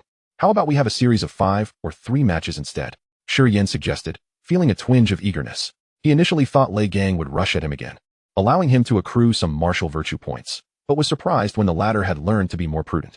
Upon hearing this, Lei Gang's anger flared, and he nearly launched another attack, but at the last moment, he held back and proposed, we can fight, but it will be 3 against 1. Alright, but you two Shun-Ti just watch. Come out, Li Tao and Ding Le. Shi Yan called to his roommates, who had been eavesdropping by the window. The two had only sustained minor injuries previously, and should be fine to fight now. Hurry up and come out, or I'll come in to fetch you. Lei Gang warned, his tone brooking no argument. Reluctantly, the two emerged, tears nearly brimming in their eyes. Gentlemen, must we really fight? We still need to pack and prepare for the special training. Li Tao sought to excuse himself, believing that even as a trio, they still stood a significant chance of being defeated by Shi Yan. Enough with the chatter, let us see your fists, Shi Yan declared, launching the first strike without regard for martial decorum. With only 181 points of martial virtue, he could only afford a single replenishment of vitality. Given that Fang Ziwei's training would undoubtedly be grueling, it was prudent to prepare additional martial virtue points. At the very least, he needed 200 points, which would allow for 2 vitality replenishments. With time running short for slaying magical beasts, he could only grind for points against his roommates. Bang! Shi Yan's punch missed Li Tao, for he was struck from behind by a whip kick from Lei Gang. The aim was accurate, but the force was lacking. A smirk curled at the corner of Shi Yan's mouth. Having stepped into the second tier, Lei Gang's standard kick was no longer a concern, to the extent that he did not even attempt to evade. Smack! Ding Lu's iron fan came crashing down almost simultaneously with Lei Gang's leg strike, landing squarely on Shi Yan's right shoulder. Unlike Li Tao, Ding Lu struck like a cunning serpent, knowing precisely when to attack, and his strikes carried tremendous force. Since a confrontation was inevitable, there was no need for courtesy. Thus, he wielded his weapon from the outset, augmented by his unique abilities. Unfortunately, it was still not enough to shake Shi Yan. With 240 points of vitality, Shi Yan could withstand their combined efforts, which did not even equate to the force of a mere bamboo stick striking an adult. Seeing Shi Yan's resilience, Li Tao gritted his teeth and joined the fray. 1 minute later, defeated 3 first-tier martial artists, martial virtue points, 31. The prompt from the panel brought a slight smile to Shi Yan's face. His martial virtue value had exceeded 200. Number 1, come over and assist them inside. Then purchase some medicine from the marketplace to apply on them, Shi Yan instructed, glancing at the 3 individuals stacked on the ground before addressing the villa. Shortly thereafter, the robots stationed within the villa emerged, each taking hold of Li Tao and Ding Lu, guiding them into the premises. Upon witnessing this, Lei Gang quickly stood up, clutching his backside, and entered the villa unaided by the robots. The trio had not sustained injuries this time and were prepared to participate in the specialized training. Shi Yan understood the situation. It was merely a matter of reviving their spirits, and a couple of hours of medicinal application would suffice for their recovery. As time passed, it soon approached 5 in the afternoon. The 4 had already packed their belongings, and Shi Yan, once again utilizing his credits, treated the 3 to a lavish takeaway meal. Though it was takeout, it was still a product of the Martial Arts Academy, delicious and nutritious nonetheless. Lei Gang's explosive temper had notably mellowed in the presence of such culinary delights. Furthermore, following Shi Yan's re-education, Lei Gang had become considerably more courteous toward Li Tao and Ding Lu. The previously tense atmosphere in the dormitory had dissipated. See you all in a month. Shi Yan bid farewell to the trio, making his way alone to Fang Ziwei's office. The classrooms at the Martial Arts Academy were generally quite modest, and the office building appeared somewhat antiquated. As the vice principal, Fang Ziwei's office was no exception, filled predominantly with old artifacts upon Shi Yan's entry. However, the space was impeccably clean and tidy, exuding an aura of ancient elegance and scholarly charm. Fang Ziwei, as meticulous as ever, had her silver hair neatly pinned with a golden hairpin, adorned in a simple dark silver outfit with embroidered patterns. Her aged yet slender hands were flipping through a book titled Global Advanced Beast Compendium. However, Shi Yan quickly noticed the unmistakable weariness etched on her wrinkled face. Good afternoon, teacher. Ah, you've arrived. Have you packed everything? Fang Ziwei gently closed her book and turned her gaze toward Shi Yan. Xiaoya has informed you, right? Are you mentally prepared? Teacher, I am fully prepared. That's good. Tonight, we will venture to the lair of the level 8 fire scale python. What? Shi Yan's eyes widened in disbelief. Are we seriously going to the lair of an 8th level beast? With my meager physique, I would hardly be able to withstand such a challenge. This isn't just a bit of hardship, it's a death sentence. What are you thinking? For the next 3 days, I intend to tame it. Fang Ziwei pierced through Shi Yan's thoughts with a single glance. How could a second-tier martial artist face an 8th level beast? Thank you, teacher. A wave of gratitude surged within Shi Yan. No wonder Fang Ziwei appeared so fatigued. She had been preparing to confront an 8th level beast. It was for this reason she accepted him as her disciple, risking herself for him. How could he not feel appreciative? It is well known that the higher the level of a beast, the stronger its capabilities. In a one-on-one match of the same tier, beasts often emerged victorious, given their immense strength and tough hides, making them formidable adversaries for humans. Shi Yan, as my disciple, you should disclose your circumstances to me, such as your special abilities. After a brief contemplation, Fang Ziwei continued, as the information she had only indicated that Shi Yan possessed a D-grade biological flame ability. Although it was speculated that his powers had mutated and exceeded S-grade, only Shi Yan could reveal the specifics. Teacher, my ability is the South Bright Leaving Fire, SSS grade. Shi Yan declared without a moment's hesitation. Concealing one's talents? That was simply not an option. He had come to the Martial Arts Academy precisely for the training resources. One could not expect to receive resources if one chose to hide their abilities. Given Feng Ziwei's willingness to confront an 8th-level beast on his behalf, he ought not to keep anything from her. What? Even for someone as worldly and seasoned as Feng Ziwei, the revelation caused her to spring to her feet in astonishment. SSS Grade. The 10th one. Since the revival of spiritual energy, you are the 10th individual to possess SSS Grade abilities. My heavens, the Martial Arts Academy has struck gold. At that moment, she finally comprehended why her request for the breathing technique from the Extreme Martial Arts Academy had been met with such eagerness. Moreover, it had been preemptively modified. This indicated that they had long been aware of Shi Yan's exceptional talent. Realizing this, she understood how fortunate she was. After all, with the Extreme Martial Arts Academy's immense wealth and formidable strength, they could easily have taken Shi Yan away, rendering any further academic pursuits unnecessary for him. The Extreme Martial Arts Academy had the means to cultivate Shi Yan into a master, potentially even the next great figure like Pa. Excellent. Splendid. Were it not for the confines of her office, Feng Ziwei would have burst into laughter. This is indeed my disciple. I am overjoyed that you confided in me. It vindicates the efforts I have invested in you. Now let us depart. Feng Ziwei, teeming with excitement, waved her hand, and the two found themselves suspended in midair. Shi Yan barely had time to react before an unseen force lifted him skyward. Unlike Zhang Yunya's flying car, this time he was truly soaring through the air, his view expansive and liberating, as if his chest had been opened wide like the heavens themselves. The wind howled past his ears, the clouds were trampled beneath his feet, and the exhilarating sensation of traversing the skies compelled him to let out a joyful shout. Feng Ziwei remained silent, standing with her hands clasped behind her back as they sped through the air. After approximately 2 hours, they descended from the sky. The dimness began to replace the brightness above. Shi Yan was unaware of their location, only realizing they had entered a forest filled with towering ancient trees. Upon landing, his instincts heightened, and a surge of vigilance coursed through him. He had previously ventured deep into the mountains with Zhang Yunya, and this sensation was reminiscent, heavy with the presence of beasts that could potentially kill him. Every motion felt as though it was under the watchful gaze of the creatures lurking nearby. Your alertness is commendable, but it is unnecessary for now, Feng Ziwei remarked lightly, then issued a sharp command. Instantly, the tense, oppressive atmosphere dissipated. Shi Yan could even hear the sounds of beasts fleeing and caught a whiff of fresh excrement. Let us proceed. Feng Ziwei forged ahead, causing grass and trees to fall away, creating a narrow path. Shi Yan followed closely behind, marveling at the spectacle.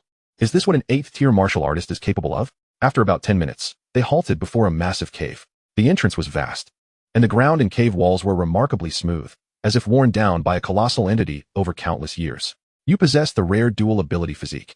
I brought you here to reactivate your other ability. Feng Ziwei's words startled Shi Yan. Dual abilities? Could it be? He recalled his biological flame. After acquiring the South Bright Leaving Fire, his biological flame had vanished. He had assumed that individuals could only possess one ability, thus he had not paid much heed. According to Feng Ziwei's assertion, was the biological flame meant to resurface? After speaking, Feng Ziwei stepped into the cave, and Shi Yan followed suit. Inside, it was dim yet remarkably dry, and Shi Yan detected a peculiar metallic scent. The deeper they ventured, the stronger the odor became, and the temperature began to rise uncomfortably. It was worth noting that Shi Yan possessed a fire element ability, granting him an unusual resistance to high temperatures. If he found it uncomfortable, the heat must be intense indeed. After traversing several dozen meters, a breathtaking sight unfolded before Shi Yan. It was a colossal cavern, with a pool at its center, measuring approximately 50 meters in diameter, where orange-red magma churned incessantly, sending waves of heat radiating outward. Yet, this alone did not astonish Shi Yan. It was the immense corpse floating within the magma pool that left him in awe. It was a massive serpent adorned with fiery red scales, continuously rising and sinking in the molten lava. Its length was staggering, reaching 40 meters, with its body submerged in the pool while its severed head rested on the shore. He could even see blood streaming from the serpent's head into the magma pool. In the sweltering heat, the snake's blood remained not desiccated but rather still boiling and vibrant. Teacher, did you really engage it in battle? Shi Yan murmured, recalling Feng Ziwei's suggestion to confront the level 8 demon beast. You should strip and enter. Feng Ziwei nodded. The fire-scaled python and the magma flames are quite suitable for activating your biological flame, and it may even promote its advancement. Gazing at the bubbling magma, Shi Yan shuddered but obeyed. He had already caught the scent of medicinal fragrance wafting from the pool, suggesting Feng Ziwei had made the necessary arrangements. Moreover, as long as he could ignite the southern Mingli fire, the magma's intense heat would pose no threat to him. Seconds later, with a determined grit, he plunged into the magma pool, stark naked. As expected, the terrifying heat was still present, threatening to obliterate his very being. Fortunately, he was well prepared. The southern Mingli fire was instantly ignited. Whoosh! A plume of white flames surged forth, instantly isolating him from the magma, rendering the intense heat incapable of reaching him. And his skin returned to a normal temperature. Yet, in the next moment, a single phrase from Feng Ziwei left him utterly dumbfounded. Do not use your powers. Chapter 49. Enormous Enhancement, the Onset of Carnage. Panic seized Shi Yan as his first thought was, this is the end. Without his powers, would he not simply become a mere skeleton? No, at this magma's temperature, there would be nothing left of him, not even bones. However, upon witnessing Feng Ziwei's now stern gaze, he chose to trust her. If she intended to harm him, she would not have gone to such lengths to bring him here. As he retracted his powers, the searing pain instantly surged from every part of his body. Even though Shi Yan believed his mental fortitude was commendable and his character resilient, he could not suppress a cry of anguish. He could feel the burning of his skin. Wisps of black smoke rising from the magma. Beneath the skin lay flesh and blood. In that moment, the term burned alive manifested vividly in his experience. Within mere seconds, his screams diminished, and his consciousness began to blur. This was not merely the burning of magma. It was compounded by the overwhelming energy and resentment of the level 8 demon beast. No, I cannot die. A fervent resolve arose within Shi Yan. His previous life had been filled with suffering, and he was destined to defy fate in this life. If he were to die here, it would be a futile resurrection. Gritting his teeth against the excruciating agony, his chi and blood surged throughout his body. Without his powers, surely he could still harness his chi and blood? Thankfully, Feng Ziwei remained silent, tacitly permitting him. As he mobilized his chi and blood, surprisingly, waves of refreshing energy began to emanate from the magma, entering his body through contact. Areas that were to be incinerated started to heal. Furthermore, Shi Yan felt warm currents coursing through his limbs, gradually fortifying his physique. High-grade body tempering elixir. He was aware that the elixir, valued in the hundreds of thousands, would not diminish after only enhancing his chi and blood by mere dozens. The medicinal effects lay dormant within him, poised to manifest at a critical moment. However, as his body's strength increased and his wounds healed, an itch accompanied the relief, tempting Shi Yan to scratch. Resisting, he focused on his breathing technique. Feng Ziwei spoke again, her tone imbued with delight. I did not expect you to pass the first trial so swiftly, in just a few seconds. Now, the true enjoyment of suffering begins. Shi Yan clenched his fists, forcing himself to endure, yet the intertwining agony of burning and itching compelled him to roar once more. Breathing technique, breathing technique. Just as his consciousness threatened to fade again, he summoned his spirit and commenced the breathing technique. The effects were immediate, with the boundless flames being regulated. The refreshing sensation emanating from the magma multiplied exponentially, significantly alleviating his torment. Yet he did not rejoice too soon, for this was merely the beginning. Feng Ziwei, risking her life to slay the level 8 demon beast, would not let him off so easily. A prolonged ordeal was the correct approach. Indeed. Feng Ziwei smiled slightly and said, very well, enjoy it thoroughly. Once the magma solidifies, you may emerge. With that, she vanished in a flash. At her words, Shi Yan found himself at a loss. To solidify such a vast magma pool? Teacher, will you come collect my remains next time? Unfortunately, Feng Ziwei offered no response. Nor did she reappear. Only the relentless cycle of destruction and restoration continued to assail him. Fortunately, prior to this ordeal, he had raised his martial virtue points to 212, granting him 2 opportunities to replenish his chi and blood. As his chi ran low, he utilized both opportunities, enabling him to endure the initial, most excruciating phase. From here on, it would become manageable. Time seemed to lose meaning in the depths of the cave. Eventually, Shi Yan entered a peculiar state. His eyes no longer beheld the magma pool, nor did he accompany the colossal snake's corpse. Instead, he found himself amidst a sea of flames. Just as in the simulated scenarios taught by the breathing technique, he stood as a deity amidst the flames, his breath causing the inferno to sway. After a considerable duration, he noticed the sea of flames gradually dissipating, transforming into an expanse of pitch-black earth. His breathing became labored, as though obstructed by some unseen force. In that moment, his awareness returned, reminding him that he was still submerged in magma. Instinctively, he attempted to open his eyes, only to find his eyelids seemingly sealed shut, resisting his efforts. Striving to move, he discovered his entire body was similarly immobilized, as if encased in solidified cement. Solidified. Suddenly, a thought struck Shi Yan, and his chi surged forth explosively. Boom. With a thunderous blast, dust and debris erupted. As he opened his eyes, he finally beheld his surroundings. No longer was he enveloped in tumultuous magma, but rather in a solidified, dark stone wall. The fire-scaled python's corpse remained a vivid red, embedded within the black stone. However, compared to his first encounter, the snake's remains appeared to have lost their essence. I have transcended, Shi Yan exclaimed joyfully, examining his hands and body. Perfectly proportioned. His muscles appeared robust, yet harmoniously defined. He had grown several centimeters taller, estimating his height to be around 1.86 meters. This was merely the external transformation. The internal enhancements were even more astonishing. Name, Shi Yan. Realm, second tier martial artist. Powers, Southern Ming Leaf Fire, SSS grade. Earth Heart Flame of the Python, a grade. Chi, 478 cards. Mental Strength, 101 Hz. Martial Arts, Thrusting Fist, perfect. Explosive 18 blades, perfect. Flowing Fire 1000-pound fist, not initiated. 18 paths of Fire Shadow, not initiated. Techniques, Boundless Sea of Fire, SSS grade, second layer. Martial Virtue Points, 12. Incredible, utterly astonishing. His second power was not only activated but had soared to a grade. It is worth noting that the vast majority of martial artists never experience a change in their powers throughout their lives. Moreover, his chi had increased by nearly 200. Even his notoriously difficult mental strength had risen by 64 Hz. Indeed, suffering can fortify the spirit. Lastly, the breathing technique had advanced from the first layer to the second. The Boundless Sea of Fire consists of 9 layers, with the first 3 focusing on strengthening the physique. The substantial increase in chi was undoubtedly related to the technique reaching the second layer. One could only conclude, this special training was exceptionally worthwhile. After retrieving a set of clothing from his spatial ring and donning it, he was about to call for his teacher when he noticed Feng Ziwei already standing at the edge of the solidified magma pool. How do you feel? Feng Ziwei inquired with a warm smile, though the fatigue beneath her expression was unmistakable. Teacher, your great kindness will forever be etched in my memory. Shi Yan gratefully bowed, sincerely expressing his thanks. Gaining an additional power, he felt it would benefit him for a lifetime. Yet, Feng Ziwei's undeniable weariness suggested she had sacrificed much for his advancement. Haha, your growth into a formidable giant is the greatest gratitude you could offer me. Feng Ziwei's words were laced with expectation, resembling a consolation after completing a task. Draw your blade and let off some steam. A blade? Shi Yan questioned, yet complied nonetheless. As he grasped the lava-devouring blade, a crimson haze suddenly enveloped his vision, igniting a surge of malevolence within him. A singular thought consumed his mind. Kill, kill, kill. Even when he gazed upon Feng Ziwei, the urge to strike her down surged within him. Quite filial, aren't you? Feng Ziwei scoffed, bringing a measure of clarity back to Shi Yan's mind. Your spirit has been tainted by the resentment of the fire-scaled python. Only through slaughter can you find resolution. Go. With a wave of her hand, Shi Yan burst forth like a cannonball, shattering the cave as he emerged into the open. The ground trembled violently, creating a gaping maw in the hillside, and he found himself outside.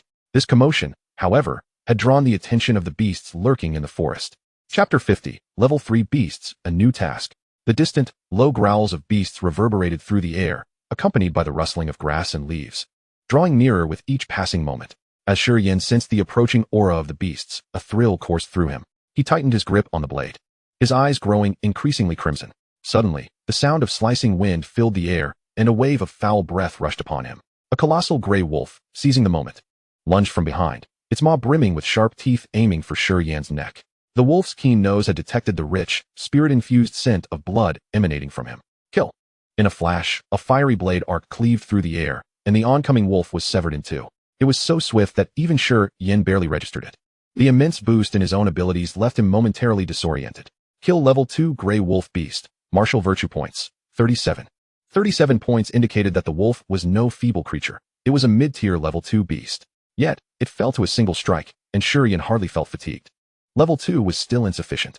Shi Yan licked his lips, his desire to kill intensifying. Without waiting for the beasts to approach, he charged toward them, initiating a massacre. Kill Level 2 Gray Wolf Beast. Martial Virtue Points, 41. Kill Level 2 Iron Claw Monkey Beast. Martial Virtue Points, 42. Kill Level 1 Demon Emerald Kingfisher. Martial Virtue Points, 9. As Shi Yan became increasingly consumed by bloodlust, the system notifications continued to ring in his ears. Time slipped away, and when he thrust his blade once more, a chill spread across his abdomen, and the crimson in his eyes began to fade. Kill Level 3 Shadow Cat. Overlevel kill. Martial Virtue Points, 100. The system's announcement jolted Shi Yan back to his senses. As he surveyed his surroundings, he realized he had ventured far from the hill where the fire-scaled python resided. Now amidst an unfamiliar forest, towering trees still loomed, but they were interspersed with shrubs and thorns, rendering the place more secluded. From afar, a chaotic path stretched out before him, littered with the remains of beasts, no fewer than 100 corpses. At that moment, his blade pierced the skull of a large black cat, approximately 80 pounds in weight. Visible scratches marred his abdomen, blood gushing forth uncontrollably. Truly, it was a Level 3 beast. A flicker of pain crossed Shi Yan's face as he withdrew his blade. He had not anticipated encroaching upon the territory of Level 3 beasts. Fortunately, unlike the lower-tiered beasts, Level 3s did not swarm in packs, granting him a moment to breathe. Without hesitation, Shi Yan swiftly retrieved a healing ointment from his storage ring and applied it to his wounds. A soothing sensation followed, and the bleeding quickly subsided, forming scabs. Remarkable. Shi Yan marveled, recalling how Zhang Yunya had used a similar ointment before his arrival at the Demon Martial Academy. Though its efficacy then had been far inferior to now, the rapid healing must be attributed to his immersion in the molten lava. There was no time to waste.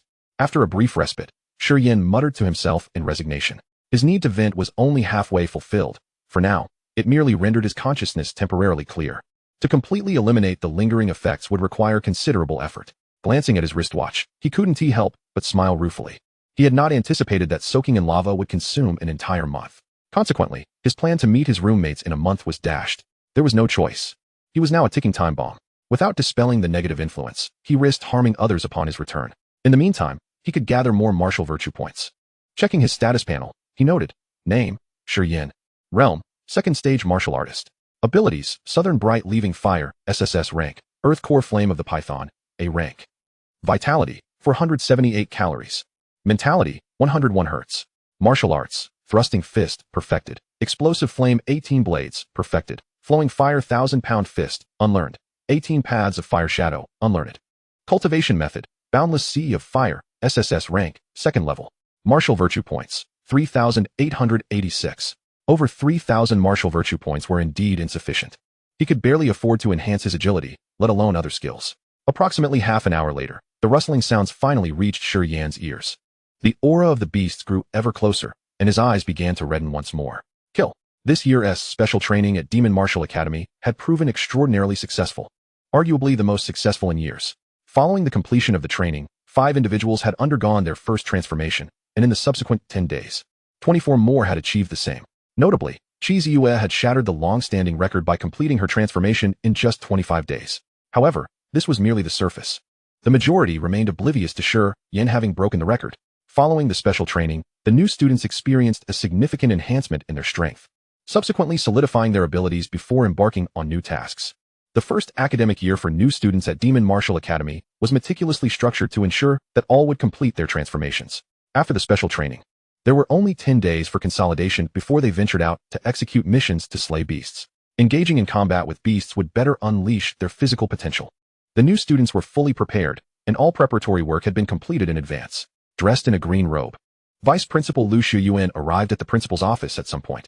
Standing by the window, Bai Xianling nodded, his gaze sweeping over the entrance of Demon Martial Academy, where heavy buses were arriving in droves. Old Lu, who do you think will score the highest this time? This mission involved point allocation, and the top 100 would directly enter the preliminary rounds of the new student competition. As a national event, the preliminaries would take place among various schools, with the top 10 contenders proceeding to compete against students from all across the nation. Need I say? If Shi Yan manages to return, he will undoubtedly score the highest. If he doesn't, then it will be one of Qi Ziyue, Lei Gang, or Lu Xingzhou. Lu Shiyuan appeared somewhat puzzled. Wasn't he this apparent? Then he grasped the implication behind the principal's words. Old Bai, are you implying that you wonder if Demon Martial can defeat Jingwu this time? Otherwise, we have been burdened with the title of perennial second place for far too long. Bai Xianling sighed ruefully. Among the 4 prestigious schools in Huaxia, Jingwu had consistently claimed the championship in the new student competition, with Lingnan and Tianfu each winning once, while Demon Martial remained the unchanging second. Upon hearing this, Lu Shiyuan's expression turned grim. It was as if a curse loomed over Demon Martial. Whenever a prodigy emerged, one from the other 3 schools always appeared to overshadow them. For instance, while Shi Yan had now emerged, Jingwu also possessed its own SSS-ranked prodigy. Ironically, Shi Yan was likely to be suppressed this time, simply due to his relatively weak foundation. One only needed to observe the newly transformed students at Demon Martial to understand this. It had only been 10 days since the special training concluded, and all of them had already stepped into the second stage. This rapid progression was largely due to their consumption of rare resources from a young age, resulting in explosive enhancements following their transformations. Since the conclusion of the martial examination, Shi Yan has undergone a remarkable transformation, ultimately achieving the rank of a second-tier martial artist just before the commencement of the new academic term. It is precisely due to his weak foundational skills that Feng Ziwei personally intervened to lay the groundwork for him. Lao Bai, are you not known for your ability to predict outcomes? Can you not discern whether we shall emerge victorious in this magical martial contest? What I possess is not mere calculation, it is instinct. Moreover, no matter how astute one may be, can one truly fathom all matters of the world? Bai Xianling found himself at a loss for words. By the way, Lao Lu, there are quite a few promising talents this year. Are you not interested in taking on a disciple? Not a chance. Do not entertain such thoughts. Lu Shiyuan's expression turned wary, and then, as if a thought struck him, he added, Lao Bai, that is rather unkind of you. By allowing Wang Chongfu to accept Qi Ziyue as his disciple, are you not merely rubbing salt into his wounds? All of Wang Chongfu's disciples perished over 3 years ago, at the same time and place. Such a blow is beyond the imagination of an ordinary person. To now ask him to take on a disciple again, is that not reopening old scars? 10 days ago, Vice Principal Fong conveyed the news that Shi Yan successfully activated his second supernatural ability. By Xianling, hands clasped behind his back, exhibited a mysterious glint in his eyes. This seemingly irrelevant remark flustered Lu Xiuyuan. You are forcibly making connections again. I was referring to the matter concerning Dean Wang. Why do you involve Shi Yan? Well, the activation of his second ability is indeed astonishing. It holds promise for a showdown with the martial elites of the capital. Lao Lu, you may not be aware, but Dean Wang has sought to resign after every semester for over 3 years now. By Xianling lamented, uttering words that left Lu Xiuyuan in shock. Resign? Surely not. Indeed, he has resolved to take vengeance for his fallen disciples. So, you wish to extinguish his desire for revenge by having him teach Qi Ziyue? Not entirely. By Xianling shook his head slightly. I observe that Qi Ziyue has grown quite close to Shi Yan. The heart of one seeking vengeance is not easily quenched. Should anything happen to Dean Wang in the future, perhaps Qi Ziyue's connection might enable Shi Yan to lend his assistance, by which time Shi Yan should have matured significantly. I see, but Lao Bai, do you not tire of thinking so far ahead? I do, hence my desire to pass the principal's mantle to you. Not a chance. I refuse. Achoo. Wang Chongfu sneezed, then cast a suspicious glance around the expansive training hall. Alas, aside from Qi Ziyue, there was naught else within the room. Is someone speaking ill of me behind my back? Teacher, you are a martial king.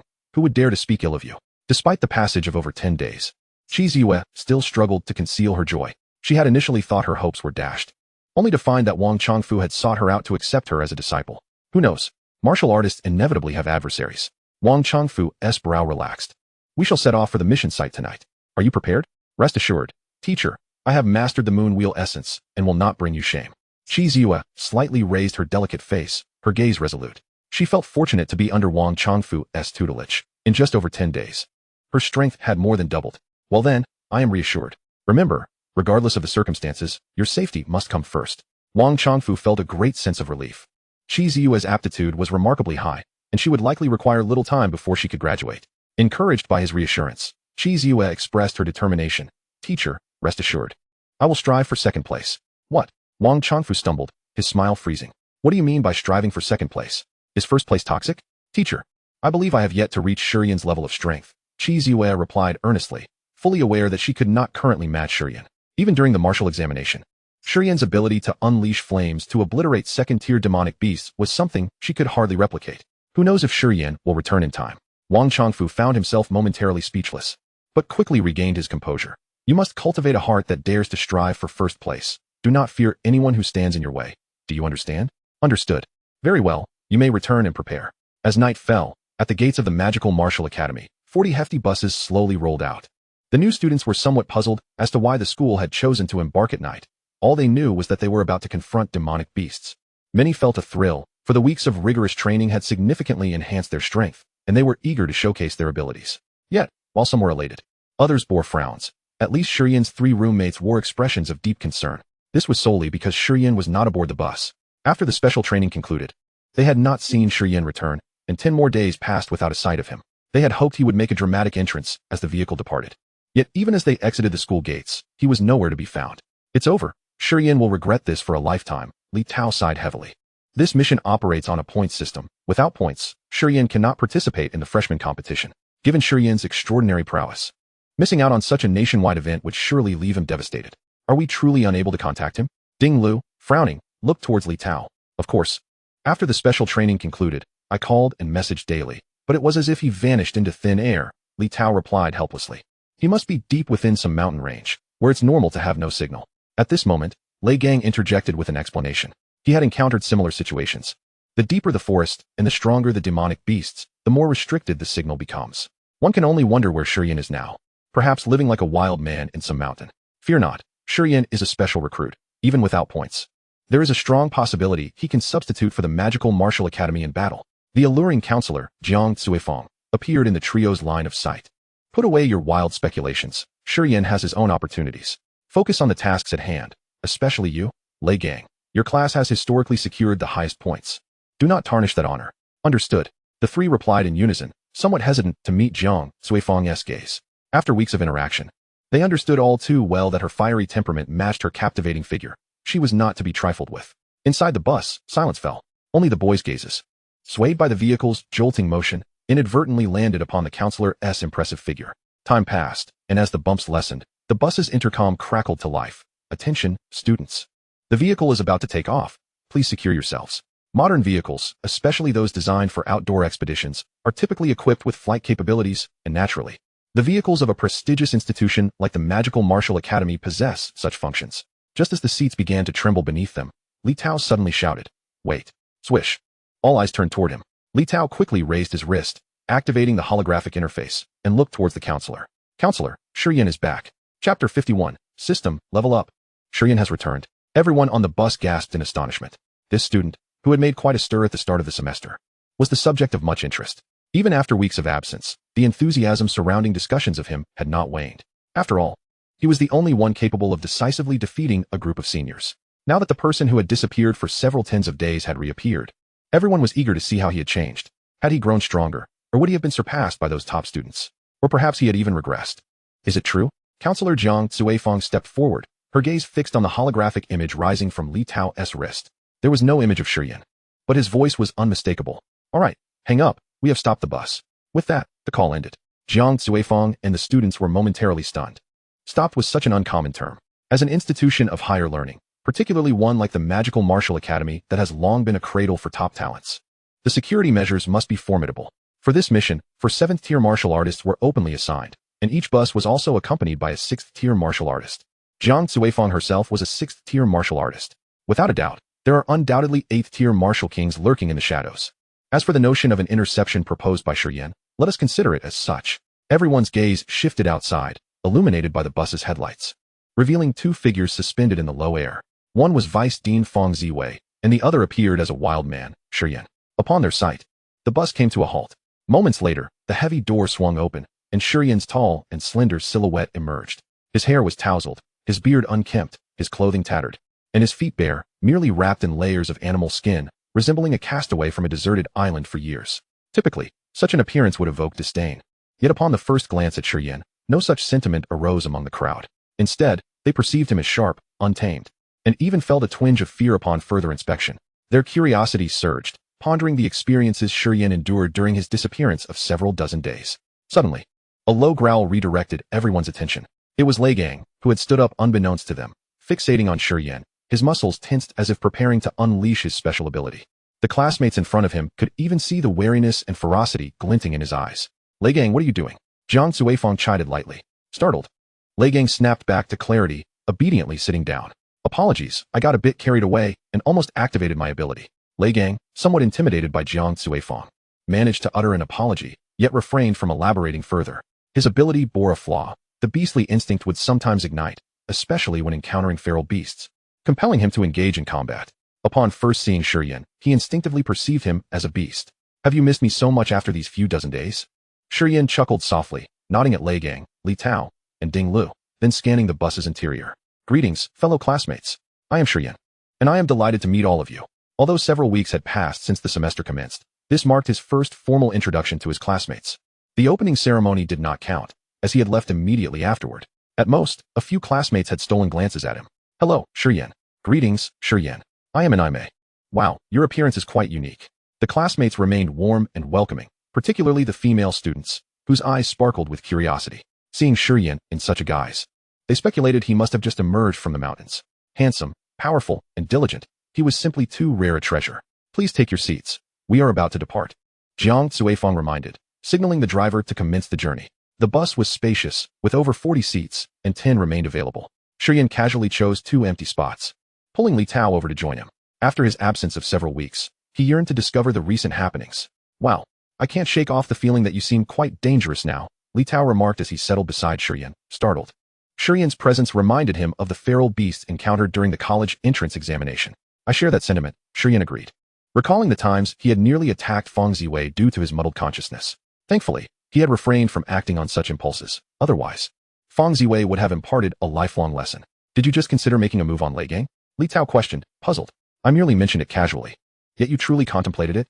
He turned to glance back at Lei Gang, who had now closed his eyes, furrowing his brow as if enduring something. "We are all classmates. There's no need for violence. Shi Yan shook his head, admitting that he had grown somewhat dismissive of the meager martial virtue points Lei Gang had accumulated. Over the past 10 days, he had accrued a substantial amount of martial virtue points. Name, Shi Yan. Realm, second-tier martial artist. Ability, Southern Brightly Fire, SSS rank. Rampaging Python's Core Flame, A rank. Vitality, 499 cards. Mentality, 101 Hz. Martial Arts, Piercing Fist, Perfection. 18 Blazing Knives, Perfection. Flowing Fire 1000-Pound Fist, Minor Accomplishment. 18 Paths of Fire Shadows, Minor Accomplishment. Technique, Boundless Sea of Fire, SSS rank, second layer. Martial Virtue Points, 18,886. For 10 days, he had unleashed his fury, slayed numerous feral beasts, and thus amassed such a wealth of martial virtue points. This was after expending 8,000 points to elevate 2 A-rank martial arts. Otherwise, his total would appear even more impressive. As for his vitality, he had utilized 21 cards as sustenance, burning through 2,100 points. The reason he maintained his vitality at this figure was that 500 cards would signify a third-tier martial artist. Killing third-tier beasts as a second-tier artist would yield maximum martial virtue points, while the opposite would diminish returns. Feng Ziwei had been particularly considerate, ensuring that he faced only third-tier beasts or lower, preventing any fourth tier from approaching. With such an advantageous opportunity, he certainly would not foolishly elevate himself to the third tier. I brought you here because I wish to learn about recent events. Li Tao, discerning Shi Yan's intent, divulged the most pressing news. As of the moment we boarded the bus, 29 new students have undergone their first transformation, with 15 achieving the second-tier martial artist status. Such a significant number? Shi Yan was taken aback, considering that merely 43 days had elapsed since the semester began. He marveled at how fortunate the children of affluent families were, their solid foundations allowing them to rapidly escalate in strength post-transformation. With 15 second-tier students, his thoughts shifted, realizing he ought to cease hoarding martial virtue points. Initially, he had intended to see how many points were needed to upgrade the A-rank Rampaging Python's Core Flame, but now he prioritized enhancing his strength instead. System, allocate points. Chapter 52. Are you instructing the class leader? With 8,000 martial virtue points diminished, Shi Yan's 18 Paths of Fire Shadows technique advanced from minor accomplishment to great accomplishment. This technique currently provided the most significant enhancement to his strength. Of course, vitality was also essential. However, now was the time to undertake missions. If he encountered third-tier beasts, he could earn a handsome sum of martial virtue points. Are you not anxious? Those few are eager to seize the title of newcomer king. Li Tao observed Shi Yan's calm demeanor, feeling a sense of urgency. I must inform you that most of those who have ascended to the second tier possess robust family backgrounds, having trained in various martial arts from a young age. When they were first tier, they could not showcase their full potential. Now, as second tier, they have significantly strengthened. You may not necessarily keep pace with them. Not a concern. I am indifferent to the title of newcomer king. Shi Yan smiled slightly, then concentrated. System, allocate points. Thus, 8,000 martial virtue points vanished, and the A-rank Flowing Fire 1000-Pound Fist was elevated to the great accomplishment stage, despite his reliance on blades. After Feng Ziwei taught him to imbue fire onto his fists, the power of his punches surged dramatically. Unarmed, he could still dispatch third-tier beasts. In confined spaces, his fist technique would serve as a formidable weapon. Very well, I'll concede that you possess a commendable mindset.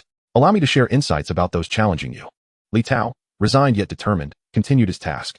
The first is Meng Kai Xian from the mechanical division. While his vitality may not be the highest, his ability is quite abnormal, allowing him to imbue his powers into metal. This means that even regular firearms can inflict damage upon feral beasts. The second is Qi Ziyue from the combat division. Class 3, she was the first to complete her transformation, rapidly enhancing her vitality, likely surpassing Lei Gang. Most importantly, she has been taken under the wing of Dean Wang as a disciple. Li Tao elaborated on numerous individuals, with not only Shi Yan but also the other classmates listening intently, hanging on to his every word. Who could possibly refuse the exhilarating thrill of intelligence gathering, especially when it pertains to the collective? Ultimately, it was not solely a matter for the newcomers. Li Tao divulged a plethora of information concerning the upperclassmen as well. For instance, the Sky Eagle Society dispatched 20 members to capture a 5th-tier demon beast, netting nearly $1 million in sales. Su Jinxing led a delegation to other universities, garnering extensive coverage from the media in the Magic City. Zhang Yunya assisted the Bureau of Demon Control in apprehending a gang of criminals. A shocking scene captured on camera where one was cleaved in half with an axe, and so forth.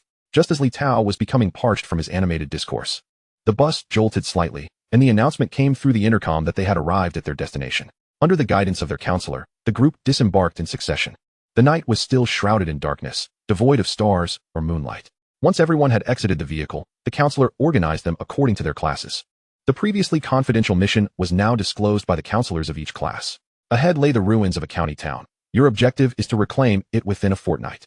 Jiang Cuifang from Class 1 exhibited a hint of concern in her gaze.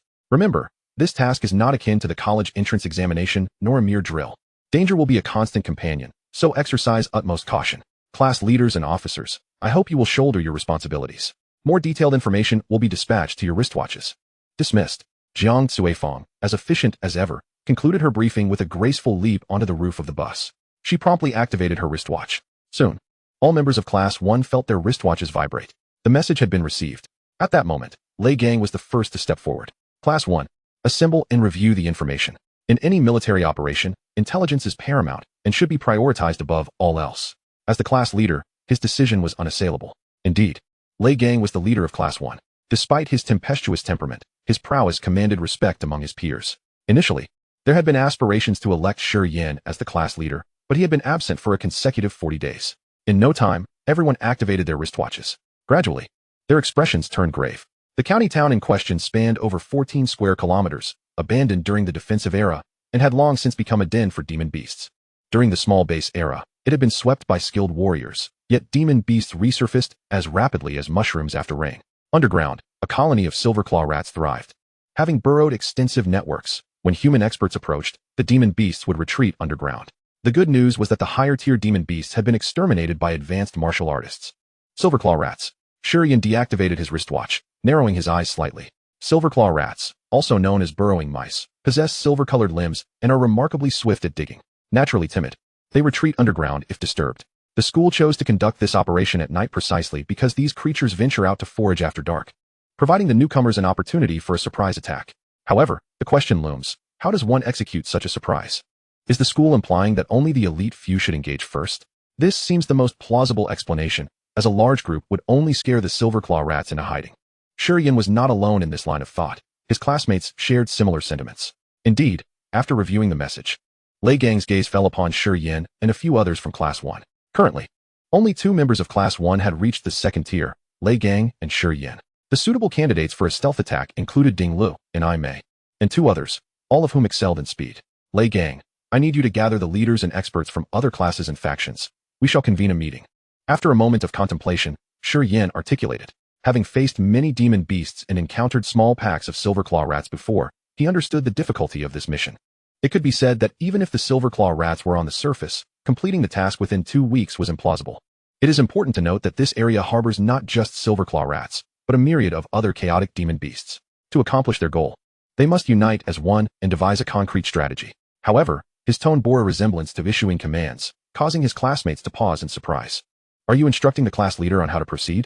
While I recognize your strength, Lei Gang is still the class leader, someone interjected. What if you are not a match for him right now? Shi Yan, I must be forthright with you. I am the class leader of Class 1. Lei Gang's fists clenched audibly, and due to his fiery temperament, had it not been for the greater good and his position, he would have already engaged Shi Yan in combat. However, it seems Shi Yan misunderstood his intent. I am aware of your average capabilities, so for now, you will follow my lead. Go, do not waste time, I have a brilliant idea. Shi Yan waved dismissively.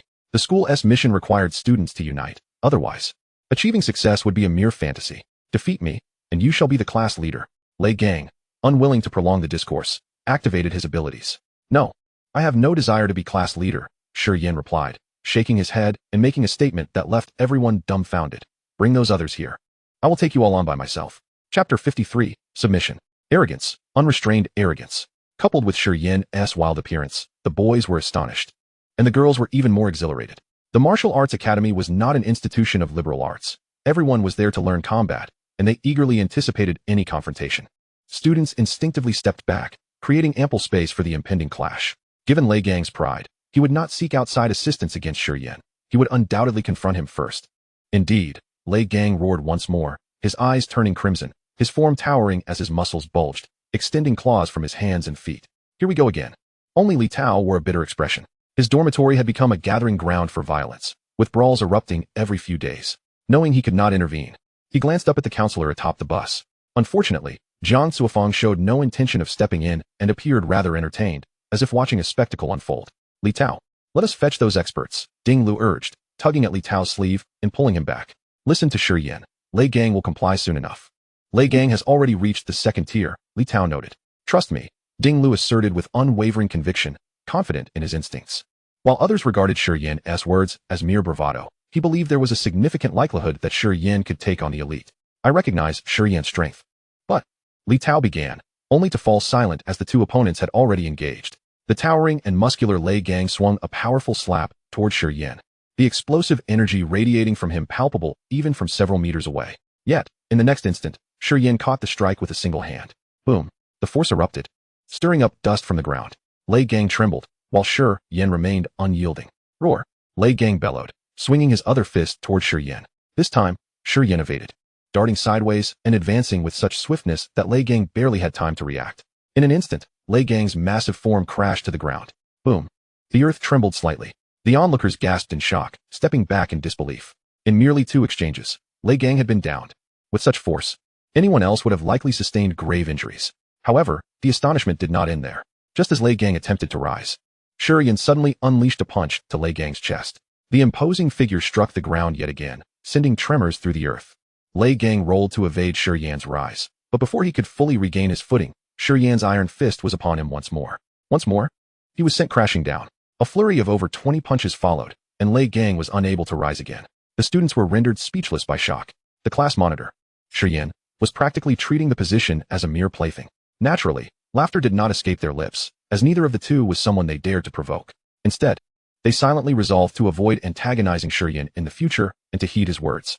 So, can we converse amicably now? Shi Yan inquired. Noticing that Lei Gang's eyes had regained some clarity, he simultaneously glanced at the system prompt. Defeated a second-tier warrior, martial virtue value 61. It must be acknowledged that Lei Gang indeed possessed considerable skill. His vitality was around 110, surpassing many second-tier monsters he had slain. As Lei Gang fully regained his senses, he rose with a gulp, his face betraying a mix of shame and indignation. His extraordinary ability had a profound impact on his emotions, often compelling him to act against his will, yet his memories of such instances remained vividly clear. This occasion was no different, as Shi Yan had shown him no mercy. From this point forward, you are the class monitor. Shi Yan was simply too formidable. Conceding defeat was a realization Lei Gang had to accept.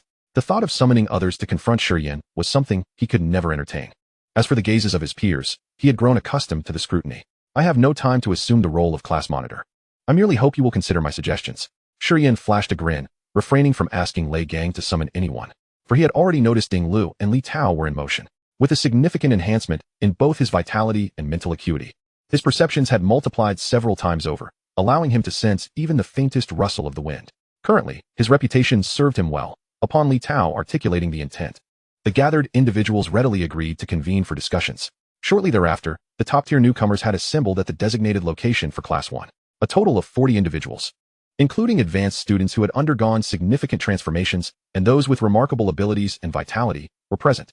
Upon witnessing Shi Yan's attire, expressions of astonishment swept through the crowd, though no one voiced their thoughts, as personal preferences varied. However, Chi Ziwei discreetly covered her mouth, a hint of amusement dancing across her face. Only she knew that this was not a matter of fashion. Rather, Shi Yan had nothing else to wear. During the college entrance examinations, she had encountered him and assisted in crafting a rudimentary outfit for him. Little did she realize that her modest gesture had left the surrounding boys in a state of drooling admiration. The aloof goddess smiling? Many boys glanced at Shi Yan, a thought flitting through their minds. Perhaps if they donned a wild man's attire, they too could elicit a smile from such a beauty. It is likely that everyone has come across information regarding this location, and fulfilling the task appears daunting. Shi Yan surveyed the group before speaking. All of you are prominent figures from your respective classes. The sole purpose of gathering everyone is to foster collaboration. By pooling our strengths and devising a detailed strategy, we may have a chance to seize this county. 14 square kilometers is an immense expanse, and the subterranean conditions remain uncertain, while the surface is obscured by dense vegetation. A horde of 3,000 charging in blindly will yield minimal results. Wait, your assertion that the task is difficult to accomplish is based on what judgment? At that moment, a somewhat lean youth stepped forward, questioning. The school would not assign us an impossible task, would it?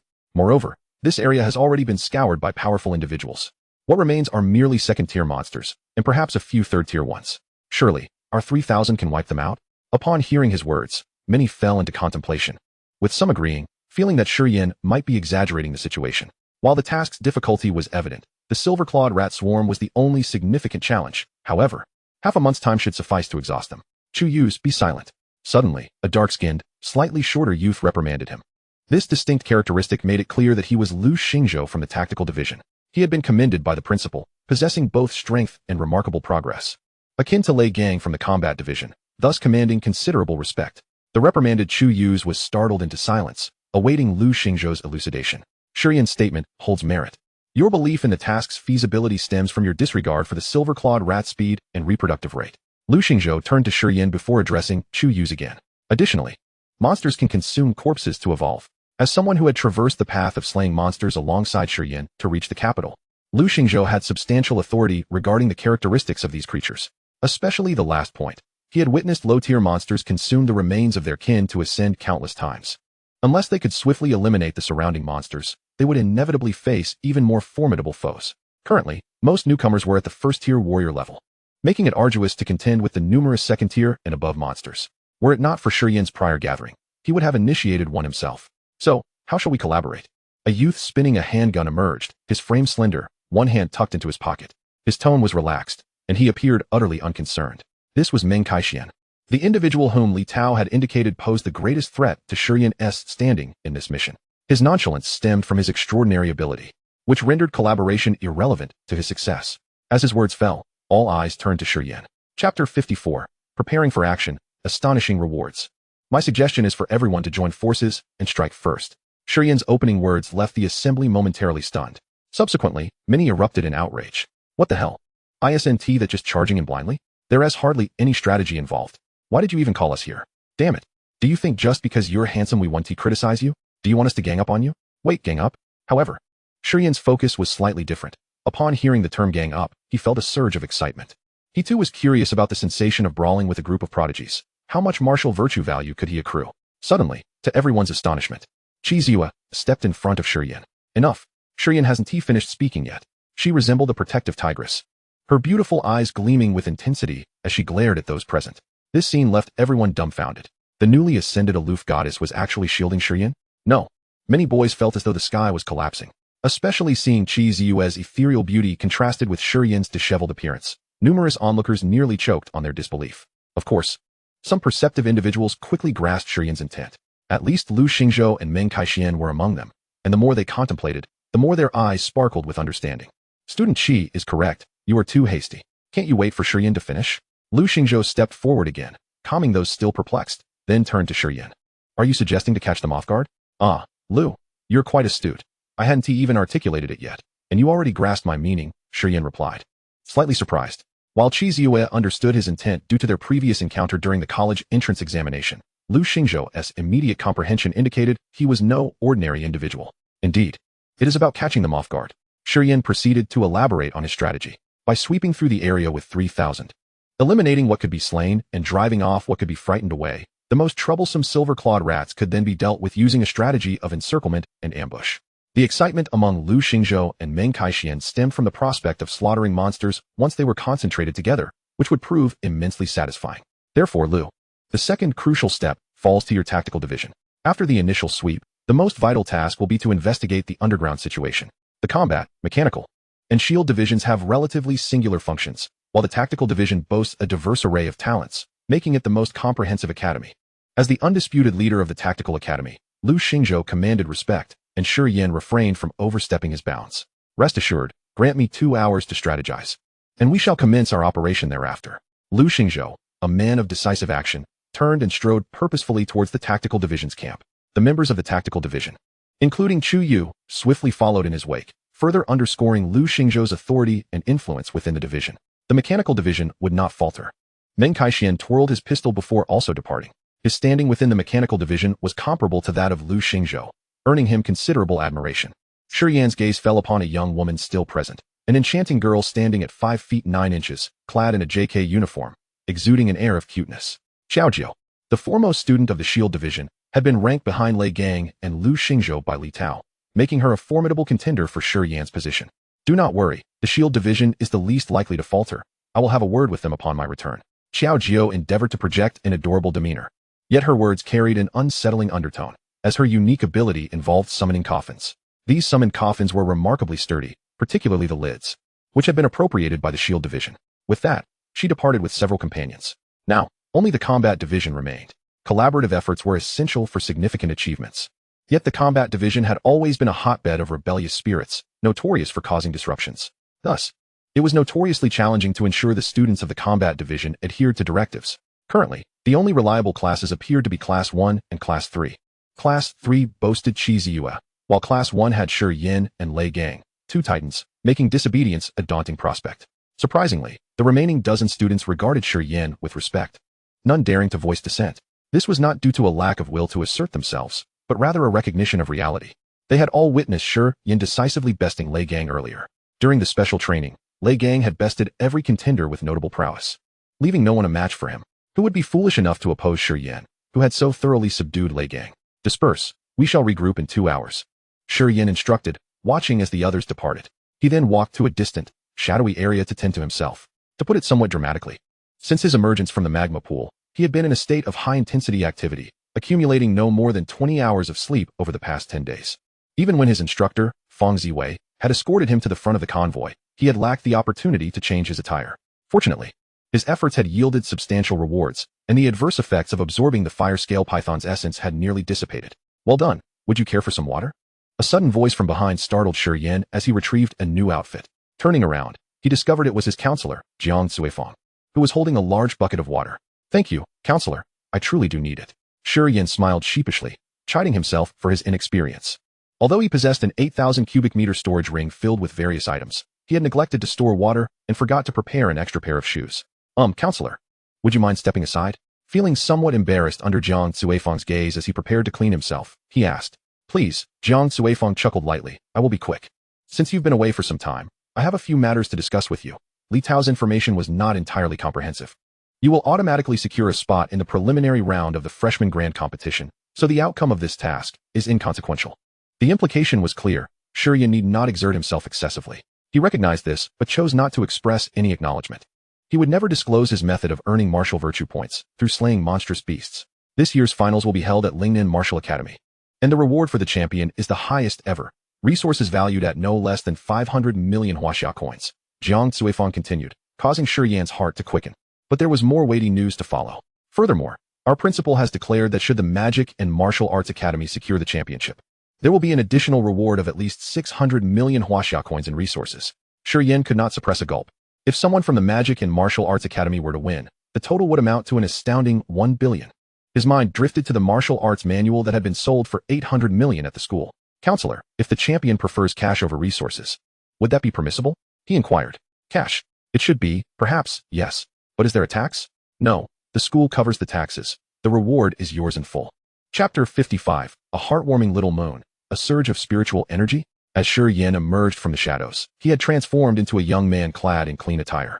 His beard shaven, hair cropped short, exuding a bright and spirited aura. Not far ahead, the bus's lights continued to shine, illuminating students engaged in animated discussions and strategizing.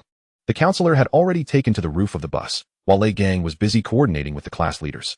Shi Yan, possessing keen hearing, discerned that they were arranging tactics for their impending entry into the county city's ruins. What surprised him, however, was the presence of a captivating figure in a purple dress within Class 1, approaching Li Tao for inquiries. In the next moment, Li Tao pointed in Shi Yan's direction, and the purple-clad figure turned her head towards him before jogging over. The dim lighting cloaked her exquisite figure in an air of mystery, rendering her ample curves even more alluring, causing Shi Yan's heart to race. It was none other than Qi Ziyue, the class leader of Combat Class 3. Is she seeking me? He pondered as Qi Ziyue approached. Upon seeing the transformed Shi Yan, her eyes lit up. Shi Yan, you've changed. She assessed him from head to toe, noting he had grown taller, more robust, and more aesthetically appealing than before. Shi Yan had always possessed striking features, but now he radiated an even greater charm, stirring an inkling of unease within her. Absolutely. My instructor has been rigorously training me over these past few weeks. Shi Yan chuckled heartily, eliciting a faint blush on Qi Ziyue's cheeks. Did you come to find me at this late hour because you missed me? He teased, provoking a flustered reaction from her. Yet beneath her embarrassment lay a glimmer of delight. Conversing with Shi Yan was undeniably more pleasant than dealing with the aristocratic youths in the capital. Bah, who's missing you? Qi Ziyue feigned disdain, then produced a pair of large shoes from her storage ring. Here, a gift for you. Shi Yan glanced down at his animal hide-wrapped feet, then back at the pristine shoes in Qi Ziyue's delicate hands. His heart stirred. Thank you for the shoes. I bought them after the college entrance exams when I returned to the capital, intending to give them to you as a token of gratitude. Qi Ziyue interjected. I noticed your previous pair seemed unreliable. These should be more durable. Oh, and I have clothes and pants as well.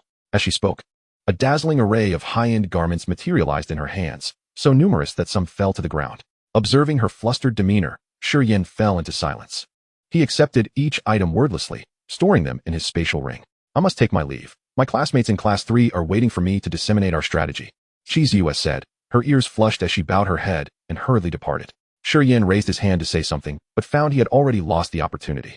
Gazing at the new shoes Shi Yan had gifted him, he decided against any pretense and began to change into them. To his pleasant surprise, they fit perfectly. And even after exerting some force, they remained intact, unlike his previous pair, which would fall apart under pressure. As a thought struck him, he checked the items Shi Yan had given him on his wristwatch. To his astonishment, every piece was fireproof and explosion-proof. Even the thinnest short-sleeve shirt could withstand the claws of a level 3 monstrous beast. While Shi Yan inhaled sharply, the items Shi Yan had gifted him were worth more than 10 million. Little Moon, I promise to protect you from now on. As Shi Yan murmured softly in the direction where Shi Yan had departed, he made his way towards the location of Class 1. He appeared before everyone in a completely transformed state, eliciting a chorus of astonished gasps from the crowd. Shi Yan, eschewing any pretense, engaged in light-hearted discussions with his classmates about their upcoming strategies, sharing anecdotes and exchanging jovial banter. Time flowed effortlessly in this relaxed ambience, and before long, 2 hours had passed. Lu Xingzhou, Meng Kaixian, and a few other formidable individuals rejoined Shi Yan. The arrangements for special personnel had been finalized. However, their combat capabilities were somewhat limited, necessitating the deployment of protectors from the battle division. Lu Xingzhou initiated the conversation, stating, while the tactical division boasts an abundance of talent, it falls short in direct combat. The students from the shield division possessed commendable defensive skills, but due to their smaller numbers and concurrent obligations, the majority of the protective duties were assigned to the battle division. Rest assured, everything has been meticulously arranged, Shi Yan reassured, gesturing towards Lei Gang and others in the vicinity. The first wave of attacks will focus on reconnaissance. Acquiring points can be addressed later. Lu Xingzhou nodded in agreement, refraining from further commentary as he began coordinating with others to finalize the personnel assignments. Thus, the 3,000 new students of the Magic Martial Academy commenced operation like a vast, well-oiled machine. It must be said, the tactical division indeed possessed remarkable prowess. Shortly thereafter, all the new students had split into 4 groups, infiltrating the county town from various directions. This year's cohort was undeniably exceptional. Jiang Cuifeng, having risen from atop a vehicle, gazed at the departing students with a sense of admiration swelling within her heart. Throughout her years at the Magic Martial Academy, she had never witnessed such unity and vigor among any previous class. Past cohorts had often been a collection of proud individuals, each fighting their own battles. This year, however, was marked by a rare and unprecedented collaboration. All of this could be attributed to the young man named Shi Yan. Truly extraordinary. And such grandeur would surely become more common in the future. An aged voice resonated beside Jiang Cuifeng. Upon hearing it, she was first taken aback, followed by a surge of joy. Grandfather, what brings you here today? She turned to the elder beside her, who was none other than Lu Xiyuan, one of the vice principals of the Magic Martial Academy. Most within the academy were unaware that she was Lu Xiyuan's granddaughter.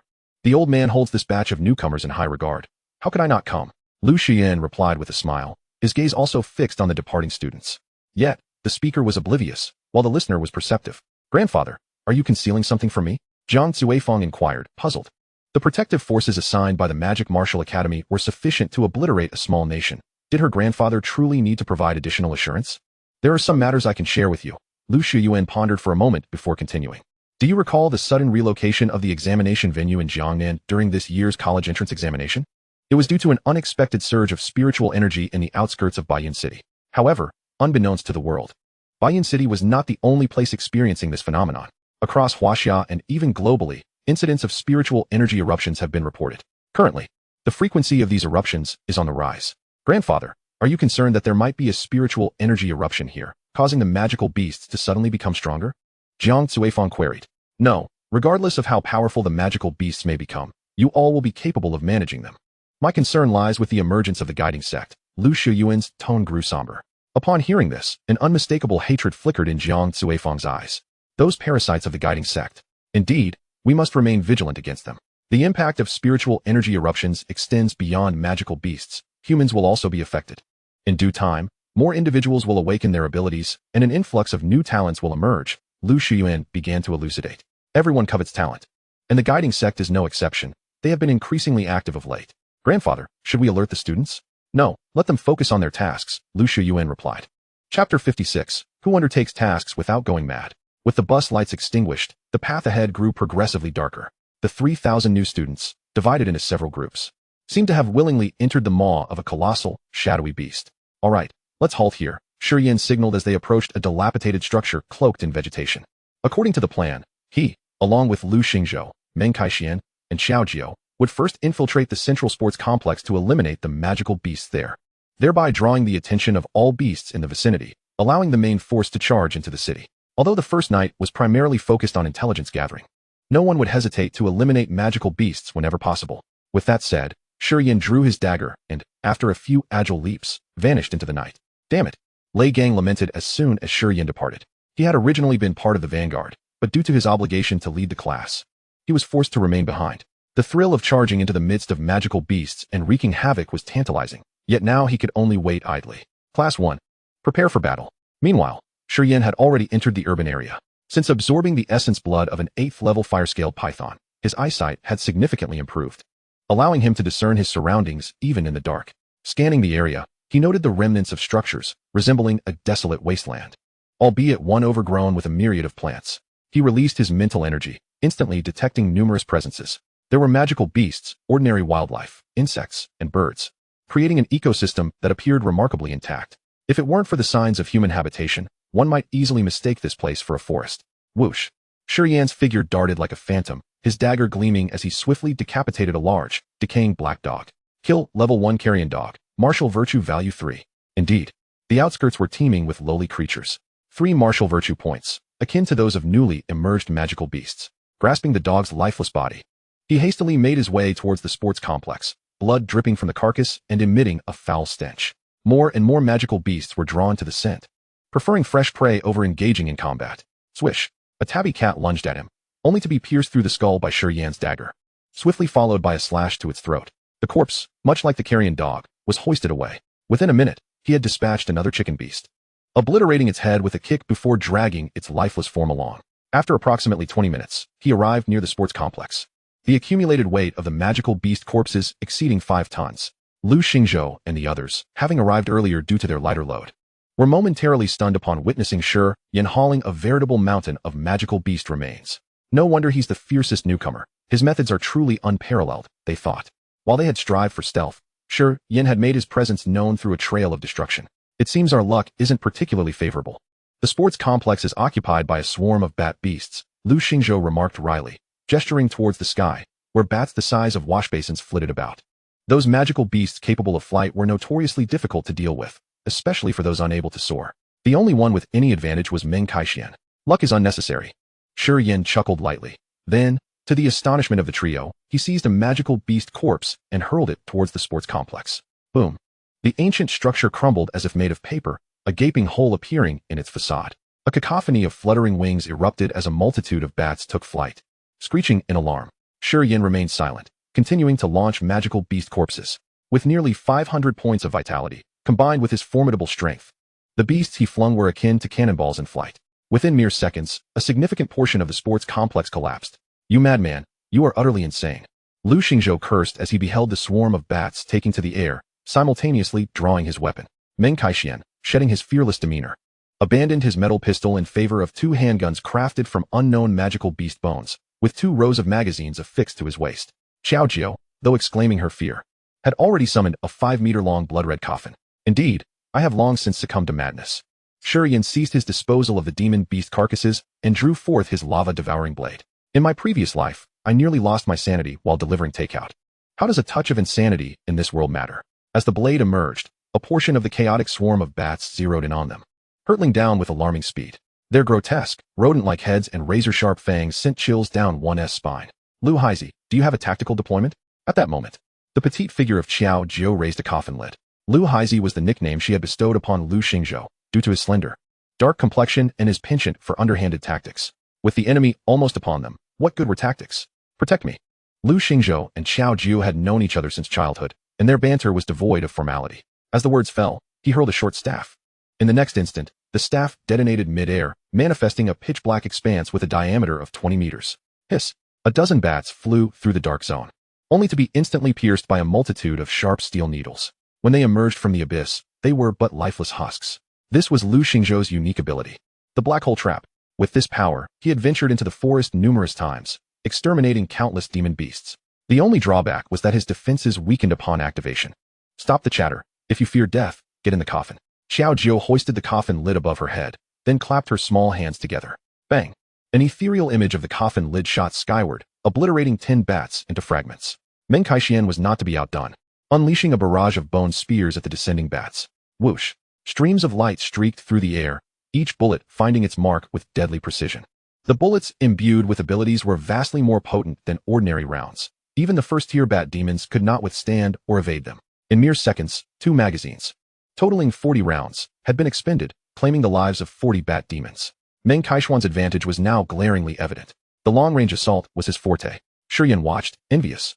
His flames could indeed strike from afar, but that would be akin to using a cannon to swat a mosquito, wasteful and impractical. Clearly, after this mission, he would need to acquire a long-range attack skill upon returning. Kill.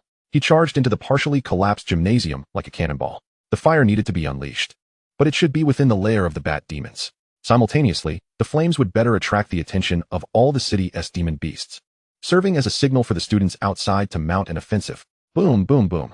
Accompanied by Shi Yan's flashing silhouette, waves of fire erupted into the night sky. The pitch-black darkness was torn asunder by the flames. Throughout the county, the low growls and shrieks of demon beasts reverberated. Gradually, the scent of blood wafted through the air, and the beasts began their march toward the city center. The newcomers stationed at the periphery tightened their grips on their weapons, silently counting down. At last, a roar erupted beneath the night sky. Forwards, charge. Chapter 57. A turn of events, a crisis. The martial artists, numbering merely 3,000, surged forth with a momentum akin to a tide of steel. Alloy blades, guns, swords, and halberds gleamed with a cold, lethal light as they sliced through the streets, embedding themselves into the bodies of the demon beasts. Various mechanical dogs and cockroaches poured into the alleys like a swarm of locusts, while the students trailing behind recorded information at lightning speed. Others scurried throughout the urban landscape, pouring various potions and powders. Such is the nature of interspecies warfare. There is no mercy. It is either you or me, and all means at one's disposal will be unleashed. Of course, the demon beasts were no gentle foes, their sharp fangs and claws lunging mercilessly. Various apparatuses were damaged, and the number of injured soared rapidly. Fortunately, prior to entering the battlefield, strategies had been laid out. Those with higher combat prowess safeguarded the weaker ones, preventing any fatalities. After all, the school's experts were keeping watch. Beep, beep, beep. At that moment, a series of alerts sounded from the wrist devices of Shi Yan, Lu Xingzhou, and a few others. This signified that classmates had detected formidable second-tier or even third-tier demon beasts, a protocol established beforehand. As only this small group had the absolute confidence to confront second-tier beasts. You all go assist, I'll handle this. Meng Shi continued shooting while retreating into a building. Those skilled with firearms should tackle the numerous bat demons. The more dangerous beasts could be left to Shi Yan and his companions. Let us go. Shi Yan and his companions exchanged no further pleasantries and swiftly dashed in 3 different directions. Though the bat demons were numerous, they were not particularly strong. As long as Meng Shi did not act recklessly, he would manage. At the Magic Martial Academy, within a spacious lecture hall, a gigantic screen displayed the real-time footage of the new students undertaking their tasks. The vast majority of onlookers were the instructors of this cohort of freshmen. The large classroom, capable of accommodating 500 individuals, was filled to capacity. Similar to the college entrance examination, the left side of the screen displayed the students' ranking scores. First place, Meng Shi, 777 points. Second place, Shi Yan, 626 points. Third place, Lu Xingzhou, 530 points. Unlike the college entrance examination, the teachers present were not merely spectators. They were observing and documenting the performance of the new students. This is one of the reasons why the Magic Martial Academy, and even the 4 prestigious institutions, maintain such high expenditures. With 3,000 new students, the number of teachers and counselors exceeded 600. The abundance of instructors was one thing. The intensity of their workload was evident as they busily recorded and analyzed the unfolding events. Third-tier demon beasts. At that moment, a series of flashing images on the screen elicited gasps from several instructors. The presence of third-tier demon beasts exceeded what the freshmen could handle. However, some instructors watched with keen interest, as this coordinated operation had already delivered unexpected surprises. The emergence of third-tier demon beasts would likely incite a collective assault. Yet, an unforeseen occurrence transpired. Instead of a fray against the third-tier beasts, several individuals headed towards the location of the third-tier demon beasts. Information takes precedence. Splendid. Gouda from the admissions office, stationed at the back of the classroom, could not help but commend Shi Yan and his companions for their actions. In any conflict, intelligence holds paramount importance. To prevent the collection of information from being compromised, Shi Yan and his group stepped forward, a commendable act. The better the performance of this cohort of freshmen, the greater the opportunity for his promotion.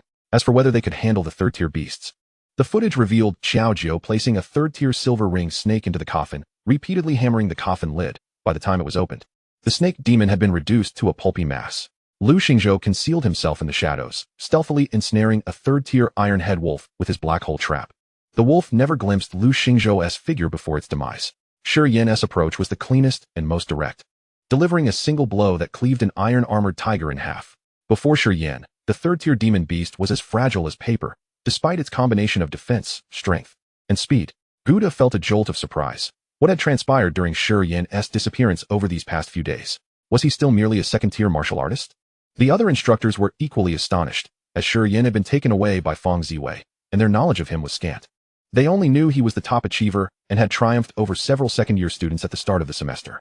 The ability to slay a third-tier tiger demon with a single strike was something few third-year students could boast of, unbeknownst to many instructors.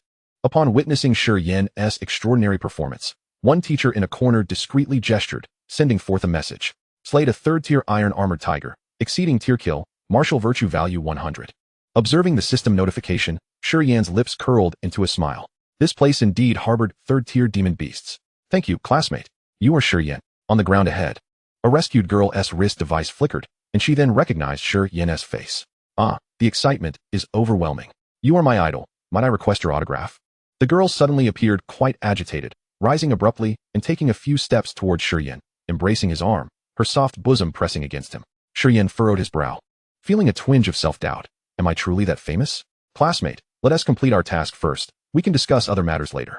The enthusiasm was a tad excessive, which Shi Yan found somewhat uncomfortable, so he gently pushed her shoulder. However, he discovered that she was gripping tightly and showed no intention of letting go. Moreover, she seemed exceedingly anxious, her delicate frame trembling. Shi Yan's frown deepened. Was such fervor truly necessary? Just as he was about to ask the girl to release him, he noticed a black bracelet on her arm vibrate. An ominous premonition surged within him. Buzz.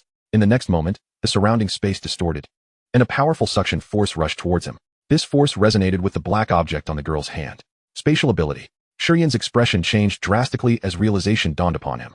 The girl was using the black bracelet for localization, enabling a powerful individual with spatial abilities to abduct him. He was unsure why someone would wish to seize him, but he surmised it could not bode well. Otherwise, such methods would not be employed. Damn it, how dare you deceive me? I did not intend this. Please forgive me. Shi Yan. Fine. As his body was on the verge of being absorbed, Shi Yan sheathed his sword and struck down with a hand. Bang! The girl's head exploded like a watermelon. In the next instant, Shi Yan's figure was drawn into the rippling void. How dare you? Just as the spatial vortex was about to vanish, a furious roar echoed. Following that, a massive azure sword flew swiftly, momentarily slowing the vortex's disappearance. Seizing the opportunity, an elderly figure clad in blue transformed into an apparition and entered the swirling space. Chapter 58. Captured by the guiding sex master, the collision of two flames. Whoosh. After experiencing a whirlwind of chaos, a briny wind rushed towards him. As he surveyed his surroundings, he found himself above an endless ocean. In his line of sight were two individuals, both appearing elderly. One was garbed in gray, with neatly combed white hair and a jade hairpin, resembling a figure from ancient literature. The other, with silver hair and clad in a blue robe, was none other than Lu Xiyuan, one of the 3 vice principals of the Magic Martial Academy. Like his teacher, Feng Ziwei, he was at the pinnacle of the Martial King realm. Upon seeing Lu Xiyuan, Shi Yan felt a slight sense of relief, albeit momentary, as he was being tugged by 2 forces, preventing him from plummeting into the sea. Yet, this was not the most pressing concern. He sensed that should these forces exert even a modicum of strength, he would be torn asunder, becoming a morsel for the ocean's beasts. Principal Lu, I've been tricked. Shi Yan spoke, hoping for Lu Xiyuan's guidance. I too was nearly ensnared. I never anticipated the guiding sect would place pawns among the new students so early. Lu Xian replied with an air of poise, glancing towards the gray-clad elder 100 meters away. I don't recall the guiding sect possessing a martial king with spatial displacement abilities. Who are you? The gray-clad elder chuckled lightly, his tone calm. Yet a flicker of seriousness flashed in his eyes. It's merely a trial for new students. Why would the Magic Martial Academy deploy Lu Xiyuan? The Azure Wind Sword Saint, Lu Xiyuan, is nearly invincible at this tier. Without a martial emperor, it would be difficult to defeat him. Principal Lu, you are aware of our guiding sect's doctrine. We shall not harm this young lad. Not only shall we refrain from harm, but we will also invest substantial resources to cultivate him, elevating him above the rest of the prodigies. Would it not be better for you to depart now? The gray-clad elder said, subtly increasing the force pulling Shi Yan towards him. Shi Yan was merely a bargaining chip. Even Lu Xiyuan would hesitate to act recklessly. Elevate. Lu Shiyuan shook his head. Your guiding sect seeks to place warriors above ordinary people, turning the weaker into slaves. Shi Yan does not wish to become such a person. As he spoke, a voice reached Shi Yan's ears. Find an opportunity to create some commotion. I will count to 3. If you do not release Shi Yan, you shall feed the sharks. Principal Lu, the Magic Martial Academy has numerous talents. Is it truly worth antagonizing my sect for just one individual? 1. Lu Shiyuan. We are both martial kings, and I possess spatial abilities. Do you genuinely believe you can subdue me? Furthermore, Shi Yan is here. Dare you make a move? 2. Very well, since my sect cannot have him, neither shall the Magic Martial Academy. The gray-clad elder raised his hand, feigning an intent to obliterate Shi Yan. Yet at that moment, Shi Yan clasped his hands together, not merely in prayer, but one hand conjured the south brightly fire, while the other summoned the earth heart fire of the rampaging python. This notion had arisen when he activated the second flame.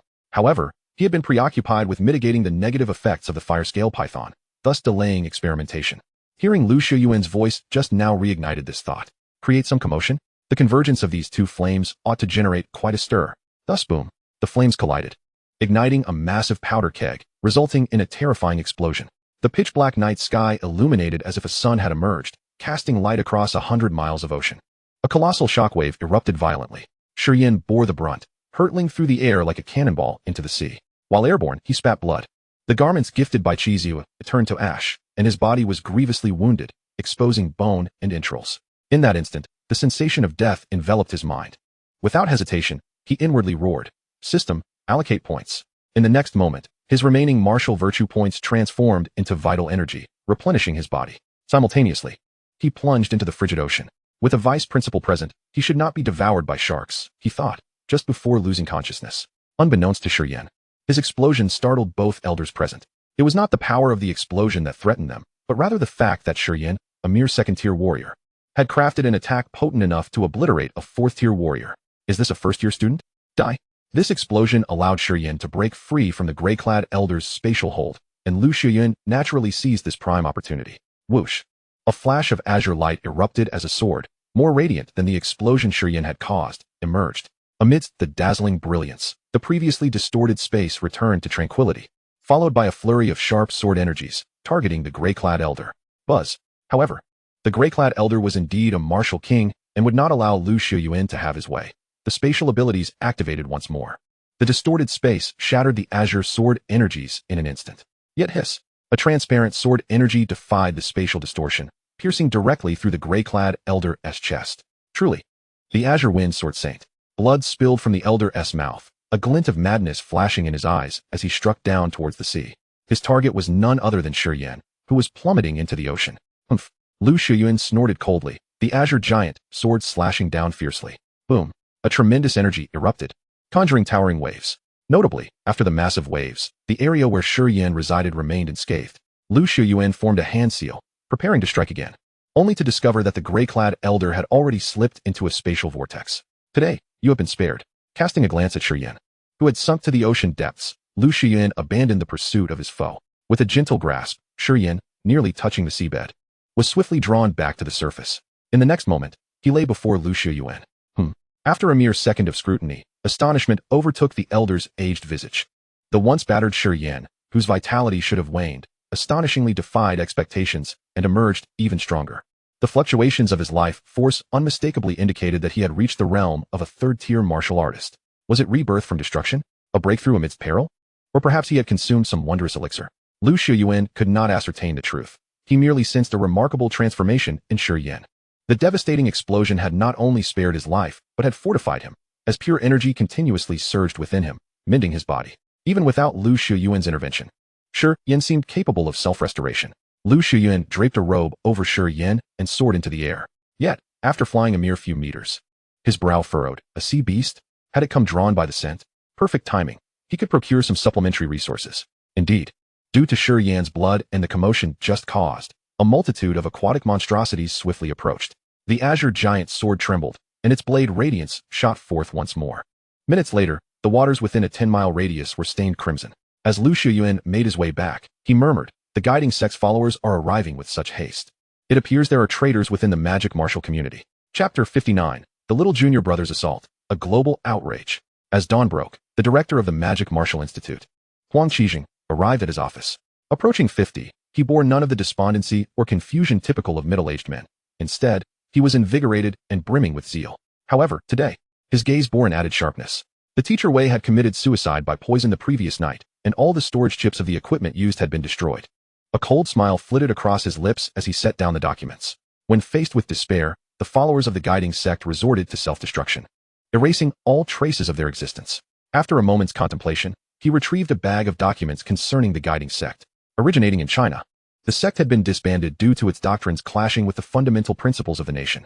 Years later, it resurfaced, retreating into the shadows, amassing followers, and causing countless tragedies until the Demon Suppression Bureau intervened with a decisive strike to obliterate it.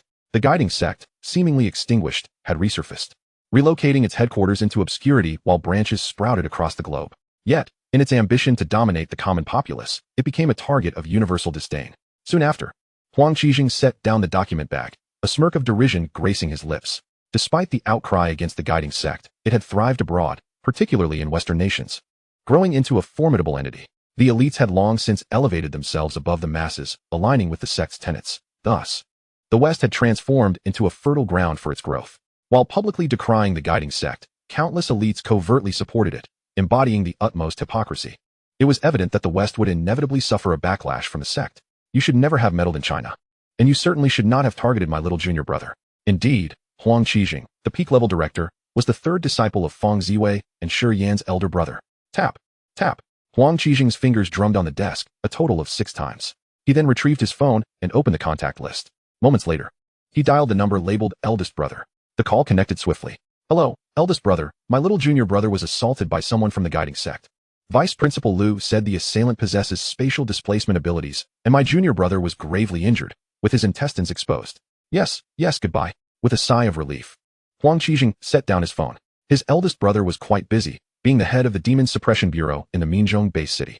After a brief pause, he picked up his phone again. Hello, second brother, my little junior brother was nearly killed. Don't be alarmed. He has passed the danger period. It was the guiding sect's people who did it. His second brother was also quite busy, leading the second-ranked mercenary group in Europa. Half a minute later, Huang Qijing dialed another number. Fourth sister, how does it feel being the director? Still sleeping in? Oh, you're on a mission? That's fine. My little junior brother was nearly killed by the guiding sect. Before he could finish, an enraged roar erupted from the other end. Damn it.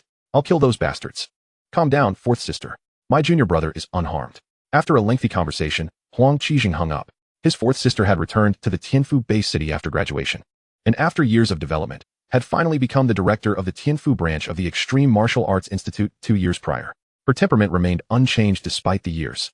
Rubbing his temples, he returned to his contacts, lingering a moment over the entry for his fifth sister. Forget it. I'll reach out to the sixth junior brother first. Soon. The call to the sixth junior brother connected. Old Six, do you have any tasks at the moment? No. That's good. Recently, the guiding sect's activities have been quite rampant. Go retrieve a few heads. Why? My little junior brother nearly got captured by them. Also, this is a task personally assigned by your fourth sister. Handle it as you see fit. The sixth junior brother, a solitary bounty hunter with remarkable talent, had already attained the 8th tier martial king realm. One notable trait was his fear of his fourth sister. Huang Qijing did not contact the 7th and 8th junior brothers. Instead, he sent them a text to advise caution. The 7th junior brother had just graduated 3 years ago and was evading inheritance, while the 8th junior sister, Zhang Yunya, was in her final year and did not need to concern herself with vengeance. Lastly, only the 5th sister, Meng Xian, remained. Huang Qijing's fingers resumed their rhythmic tapping on the desk, his thoughts swirling. Any move by a martial emperor on blue star signified a major event, and he feared that Meng Xian's involvement might escalate matters. However, neglecting to inform Meng Xian, no, that was a miscalculation. Remembering his mentor Feng Ziwei's teachings, Huang Qijing straightened in his seat. His little junior brother had nearly been captured. This was indeed a significant event. Resolutely, he dialed Meng Xian's number. 3 days later, a series of news stories exploded across the media in China, dominating headlines and trending online for an extended period. The Minzhong Demon Suppression Bureau launched a thunderous offensive, dismantling 16 guiding sect hideouts within 3 days, resulting in the deaths of 204 fanatical followers and the capture of 11. All extreme martial arts institutes in Sichuan province coordinated to eradicate all guiding sect affiliates and related organizations, eliminating 390 individuals and surrendering 3 to the Demon Suppression Bureau. In Europa, violent clashes among martial organizations led to over 1,400 martial artists perishing, marking the highest non-war-related death toll among martial artists in nearly 2 decades. Insiders claimed this was retribution against the guiding sect. A mysterious bounty hunter invaded a lavish villa in Kyoto, slaughtering 21 martial artists within, leaving only one survivor nailed to the wall. According to a spokesperson from the Kyoto Demon Suppression Bureau, the victims were all affiliated with the guiding sect and its associates. China's ninth-tier martial emperor, Shi Yan, appeared in the Tasman Sea, sinking an artificial luxury island, with no survivors recovered as of yet.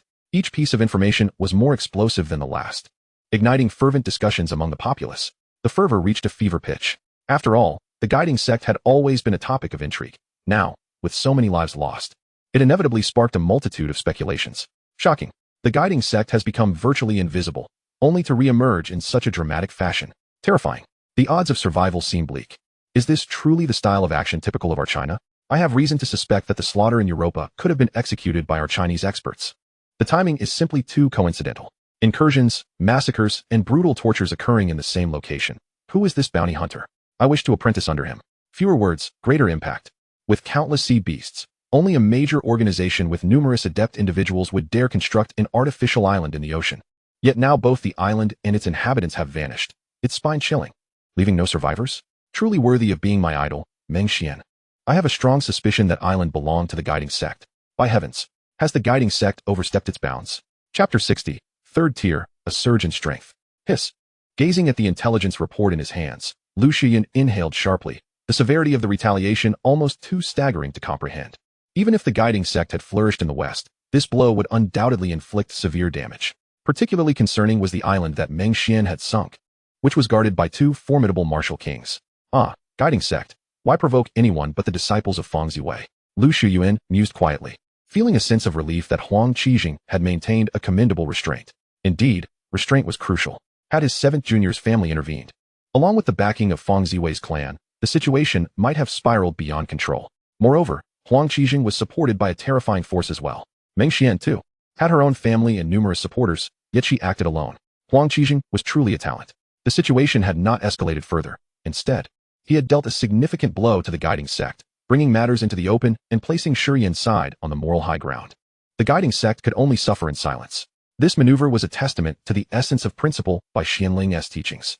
It seemed by Xianling had even requested Feng Ziwei to take Shi Yan under her wing. Furthermore, it was also by Xianling who urged him to come along. Those who play at strategy often harbor unclean hearts. Observing Shi Yan still lost in slumber on the bed, Shi Yan felt an overwhelming weariness. Why couldn't he wield his sword directly like Shi Yan? With the surge of spiritual energy and the increase of talents, the guiding sect had stirred trouble. And now they faced retaliation. Every step had been calculated by Xianling. The outcome was that the recently emerged guiding sect would find it nearly impossible to resurface for a while, given the current fervor they had incited.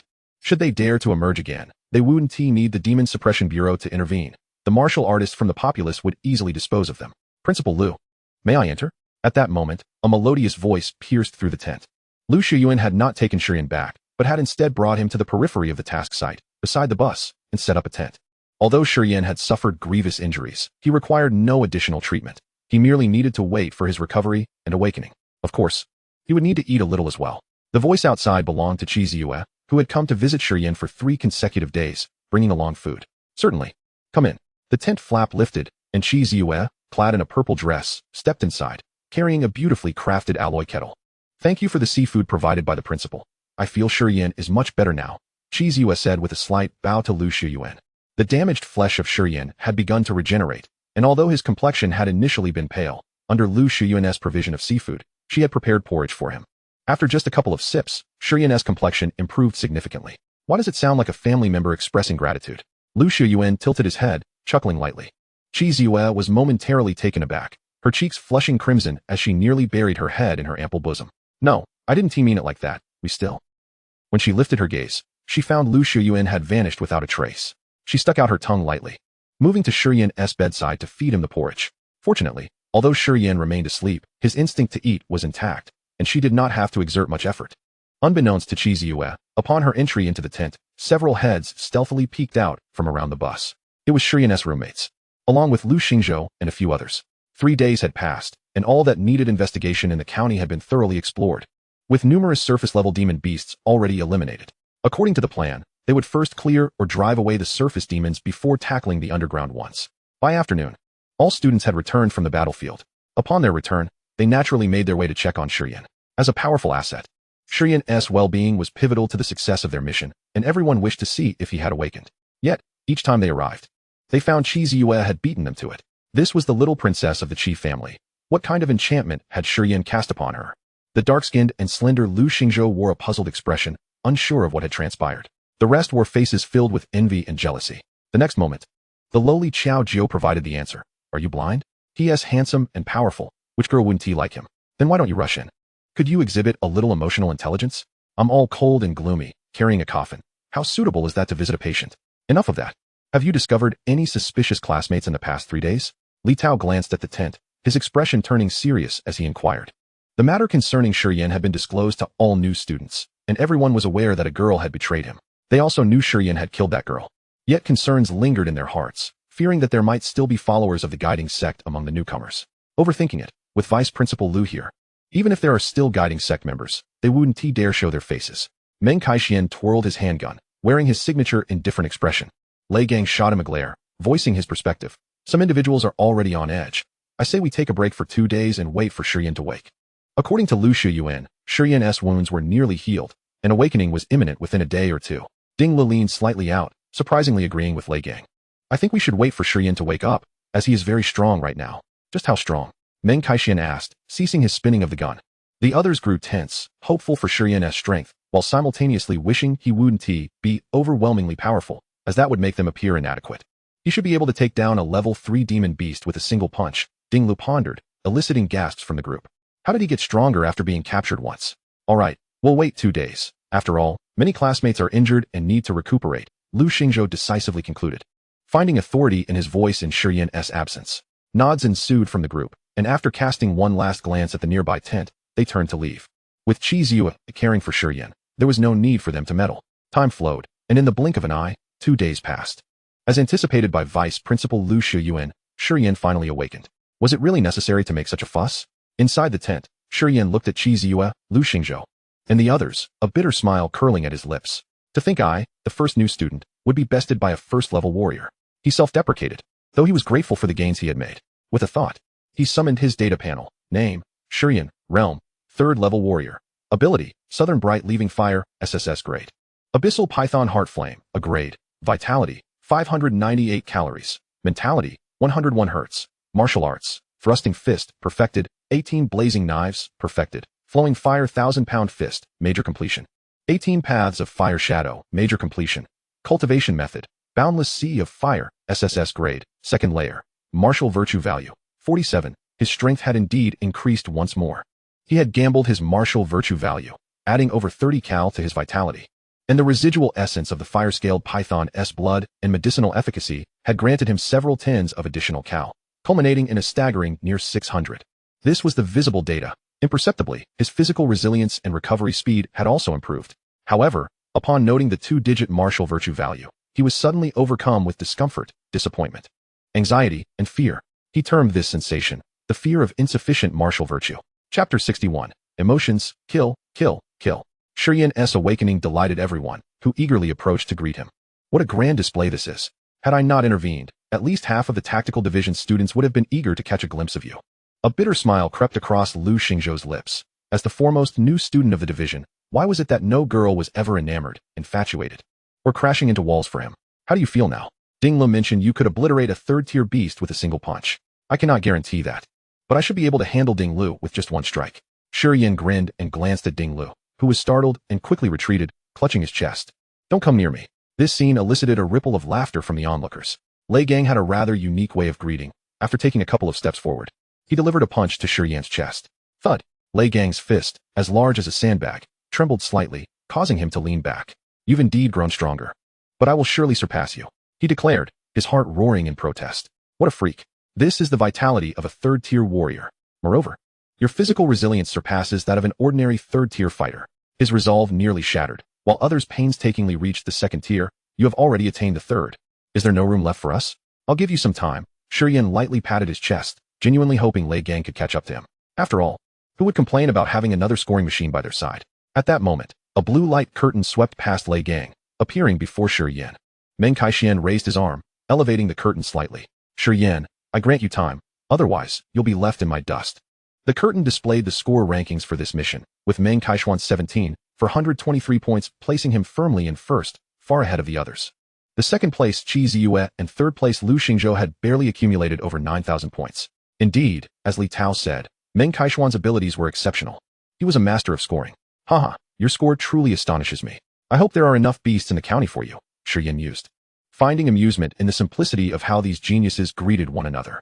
Following Meng Kaishuan, the adorable little girl, Xiao Jiu, approached. Though her appearance was sweet, her voice remained cold as she said, Shi Yan, congratulations on surviving the threshold of death. I have nothing of value to offer, so here is a coffin for you.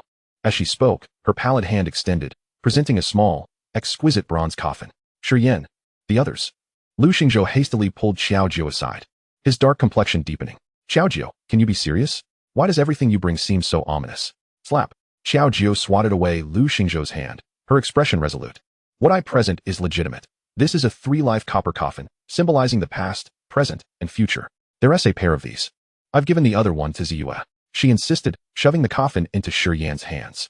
Upon hearing this, the group exchanged glances, then turned to the bed where Qi Ziyue's ears had turned crimson. Well, those who didn't understand should now be enlightened. Ouch, Li Tao muttered, clutching his stomach. He had overindulged on meat the previous night and felt a twinge of pain today. He decided to take his leave. I'll grab some paper for him. Ding Lu added, following suit. Meng Kaishuan also gathered the light curtain and turned to leave. My gun's trajectory is off to the left. I need to fix it. I have a date with a zombie. No, I have matters to attend to with Xiao Jiu. Lu Xingzhou grasped Xiao Jiu's hand and began to exit while incessantly talking. Shi Yan, remember, tonight we hunt beasts. I'm off to collect laundry. The usually fierce Lei Gang suddenly appeared foolish, scratching his head as he exited the tent. Left behind were Shi Yan, holding the bronze coffin, and the visibly anxious Qi Ziyue, who twisted her skirt nervously. This motley crew. Shi Yan watched them depart, then turned to Qi Ziyue. You've worked hard these past few days. You knew? Qi Ziyue's demeanor shifted, becoming more bashful as she struggled to meet Shi Yan's gaze. Yes, my mental strength is a bit more robust, so I have some awareness. Shi Yan nodded gently. He possessed a level of mental acuity typical of a 4th-tier warrior, recovering swiftly. By the 3rd day, he had already regained some consciousness, though he was not fully awake. By the way, I haven't congratulated you on becoming Director Wang's disciple. Had it not been for Li Tao's mention, he might not have known Qi Ziyue had successfully taken on a master. He was curious about how Director Wang had overcome his own psychological barriers. I was quite surprised as well. He approached me himself. The moon will principles he taught me are exceptionally profound, significantly enhancing my capabilities. Noticing Shi Yan's reluctance to delve deeper into the topic of their relationship, Qi Ziyue felt more at ease and began to share recent happenings with him. In Shi Yan's presence, she felt the most relaxed, and once she opened up, her previous aloofness melted away. Resembling a young wife confiding in her husband after a long absence, Shi Yan displayed no impatience, listening attentively and occasionally interjecting, which elicited delightful laughter from Qi Ziyue. Within the tent, a lively atmosphere enveloped them. Before long, their conversation came to an abrupt halt, for they had unknowingly clasped hands. Qi Ziyue's gaze toward Shi Yan transformed from uncertainty to serenity. A gallant figure, possessing the demeanor of a concealed dragon. Isn't he the ideal companion for a young maiden? Shi Yan, undeterred by her gaze, scrutinized her with interest. Graceful and virtuous, Ziyue. You should return now, otherwise, the 3rd class will lay siege to this tent. In the next moment, Shi Yan gently released Qi Ziyue's cool hand. It was not that Qi Ziyue lacked appeal, but he was reminded of his own abduction. Helplessness, despair, fear. If that gray-robed elder's intention was not merely to capture him, but to kill him, Vice Principal Lu might not have arrived in time to rescue him. With his life at stake, what hope was there for romance? Thus, his strength was still insufficient, far from enough. Ah, right, it's nearly dark. I can't keep Joer waiting. Qi Ziyue, unaware of his thoughts, assumed Shi Yan was contemplating the night's mission. Then we shall meet later. All right. As Shi Yan bid farewell to Qi Ziyue, he began to reflect on his own progress. To enhance his strength, he needed to focus on several aspects: vitality, mental acuity, martial arts techniques, and special abilities. Special abilities. The first few were straightforward. He needed to accumulate enough martial virtue points. But the special abilities reminded him of the tremendous explosion resulting from the fusion of 2 flames. That explosion nearly cost him his life, yet its power was undeniable. If such an explosion could be controlled and did not require close-range manipulation, would it be feasible? Shi Yan believed it could be, though it would necessitate formidable fire control techniques. After a moment of contemplation, Shi Yan accessed the electronic marketplace for martial skills within the realm of magic and martial arts. Soon, he found techniques related to controlling fire abilities in the fire attribute category. Wood Fire Convergence, C grade, 10,000 credits. Breath of the Blazing Flame, C grade, 18,000 credits. Fireball Technique, B grade, 30,000 credits. Most were C grade, with few B grades available. After flipping through 3 pages, he finally discovered an A-grade technique. Heavenly Fire Summoning, A-grade, 240,000 credits. Wind Fire Technique, A-grade, 190,000 credits. There were only 17 A-grade techniques. Naturally, Shi Yan could not afford any of them. Thus, he needed to earn credits. As for S-grade, only one was available. Returning Fire to the Heart, S-grade, 1,600,000 credits. Out of reach. Only 2 paths remained, earning martial virtue points or accumulating credits. This was his current route to rapid enhancement. And considering the first place in this mission would grant credit rewards, there was only one path left. Slay the beasts. Kill, kill, kill, let chaos reign. Chapter 62, Astonished Roommates. Here we are. After sunset, Shi Yan located Lu Xingzhou and the others, acquiring valuable intelligence from them. A significant number of surface beasts had been slain over the past few days, while some had fled. Presently, the underground beasts were the most numerous. Primarily the silver claw rat swarm, whose sheer numbers could incite a minor beast tide. After considerable analysis, Shi Yan shared his thoughts with his companions. The plan entailed segmenting the subterranean rodent population, systematically eliminating them in portions. This approach coincided with the strategy of Lu Xingzhou and his companions. Albeit with one notable divergence, Shi Yan chose not to follow the crowd, instead opting to venture underground alone. Are you out of your mind? Lu Xingzhou was the first to voice his dissent upon hearing this. The underground rodent horde had woven a tightly knit network. Disturbing one part would set the entire body into motion. If Shi Yan descended alone, he would undoubtedly fall prey to a swarm of rodents. Out of my mind. What do you think it means to hunt demon beasts? A glint of madness replaced Shi Yan's usual calm demeanor. Alone, without allies, he felt the weight of isolation.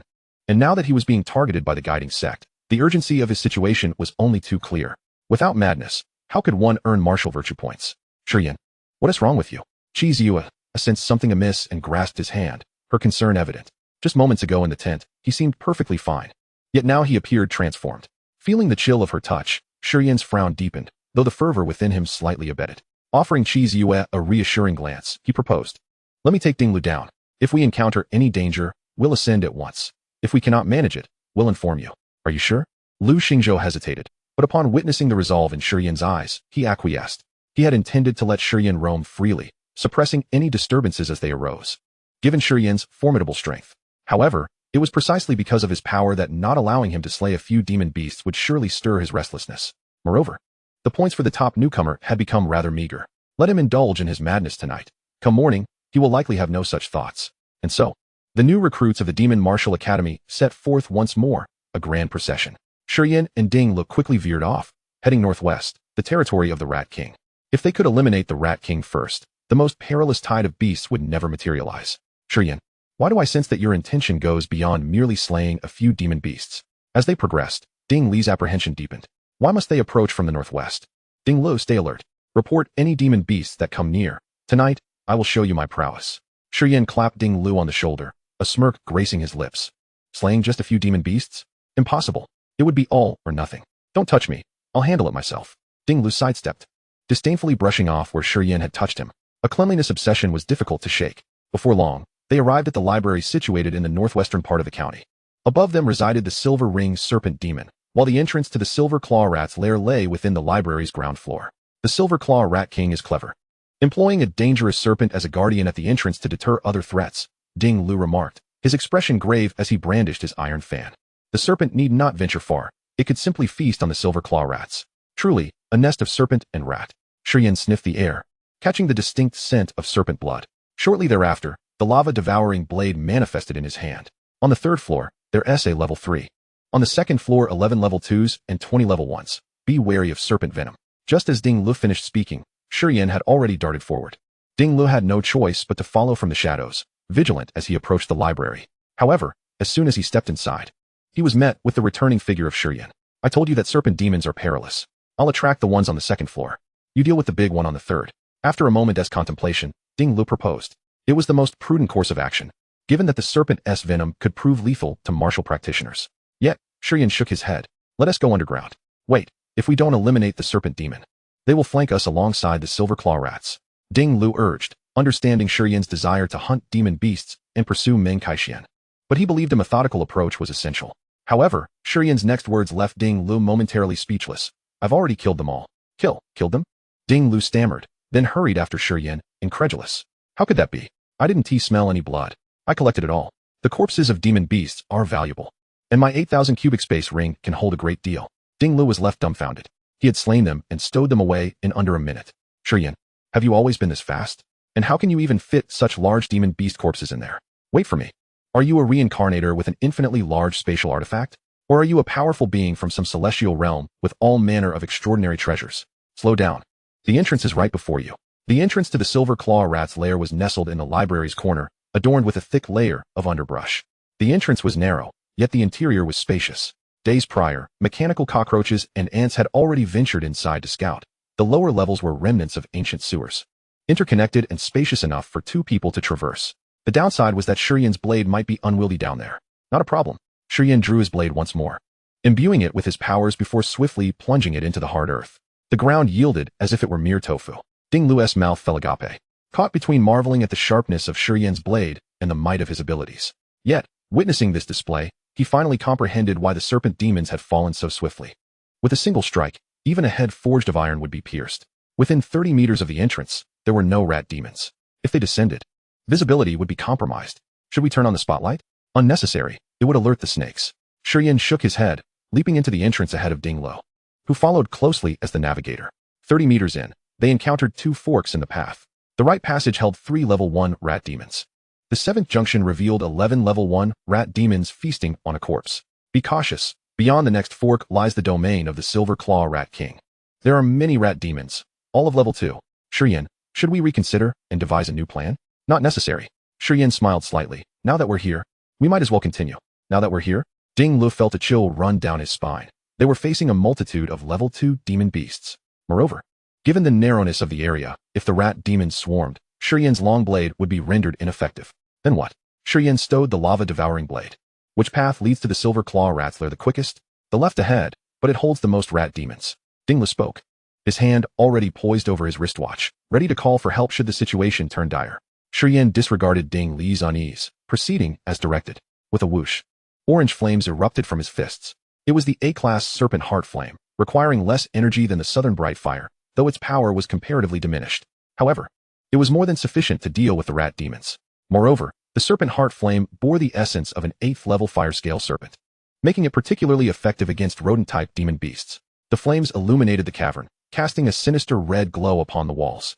A cursory glance revealed the ground littered with claw marks, though compared to the dampness of the tunnel they had entered, this area was markedly drier. The foul stench of the silver claw rats significantly diminished. Suddenly, just 2 seconds after Shi Yan unleashed his powers, a shadow darted forth, leaping 5 meters in front of him, revealing its menacing fangs as it lunged for Shi Yan's neck. It was a silver claw rat, roughly the size of an adult dog, weighing about 30 to 40 pounds. Indeed, a level 2 beast. The physique and speed of this creature, even without sharp fangs and claws, could easily injure an ordinary person. Yet, Shi Yan is no ordinary individual. With a fiery fist, he struck with ferocity. It was evident that as the flames drew near, fear flickered in the eyes of the silver-clawed rat.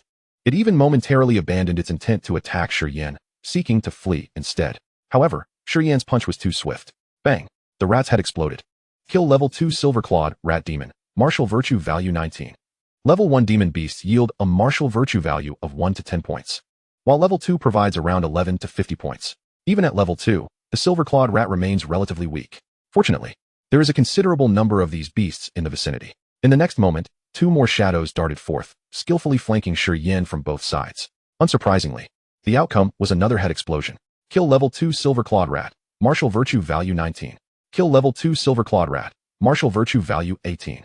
The second one yielded slightly less. Then, 11 more appeared, 4 in front and 7 behind, spaced 5 meters apart. Ding Li's voice rang out, tinged with a hint of excitement. What had he witnessed? Raw, unadulterated violence. Moreover, it appeared that Shi Yan had exerted minimal effort. Yet, that was not the sole reason for his exhilaration. It was the sight of the silver-clawed rats attempting to evade Shi Yan as they approached. One must understand that demon beasts typically exhibit frenzied aggression towards humans, often attacking even at the cost of their own lives. Each year, a portion of global martial artist casualties results from the desperate counterattacks of dying beasts. The fact that the silver-clawed rats sought to avoid Shi Yan signified something profound. It meant that Shi Yan faced no threats and could focus solely on annihilation. The earlier concern of Shi Yan being overwhelmed by the horde was unfounded. Of course, this was contingent upon Shi Yan maintaining a certain level of combat effectiveness.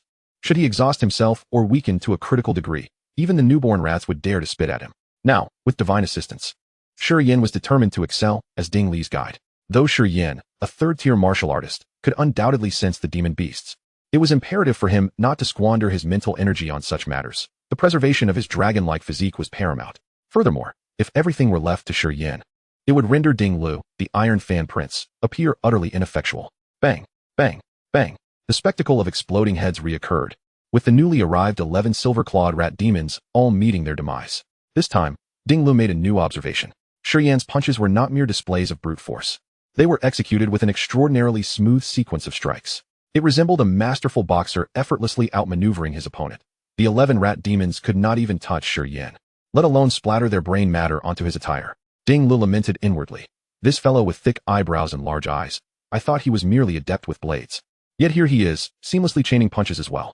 Another 21 rats approached, arranged in 3 neat rows, spaced 4 meters apart.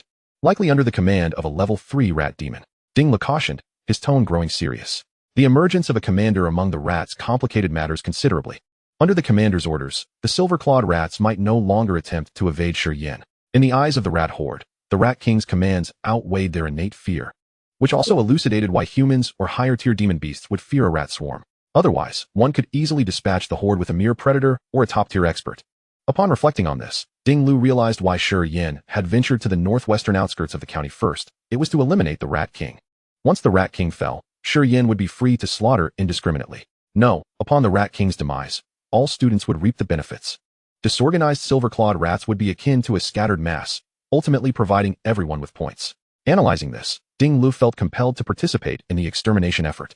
Leave 2 for me. My iron fan might not go unrewarded, right? Just as he retrieved his fan, Ding Lu was rendered speechless. The newly arrived batch of silver-clawed rats had already been obliterated. The speed and agility. Leaning against the wall, Ding Lu exhaled, feeling as though his spirit had shattered. When Shi Yan had mentioned giving Lei Gang time to catch up, he too had entertained thoughts of pursuing Shi Yan. Shi Yan's words were not solely directed at Lei Gang. They were meant for all present. Yet now, pursuing anyone would be sheer folly. The agility Shi Yan had just displayed left even his family elders, who had practiced their footwork for 2 decades, in the dust. With a mere sidestep, 18 fiery afterimages appeared, and then the rat demons were annihilated. He suspected that the silver-ringed snake demons had met a similar fate. Otherwise, the sharpness of a blade alone would not suffice to conclude the battle within a minute. It is worth noting that this minute included Shi Yan entering the library, ascending and descending the stairs. Furthermore, Shi Yan had ceased relying solely on head explosions. He infused flames into the rat demons, incinerating them from within. Efficient and effortless.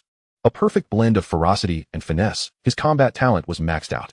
His punches were powerful and forceful, while his movements were swift and fluid, achieving results that others could only dream of after years of practice. His learning aptitude was unparalleled. The same could be said for his blade techniques, which rendered the prospect of pursuing him utterly daunting. Not to mention, Shi Yan possessed a terrifying affinity for fire. What? Seeking to slack off, Shi Yan turned and inquired. Are you fatigued from merely disseminating information? Is this how a prodigy of martial arts behaves? Ding Li's eyes glistened with tears as he straightened his posture, thinking, Shi Yan, you are too formidable. Is there an old master residing within you? No, it's a system. Get lost. When you achieve greatness, remember to lend me a hand. I have sweat and tears invested in you. But first, remedy your obsessive cleanliness. Hold on, a demon beast approaches. And it seems to be something other than a rat demon?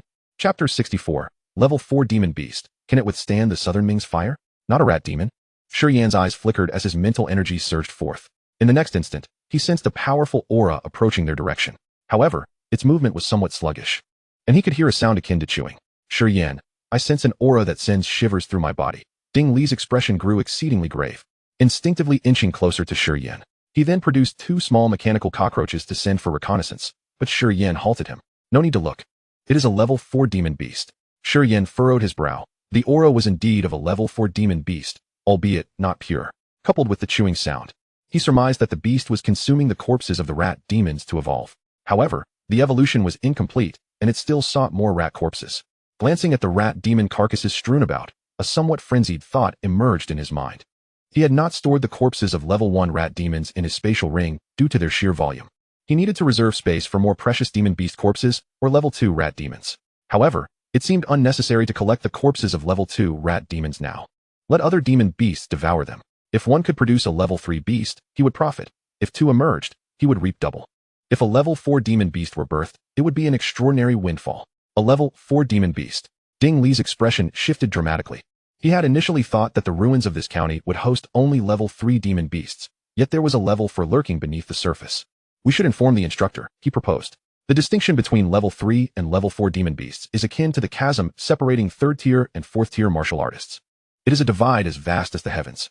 A level 4 demon beast undergoes a complete transformation, typically condensing a core of power, known as a demon core. Within its head, beasts possessing a demon core are exponentially stronger than their level 3 counterparts, exhibiting significant increases in bodily fortitude, strength, and endurance, making it nearly impossible for 3rd tier martial artists to contend with them. No, we shall press forward, Shi Yan countered, much to Ding Li's astonishment, rather than alerting the instructor. He chose to disregard the ominous presence of the level 4 demon beast. Ding Lu refrained from further persuasion. After the recent series of events, he had grown somewhat numb. Given Shi Yan's actions, there must be a rationale behind them. Thus, as before, the two continued their endeavor, one engaging in combat while the other strategized. After leaving behind a lifeless rat demon in the passage, their footsteps finally ceased. They were nearing the lair of the silver-clawed rats, which was an expansive chamber teeming with these creatures, countless first level, over 100 second level, and 17 third level, including the Rat King. Ding Lu pondered for a moment, then, with astonishment, exclaimed, "The Rat King is devouring its meal. It has already attained the status of a 4th level demon beast." One could not deny the remarkable fortune of the duo, caught between two formidable 4th level beasts. Shi Yan halted and glanced at the multitude of silver-clawed rat corpses nearly filling the passageway before he once again brandished his blade. In this broader space, he could wield his weapon freely. Alongside the knife, he also produced a robot. Number 2, Protect Ding Lo. This robot, gifted by Zhang Yunya and Li Yuqing, was designated for combat, contrasting with the other unit that swept the villa. Although its combat prowess was not particularly formidable, its defense was commendable, impervious to the bites of 2nd-level silver-clawed rats. But big brother, there's still another 4th-level demon beast behind us, Ding Lu lamented. On the verge of tears, despite its sluggish movements, it would arrive in short order. While the robot was a boon, could it truly withstand a 4th-level beast? Do not worry. I shall be swift, Shi Yan declared, his gaze sharpening as he unleashed his mental energy to its utmost potential and surged forward. In mere seconds, he found himself at the edge of a vast chamber. This elliptical cavity was lined with exposed steel and concrete, permeated by a putrid odor that nearly overwhelmed him.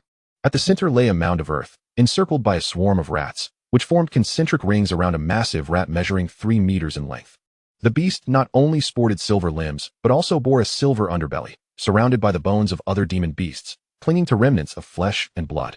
Evidently, it had just consumed enough to elevate itself to a 4th-level demon beast, its aura fluctuating, indicative of its newfound yet unmastered power. The rat horde greeted the unexpected intruder with hostility, baring their teeth and charging forth, enlightening Shi Yan on the phenomenon of a rat tide. He reciprocated with equal fervor, demonstrating the might of SSS-grade Divine Fire. A brilliant white flame erupted around him, marking the first time he had unleashed the full force of the South Bright Leaving Fire since acquiring it. The intensity was far beyond that of his previous encounter with the golden-eating rat during the college entrance examination. The white flames surged, nearly blinding the oncoming rats. The heat warped the surrounding space, incinerating the silver-clawed rats that dared approach him. No, not even ash remained. This was the South Bright Leaving Fire, capable of purifying evil. As demon creatures, the silver-clawed rats were destined for such purification. A cacophony of terrified screeches erupted from the silver-clawed rats, their eyes wide with fear, their bodies trembling uncontrollably. This flame was their natural nemesis, far superior to the infernal flame of the earth. Even the Rat King atop the mound grew restless, incessantly commanding the horde to assault Shi Yan. Despite their terror, the rats pressed on recklessly, their attacks akin to moths drawn to a flame. "Do you think you are a 4th-level demon beast?" Shi Yan charged unhesitatingly towards the Rat King, as if traversing an empty realm. With a swift motion, he hurled the lava-devouring blade, its white flames inducing sheer panic in the Rat King, which hastily channeled its strength into its limbs to leap away from the mound. The blade struck the earth, sending plumes of smoke into the air and initiating a process of molten transformation. Observing this, the Rat King's fear intensified, yet it felt a twisted sense of relief. After all, it had narrowly escaped being impaled by the weapon. How despicable, that human. The blade was merely a distraction. As the Rat King's attention was diverted, Shi Yan moved with agility, summoning 18 shadows of fire that converged, with the last landing directly beside the Rat King. With a resounding thud, a simple yet perfected thrusting punch struck the Rat King. Though it seemed light, the creature merely swayed momentarily. Yet following that punch, the Rat King ceased its movements, as if no longer intimidated by the human wielding terrifying flames.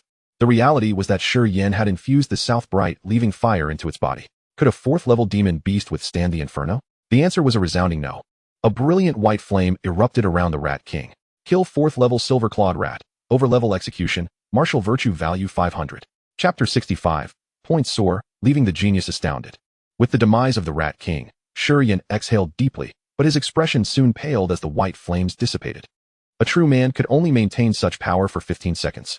The full release of the South Bright leaving fire could only be sustained for that brief duration, after which his vitality and mental energy were nearly depleted. Certain abilities primarily consumed life force, like the beastly enhancement of Lei Gang, while others, such as Qiao Jiao's summoning or Lu Jiao Jiao's enchanting abilities, chiefly drained mental energy. Shi Yan's South Bright leaving fire, however, required both in significant amounts. Fortunately, its power was considerable. In those 15 seconds, he had slain 30 first-level rat demons, 11 second-level, 3 third-level, and even the formidable Rat King.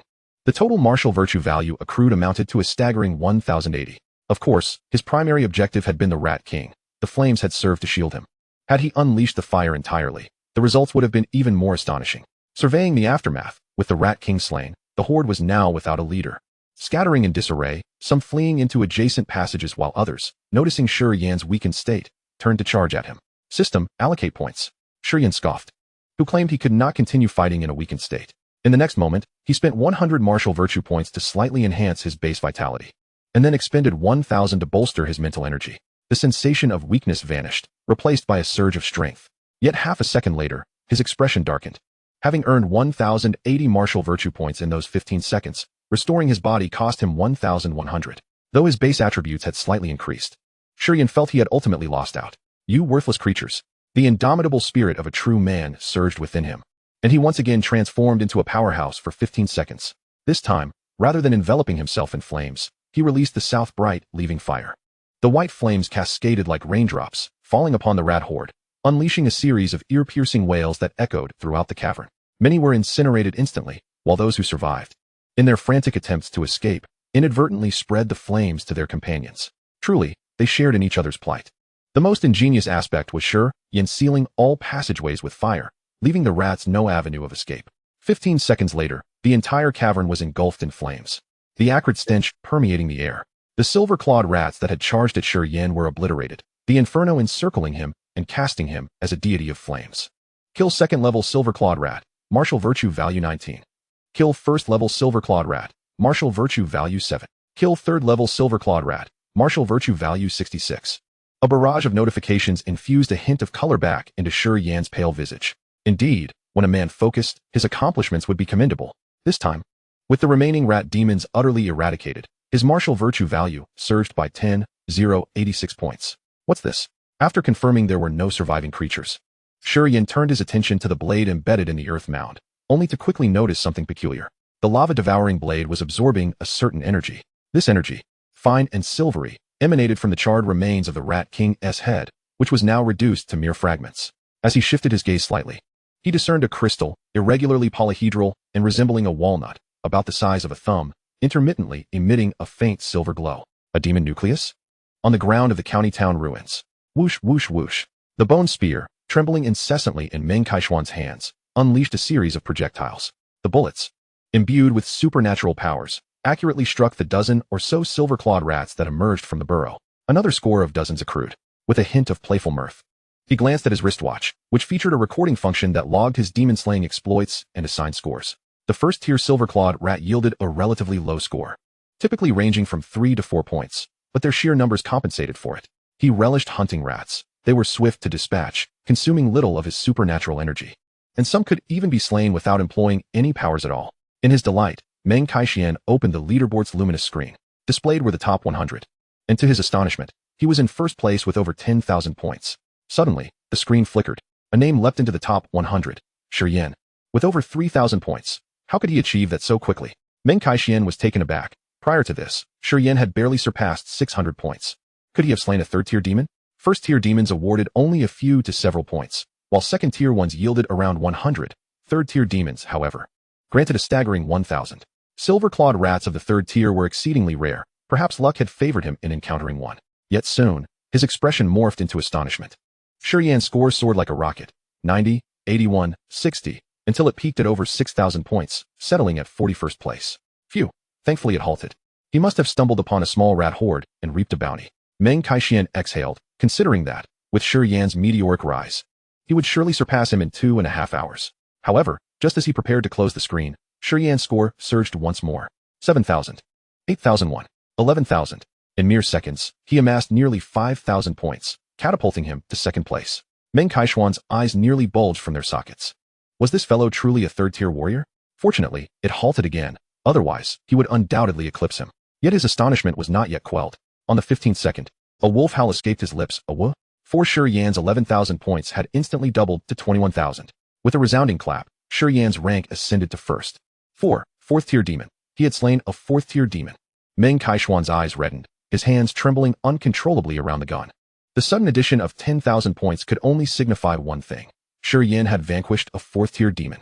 Madness. Lu Xingzhou's words rang true. Shi Yan was indeed a madman. Could a newcomer even contend with a fourth-tier demon? Not to mention newcomers. Even a second-year student would need prior authorization to engage a fourth-tier demon. This would be a moment forever etched in his memory. Meng Kaishuan summoned his supernatural energy to steady his trembling hands, then attempted to call Lu Xingzhou and the others to relay Shi Yan's situation. Yet, as his hand extended halfway, it hovered in place. It paused for a total of 15 seconds. During these 15 seconds, the numbers representing Shi Yan's score danced like phantoms. After 15 seconds, the numbers solidified, 48, 383. In the subsequent 15 seconds, his score surged by 27,000 points. No, the usually composed Meng Kaishuan, indifferent to all, shattered under the pressure at that moment. His earlier boast about catching up to Shi Yan now seemed utterly ludicrous. 2 15-second intervals had left him questioning his very existence. It should be said that he was the one chasing after Shi Yan. No, with 48,000 points. What could he possibly pursue? Just then, Meng Kaishuan's wristwatch vibrated. It was a call from Lu Xingzhou. Upon answering, Lu Xingzhou wasted no time in pouring salt into Meng Kaishuan's wounds. Meng Kaishuan, did you see? Shi Yan's score just exploded, crushing you to become the first. Lu Xingzhou, if you can't refrain from speaking nonsense, perhaps you should repeat high school for another year. Haha, I knew you were breaking down. I'm in the same boat. I've already informed the teachers about the appearance of a fourth-tier demon. Chapter 66. An Invincible Stance. Fourth-tier Black Widow. What do you mean, grandfather? You refuse to intervene. Yet you won't let anyone else act? At this moment, Jiang Cuifang found Vice Principal Lu Xiyuan, her face a mask of concern and urgency. A fourth-tier demon had appeared, and it was perilous.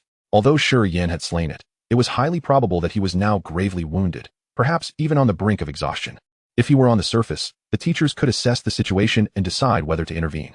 But Shi Yan was underground now, making his condition exceedingly difficult to ascertain, prompting Jiang Cuifang to wish to lead others to the surface.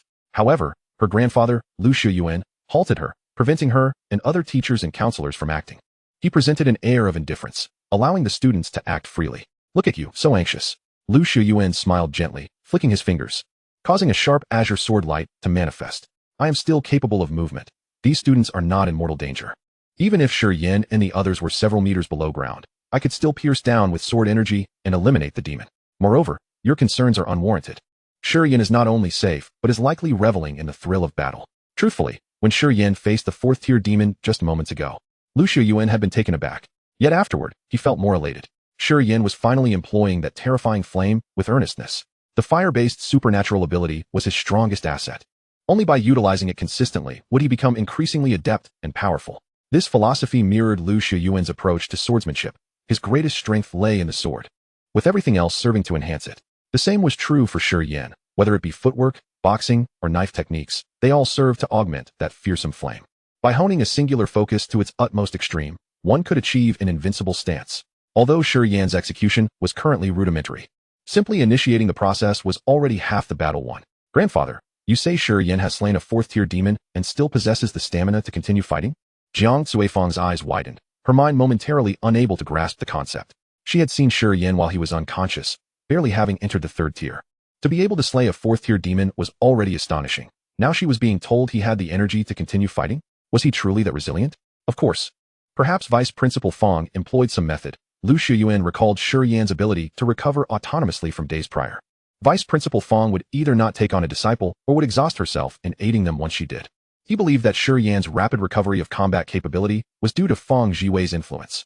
Vice Principal Fang, indeed. Upon mentioning Fang Jiwei, Jiang Cuifang found Shi Yan's performance somewhat more understandable, her eyes betraying an unmistakable envy. Each of Fang Jiwei's disciples was more formidable than the last. Even the 8th-ranked Zhang Yunya was on the verge of becoming a 6th-tier grandmaster, almost catching up to her. What is happening? Why is there a white light? Ding Lu. having just dispatched a first-tier silver-clawed rat, looked up towards the tunnel's end. Not only was there a flickering white light, but a heat wave began to roll in. The temperature was such that he felt he might be scorched if he drew any closer. Reluctantly, he had to take a step back. Yet the increasingly distinct sound of gnawing behind him halted his retreat. Are you intent on sealing my fate? Ding Lu felt tears welling up. With a raging fire in front and a fourth-tier demon behind, his frail limbs were utterly helpless. Fortunately, within half a minute, the intense heat began to wane. Shi Yan emerged from the tunnel's end, bearing a faint white glow, resembling a demon rising from the depths of hell. The barely perceptible aura of menace sent a shiver down Ding Li's spine. Did you truly slay the Rat King? As Shi Yan approached, Ding Lu found it hard to believe. To emerge unscathed signifies the demise of the Rat King. The legendary act of defeating an enemy of a higher rank has unfolded before our very eyes. Fortunately, the Rat King had only recently ascended to the fourth tier and was not exceedingly formidable. Shi Yan nodded thoughtfully, casting a glance behind Ding Lu. Let us proceed to confront another fourth-tier beast. Wait, Ding Lu interjected, with the Rat King dead, the rat demons within are left leaderless. Should we not cleanse the area? He felt that the other fourth-tier creature could afford to wait. After all, given Shi Yan's combat prowess, he could easily dispatch a multitude of lower-tier foes. No need. It has already been dealt with, Shi Yan replied, leaving Ding Lu momentarily stunned, his mind racing. How could so many beasts simply vanish? Doubtful, he opened the points leaderboard. Upon seeing Shi Yan's score exceed 40,000, he felt a wave of dizziness wash over him, nearly collapsing. First place. Shi Yan noted his score, feeling somewhat bewildered by the point system. Having joined the convoy midway and waking from unconsciousness, he had never taken the time to understand it. He only knew that the more foes he vanquished, the higher his score would be. Could you not exhibit a bit more excitement? First place comes with a reward of 20,000 credits, Ding Lu exclaimed, supporting himself against the cave wall. You lead the second by nearly threefold. And you show no signs of emotional fluctuation? Absent any unforeseen circumstances, Meng Qian would find it difficult to catch up. The 20,000 credits were practically in Shi Yan's grasp. It is worth noting that during the first year at Magic Martial, most students would not amass such credits. Only 20,000? Hearing this figure, Shi Yan felt an inexplicable sense of urgency and irritation. It was far too meager, significantly distant from what he desired in exchange. It seems this new student task must conclude swiftly, allowing him to return to school and accumulate credits. Having been established for many years, Magic Martial boasts a well-structured credit system, with myriad avenues to earn credits, completing tasks, breaking records, engaging in duels, and more. Even if one possesses enough capability, one could receive credits as gifts from others. Evidently, there was no need to wait until his realm stabilized. With that, Shi Yan began to gather the corpses of the rat demons scattered on the ground. Ding Lu understood Shi Yan's intention. He did not wish for the fourth-tier beast to consume the corpses. He then pointed to the side. Isn't this robot superfluous? We had prepared for a grand endeavor. Yet only 2 first-tier silver claw rats appeared, hardly enough to fill a gap. All were slain by Shi Yan, this anomaly. Please, as if you can complain, Shi Yan retorted, stowing away his second weapon. After finishing collecting the silver claw rat corpses before him, he raised his knife to inspect it. Ding Lu, have you ever seen a weapon that automatically absorbs the energy of beast cores? Gasp. The beast core, it's gone? Ding Lu inhaled sharply, smacking his thigh. After reaching the 4th tier, the most valuable treasure of a beast was indeed the core, and how could Shi Yan have allowed his weapon to consume it? Yet, after the day's earlier shocks, he quickly accepted the situation, albeit with a tinge of regret. I have not seen it, but I have heard of such weapons that can automatically absorb beast core energy, indicating that it is indeed alive. Such weapons typically have the capacity to ascend in rank. Ascend? Shi Yan's eyes narrowed slightly. The elevation of a weapon was also a form of strength enhancement. Let us retrieve the beast core. The two retraced their steps, and in merely 2 minutes, they encountered the beast gorging on the corpses of silver claw rats. Before them, the passage was nearly filled by its massive form. 8 legs bristled with sharp barbs, and its vicious maw crushed the bones of the second-tier rat demons effortlessly. It was, unmistakably, a colossal black spider, a 4th-tier black widow. Chapter 67, Leading Influence, Reaping Martial Virtue Points. The 4th-tier black widow boasted formidable defenses and potent venom, and its silk was remarkably resilient and adhesive. In instances of vanquishing the black widow, most strategies involved luring it to open spaces. Ding Lu spoke rapidly, attempting to furnish Shi Yan with pertinent information. Yet midway through, he fell silent, for Shi Yan's blade had already been hurled forth.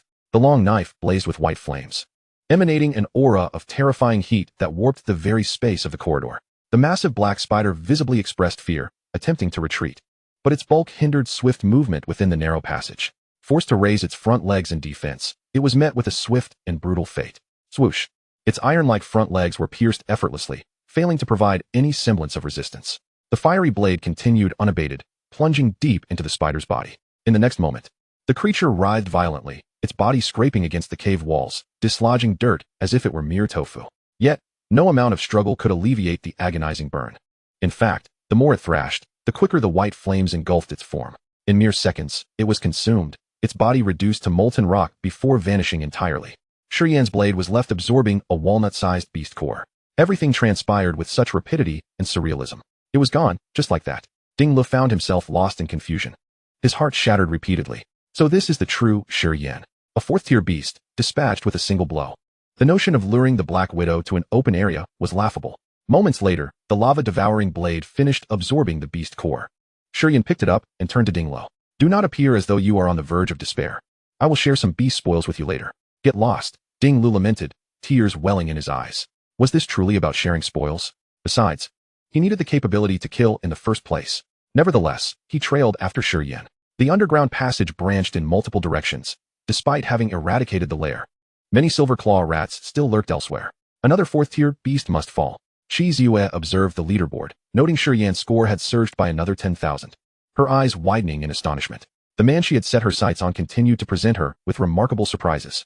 Slaying foes of higher ranks was an occasional feat among super geniuses, but to do so consecutively was exceedingly rare. How had Shi Yan managed to kill a fourth-tier beast while still retaining his strength? She found herself at a loss, only to be overcome by a potent sense of urgency moments later. Shi Yan's rate of advancement was alarmingly swift. If she did not accelerate her own progress, she would soon be left far behind. Would she still be worthy of him then? Class 3, as per today's arrangement, accelerate your advancement to the central zone. After notifying her class group, her figure swiftly darted away. A 1.5-meter purple crescent blade emerged, accompanying her rapid advance. It was not until she encountered a pack of gray wolves that she slowed her pace. With a flick, the purple crescent blade radiated brilliantly and began to whirl violently beside her. Moon wheel mystique. In the next instant, the spinning crescent blade surged into the midst of the wolf pack, where blood and howls erupted in the night. Meanwhile, Lei Gang also caught sight of Shi Yan's rising score, a profound sense of defeat shattering within him as Shi Yan's points increased by another 10,000. Transforming into an indomitable spirit, perhaps surpassing Shi Yan was a distant dream, but could he not follow closely behind? Roar. His eyes turned crimson, his bear-like claws solidifying, and his stature elevated by 20 centimeters as a torrent of vitality surged forth. With a mighty stomp, he charged toward the decaying building ahead. 3 seconds later, the howls of dog demons echoed in despair. Not only Lei Gang, but also Lu Xingzhou and Meng Kaishian, upon witnessing Shi Yan's sudden surge of points, were ignited with fervor, their weapons striking wildly. The phenomenon of leadership is indeed wondrous. Cui Fong observed the flourishing scores on the leaderboard, marveling at the spectacle. Being a graduate of magic martial herself, she mused that had there been someone like Shi Yan during her school days, inspiring relentless pursuit and progress, perhaps she would not have stagnated at the pinnacle of the 6th tier. Indeed, without Principal Bai's intervention, perhaps Vice Principal Fong would personally take Shi Yan under his wing. Beside him, Lu Xiyan smiled gently, a look of approbation gracing his features. Shi Yan was increasingly to his taste. A single blow to slay the spider. This was the essence of utilizing one's abilities. He chuckled. Old Bai, it appears my philosophy holds true. In his youth, he had posited that everything should serve the purpose of enhancing one's own strength, yet Bai Xianling had raised doubts. The emergence of Shi Yan had the potential to transform his philosophy into undeniable truth. No, upon returning, I must impart some of my wisdom to Shi Yan, even if it invites reproach from Feng Ziwei. Unbeknownst to Shi Yan, his actions had instigated subtle changes in many around him. He had now entered another realm, where the only instinct was to kill upon encountering a demon beast. Ahead lay a 50-meter curved passage, populated by 40 silver-clawed rats and a level 3 web-patterned python, which sought to devour the rodents. Listening to Ding Li's announcements, Shi Yan once more charged forward with his blade. In less than a minute, the skirmish concluded. Naturally, Shi Yan had spared 2 rats for Ding Lu to handle. Next time, please leave 3, Ding Lu remarked, his expression darkening after cleaving the head of a silver-clawed rat. Only 2 level 1 rats left? Am I still in high school? All right, Shi Yan nodded, continuing onward. Thus, the 2 moved like tireless machines, relentlessly sweeping through the underground ruins of the county town.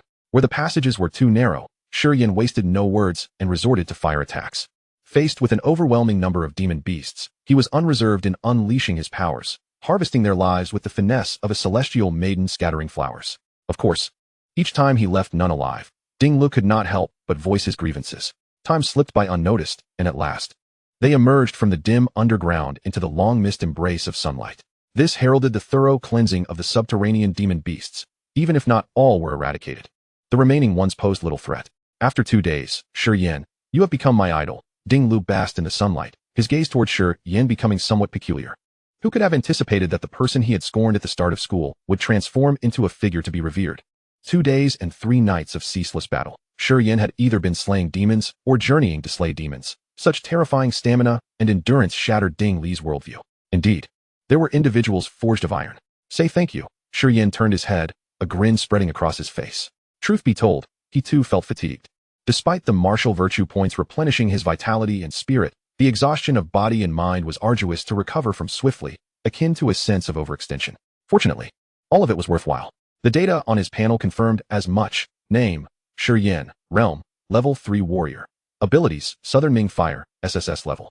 Earth Heart Flame of the Serpent, a level. Vitality, 611 calories. Mental Energy, 107 Hz. Martial Arts, Thrusting Fist, perfected. Explosive 18 Blades, perfected.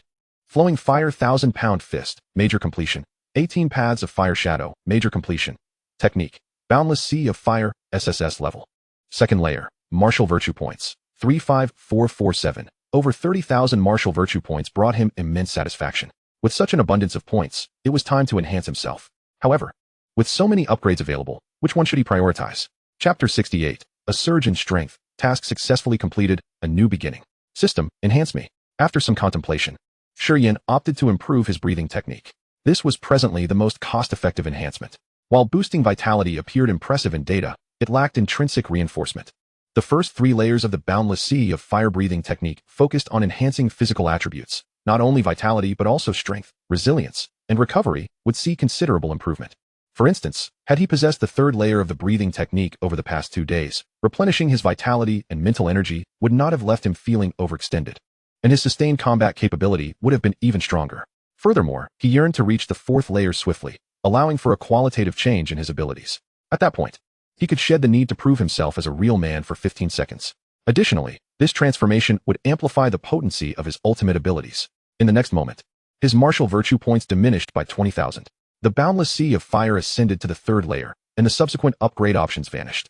A profound sensation coursed through him. As Shi Yan's body underwent a transformation from within, his breath became elongated, his gaze sharper, and his muscles more defined.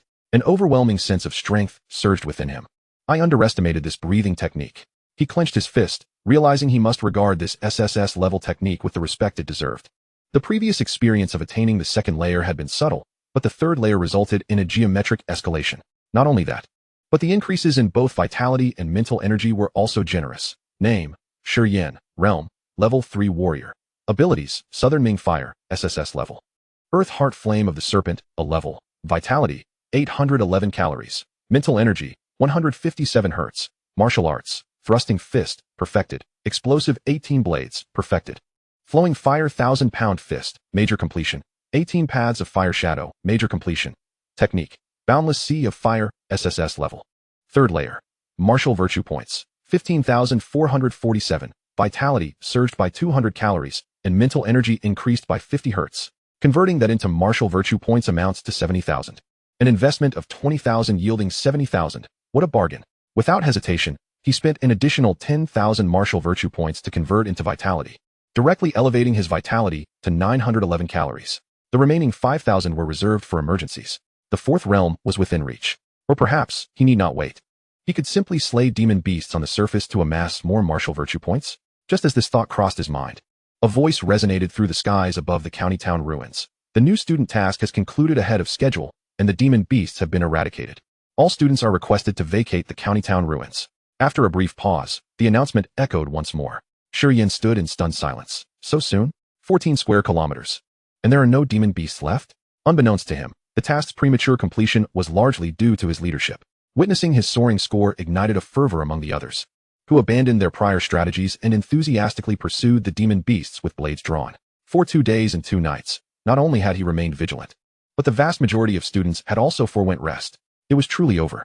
Ding Lu opened the leaderboard, and all scores were now fixed. First place, Shi Yan, 88486 points. Second place, Meng Kaishian, 23333 points. Third place, Qi Ziyue, 19936 points. Fourth place, Lu Xingzhou, 19,110 points. 395th place, Ding Lu, 3,866 points. Phew, top 400.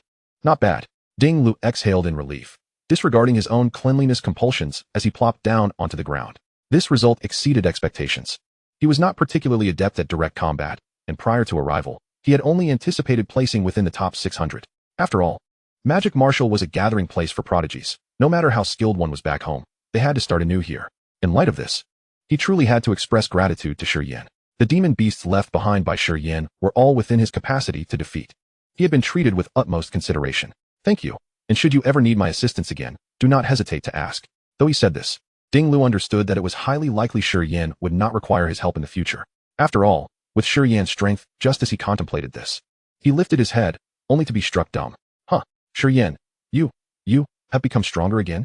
Ding Lu, possessing keen perceptiveness, immediately sensed that Shi Yan's aura surpassed that of their time underground. Furthermore, this strength was comprehensive. His aura had become more robust, rounded, and both his vitality and spirit had significantly improved. His vitality felt as if it were nearing the strength of that Black Widow. Wait, you've slain so many demon beasts, yet you're not weakened. Instead, you've achieved a breakthrough? Is there no justice in this world? I can't take it anymore. Ding Lu flopped down dramatically. Obsessive cleanliness, in comparison, pales against the relentless blows inflicted by the destruction of one's resolve. Indeed, it is somewhat formidable, justifying the efforts I have expended. Shi Yan nodded in agreement, and with a heart full of goodwill, he gently escorted Ding Lu back to the location where the bus was parked. The new students, triumphant and having completed their task ahead of schedule, naturally received a wave of commendation from Lu Shiyuan. Heroes emerge from our ranks. You have all done splendidly, he proclaimed. I shan't hesitate to inform you that the other 3 prestigious institutions also have new student assignments, but this year, our Magic Martial School has proven to be the most formidable. Furthermore, once we return to the bus, you shall be able to send word home, allowing your elders to make a proud addition to the family genealogy. Do you know why? Because you have aided our nation in reclaiming 14 square kilometers of territory. At this juncture, Lu Shiyuan paused, and the new students were momentarily taken aback before erupting into jubilant cheers, with some even moved to tears. This was indeed a reclamation of lost lands. A monumental event that had previously only been read about in history books was unfolding right before them. Was it not worthy of an entire new page in the family tree? In 2 hours, the Bureau of Demon Control would send personnel to conduct inspections and confirmations. Barring any unforeseen circumstances, tonight's news at 7 p.m. would herald your remarkable achievements. In light of the students' exceptional performance, all rewards would be increased by 50%, with the top scorer receiving a doubling of their prize.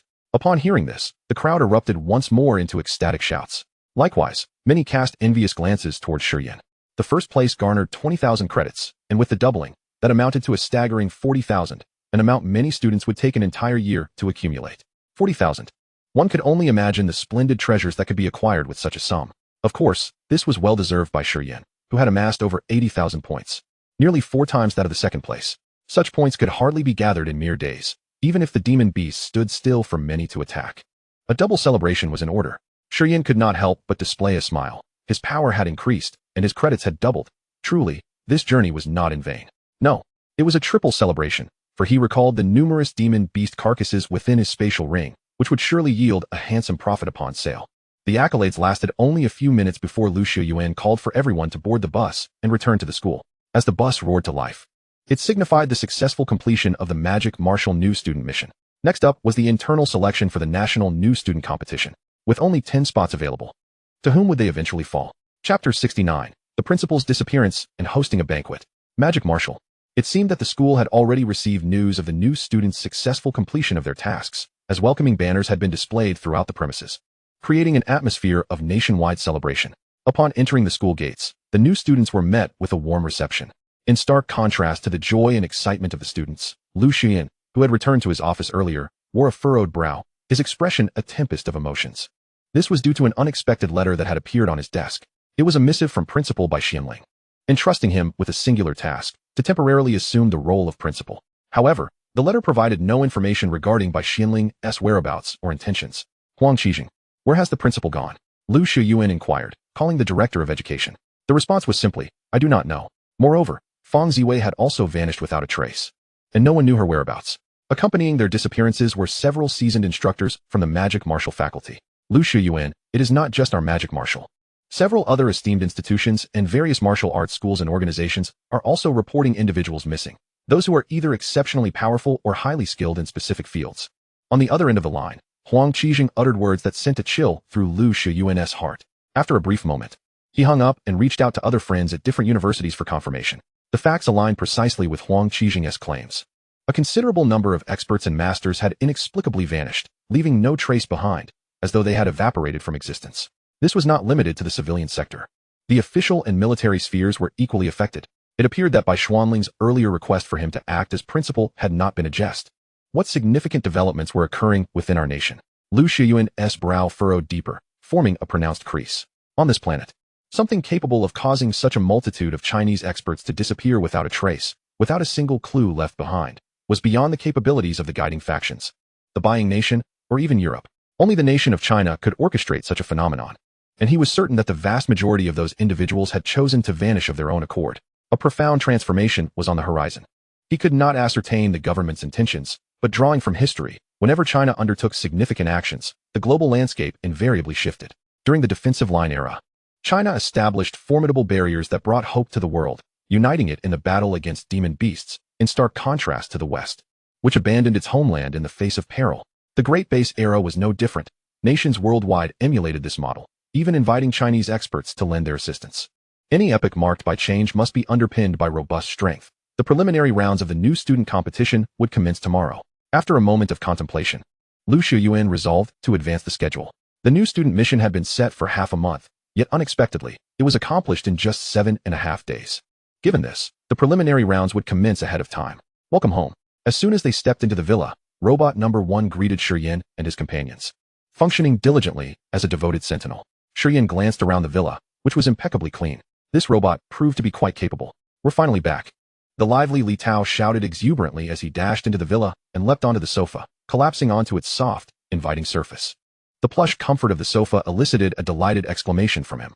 Exhausted from slaying demons, but now home to relax. What bliss! Recalling the sleepless nights that followed the mission, he could not suppress the urge to vent his pent-up emotions. As someone who had barely scraped by the admission threshold into magic martial, the pressure he felt was palpable, especially with 2 exceptionally gifted roommates. The urgency weighing on his heart compelled him to bravely confront the demons. Fortunately, the outcome was favorable. His points ranked him among the top 2,000. He had surpassed more than a third of the new students, exceeding all expectations. Shi Yan and his companions exchanged glances at Li Tao's exuberance, their lips twitching in amusement, yet they refrained from voicing their thoughts. Fully aware of the emotions behind his words. Should we celebrate first, or take a nap? Ding Lu adjusted his glasses, surprisingly refraining from his usual bout of obsessive cleanliness and not urging Li Tao to get up promptly. I, too, have earned credits. It's on me, he declared. On you? At the mention of food, Li Tao sprang up, his enthusiasm rekindled. Eating was his forte. It was his greatest delight, having already rested on the bus. A celebration was in order. Shi Yan smiled, and then turned to Lei Gang, the task enthusiast who had received commendation from the principal. Let us balance work and play. You won't be taking on any more tasks, right? With the 4 roommates gathered together, Shi Yan felt it was time to sit down, enjoy a meal, and have a proper chat. Thankfully, Lei Gang did not play the role of a spoilsport. In fact, he seemed rather eager. Of course not. But the treat is on me, for I earned 5,000 credits as 5th place. He glanced at Ding Lo, who appeared deflated as if air had escaped from a deflated balloon. Fine, you're 5th, you get to decide. I have 40,000 credits. Can I speak a little louder now? Shi Yan interjected, causing the faces of the 3 others to darken. Can we not be friends anymore? Robot number 1, come here. Shi Yan beckoned the robot over, then turned to the others. Tell number 1 what you'd like to eat. I will grant it permission to use my credits. I'll step out for a moment. By the time I return, we should be ready to feast. Shall I call Qi Ziyue over? Li Tao suddenly had an idea and looked up at Shi Yan. In this era, martial ethics were abundant, and there was little disparity between male and female warriors. Thus, there were no restrictions on special accommodations for female students in the dormitory regulations. They were permitted to visit the male dormitory areas, and vice versa. Naturally, to avoid unnecessary public relations troubles, the school had instituted a rule against overnight stays. It was morning, a perfect time to invite the goddess Qi over. Would you all mind? Shi Yan had initially intended to collect the high-grade body refining elixir from Wang Changfu, which was due a month ago. Since Li Tao had suggested calling Qi Ziyue, he could hardly ignore it. Mind, he would be more concerned if she weren't invited, considering she had taken care of him for so long. Ding Lu, being rather perceptive, promptly articulated the crux of the matter. Lei Gang, not particularly skilled in expression, nodded in agreement with Ding Li's words. She is indeed very brave. Indeed, to disregard the gazes of others and the murmurs surrounding her. Qi Ziyue had come alone to care for the unconscious Shi Yan. What immense courage that required. After all, she was the eldest daughter of the Qi family. Furthermore, it was originally the responsibility of Lei Gang and his roommates to look after Shi Yan, yet Qi Ziyue had resolutely taken on that duty herself. This indicated her genuine concern for Shi Yan. A girl who is both courageous and caring, how could one not invite her to partake in a feast?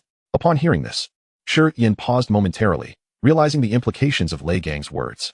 He was not foolish. The mention of bravery made him acutely aware of Chi Ziyue's situation at that time. I'll punish myself with 30 cups, he declared, heading upstairs to make a phone call and to freshen up, postponing the collection of the high-grade body refining elixir. After all, the importance of that elixir paled in comparison to Chi Ziyue's worth. Moreover, he intended to cook a few dishes that she particularly enjoyed. Chapter 70. A beauty attends the feast, an unspoken confession. A visitor has arrived. The voice of robot number 1 caused Shi Yan, who was busy, to halt his activities. He set down the kitchen knife and stepped out of the villa, only to see Chi Ziyue approaching. At first glance, he was utterly captivated, clad in a flowing gown. Her purple dress resembled blooming violets, swaying gently in the breeze, each movement reminiscent of a dancing sprite. Her full bosom rose and fell with her strides, while her slender waist twisted delicately, as if burdened by the weight of her beauty, yet her steps remained steady. Her long legs, partially concealed beneath the purple fabric, exuded an undeniable allure.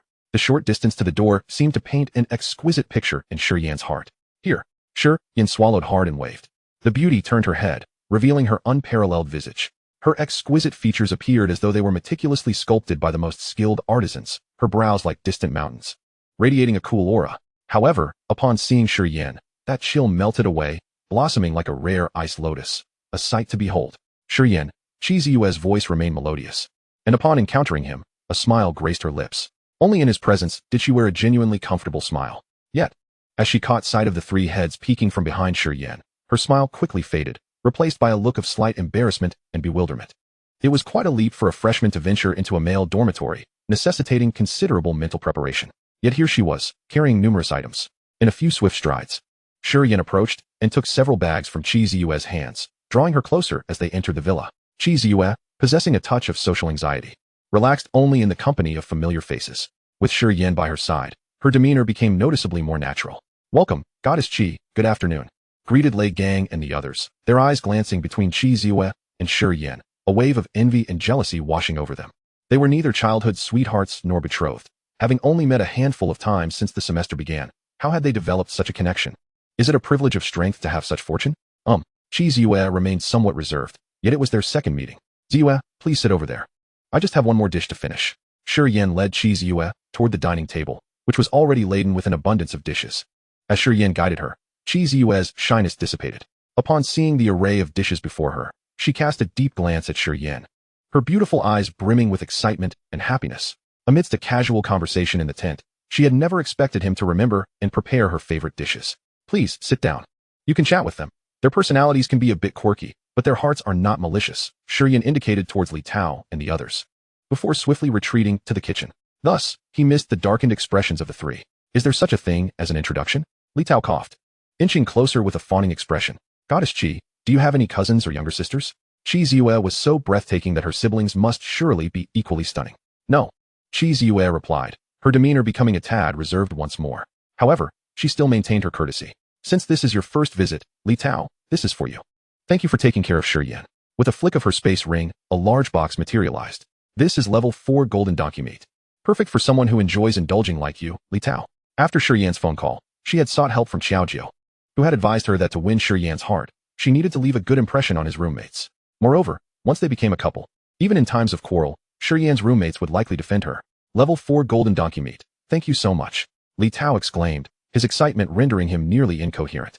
The adage claims that donkey meat is exquisite, and the golden donkey's meat was his ultimate desire. Especially since it was a level 4 magical beast, it contained tremendous energy, which would be highly beneficial for his body. "This is for you, Lei Gang." Chi Ziyue presented Lei Gang with a small gift, a scroll. While it appeared less extravagant than the donkey meat, Lei Gang was nonetheless thrilled. He recognized it as a task scroll. Tasks in the magic martial world were notoriously difficult to obtain, particularly high-quality ones. Chi Ziyue's willingness to share indicated that the tasks within must be exceptional. Upon opening it, he discovered a list of 10 tasks, all suited to him, with total rewards exceeding 1,000 credits. "Thank you. If Shi Yan bullies you in the future, you can call on me to give him a good beating." Chi Ziyue's rare smile confirmed the effectiveness of Xiaojiu's strategy. She then gifted Ding Lu a small present consisting of 2 listening wind pills, which could enhance the perception of martial artists below the 3rd rank tenfold for 3 days. Valued at a total of 1,000 credits. Ding Lu was naturally ecstatic. With these pills, he could quickly accrue a significant number of credits. Seeing the unmasked expressions of the 3, Shi Yue's social anxiety lessened somewhat. Soon, Shi Yan's final dish, spicy rabbit heads, was placed on the table. Are there gifts for me too? Shi Yan sat down, teasingly inquired. Give it a taste. I learned to make your favorite dishes in my previous life. He gestured toward the dishes in front of Shi Yue, speaking honestly. However, to Li Tao and the others, it sounded like a sweet confession. Shi Yue found it deeply touching, her ears turning crimson in mere moments. Your gift, I'll give it to you later. Oh. Li Tao wore an enigmatic smile. Deliberately stretching his tone, Shi Yue felt her courage falter as she hesitated to raise her gaze. Lei Gang shot him a glare, prompting Li Tao to straighten up and turn his attention back to Shi Yan. Are you still going to punish yourself with 30 cups? He questioned, pulling a somewhat flattened white plastic jug from beneath the table. He then handed over a glass cup, roughly the size of a fist. Let us do it. Shi Yan's eyes widened. Where had Lei Gang procured this briefcase? In his previous life, 3 cups would have sufficed, but now with his abilities, he was unperturbed by such a trivial matter. However, he was curious to test his physical limits. Ziyue, I almost forgot about you just now. I'll punish myself with 30 cups. In the midst of Shi Yue's astonishment, Shi Yan began to drink. After consuming 30 cups, Shi Yan felt only a mild inebriation. Following this, the main course commenced. It wasn't until 2 hours later that the dishes were completely devoured, much to the delight of the guests. I stepped outside for a breath of fresh air, conveniently escorting Shi Yue back. As speculated by Li Tao and the others, Shi Yan ultimately left with Shi Yue. However, upon stepping out into the breeze, he felt a slight dizziness. Fortunately, his robust vitality allowed him to merely circulate his breathing technique, and the discomfort instantly dissipated. Here. This is your advanced body refinement elixir. My teacher instructed me to hand it to you. Upon exiting the dormitory area, Shi Yue produced a vial of medicinal liquid. Just as Shi Yan reached out to accept it, Shi Yue rose on her toes and swiftly pecked his cheek. The gentle sensation caught Shi Yan off guard. Is this the gift?